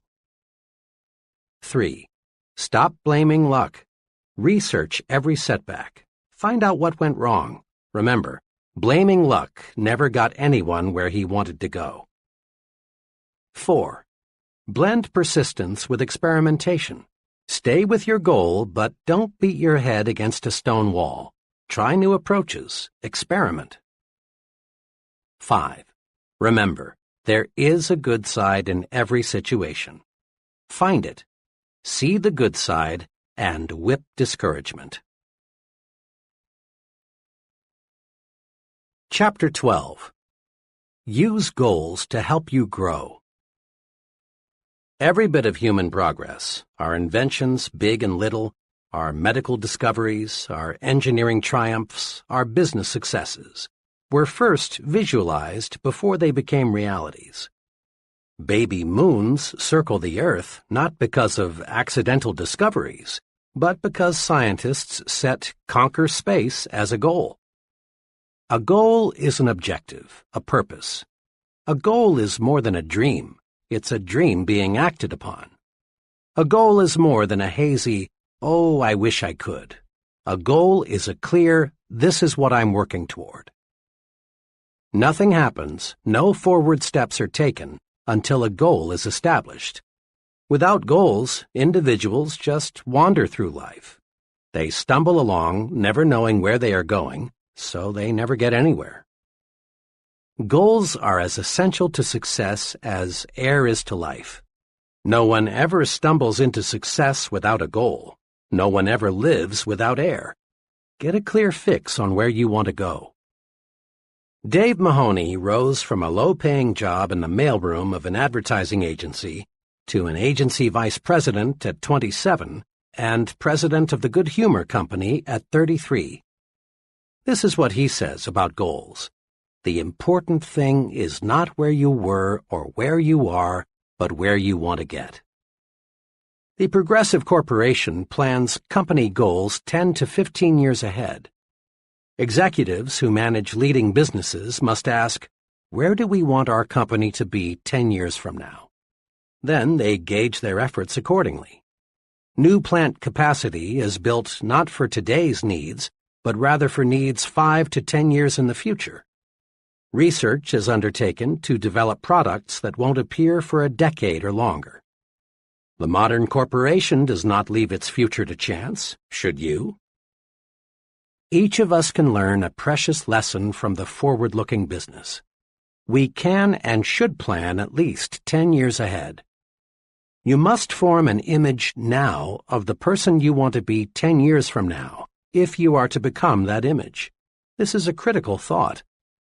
Just as the business that neglects to plan ahead will be just another business, if it even survives, the individual who fails to set long-range goals will most certainly be just another person lost in life's shuffle. Without goals, we cannot grow. Let me share with you an example of why we must have long-run goals to achieve real success. Just last week, a young man, let me call him FB, came to me with a career problem. FB looked well-mannered and intelligent. He was single and had finished college 4 years ago.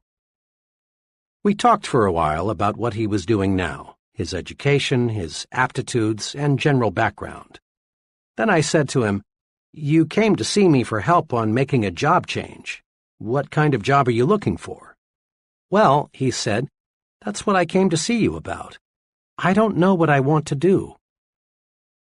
His problem, of course, was a very common one, but I realized that just to arrange for the young man to have interviews with several possible employers would not help him.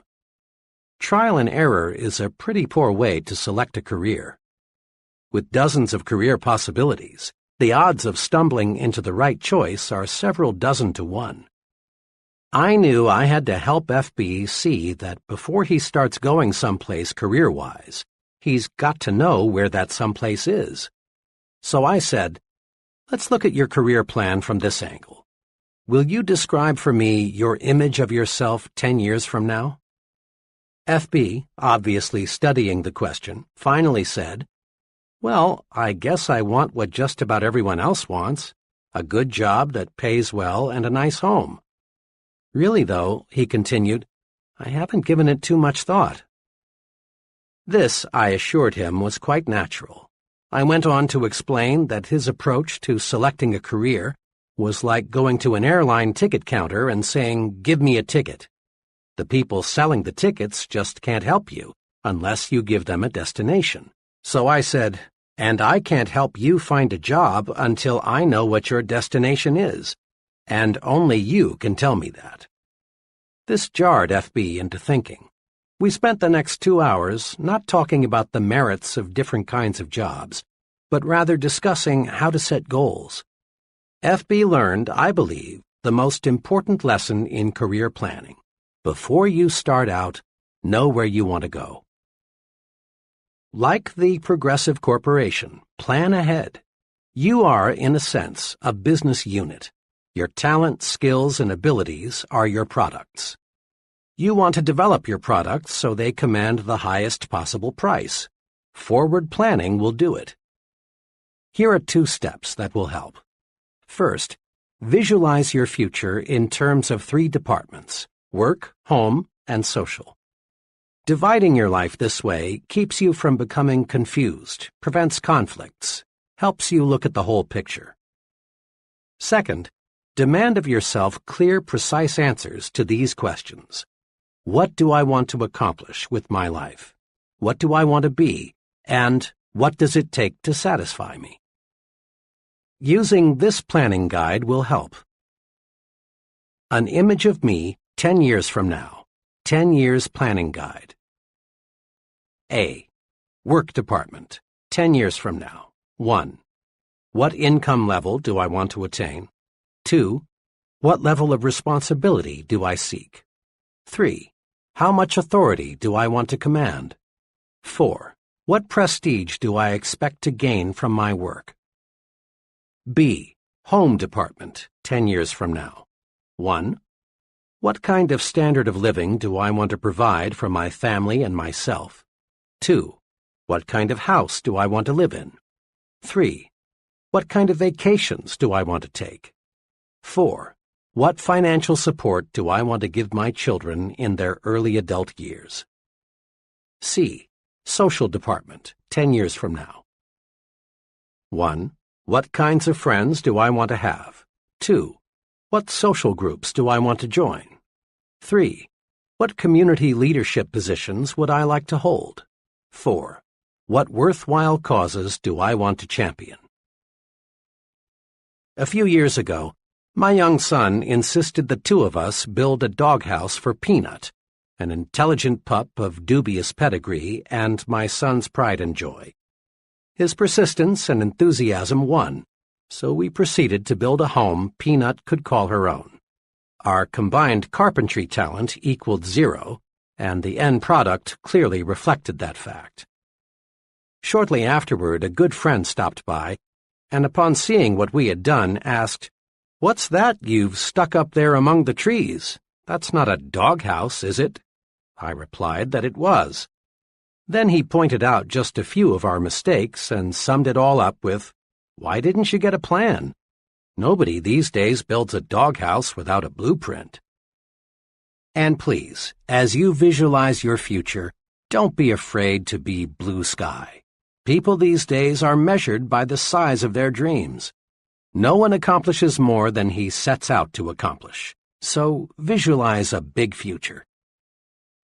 Here is a word-for-word excerpt from the life plan of one of my former trainees. Listen to it. Note how well this fellow visualized his home future. As he wrote this, it is obvious he really saw himself in the future. My home goal is to own a country estate.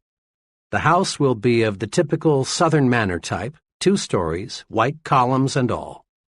We will have the grounds fenced in, and probably we'll have a fish pond or 2 on the place, as my wife and I both enjoy fishing. We will keep our Doberman kennels back of the house somewhere. The thing I have always wanted is a long winding driveway with trees lining each side.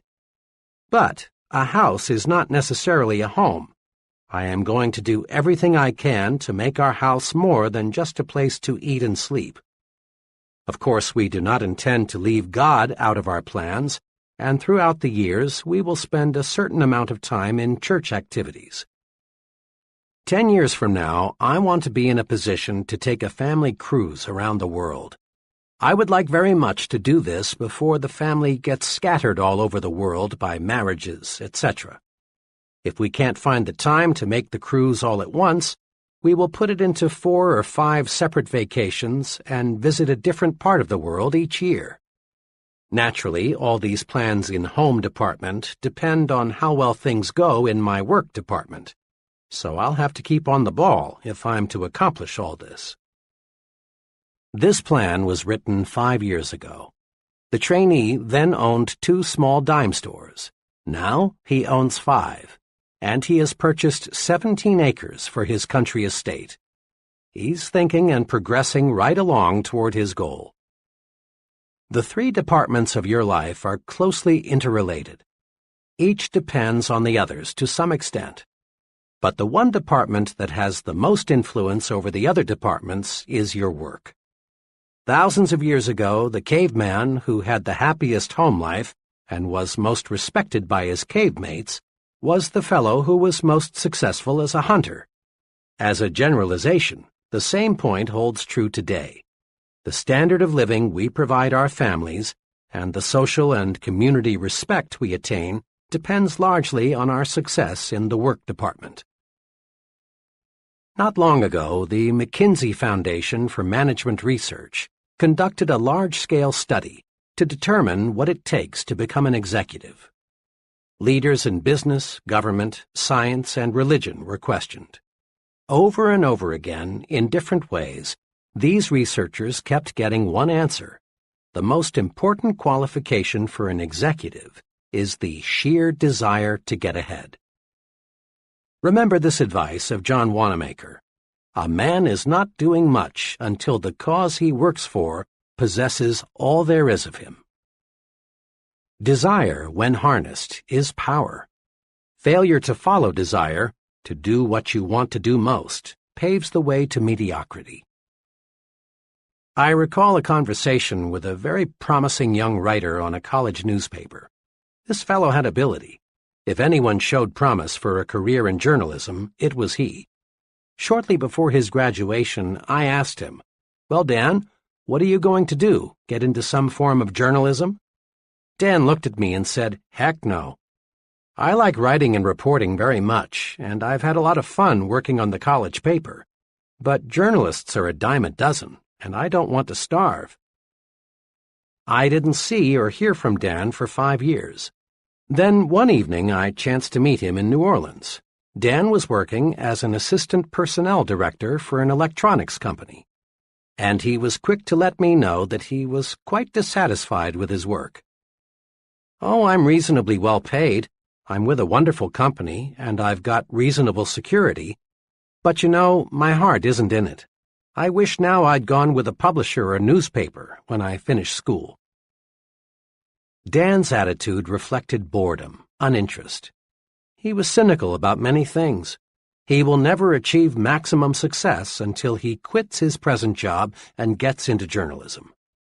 Success requires heart and soul effort, and you can put your heart and soul only into something you really desire. Had Dan followed his desire, he could have risen to the very top in some phase of communication.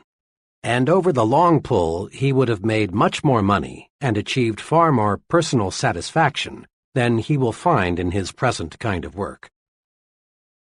Switching from what you don't like to do to what you do like to do is like putting a 500-horsepower motor in a 10-year-old car. All of us have desires. All of us dream of what we really want to do. But few of us actually surrender to desire. Instead of surrendering to desire, we murder it.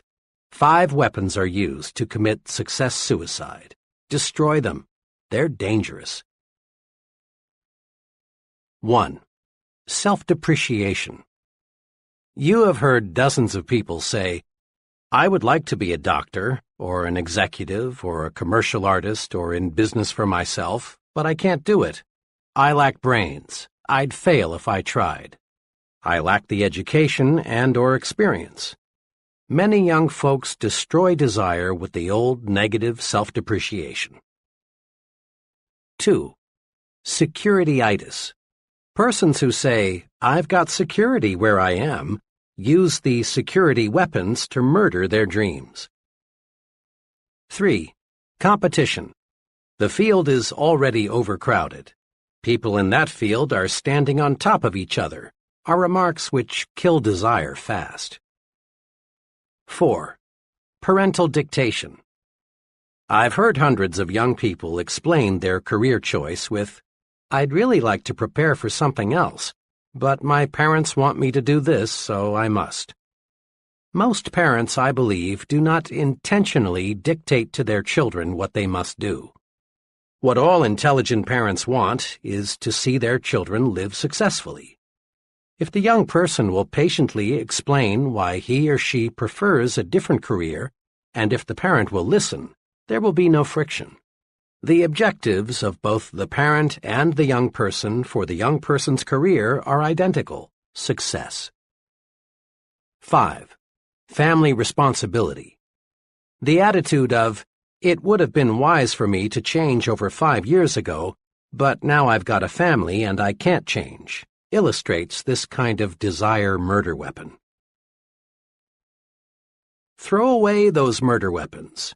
Remember, the only way to get full power, to develop full go force, is to do what you want to do. Surrender to desire and gain energy, enthusiasm, mental zip, and even better health. And it's never too late to let desire take over. The overwhelming majority of really successful people work much longer than 40 hours a week, and you don't hear them complain of overwork. Successful people have their eyes focused on a goal, and this provides energy. The point is this: energy increases, multiplies, when you set a desired goal and resolve to work toward that goal. Many people, millions of them, can find new energy by selecting a goal and giving all they've got to accomplish that goal. Goals cure boredom. Goals even cure many chronic ailments. Let's probe a little deeper into the power of goals. When you surrender yourself to your desires, when you let yourself become obsessed with a goal, you receive the physical power, energy, and enthusiasm needed to accomplish your goal. But you receive something else, something equally valuable. You receive the automatic instrumentation needed to keep you going straight to your objective. The most amazing thing about a deeply entrenched goal is that it keeps you on course to reach your target. This isn't double talk. What happens is this: when you surrender to your goal, the goal works itself into your subconscious mind. Your subconscious mind is always in balance. Your conscious mind is not, unless it is in tune with what your subconscious mind is thinking. Without full cooperation from the subconscious mind, a person is hesitant, confused, indecisive. Now, with your goal absorbed into your subconscious mind, you react the right way automatically. The conscious mind is free for clear, straight thinking. Let's illustrate this with two hypothetical persons.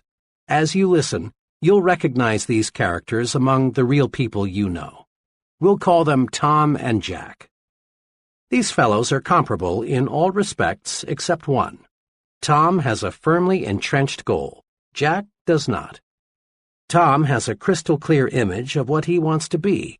He pictures himself as a corporation vice president 10 years hence. Because Tom has surrendered to his goal through his subconscious mind signals to him saying, "Do this," or "Don't do that. It won't help get you where you want to go." The goal constantly speaks, "I am the image you want to make real. Here is what you must do to make me real." Tom's goal does not pilot him in vague generalities. It gives him specific directions in all his activities. When Tom buys a suit, the goal speaks and shows Tom the wise choice. The goal helps to show Tom what steps to take to move up to the next job, what to say in the business conference, what to do when conflict develops, what to read, what stand to take. Should Tom drift a little off course, his automatic instrumentation, housed securely in his subconscious mind, alerts him and tells him what to do to get back on course. Tom's goal has made him supersensitive to all the many forces at work that affect him. Jack, on the other hand, lacking a goal, also lacks the automatic instrumentation to guide him. He is easily confused. His actions reflect no personal policy. Jack wavers, shifts, guesses at what to do. Lacking consistency of purpose, Jack flounders on the ruddy road to mediocrity. May I suggest you listen to this section again, right now. Let this concept soak in. Then look around you. Study the very top echelon of successful persons. Note how they, without exception, are totally devoted to their objective. Observe how the life of a highly successful person is integrated around a purpose. Surrender to that goal. Really surrender. Let it obsess you and give you the automatic instrumentation you need to reach that goal. On occasion, all of us have waked up on Saturday morning with no plans, no agenda, either mental or written, that spells out what we're going to do. On days like that, we accomplish next to nothing. We aimlessly drift through the day, glad when it's finally over. But when we face the day with a plan, we get things done. This common experience provides an important lesson. To accomplish something, we must plan to accomplish something. Before World War II, our scientists saw the potential power locked in the atom. But relatively little was known about how to split the atom and unleash that tremendous power. When the United States entered the war, forward-thinking scientists saw the potential power of an atomic bomb. A crash program was developed to accomplish just one goal: build an atomic bomb. The result is history. In just a few years, the concentrated effort paid off. The bombs were dropped, and the war was ended. But without that crash program to accomplish a goal, splitting the atom would have been delayed perhaps a decade, maybe longer. Set goals to get things done. Our great production system would be hopelessly bogged down if production executives did not establish and adhere to target dates and production schedules. Sales executives know salesmen sell more when they are given a carefully defined quota to sell. Professors know students get term papers written on time when a deadline is set. Now, as you press forward to success, set goals, deadlines, target dates, self-imposed quotas. You will accomplish only what you plan to accomplish. According to Dr. George E. Birch of the Tulane University School of Medicine, an expert in the study of human longevity, many things determine how long you will live: weight, heredity, diet, psychic tension, personal habits. But Dr. Birch says, the quickest way to the end is to retire and do nothing. Every human being must keep an interest in life just to keep living. Each of us has a choice. Retirement can be the beginning or the end. The do nothing but eat, sleep, and rock attitude is the poison yourself fast form of retirement. Most folks who regard retirement as the end of purposeful living soon find retirement is the end of life itself. With nothing to live for, no goals, people waste away fast. The other extreme, the sensible way to retire, is the I'm going to pitch right in and start fast method. One of my finest friends, Lou Gordon, has chosen this way to retire. Lou's retirement several years ago as a vice president of Atlanta's biggest bank was really commencement day for him. He established himself as a business consultant, and his pace is amazing. Now in his 60s, he serves numerous clients and is in national demand as a speaker. One of his special projects is helping to build Pi Sigma Epsilon, a young but fast-growing fraternity for professional salesmen and sales executives. Every time I see Lou, he seems younger. He's a young 30 in spirit. Few people I know of any age are reaping more from life than this senior citizen who resolved not to go out to pasture. And the Lou Gordons aren't the boring old grumps feeling sorry for themselves because they're old. Goals, intense goals, can keep a person alive when nothing else will. Mrs. D, the mother of a college friend of mine, contracted cancer when her son was only 2. To darken matters, her husband had died only 3 months before her illness was diagnosed. Her physicians offered little hope. But Mrs. D would not give up. She was determined that she would see her 2-year-old son through college by operating a small retail store left her by her husband. There were numerous surgical operations. Each time the doctors would say, just a few more months. The cancer was never cured, but those few more months stretched into 20 years. She saw her son graduated from college. 6 weeks later, she was gone.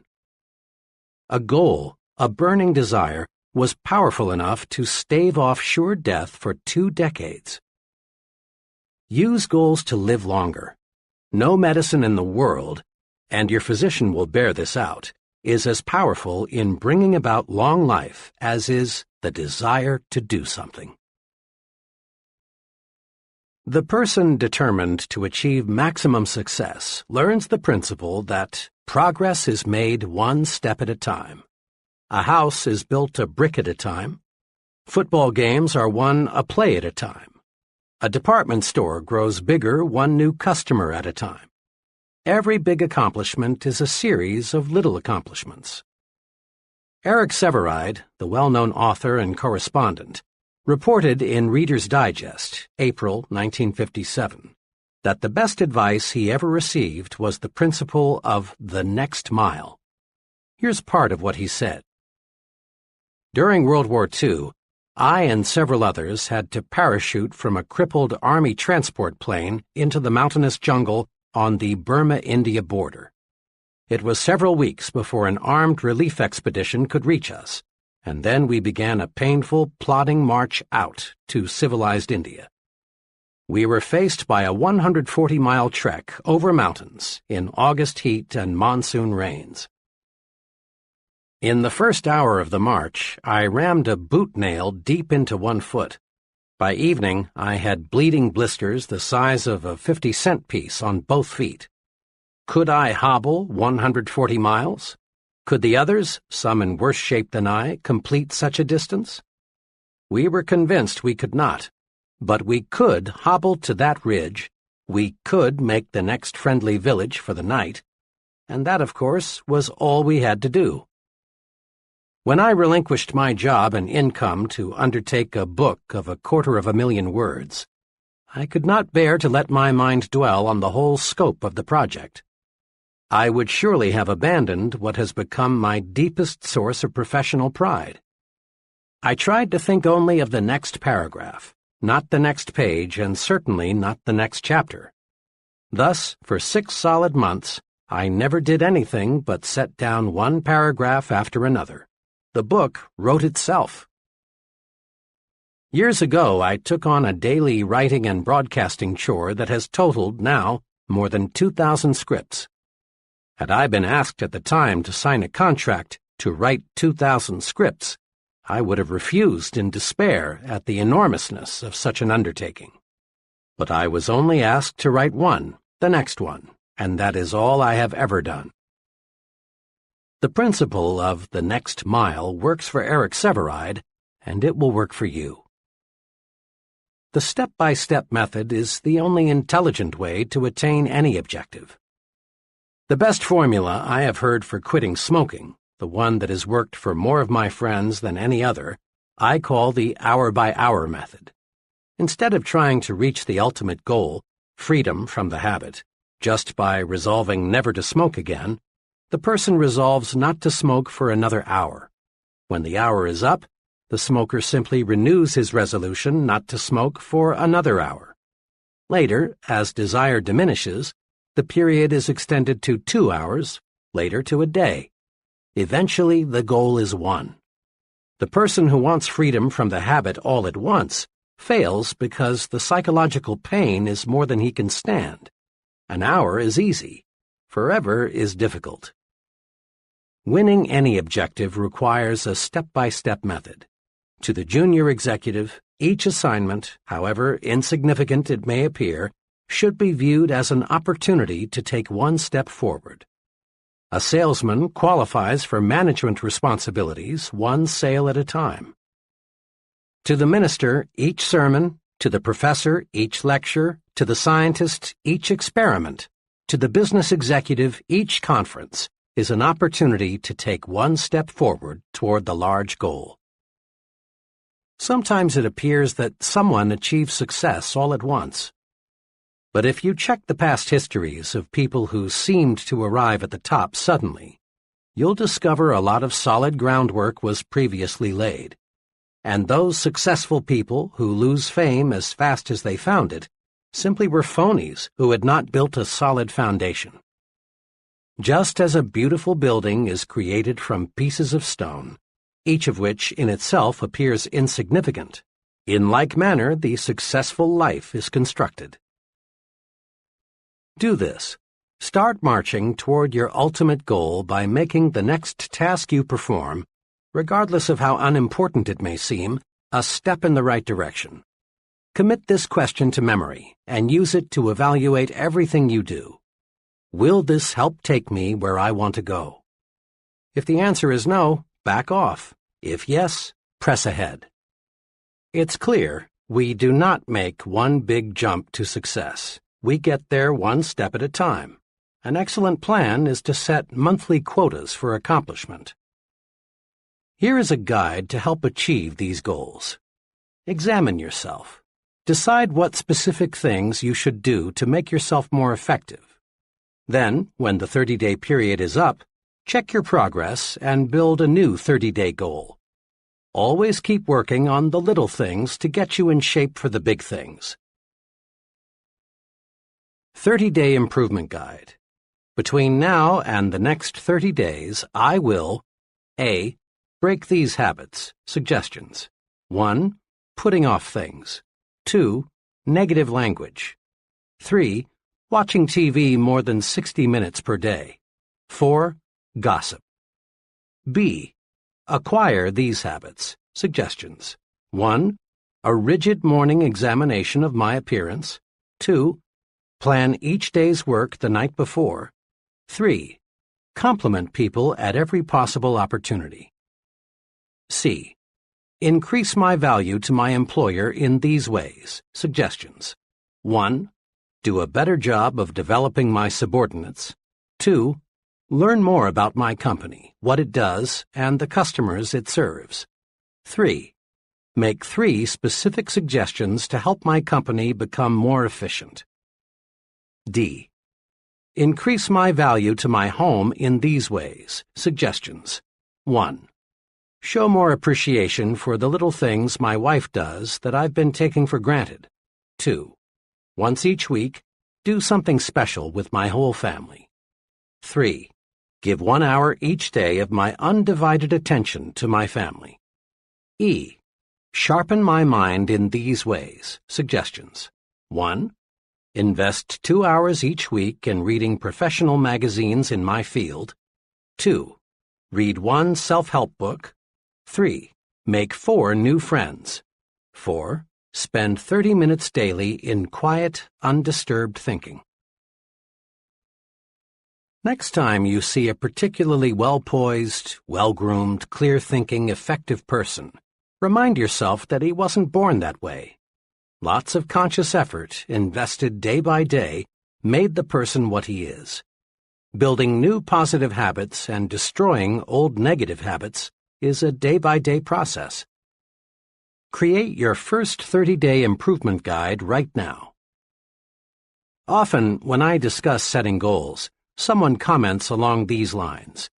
I see that working toward a purpose is important, but so often things happen that upset my plans.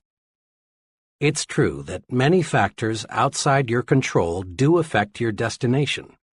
There may be serious illness or death in your family, the job you're gunning for may be dissolved, you may meet with an accident. So here is a point we must fix firmly in mind. Prepare to take detours in stride. If you are driving down a road and you come to a road closed situation, you wouldn't camp there, nor would you go back home. The road closed simply means you can't go where you want to go on this road. You'd simply find another road to take you where you want to go. Observe what military leaders do. When they develop a master plan to take an objective, they also map out alternative plans. If something unforeseen happens that rules out Plan A, they switch to Plan B. You rest easy in an airplane even though the airport where you plan to land is closed in because you know the fellow up there driving the plane has alternative landing fields and a reserve fuel supply. It's a rare person who has achieved high-level success who has not had to take detours, many of them. When we detour, we don't have to change our goals, we just travel a different route. You've probably heard many persons say something like, "Oh, how I wish I had bought XX stock back in 19 blank. I'd have a pile of money today." Normally, people think of investing in terms of stocks or bonds, real estate, or some other type of property. But the biggest and most rewarding kind of investment is self-investment, purchasing things that build mental power and proficiency. The progressive business knows that how strong it will be 5 years from now depends not on what it does 5 years in the future, but rather on what it does, invests, this year. Profit comes from only one source, investment. There's a lesson for each of us. To profit, to get the extra reward above a normal income in the years ahead, we must invest in ourselves. We must invest to achieve our goals. Here are 2 sound self-investments that will pay handsome profits in the years ahead. 1. Invest in education.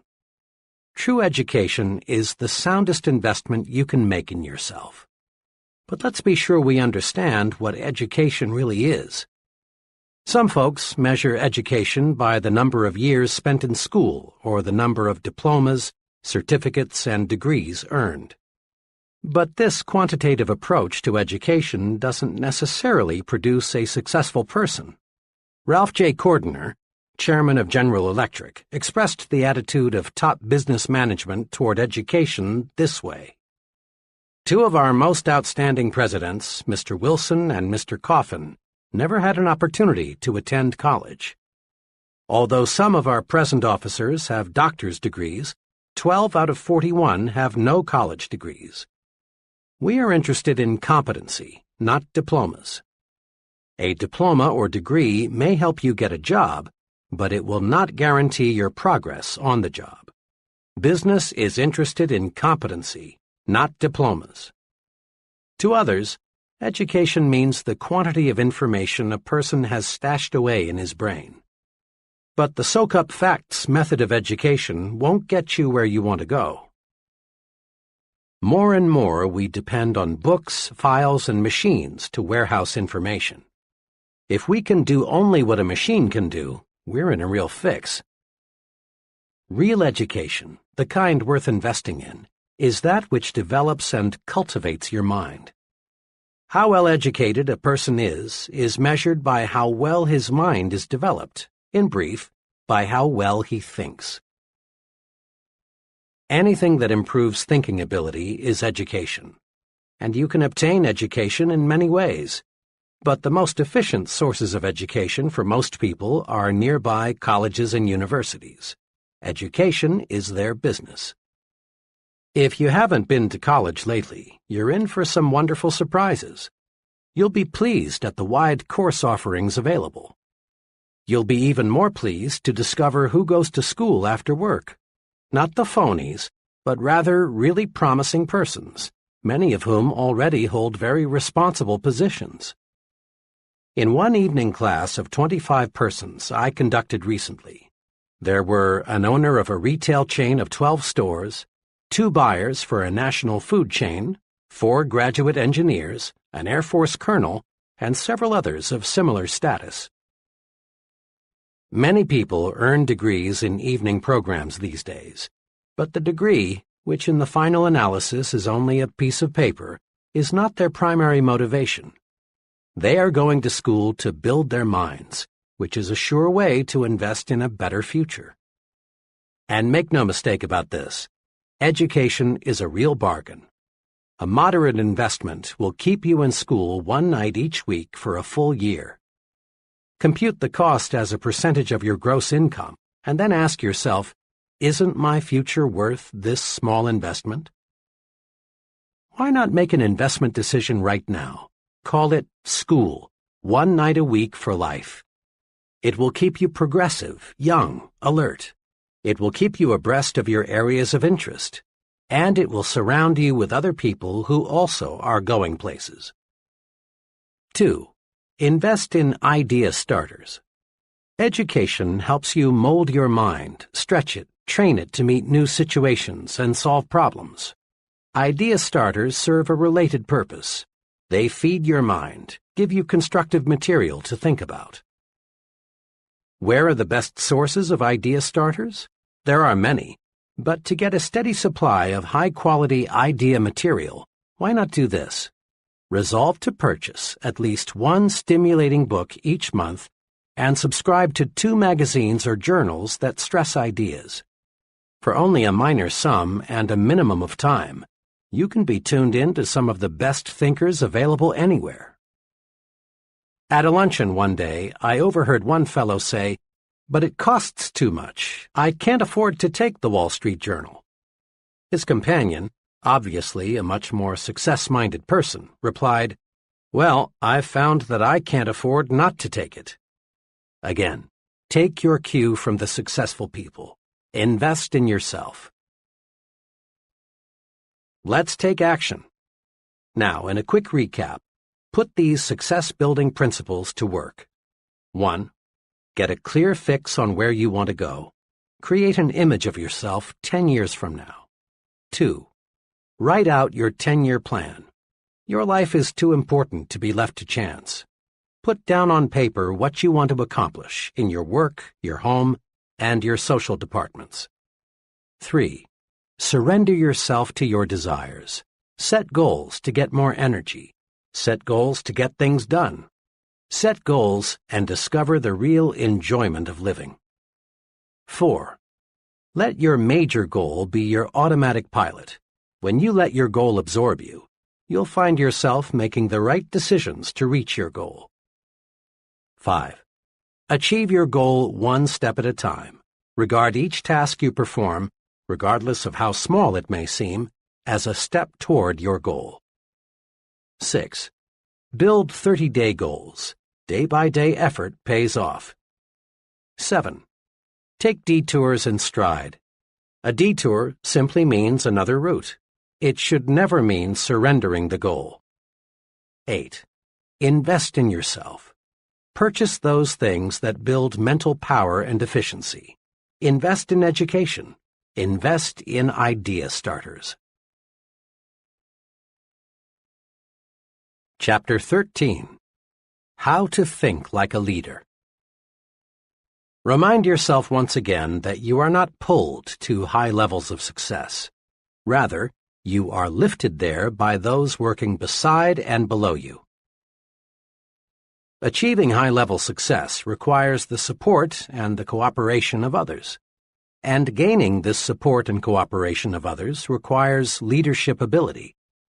Success and the ability to lead others, that is, getting them to do things they wouldn't do if they were not led, go hand in hand. The success-producing principles explained in the previous chapters are valuable equipment in helping you develop your leadership capacity. At this point, we want to master 4 special leadership rules or principles that can cause others to do things for us in the executive suite, in business, in social clubs, in the home, anywhere we find people. These 4 leadership rules or principles are: 1. Trade minds with the people you want to influence. 2. Think. What is the human way to handle this? 3. Think progress, believe in progress, push for progress. 4. Take time out to confer with yourself and develop your supreme thinking power. Practicing these rules produces results. Putting them to use in everyday situations takes the mystery out of that gold-plated word, leadership. Let's see how. Leadership rule number 1. Trade minds with the people you want to influence.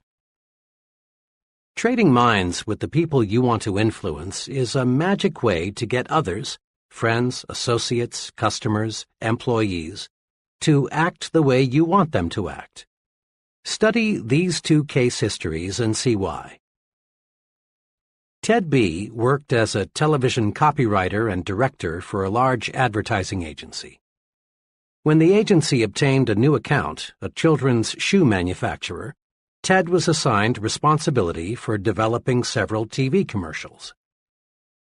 A month or so after the campaign had been launched, it became clear that the advertising was doing little or nothing to increase product movement in retail outlets. Attention was focused on the TV commercials because in most cities only television advertising was used. Through research of television viewers, they found that about 4% of the people thought it was simply a great commercial, one of the best, these 4% said. The remaining 96% were either indifferent to the commercials or, in plain language, thought they smelled. Hundreds of comments like these were volunteered. It's wacky. The rhythm sounds like a New Orleans band at 3 a.m. My kids like to watch most TV commercials, but when that shoe thing comes on, they go to the bathroom or refrigerator. I think it's too uppity up. Seems to me someone's trying to be too clever. Something especially interesting turned up when all the interviews were put together and analyzed. The 4% who liked the commercial were people pretty much like Ted in terms of income, education, sophistication, and interests. The remaining 96% were definitely in a different socioeconomic class. Ted's commercials, which cost a lot of money, flopped because Ted thought only of his own interests. He had prepared the commercials thinking of the way he buys shoes, not the way the great majority buys shoes. He developed commercials that pleased him personally, not commercials that pleased the great bulk of the people. The results would have been much different had Ted projected himself into the minds of the masses of ordinary people and asked himself 2 questions. If I were a parent, what kind of a commercial would make me want to buy those shoes?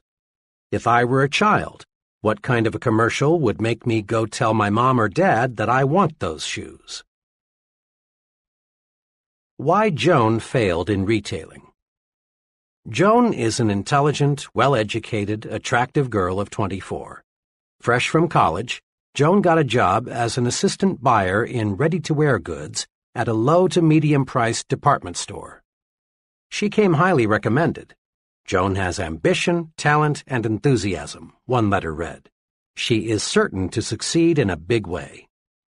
But Joan did not succeed in a big way. Joan lasted only 8 months and then quit retailing for other work. I knew her buyer well, and one day I asked him what happened. "Joan is a fine girl, and she has many fine qualities," he said. "But she had one major limitation." "What was that?" I asked. "Well, Joan was forever buying merchandise that she liked, but most of our customers didn't. She selected styles, colors, materials, and prices she liked without putting herself in the shoes of the people who shop here. When I'd suggest to her that maybe a certain line wasn't right for us, she'd say, 'Oh, they'll love this. I do. I think this will move fast.'" Joan had been brought up in a well-to-do home. She had been educated to want quality. Price was not important to her. Joan just couldn't see clothing through the eyes of low to middle-income people. So the merchandise she bought just wasn't suitable. The point is this: to get others to do what you want them to do, you must see things through their eyes. When you trade minds, the secret of how to influence other people effectively shows up. A very successful salesman friend told me he spends a lot of time anticipating how prospects will react to his presentation before he gives it. Trading minds with the audience helps the speaker design a more interesting, harder-hitting talk. Trading minds with employees helps the supervisor provide more effective, better-received instructions. A young credit executive explained to me how this technique worked for him. "When I was brought into this store, a medium-sized clothing store, as assistant credit manager, I was assigned the job of handling all collection correspondence. The collection letters the store had been using greatly disappointed me. They were strong, insulting, and threatening. I read them and thought, 'Brother, I'd be mad as hell if somebody sent me letters like these. I never would pay.' So I just got to work and started writing the kind of letter that would move me to pay an overdue bill if I received it. It worked. By putting myself in the shoes of the overdue customer, so to speak, collections climbed to a record high." Numerous political candidates lose elections because they fail to look at themselves through the minds of the typical voters. One political candidate for a national office, apparently fully as qualified as his opponent, lost by a tremendous margin for one single reason. He used a vocabulary that only a small percentage of the voters could understand. His opponent, on the other hand, thought in terms of the voters' interests. When he talked to farmers, he used their language. When he spoke to factory workers, he used words they were easily familiar with.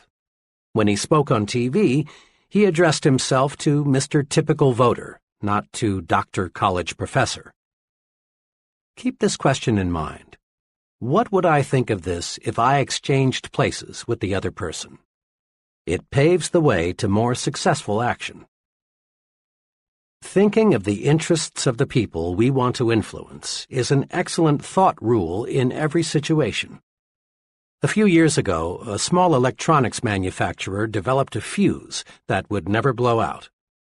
The manufacturer priced the product to sell for $1.25 and then retained an advertising agency to promote it. The account executive placed in charge of the advertising immediately became intensely enthusiastic. His plan was to blanket the country with mass advertising on TV, radio, and newspapers.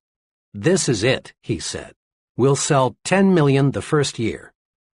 His advisors tried to caution him, explaining that fuses are not a popular item, they have no romantic appeal, and people want to get by as cheaply as possible when they buy fuses. Why not, the advisors said, use selected magazines and sell it to the high income levels? They were overruled, and the mass campaign was underway, only to be called off in 6 weeks because of disappointing results. The trouble was this: the advertising executive looked at the high-priced fuses with his eyes, the eyes of a high-income person. He failed to see the product through the eyes of the mass market income levels. Had he put himself in their position, he would have seen the wisdom of directing the promotion toward the upper income groups, and the account would have been saved. Develop your power to trade minds with the people you want to influence. The following exercises will help. Practice trading minds exercises. Situation: giving someone work instructions. For best results, ask yourself, looking at this from the viewpoint of someone who is new to this, have I made myself clear? Situation: writing an advertisement. For best results, ask yourself, if I were a typical prospective buyer, how would I react to this ad? Situation: telephone manners. For best results, ask yourself, if I were the other person, what would I think of my telephone voice and manners? Situation: gift. For best results, ask yourself, is this gift something I would like, or is it something he will like? Often there is an enormous difference. Situation: the way I give orders. For best results, ask yourself, would I like to carry out orders if they were given to me the way I give them to others? Situation: child discipline. For best results, ask yourself, if I were the child, considering his age, experience, and emotions, how would I react to this discipline? Situation: my appearance. For best results, ask yourself, what would I think of my superior if he were dressed like me? Situation: preparing a speech. For best results, ask yourself, considering the background and interests of the audience, what would I think of this remark? Situation: entertainment. For best results, ask yourself, if I were my guests, what kinds of food, music, and entertainment would I like best? Put the trading minds principle to work for you. 1. Consider the other person's situation. Put yourself in his shoes, so to speak. Remember, his interests, income, intelligence, and background may differ considerably from yours. 2. Now ask yourself, if I were in his situation, how would I react to this? Whatever it is you want him to do. 3. Then take the action that would move you if you were the other person. Leadership rule number 2. Think, what is the human way to handle this? People use different approaches to leadership situations. One approach is to assume the position of a dictator. The dictator makes all decisions without consulting those affected. He refuses to hear his subordinate's side of a question because, deep down perhaps, he's afraid the subordinate might be right, and this would cause him to lose face. Dictators don't last long. Employees may fake loyalty for a while, but unrest soon develops. Some of the best employees leave, and those remaining get together and plot against the tyrant. The result is that the organization ceases to function smoothly. This puts the dictator in a bad light with his superior. A second leadership technique is the cold, mechanical, I'm a rule-book operator approach. The fellow using this approach handles everything exactly according to the book. He doesn't recognize that every rule or policy or plan is only a guide for the usual cases. This would-be leader treats human beings as machines, and of all things people don't like, perhaps the most disliked is being treated like a machine. The cold, impersonal efficiency expert is not an ideal. The machines that work for him develop only part of their energy. Persons who rise to tremendous leadership heights use a third approach that we call being human. Several years ago, I worked closely with John S., who is an executive in the engineering development section of a large aluminum manufacturer. John had mastered the be human approach and was enjoying its rewards. In dozens of little ways, John made his actions say, "You are a human being. I respect you. I'm here to help you in every way I can." When an individual from another city joined his department, John went to considerable personal inconvenience to help him find suitable housing.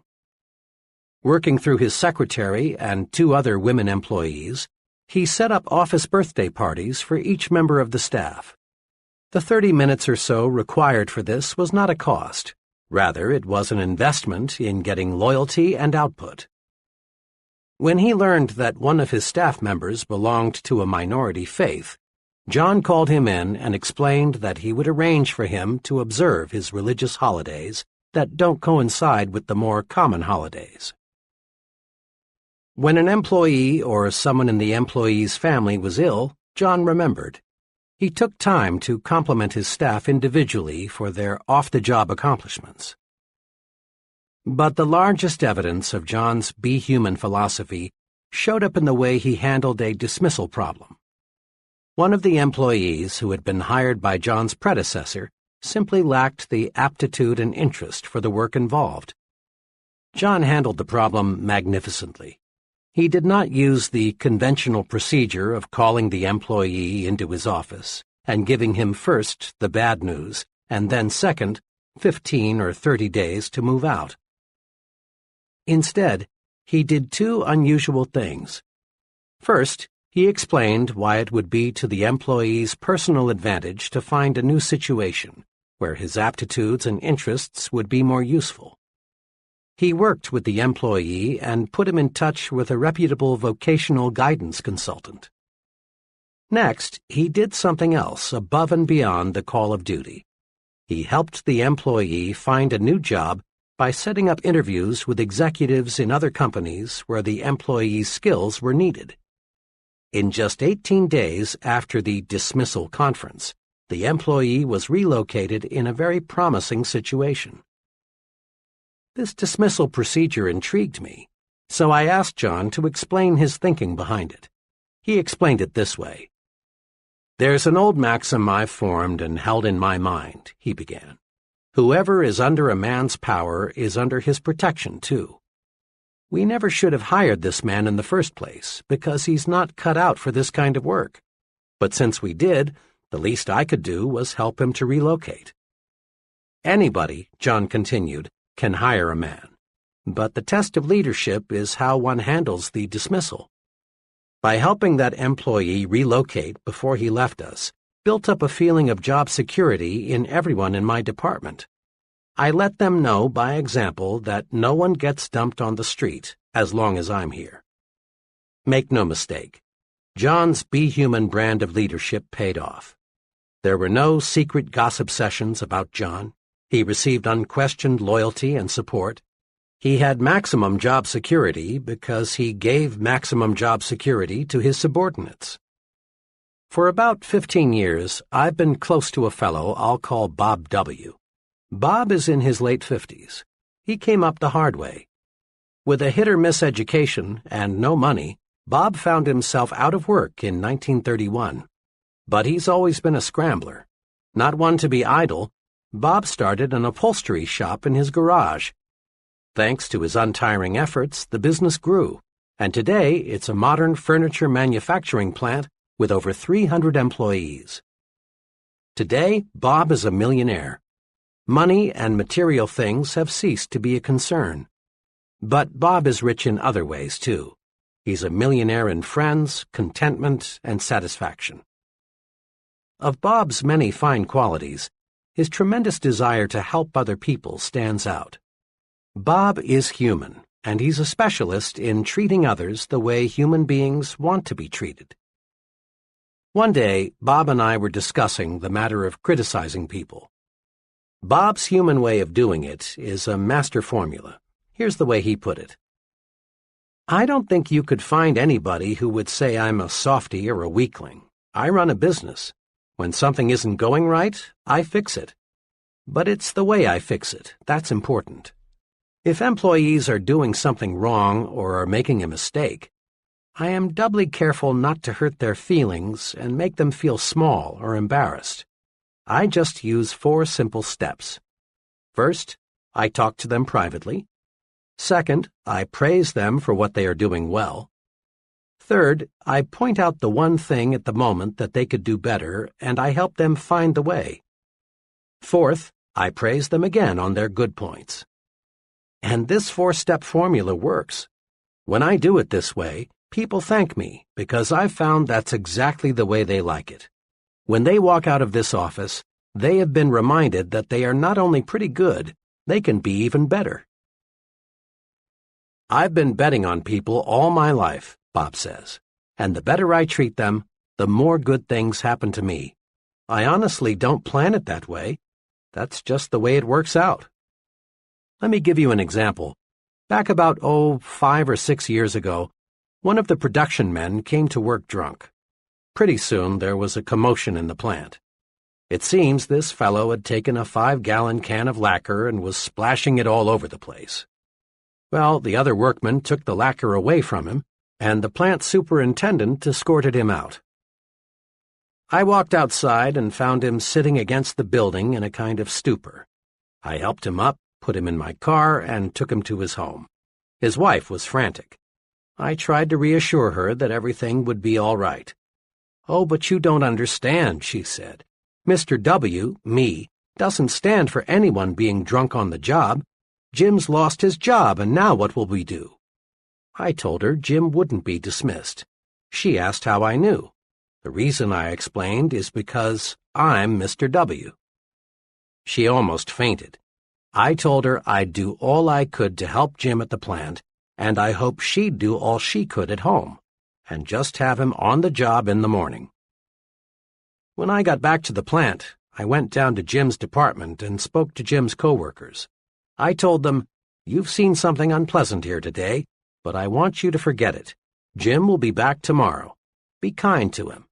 He's been a good worker for a long time, and we owe it to him to give him another chance." Jim got back on the ball, and his drinking was never again a problem. I soon forgot about the incident. But Jim didn't. 2 years ago, the headquarters of the local union sent some men here to negotiate the contract for the local. They had some staggering, simply unrealistic demands. Jim, quiet, meek Jim, suddenly became a leader. He got busy and reminded the fellows in the plant that they'd always gotten a fair deal from Mr. W, and we didn't need outsiders coming to tell us how to run our affairs. The outsiders left, and as usual, we negotiated our contract like friends, thanks to Jim. Here are 2 ways to use the Be Human approach to make you a better leader. First, each time you face a difficult matter involving people, ask yourself, what is the human way to handle this? Ponder over this question when there is a disagreement among your subordinates, or when an employee creates a problem. Remember Bob W.'s formula for helping others correct their mistakes. Avoid sarcasm. Avoid being cynical. Avoid taking people down a peg or two. Avoid putting others in their place. Ask, what is the human way to deal with people? It always pays. Sometimes sooner, sometimes later, but it always pays. A second way to profit from the Be Human rule is to let your actions show you put people first. Show interest in your subordinates' off-the-job accomplishments. Treat everyone with dignity. Remind yourself that the primary purpose in life is to enjoy it. As a general rule, the more interest you show in a person, the more he will produce for you. And his production is what carries you forward to greater and greater success. Praise your subordinates to your supervisor by putting in plugs for them at every opportunity. It's an old American custom to admire the fellow who's on the side of the little man. Your subordinates will appreciate your plugs, and their loyalty to you will grow. And do not fear that this will lower your own importance in the eyes of your supervisor. Rather, a man big enough to be humble appears more confident than the insecure man who feels compelled to call attention to his accomplishments. A little modesty goes a long way. Praise your subordinates personally at every opportunity. Praise them for their cooperation. Praise them for every extra effort they put forth. Praise is the greatest single incentive you can give people, and it costs you nothing. Besides, a write-in vote has often overthrown a powerful known candidate. You never know when your subordinates can do you a turn by coming to your defense. Practice praising people. Rub people the right way. Be human. Leadership rule number 3. Think progress, believe in progress, push for progress. One of the most complimentary things anyone can say about you is, he stands for progress. He's the man for the job. Promotions in all fields go to individuals who believe in and push for progress. Leaders, real leaders, are in short supply. Status quoers, the everything's all right, let's don't upset the apple cart folks, far outnumber the progressives, the there's lots of room for improvement, let's get to work and do it better people. Join the leadership elite. Develop a forward look. There are 2 special things you can do to develop your progressive outlook. 1. Think improvement in everything you do. 2. Think high standards in everything you do. Several months ago, the president of a medium-sized company asked me to help him make an important decision. This executive had built the business by himself and had been functioning as sales manager. Now, with 7 salesmen employed, he decided his next step was to promote one of his salesmen to the job of sales manager. He narrowed the choice down to 3, all of whom were about equal in experience and sales performance. My assignment was to spend one day in the field with each man and then report my views on which fellow seemed to be best qualified to lead the group. Each man was told that a consultant would visit him to discuss the overall marketing program. For obvious reasons, they were not told the specific purpose of my visit. 2 of the men reacted pretty much the same way. Both were uncomfortable with me. They seemed to sense that I was there to change things. Each of these men was a real defender of the status quo. Both approved of the way everything was being done. I raised questions about how the territories were laid out, the compensation program, the sales promotional material, every facet of the marketing effort. But on all points, the response was always, everything is okay. On specific points, these 2 men explained why the present way couldn't and shouldn't be changed. Summed up, both men wanted the status quo to remain the status quo. One of them said to me as he dropped me by my hotel, I don't know exactly why you spent the day with me, but tell Mr. M for me that everything is okay as is. Don't go refiguring anything. The 3rd man was wonderfully different. He was pleased with the company and proud of its growth, but he was not wholly content. He wanted improvements. All day, this 3rd salesman gave me his ideas for getting new business, providing better service to customers, reducing wasted time, revising the compensation plan to give more incentive, all so that he and the company would make more. He had mapped out a new advertising campaign he had been thinking about. When I left him, his parting remark was, I sure appreciate the chance to tell someone about some of my ideas. We've got a good outfit, but I believe we can make it better. My recommendation, of course, was for the 3rd man. It was a recommendation that coincided perfectly with the feelings of the company president. Believe in expansion, efficiency, new products, new processes, better schools, increased prosperity. Believe in and push for progress, and you'll be a leader. As a youngster, I had an opportunity to see how the different thinking of 2 leaders can make an amazing difference in the performance of followers. I attended a country elementary school, 8 grades, 1 teacher, and 40 children all jammed together inside 4 brick walls.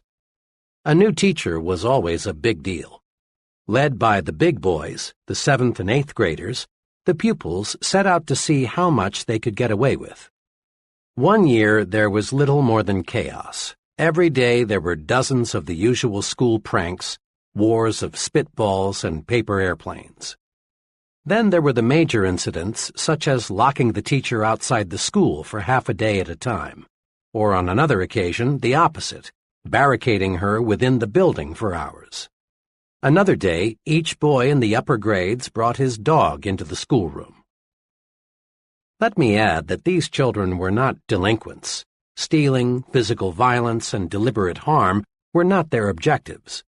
They were healthy kids conditioned by vigorous rural living and needing an outlet for their tremendous pent-up energies and ingenuities. Well, the teacher somehow managed to stay with the school until the end of that year. To no one's surprise, there was a new teacher the following September. The new teacher extracted strikingly different performance from the children. She appealed to their personal pride and sense of respect. She encouraged them to develop judgment. Each child was assigned a specific responsibility, like washing blackboards or cleaning erasers, or practicing paper grading for the younger grades. The new teacher found creative ways to use the energy that had been so misdirected a few months before. Her educational program was centered on building character. Why did the children act like young devils one year and like young angels the next?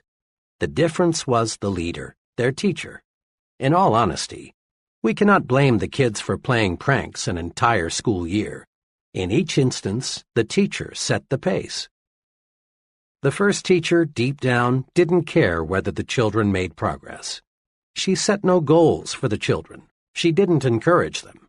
She couldn't control her temper. She didn't like teaching, so the pupils didn't like learning. But the second teacher had high, positive standards.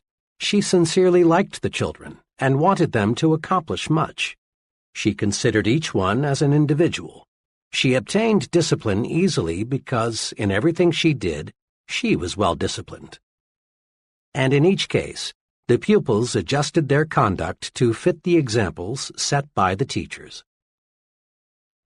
We find this same form of adjustment taking place every day in adult groups. During World War II, military chiefs continually observed that the highest morale was not found in units where commanders were easy, relaxed, and lackadaisical. Crack units were led by officers with high standards who enforced military regulations fairly and properly. Military personnel simply do not respect and admire officers with low standards. College students, too, take their cue from the examples set by the professors. Students under one professor cut classes, copy term papers, and connive in various ways to pass without serious study. But the same students under another professor willingly work extra hard to master the subject. In business situations, we again find individuals patterning their thinking after that of the superior. Study a group of employees closely. Observe their habits, mannerisms, attitudes toward the company, ethics, self-control. Then compare what you find with the behavior of their superior, and you discover amazing similarities. Every year, many corporations that have grown sluggish and are headed downward are rebuilt. And how? By changing a handful of executives at the top. Companies, and colleges, and churches, and clubs, and unions, and all other types of organizations are successfully rebuilt from the top down, not from the bottom up. Change the thinking at the top, and you automatically change the thinking at the bottom. Remember this: when you take over the leadership of a group, the persons in that group immediately begin to adjust themselves to the standards you set. This is most noticeable during the first few weeks. Their big concern is to clue you in, zero you in, find out what you expect of them. They watch every move you make. They think, how much rope will he give me? How does he want it done? What does it take to please him? What will he say if I do this or that? Once they know, they act accordingly. Check the example you set. Use this old but ever-accurate quatrain as a guide. What kind of world would this world be if everyone in it were just like me? To add meaning to this self-imposed test, substitute the word company for world so it reads, what kind of company would this company be if everyone in it were just like me? In similar fashion, Ask yourself what kind of club, community, school, church would it be if everyone in it acted like you. Think, talk, act, live the way you want your subordinates to think, talk, act, live, and they will. Over a period of time, subordinates tend to become carbon copies of their chief. The simplest way to get high-level performance is to be sure the master copy is worth duplicating. Am I a progressive thinker checklist? A. Do I think progressively toward my work? 1. Do I appraise my work with the how can we do it better attitude? 2. Do I praise my company, the people in it, and the products it sells at every possible opportunity? 3. Are my personal standards with reference to the quantity and quality of my output higher now than 3 or 6 months ago? 4. Am I setting an excellent example for my subordinates, associates, and others I work with? B. Do I think progressively toward my family? 1. Is my family happier today than it was 3 or 6 months ago? 2. Am I following a plan to improve my family's standard of living? 3. Does my family have an ample variety of stimulating activities outside the home? 4. Do I set an example of a progressive, a supporter of progress for my children? C. Do I think progressively toward myself? 1. Can I honestly say I am a more valuable person today than 3 or 6 months ago? 2. Am I following an organized self-improvement program to increase my value to others? 3. Do I have forward-looking goals for at least 5 years in the future? 4. Am I a booster in every organization or group to which I belong? D. Do I think progressively toward my community? 1. Have I done anything in the past 6 months that I honestly feel has improved my community, neighborhood, churches, schools, etc.? 2. Do I boost worthwhile community projects rather than object, criticize, or complain? 3. Have I ever taken the lead in bringing about some worthwhile improvement in my community? 4. Do I speak well of my neighbors and fellow citizens? Leadership Rule Number 4. Take time out to confer with yourself and tap your supreme thinking power. We usually picture leaders as exceptionally busy people, and they are. Leadership requires being in the thick of things, but while it's usually overlooked, it is noteworthy that leaders spend considerable time alone with nothing but their own thinking apparatus. Check the lives of the great religious leaders, and you'll find each of them spent considerable time alone. Moses frequently was alone, often for long periods of time. So were Jesus, Buddha, Confucius, Mohammed, Gandhi. Every outstanding religious leader in history spent much time in solitude, away from the distractions of life. Political leaders, too, those who made lasting names in history for good or bad, gained insight through solitude. It is an interesting question whether Franklin D. Roosevelt could have developed his unusual leadership capacities had he not spent much time alone while recovering from his polio attack. Harry Truman spent much time as a boy and as an adult alone on a Missouri farm.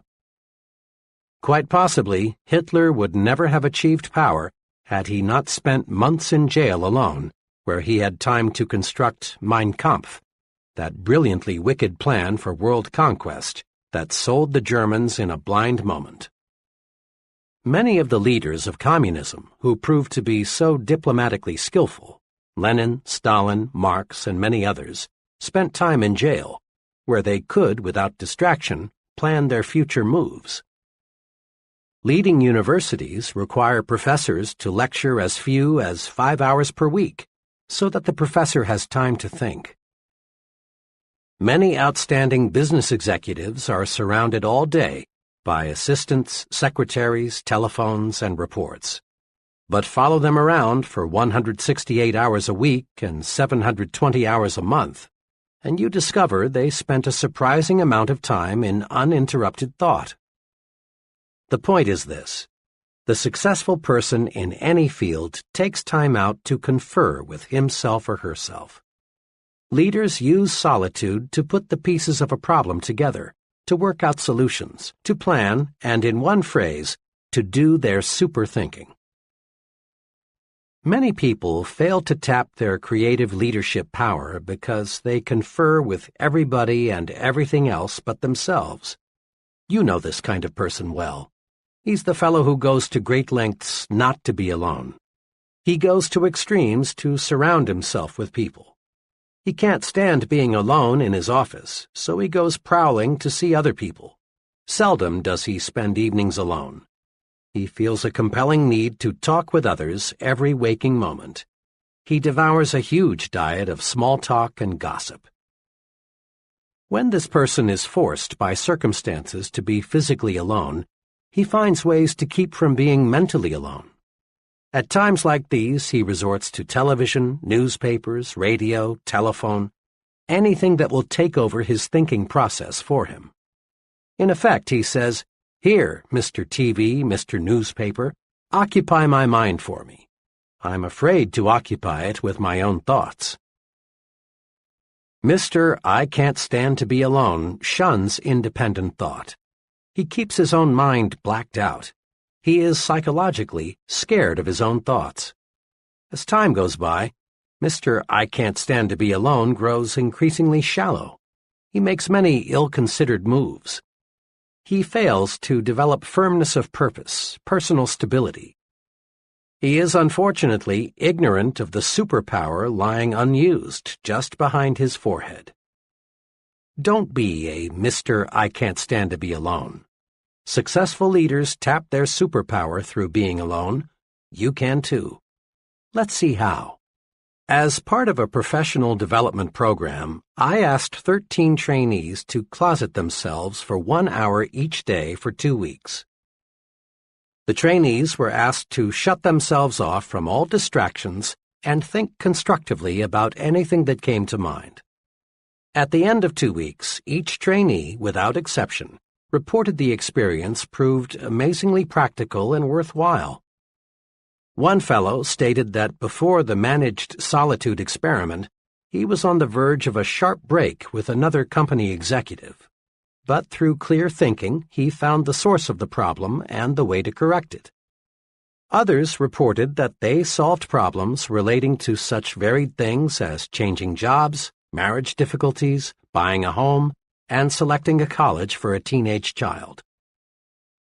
Each trainee enthusiastically reported that he had gained a much better understanding of himself, his strengths and weaknesses, than he had ever had before.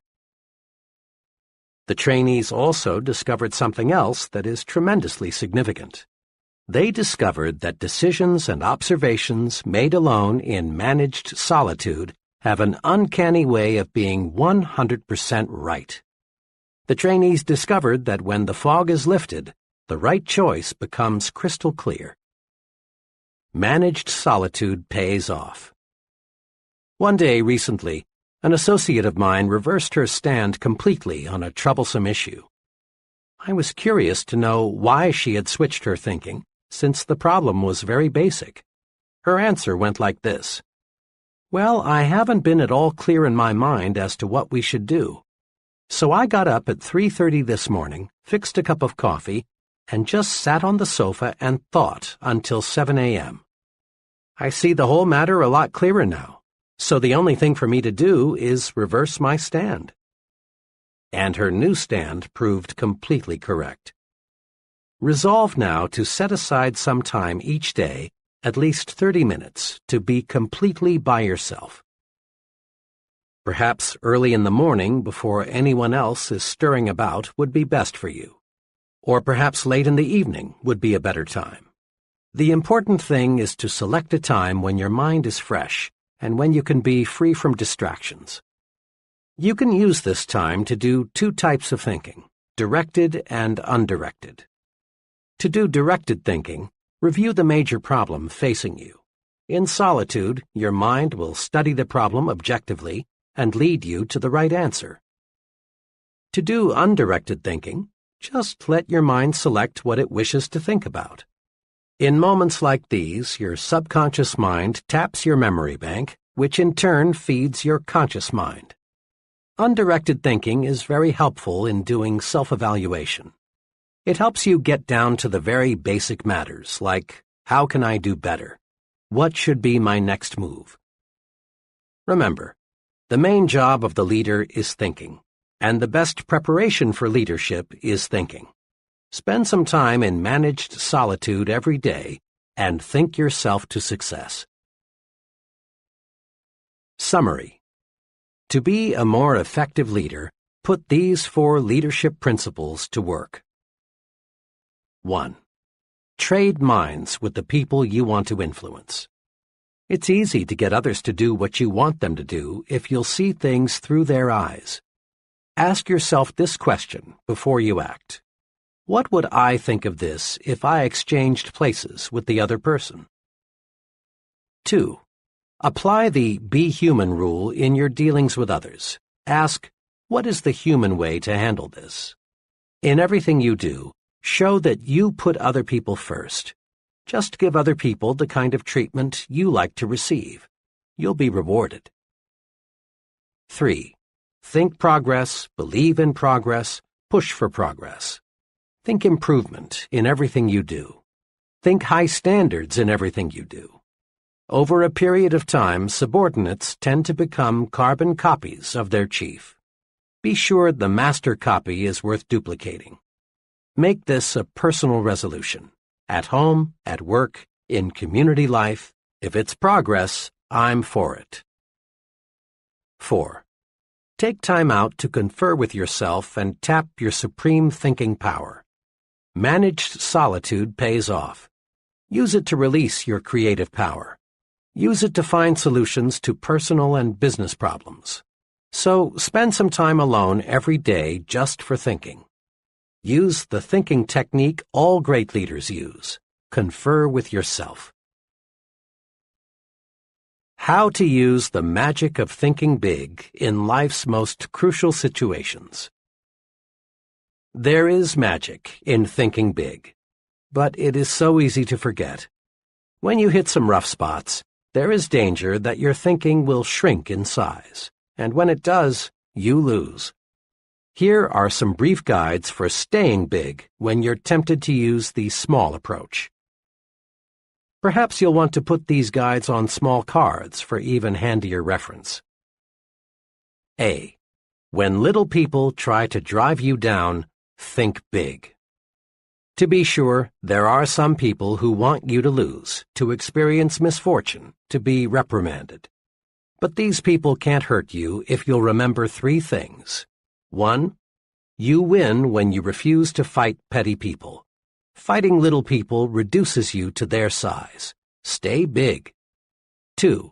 Expect to be sniped at. It's proof you're growing. 3.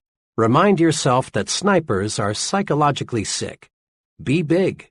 Feel sorry for them. Think big enough to be immune to the attacks of petty people. B.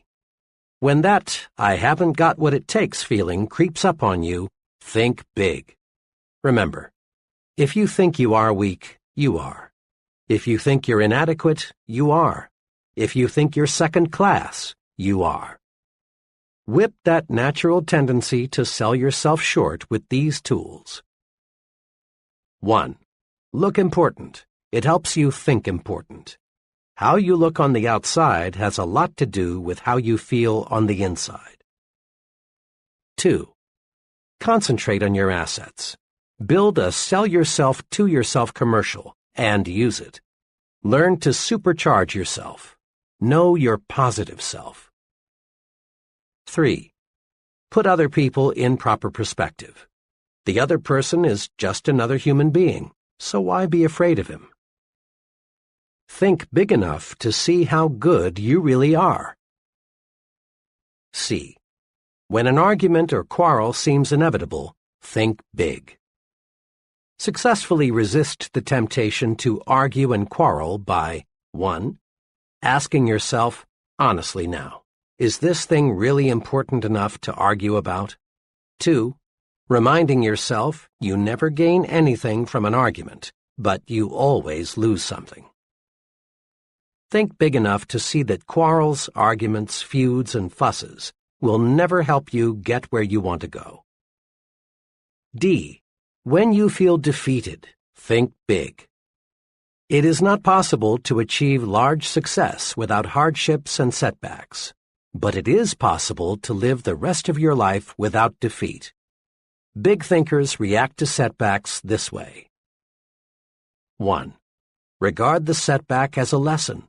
Research it. Use it to propel you forward. Salvage something from every setback. 2. Blend persistence with experimentation. Back off and start afresh with a new approach. Think big enough to see that defeat is a state of mind, nothing more. E. When romance starts to slip, think big. Negative, petty, she's, he's, unfair to me so I'll get even type of thinking slaughters romance, destroys the affection that can be yours. Do this when things aren't going right in the love department. 1. Concentrate on the biggest qualities in the person you want to love you. Put little things where they belong, in second place. 2. Do something special for your mate, and do it often. Think big enough to find the secret to marital joys. F.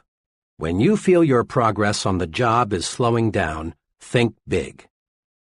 No matter what you do, and regardless of your occupation, higher status, higher pay come from one thing: increasing the quality and quantity of your output. Do this. Think, I can do better. The best is not unattainable. There is room for doing everything better. Nothing in this world is being done as well as it could be. And when you think, I can do better, ways to do better will appear. Thinking I can do better switches on your creative power.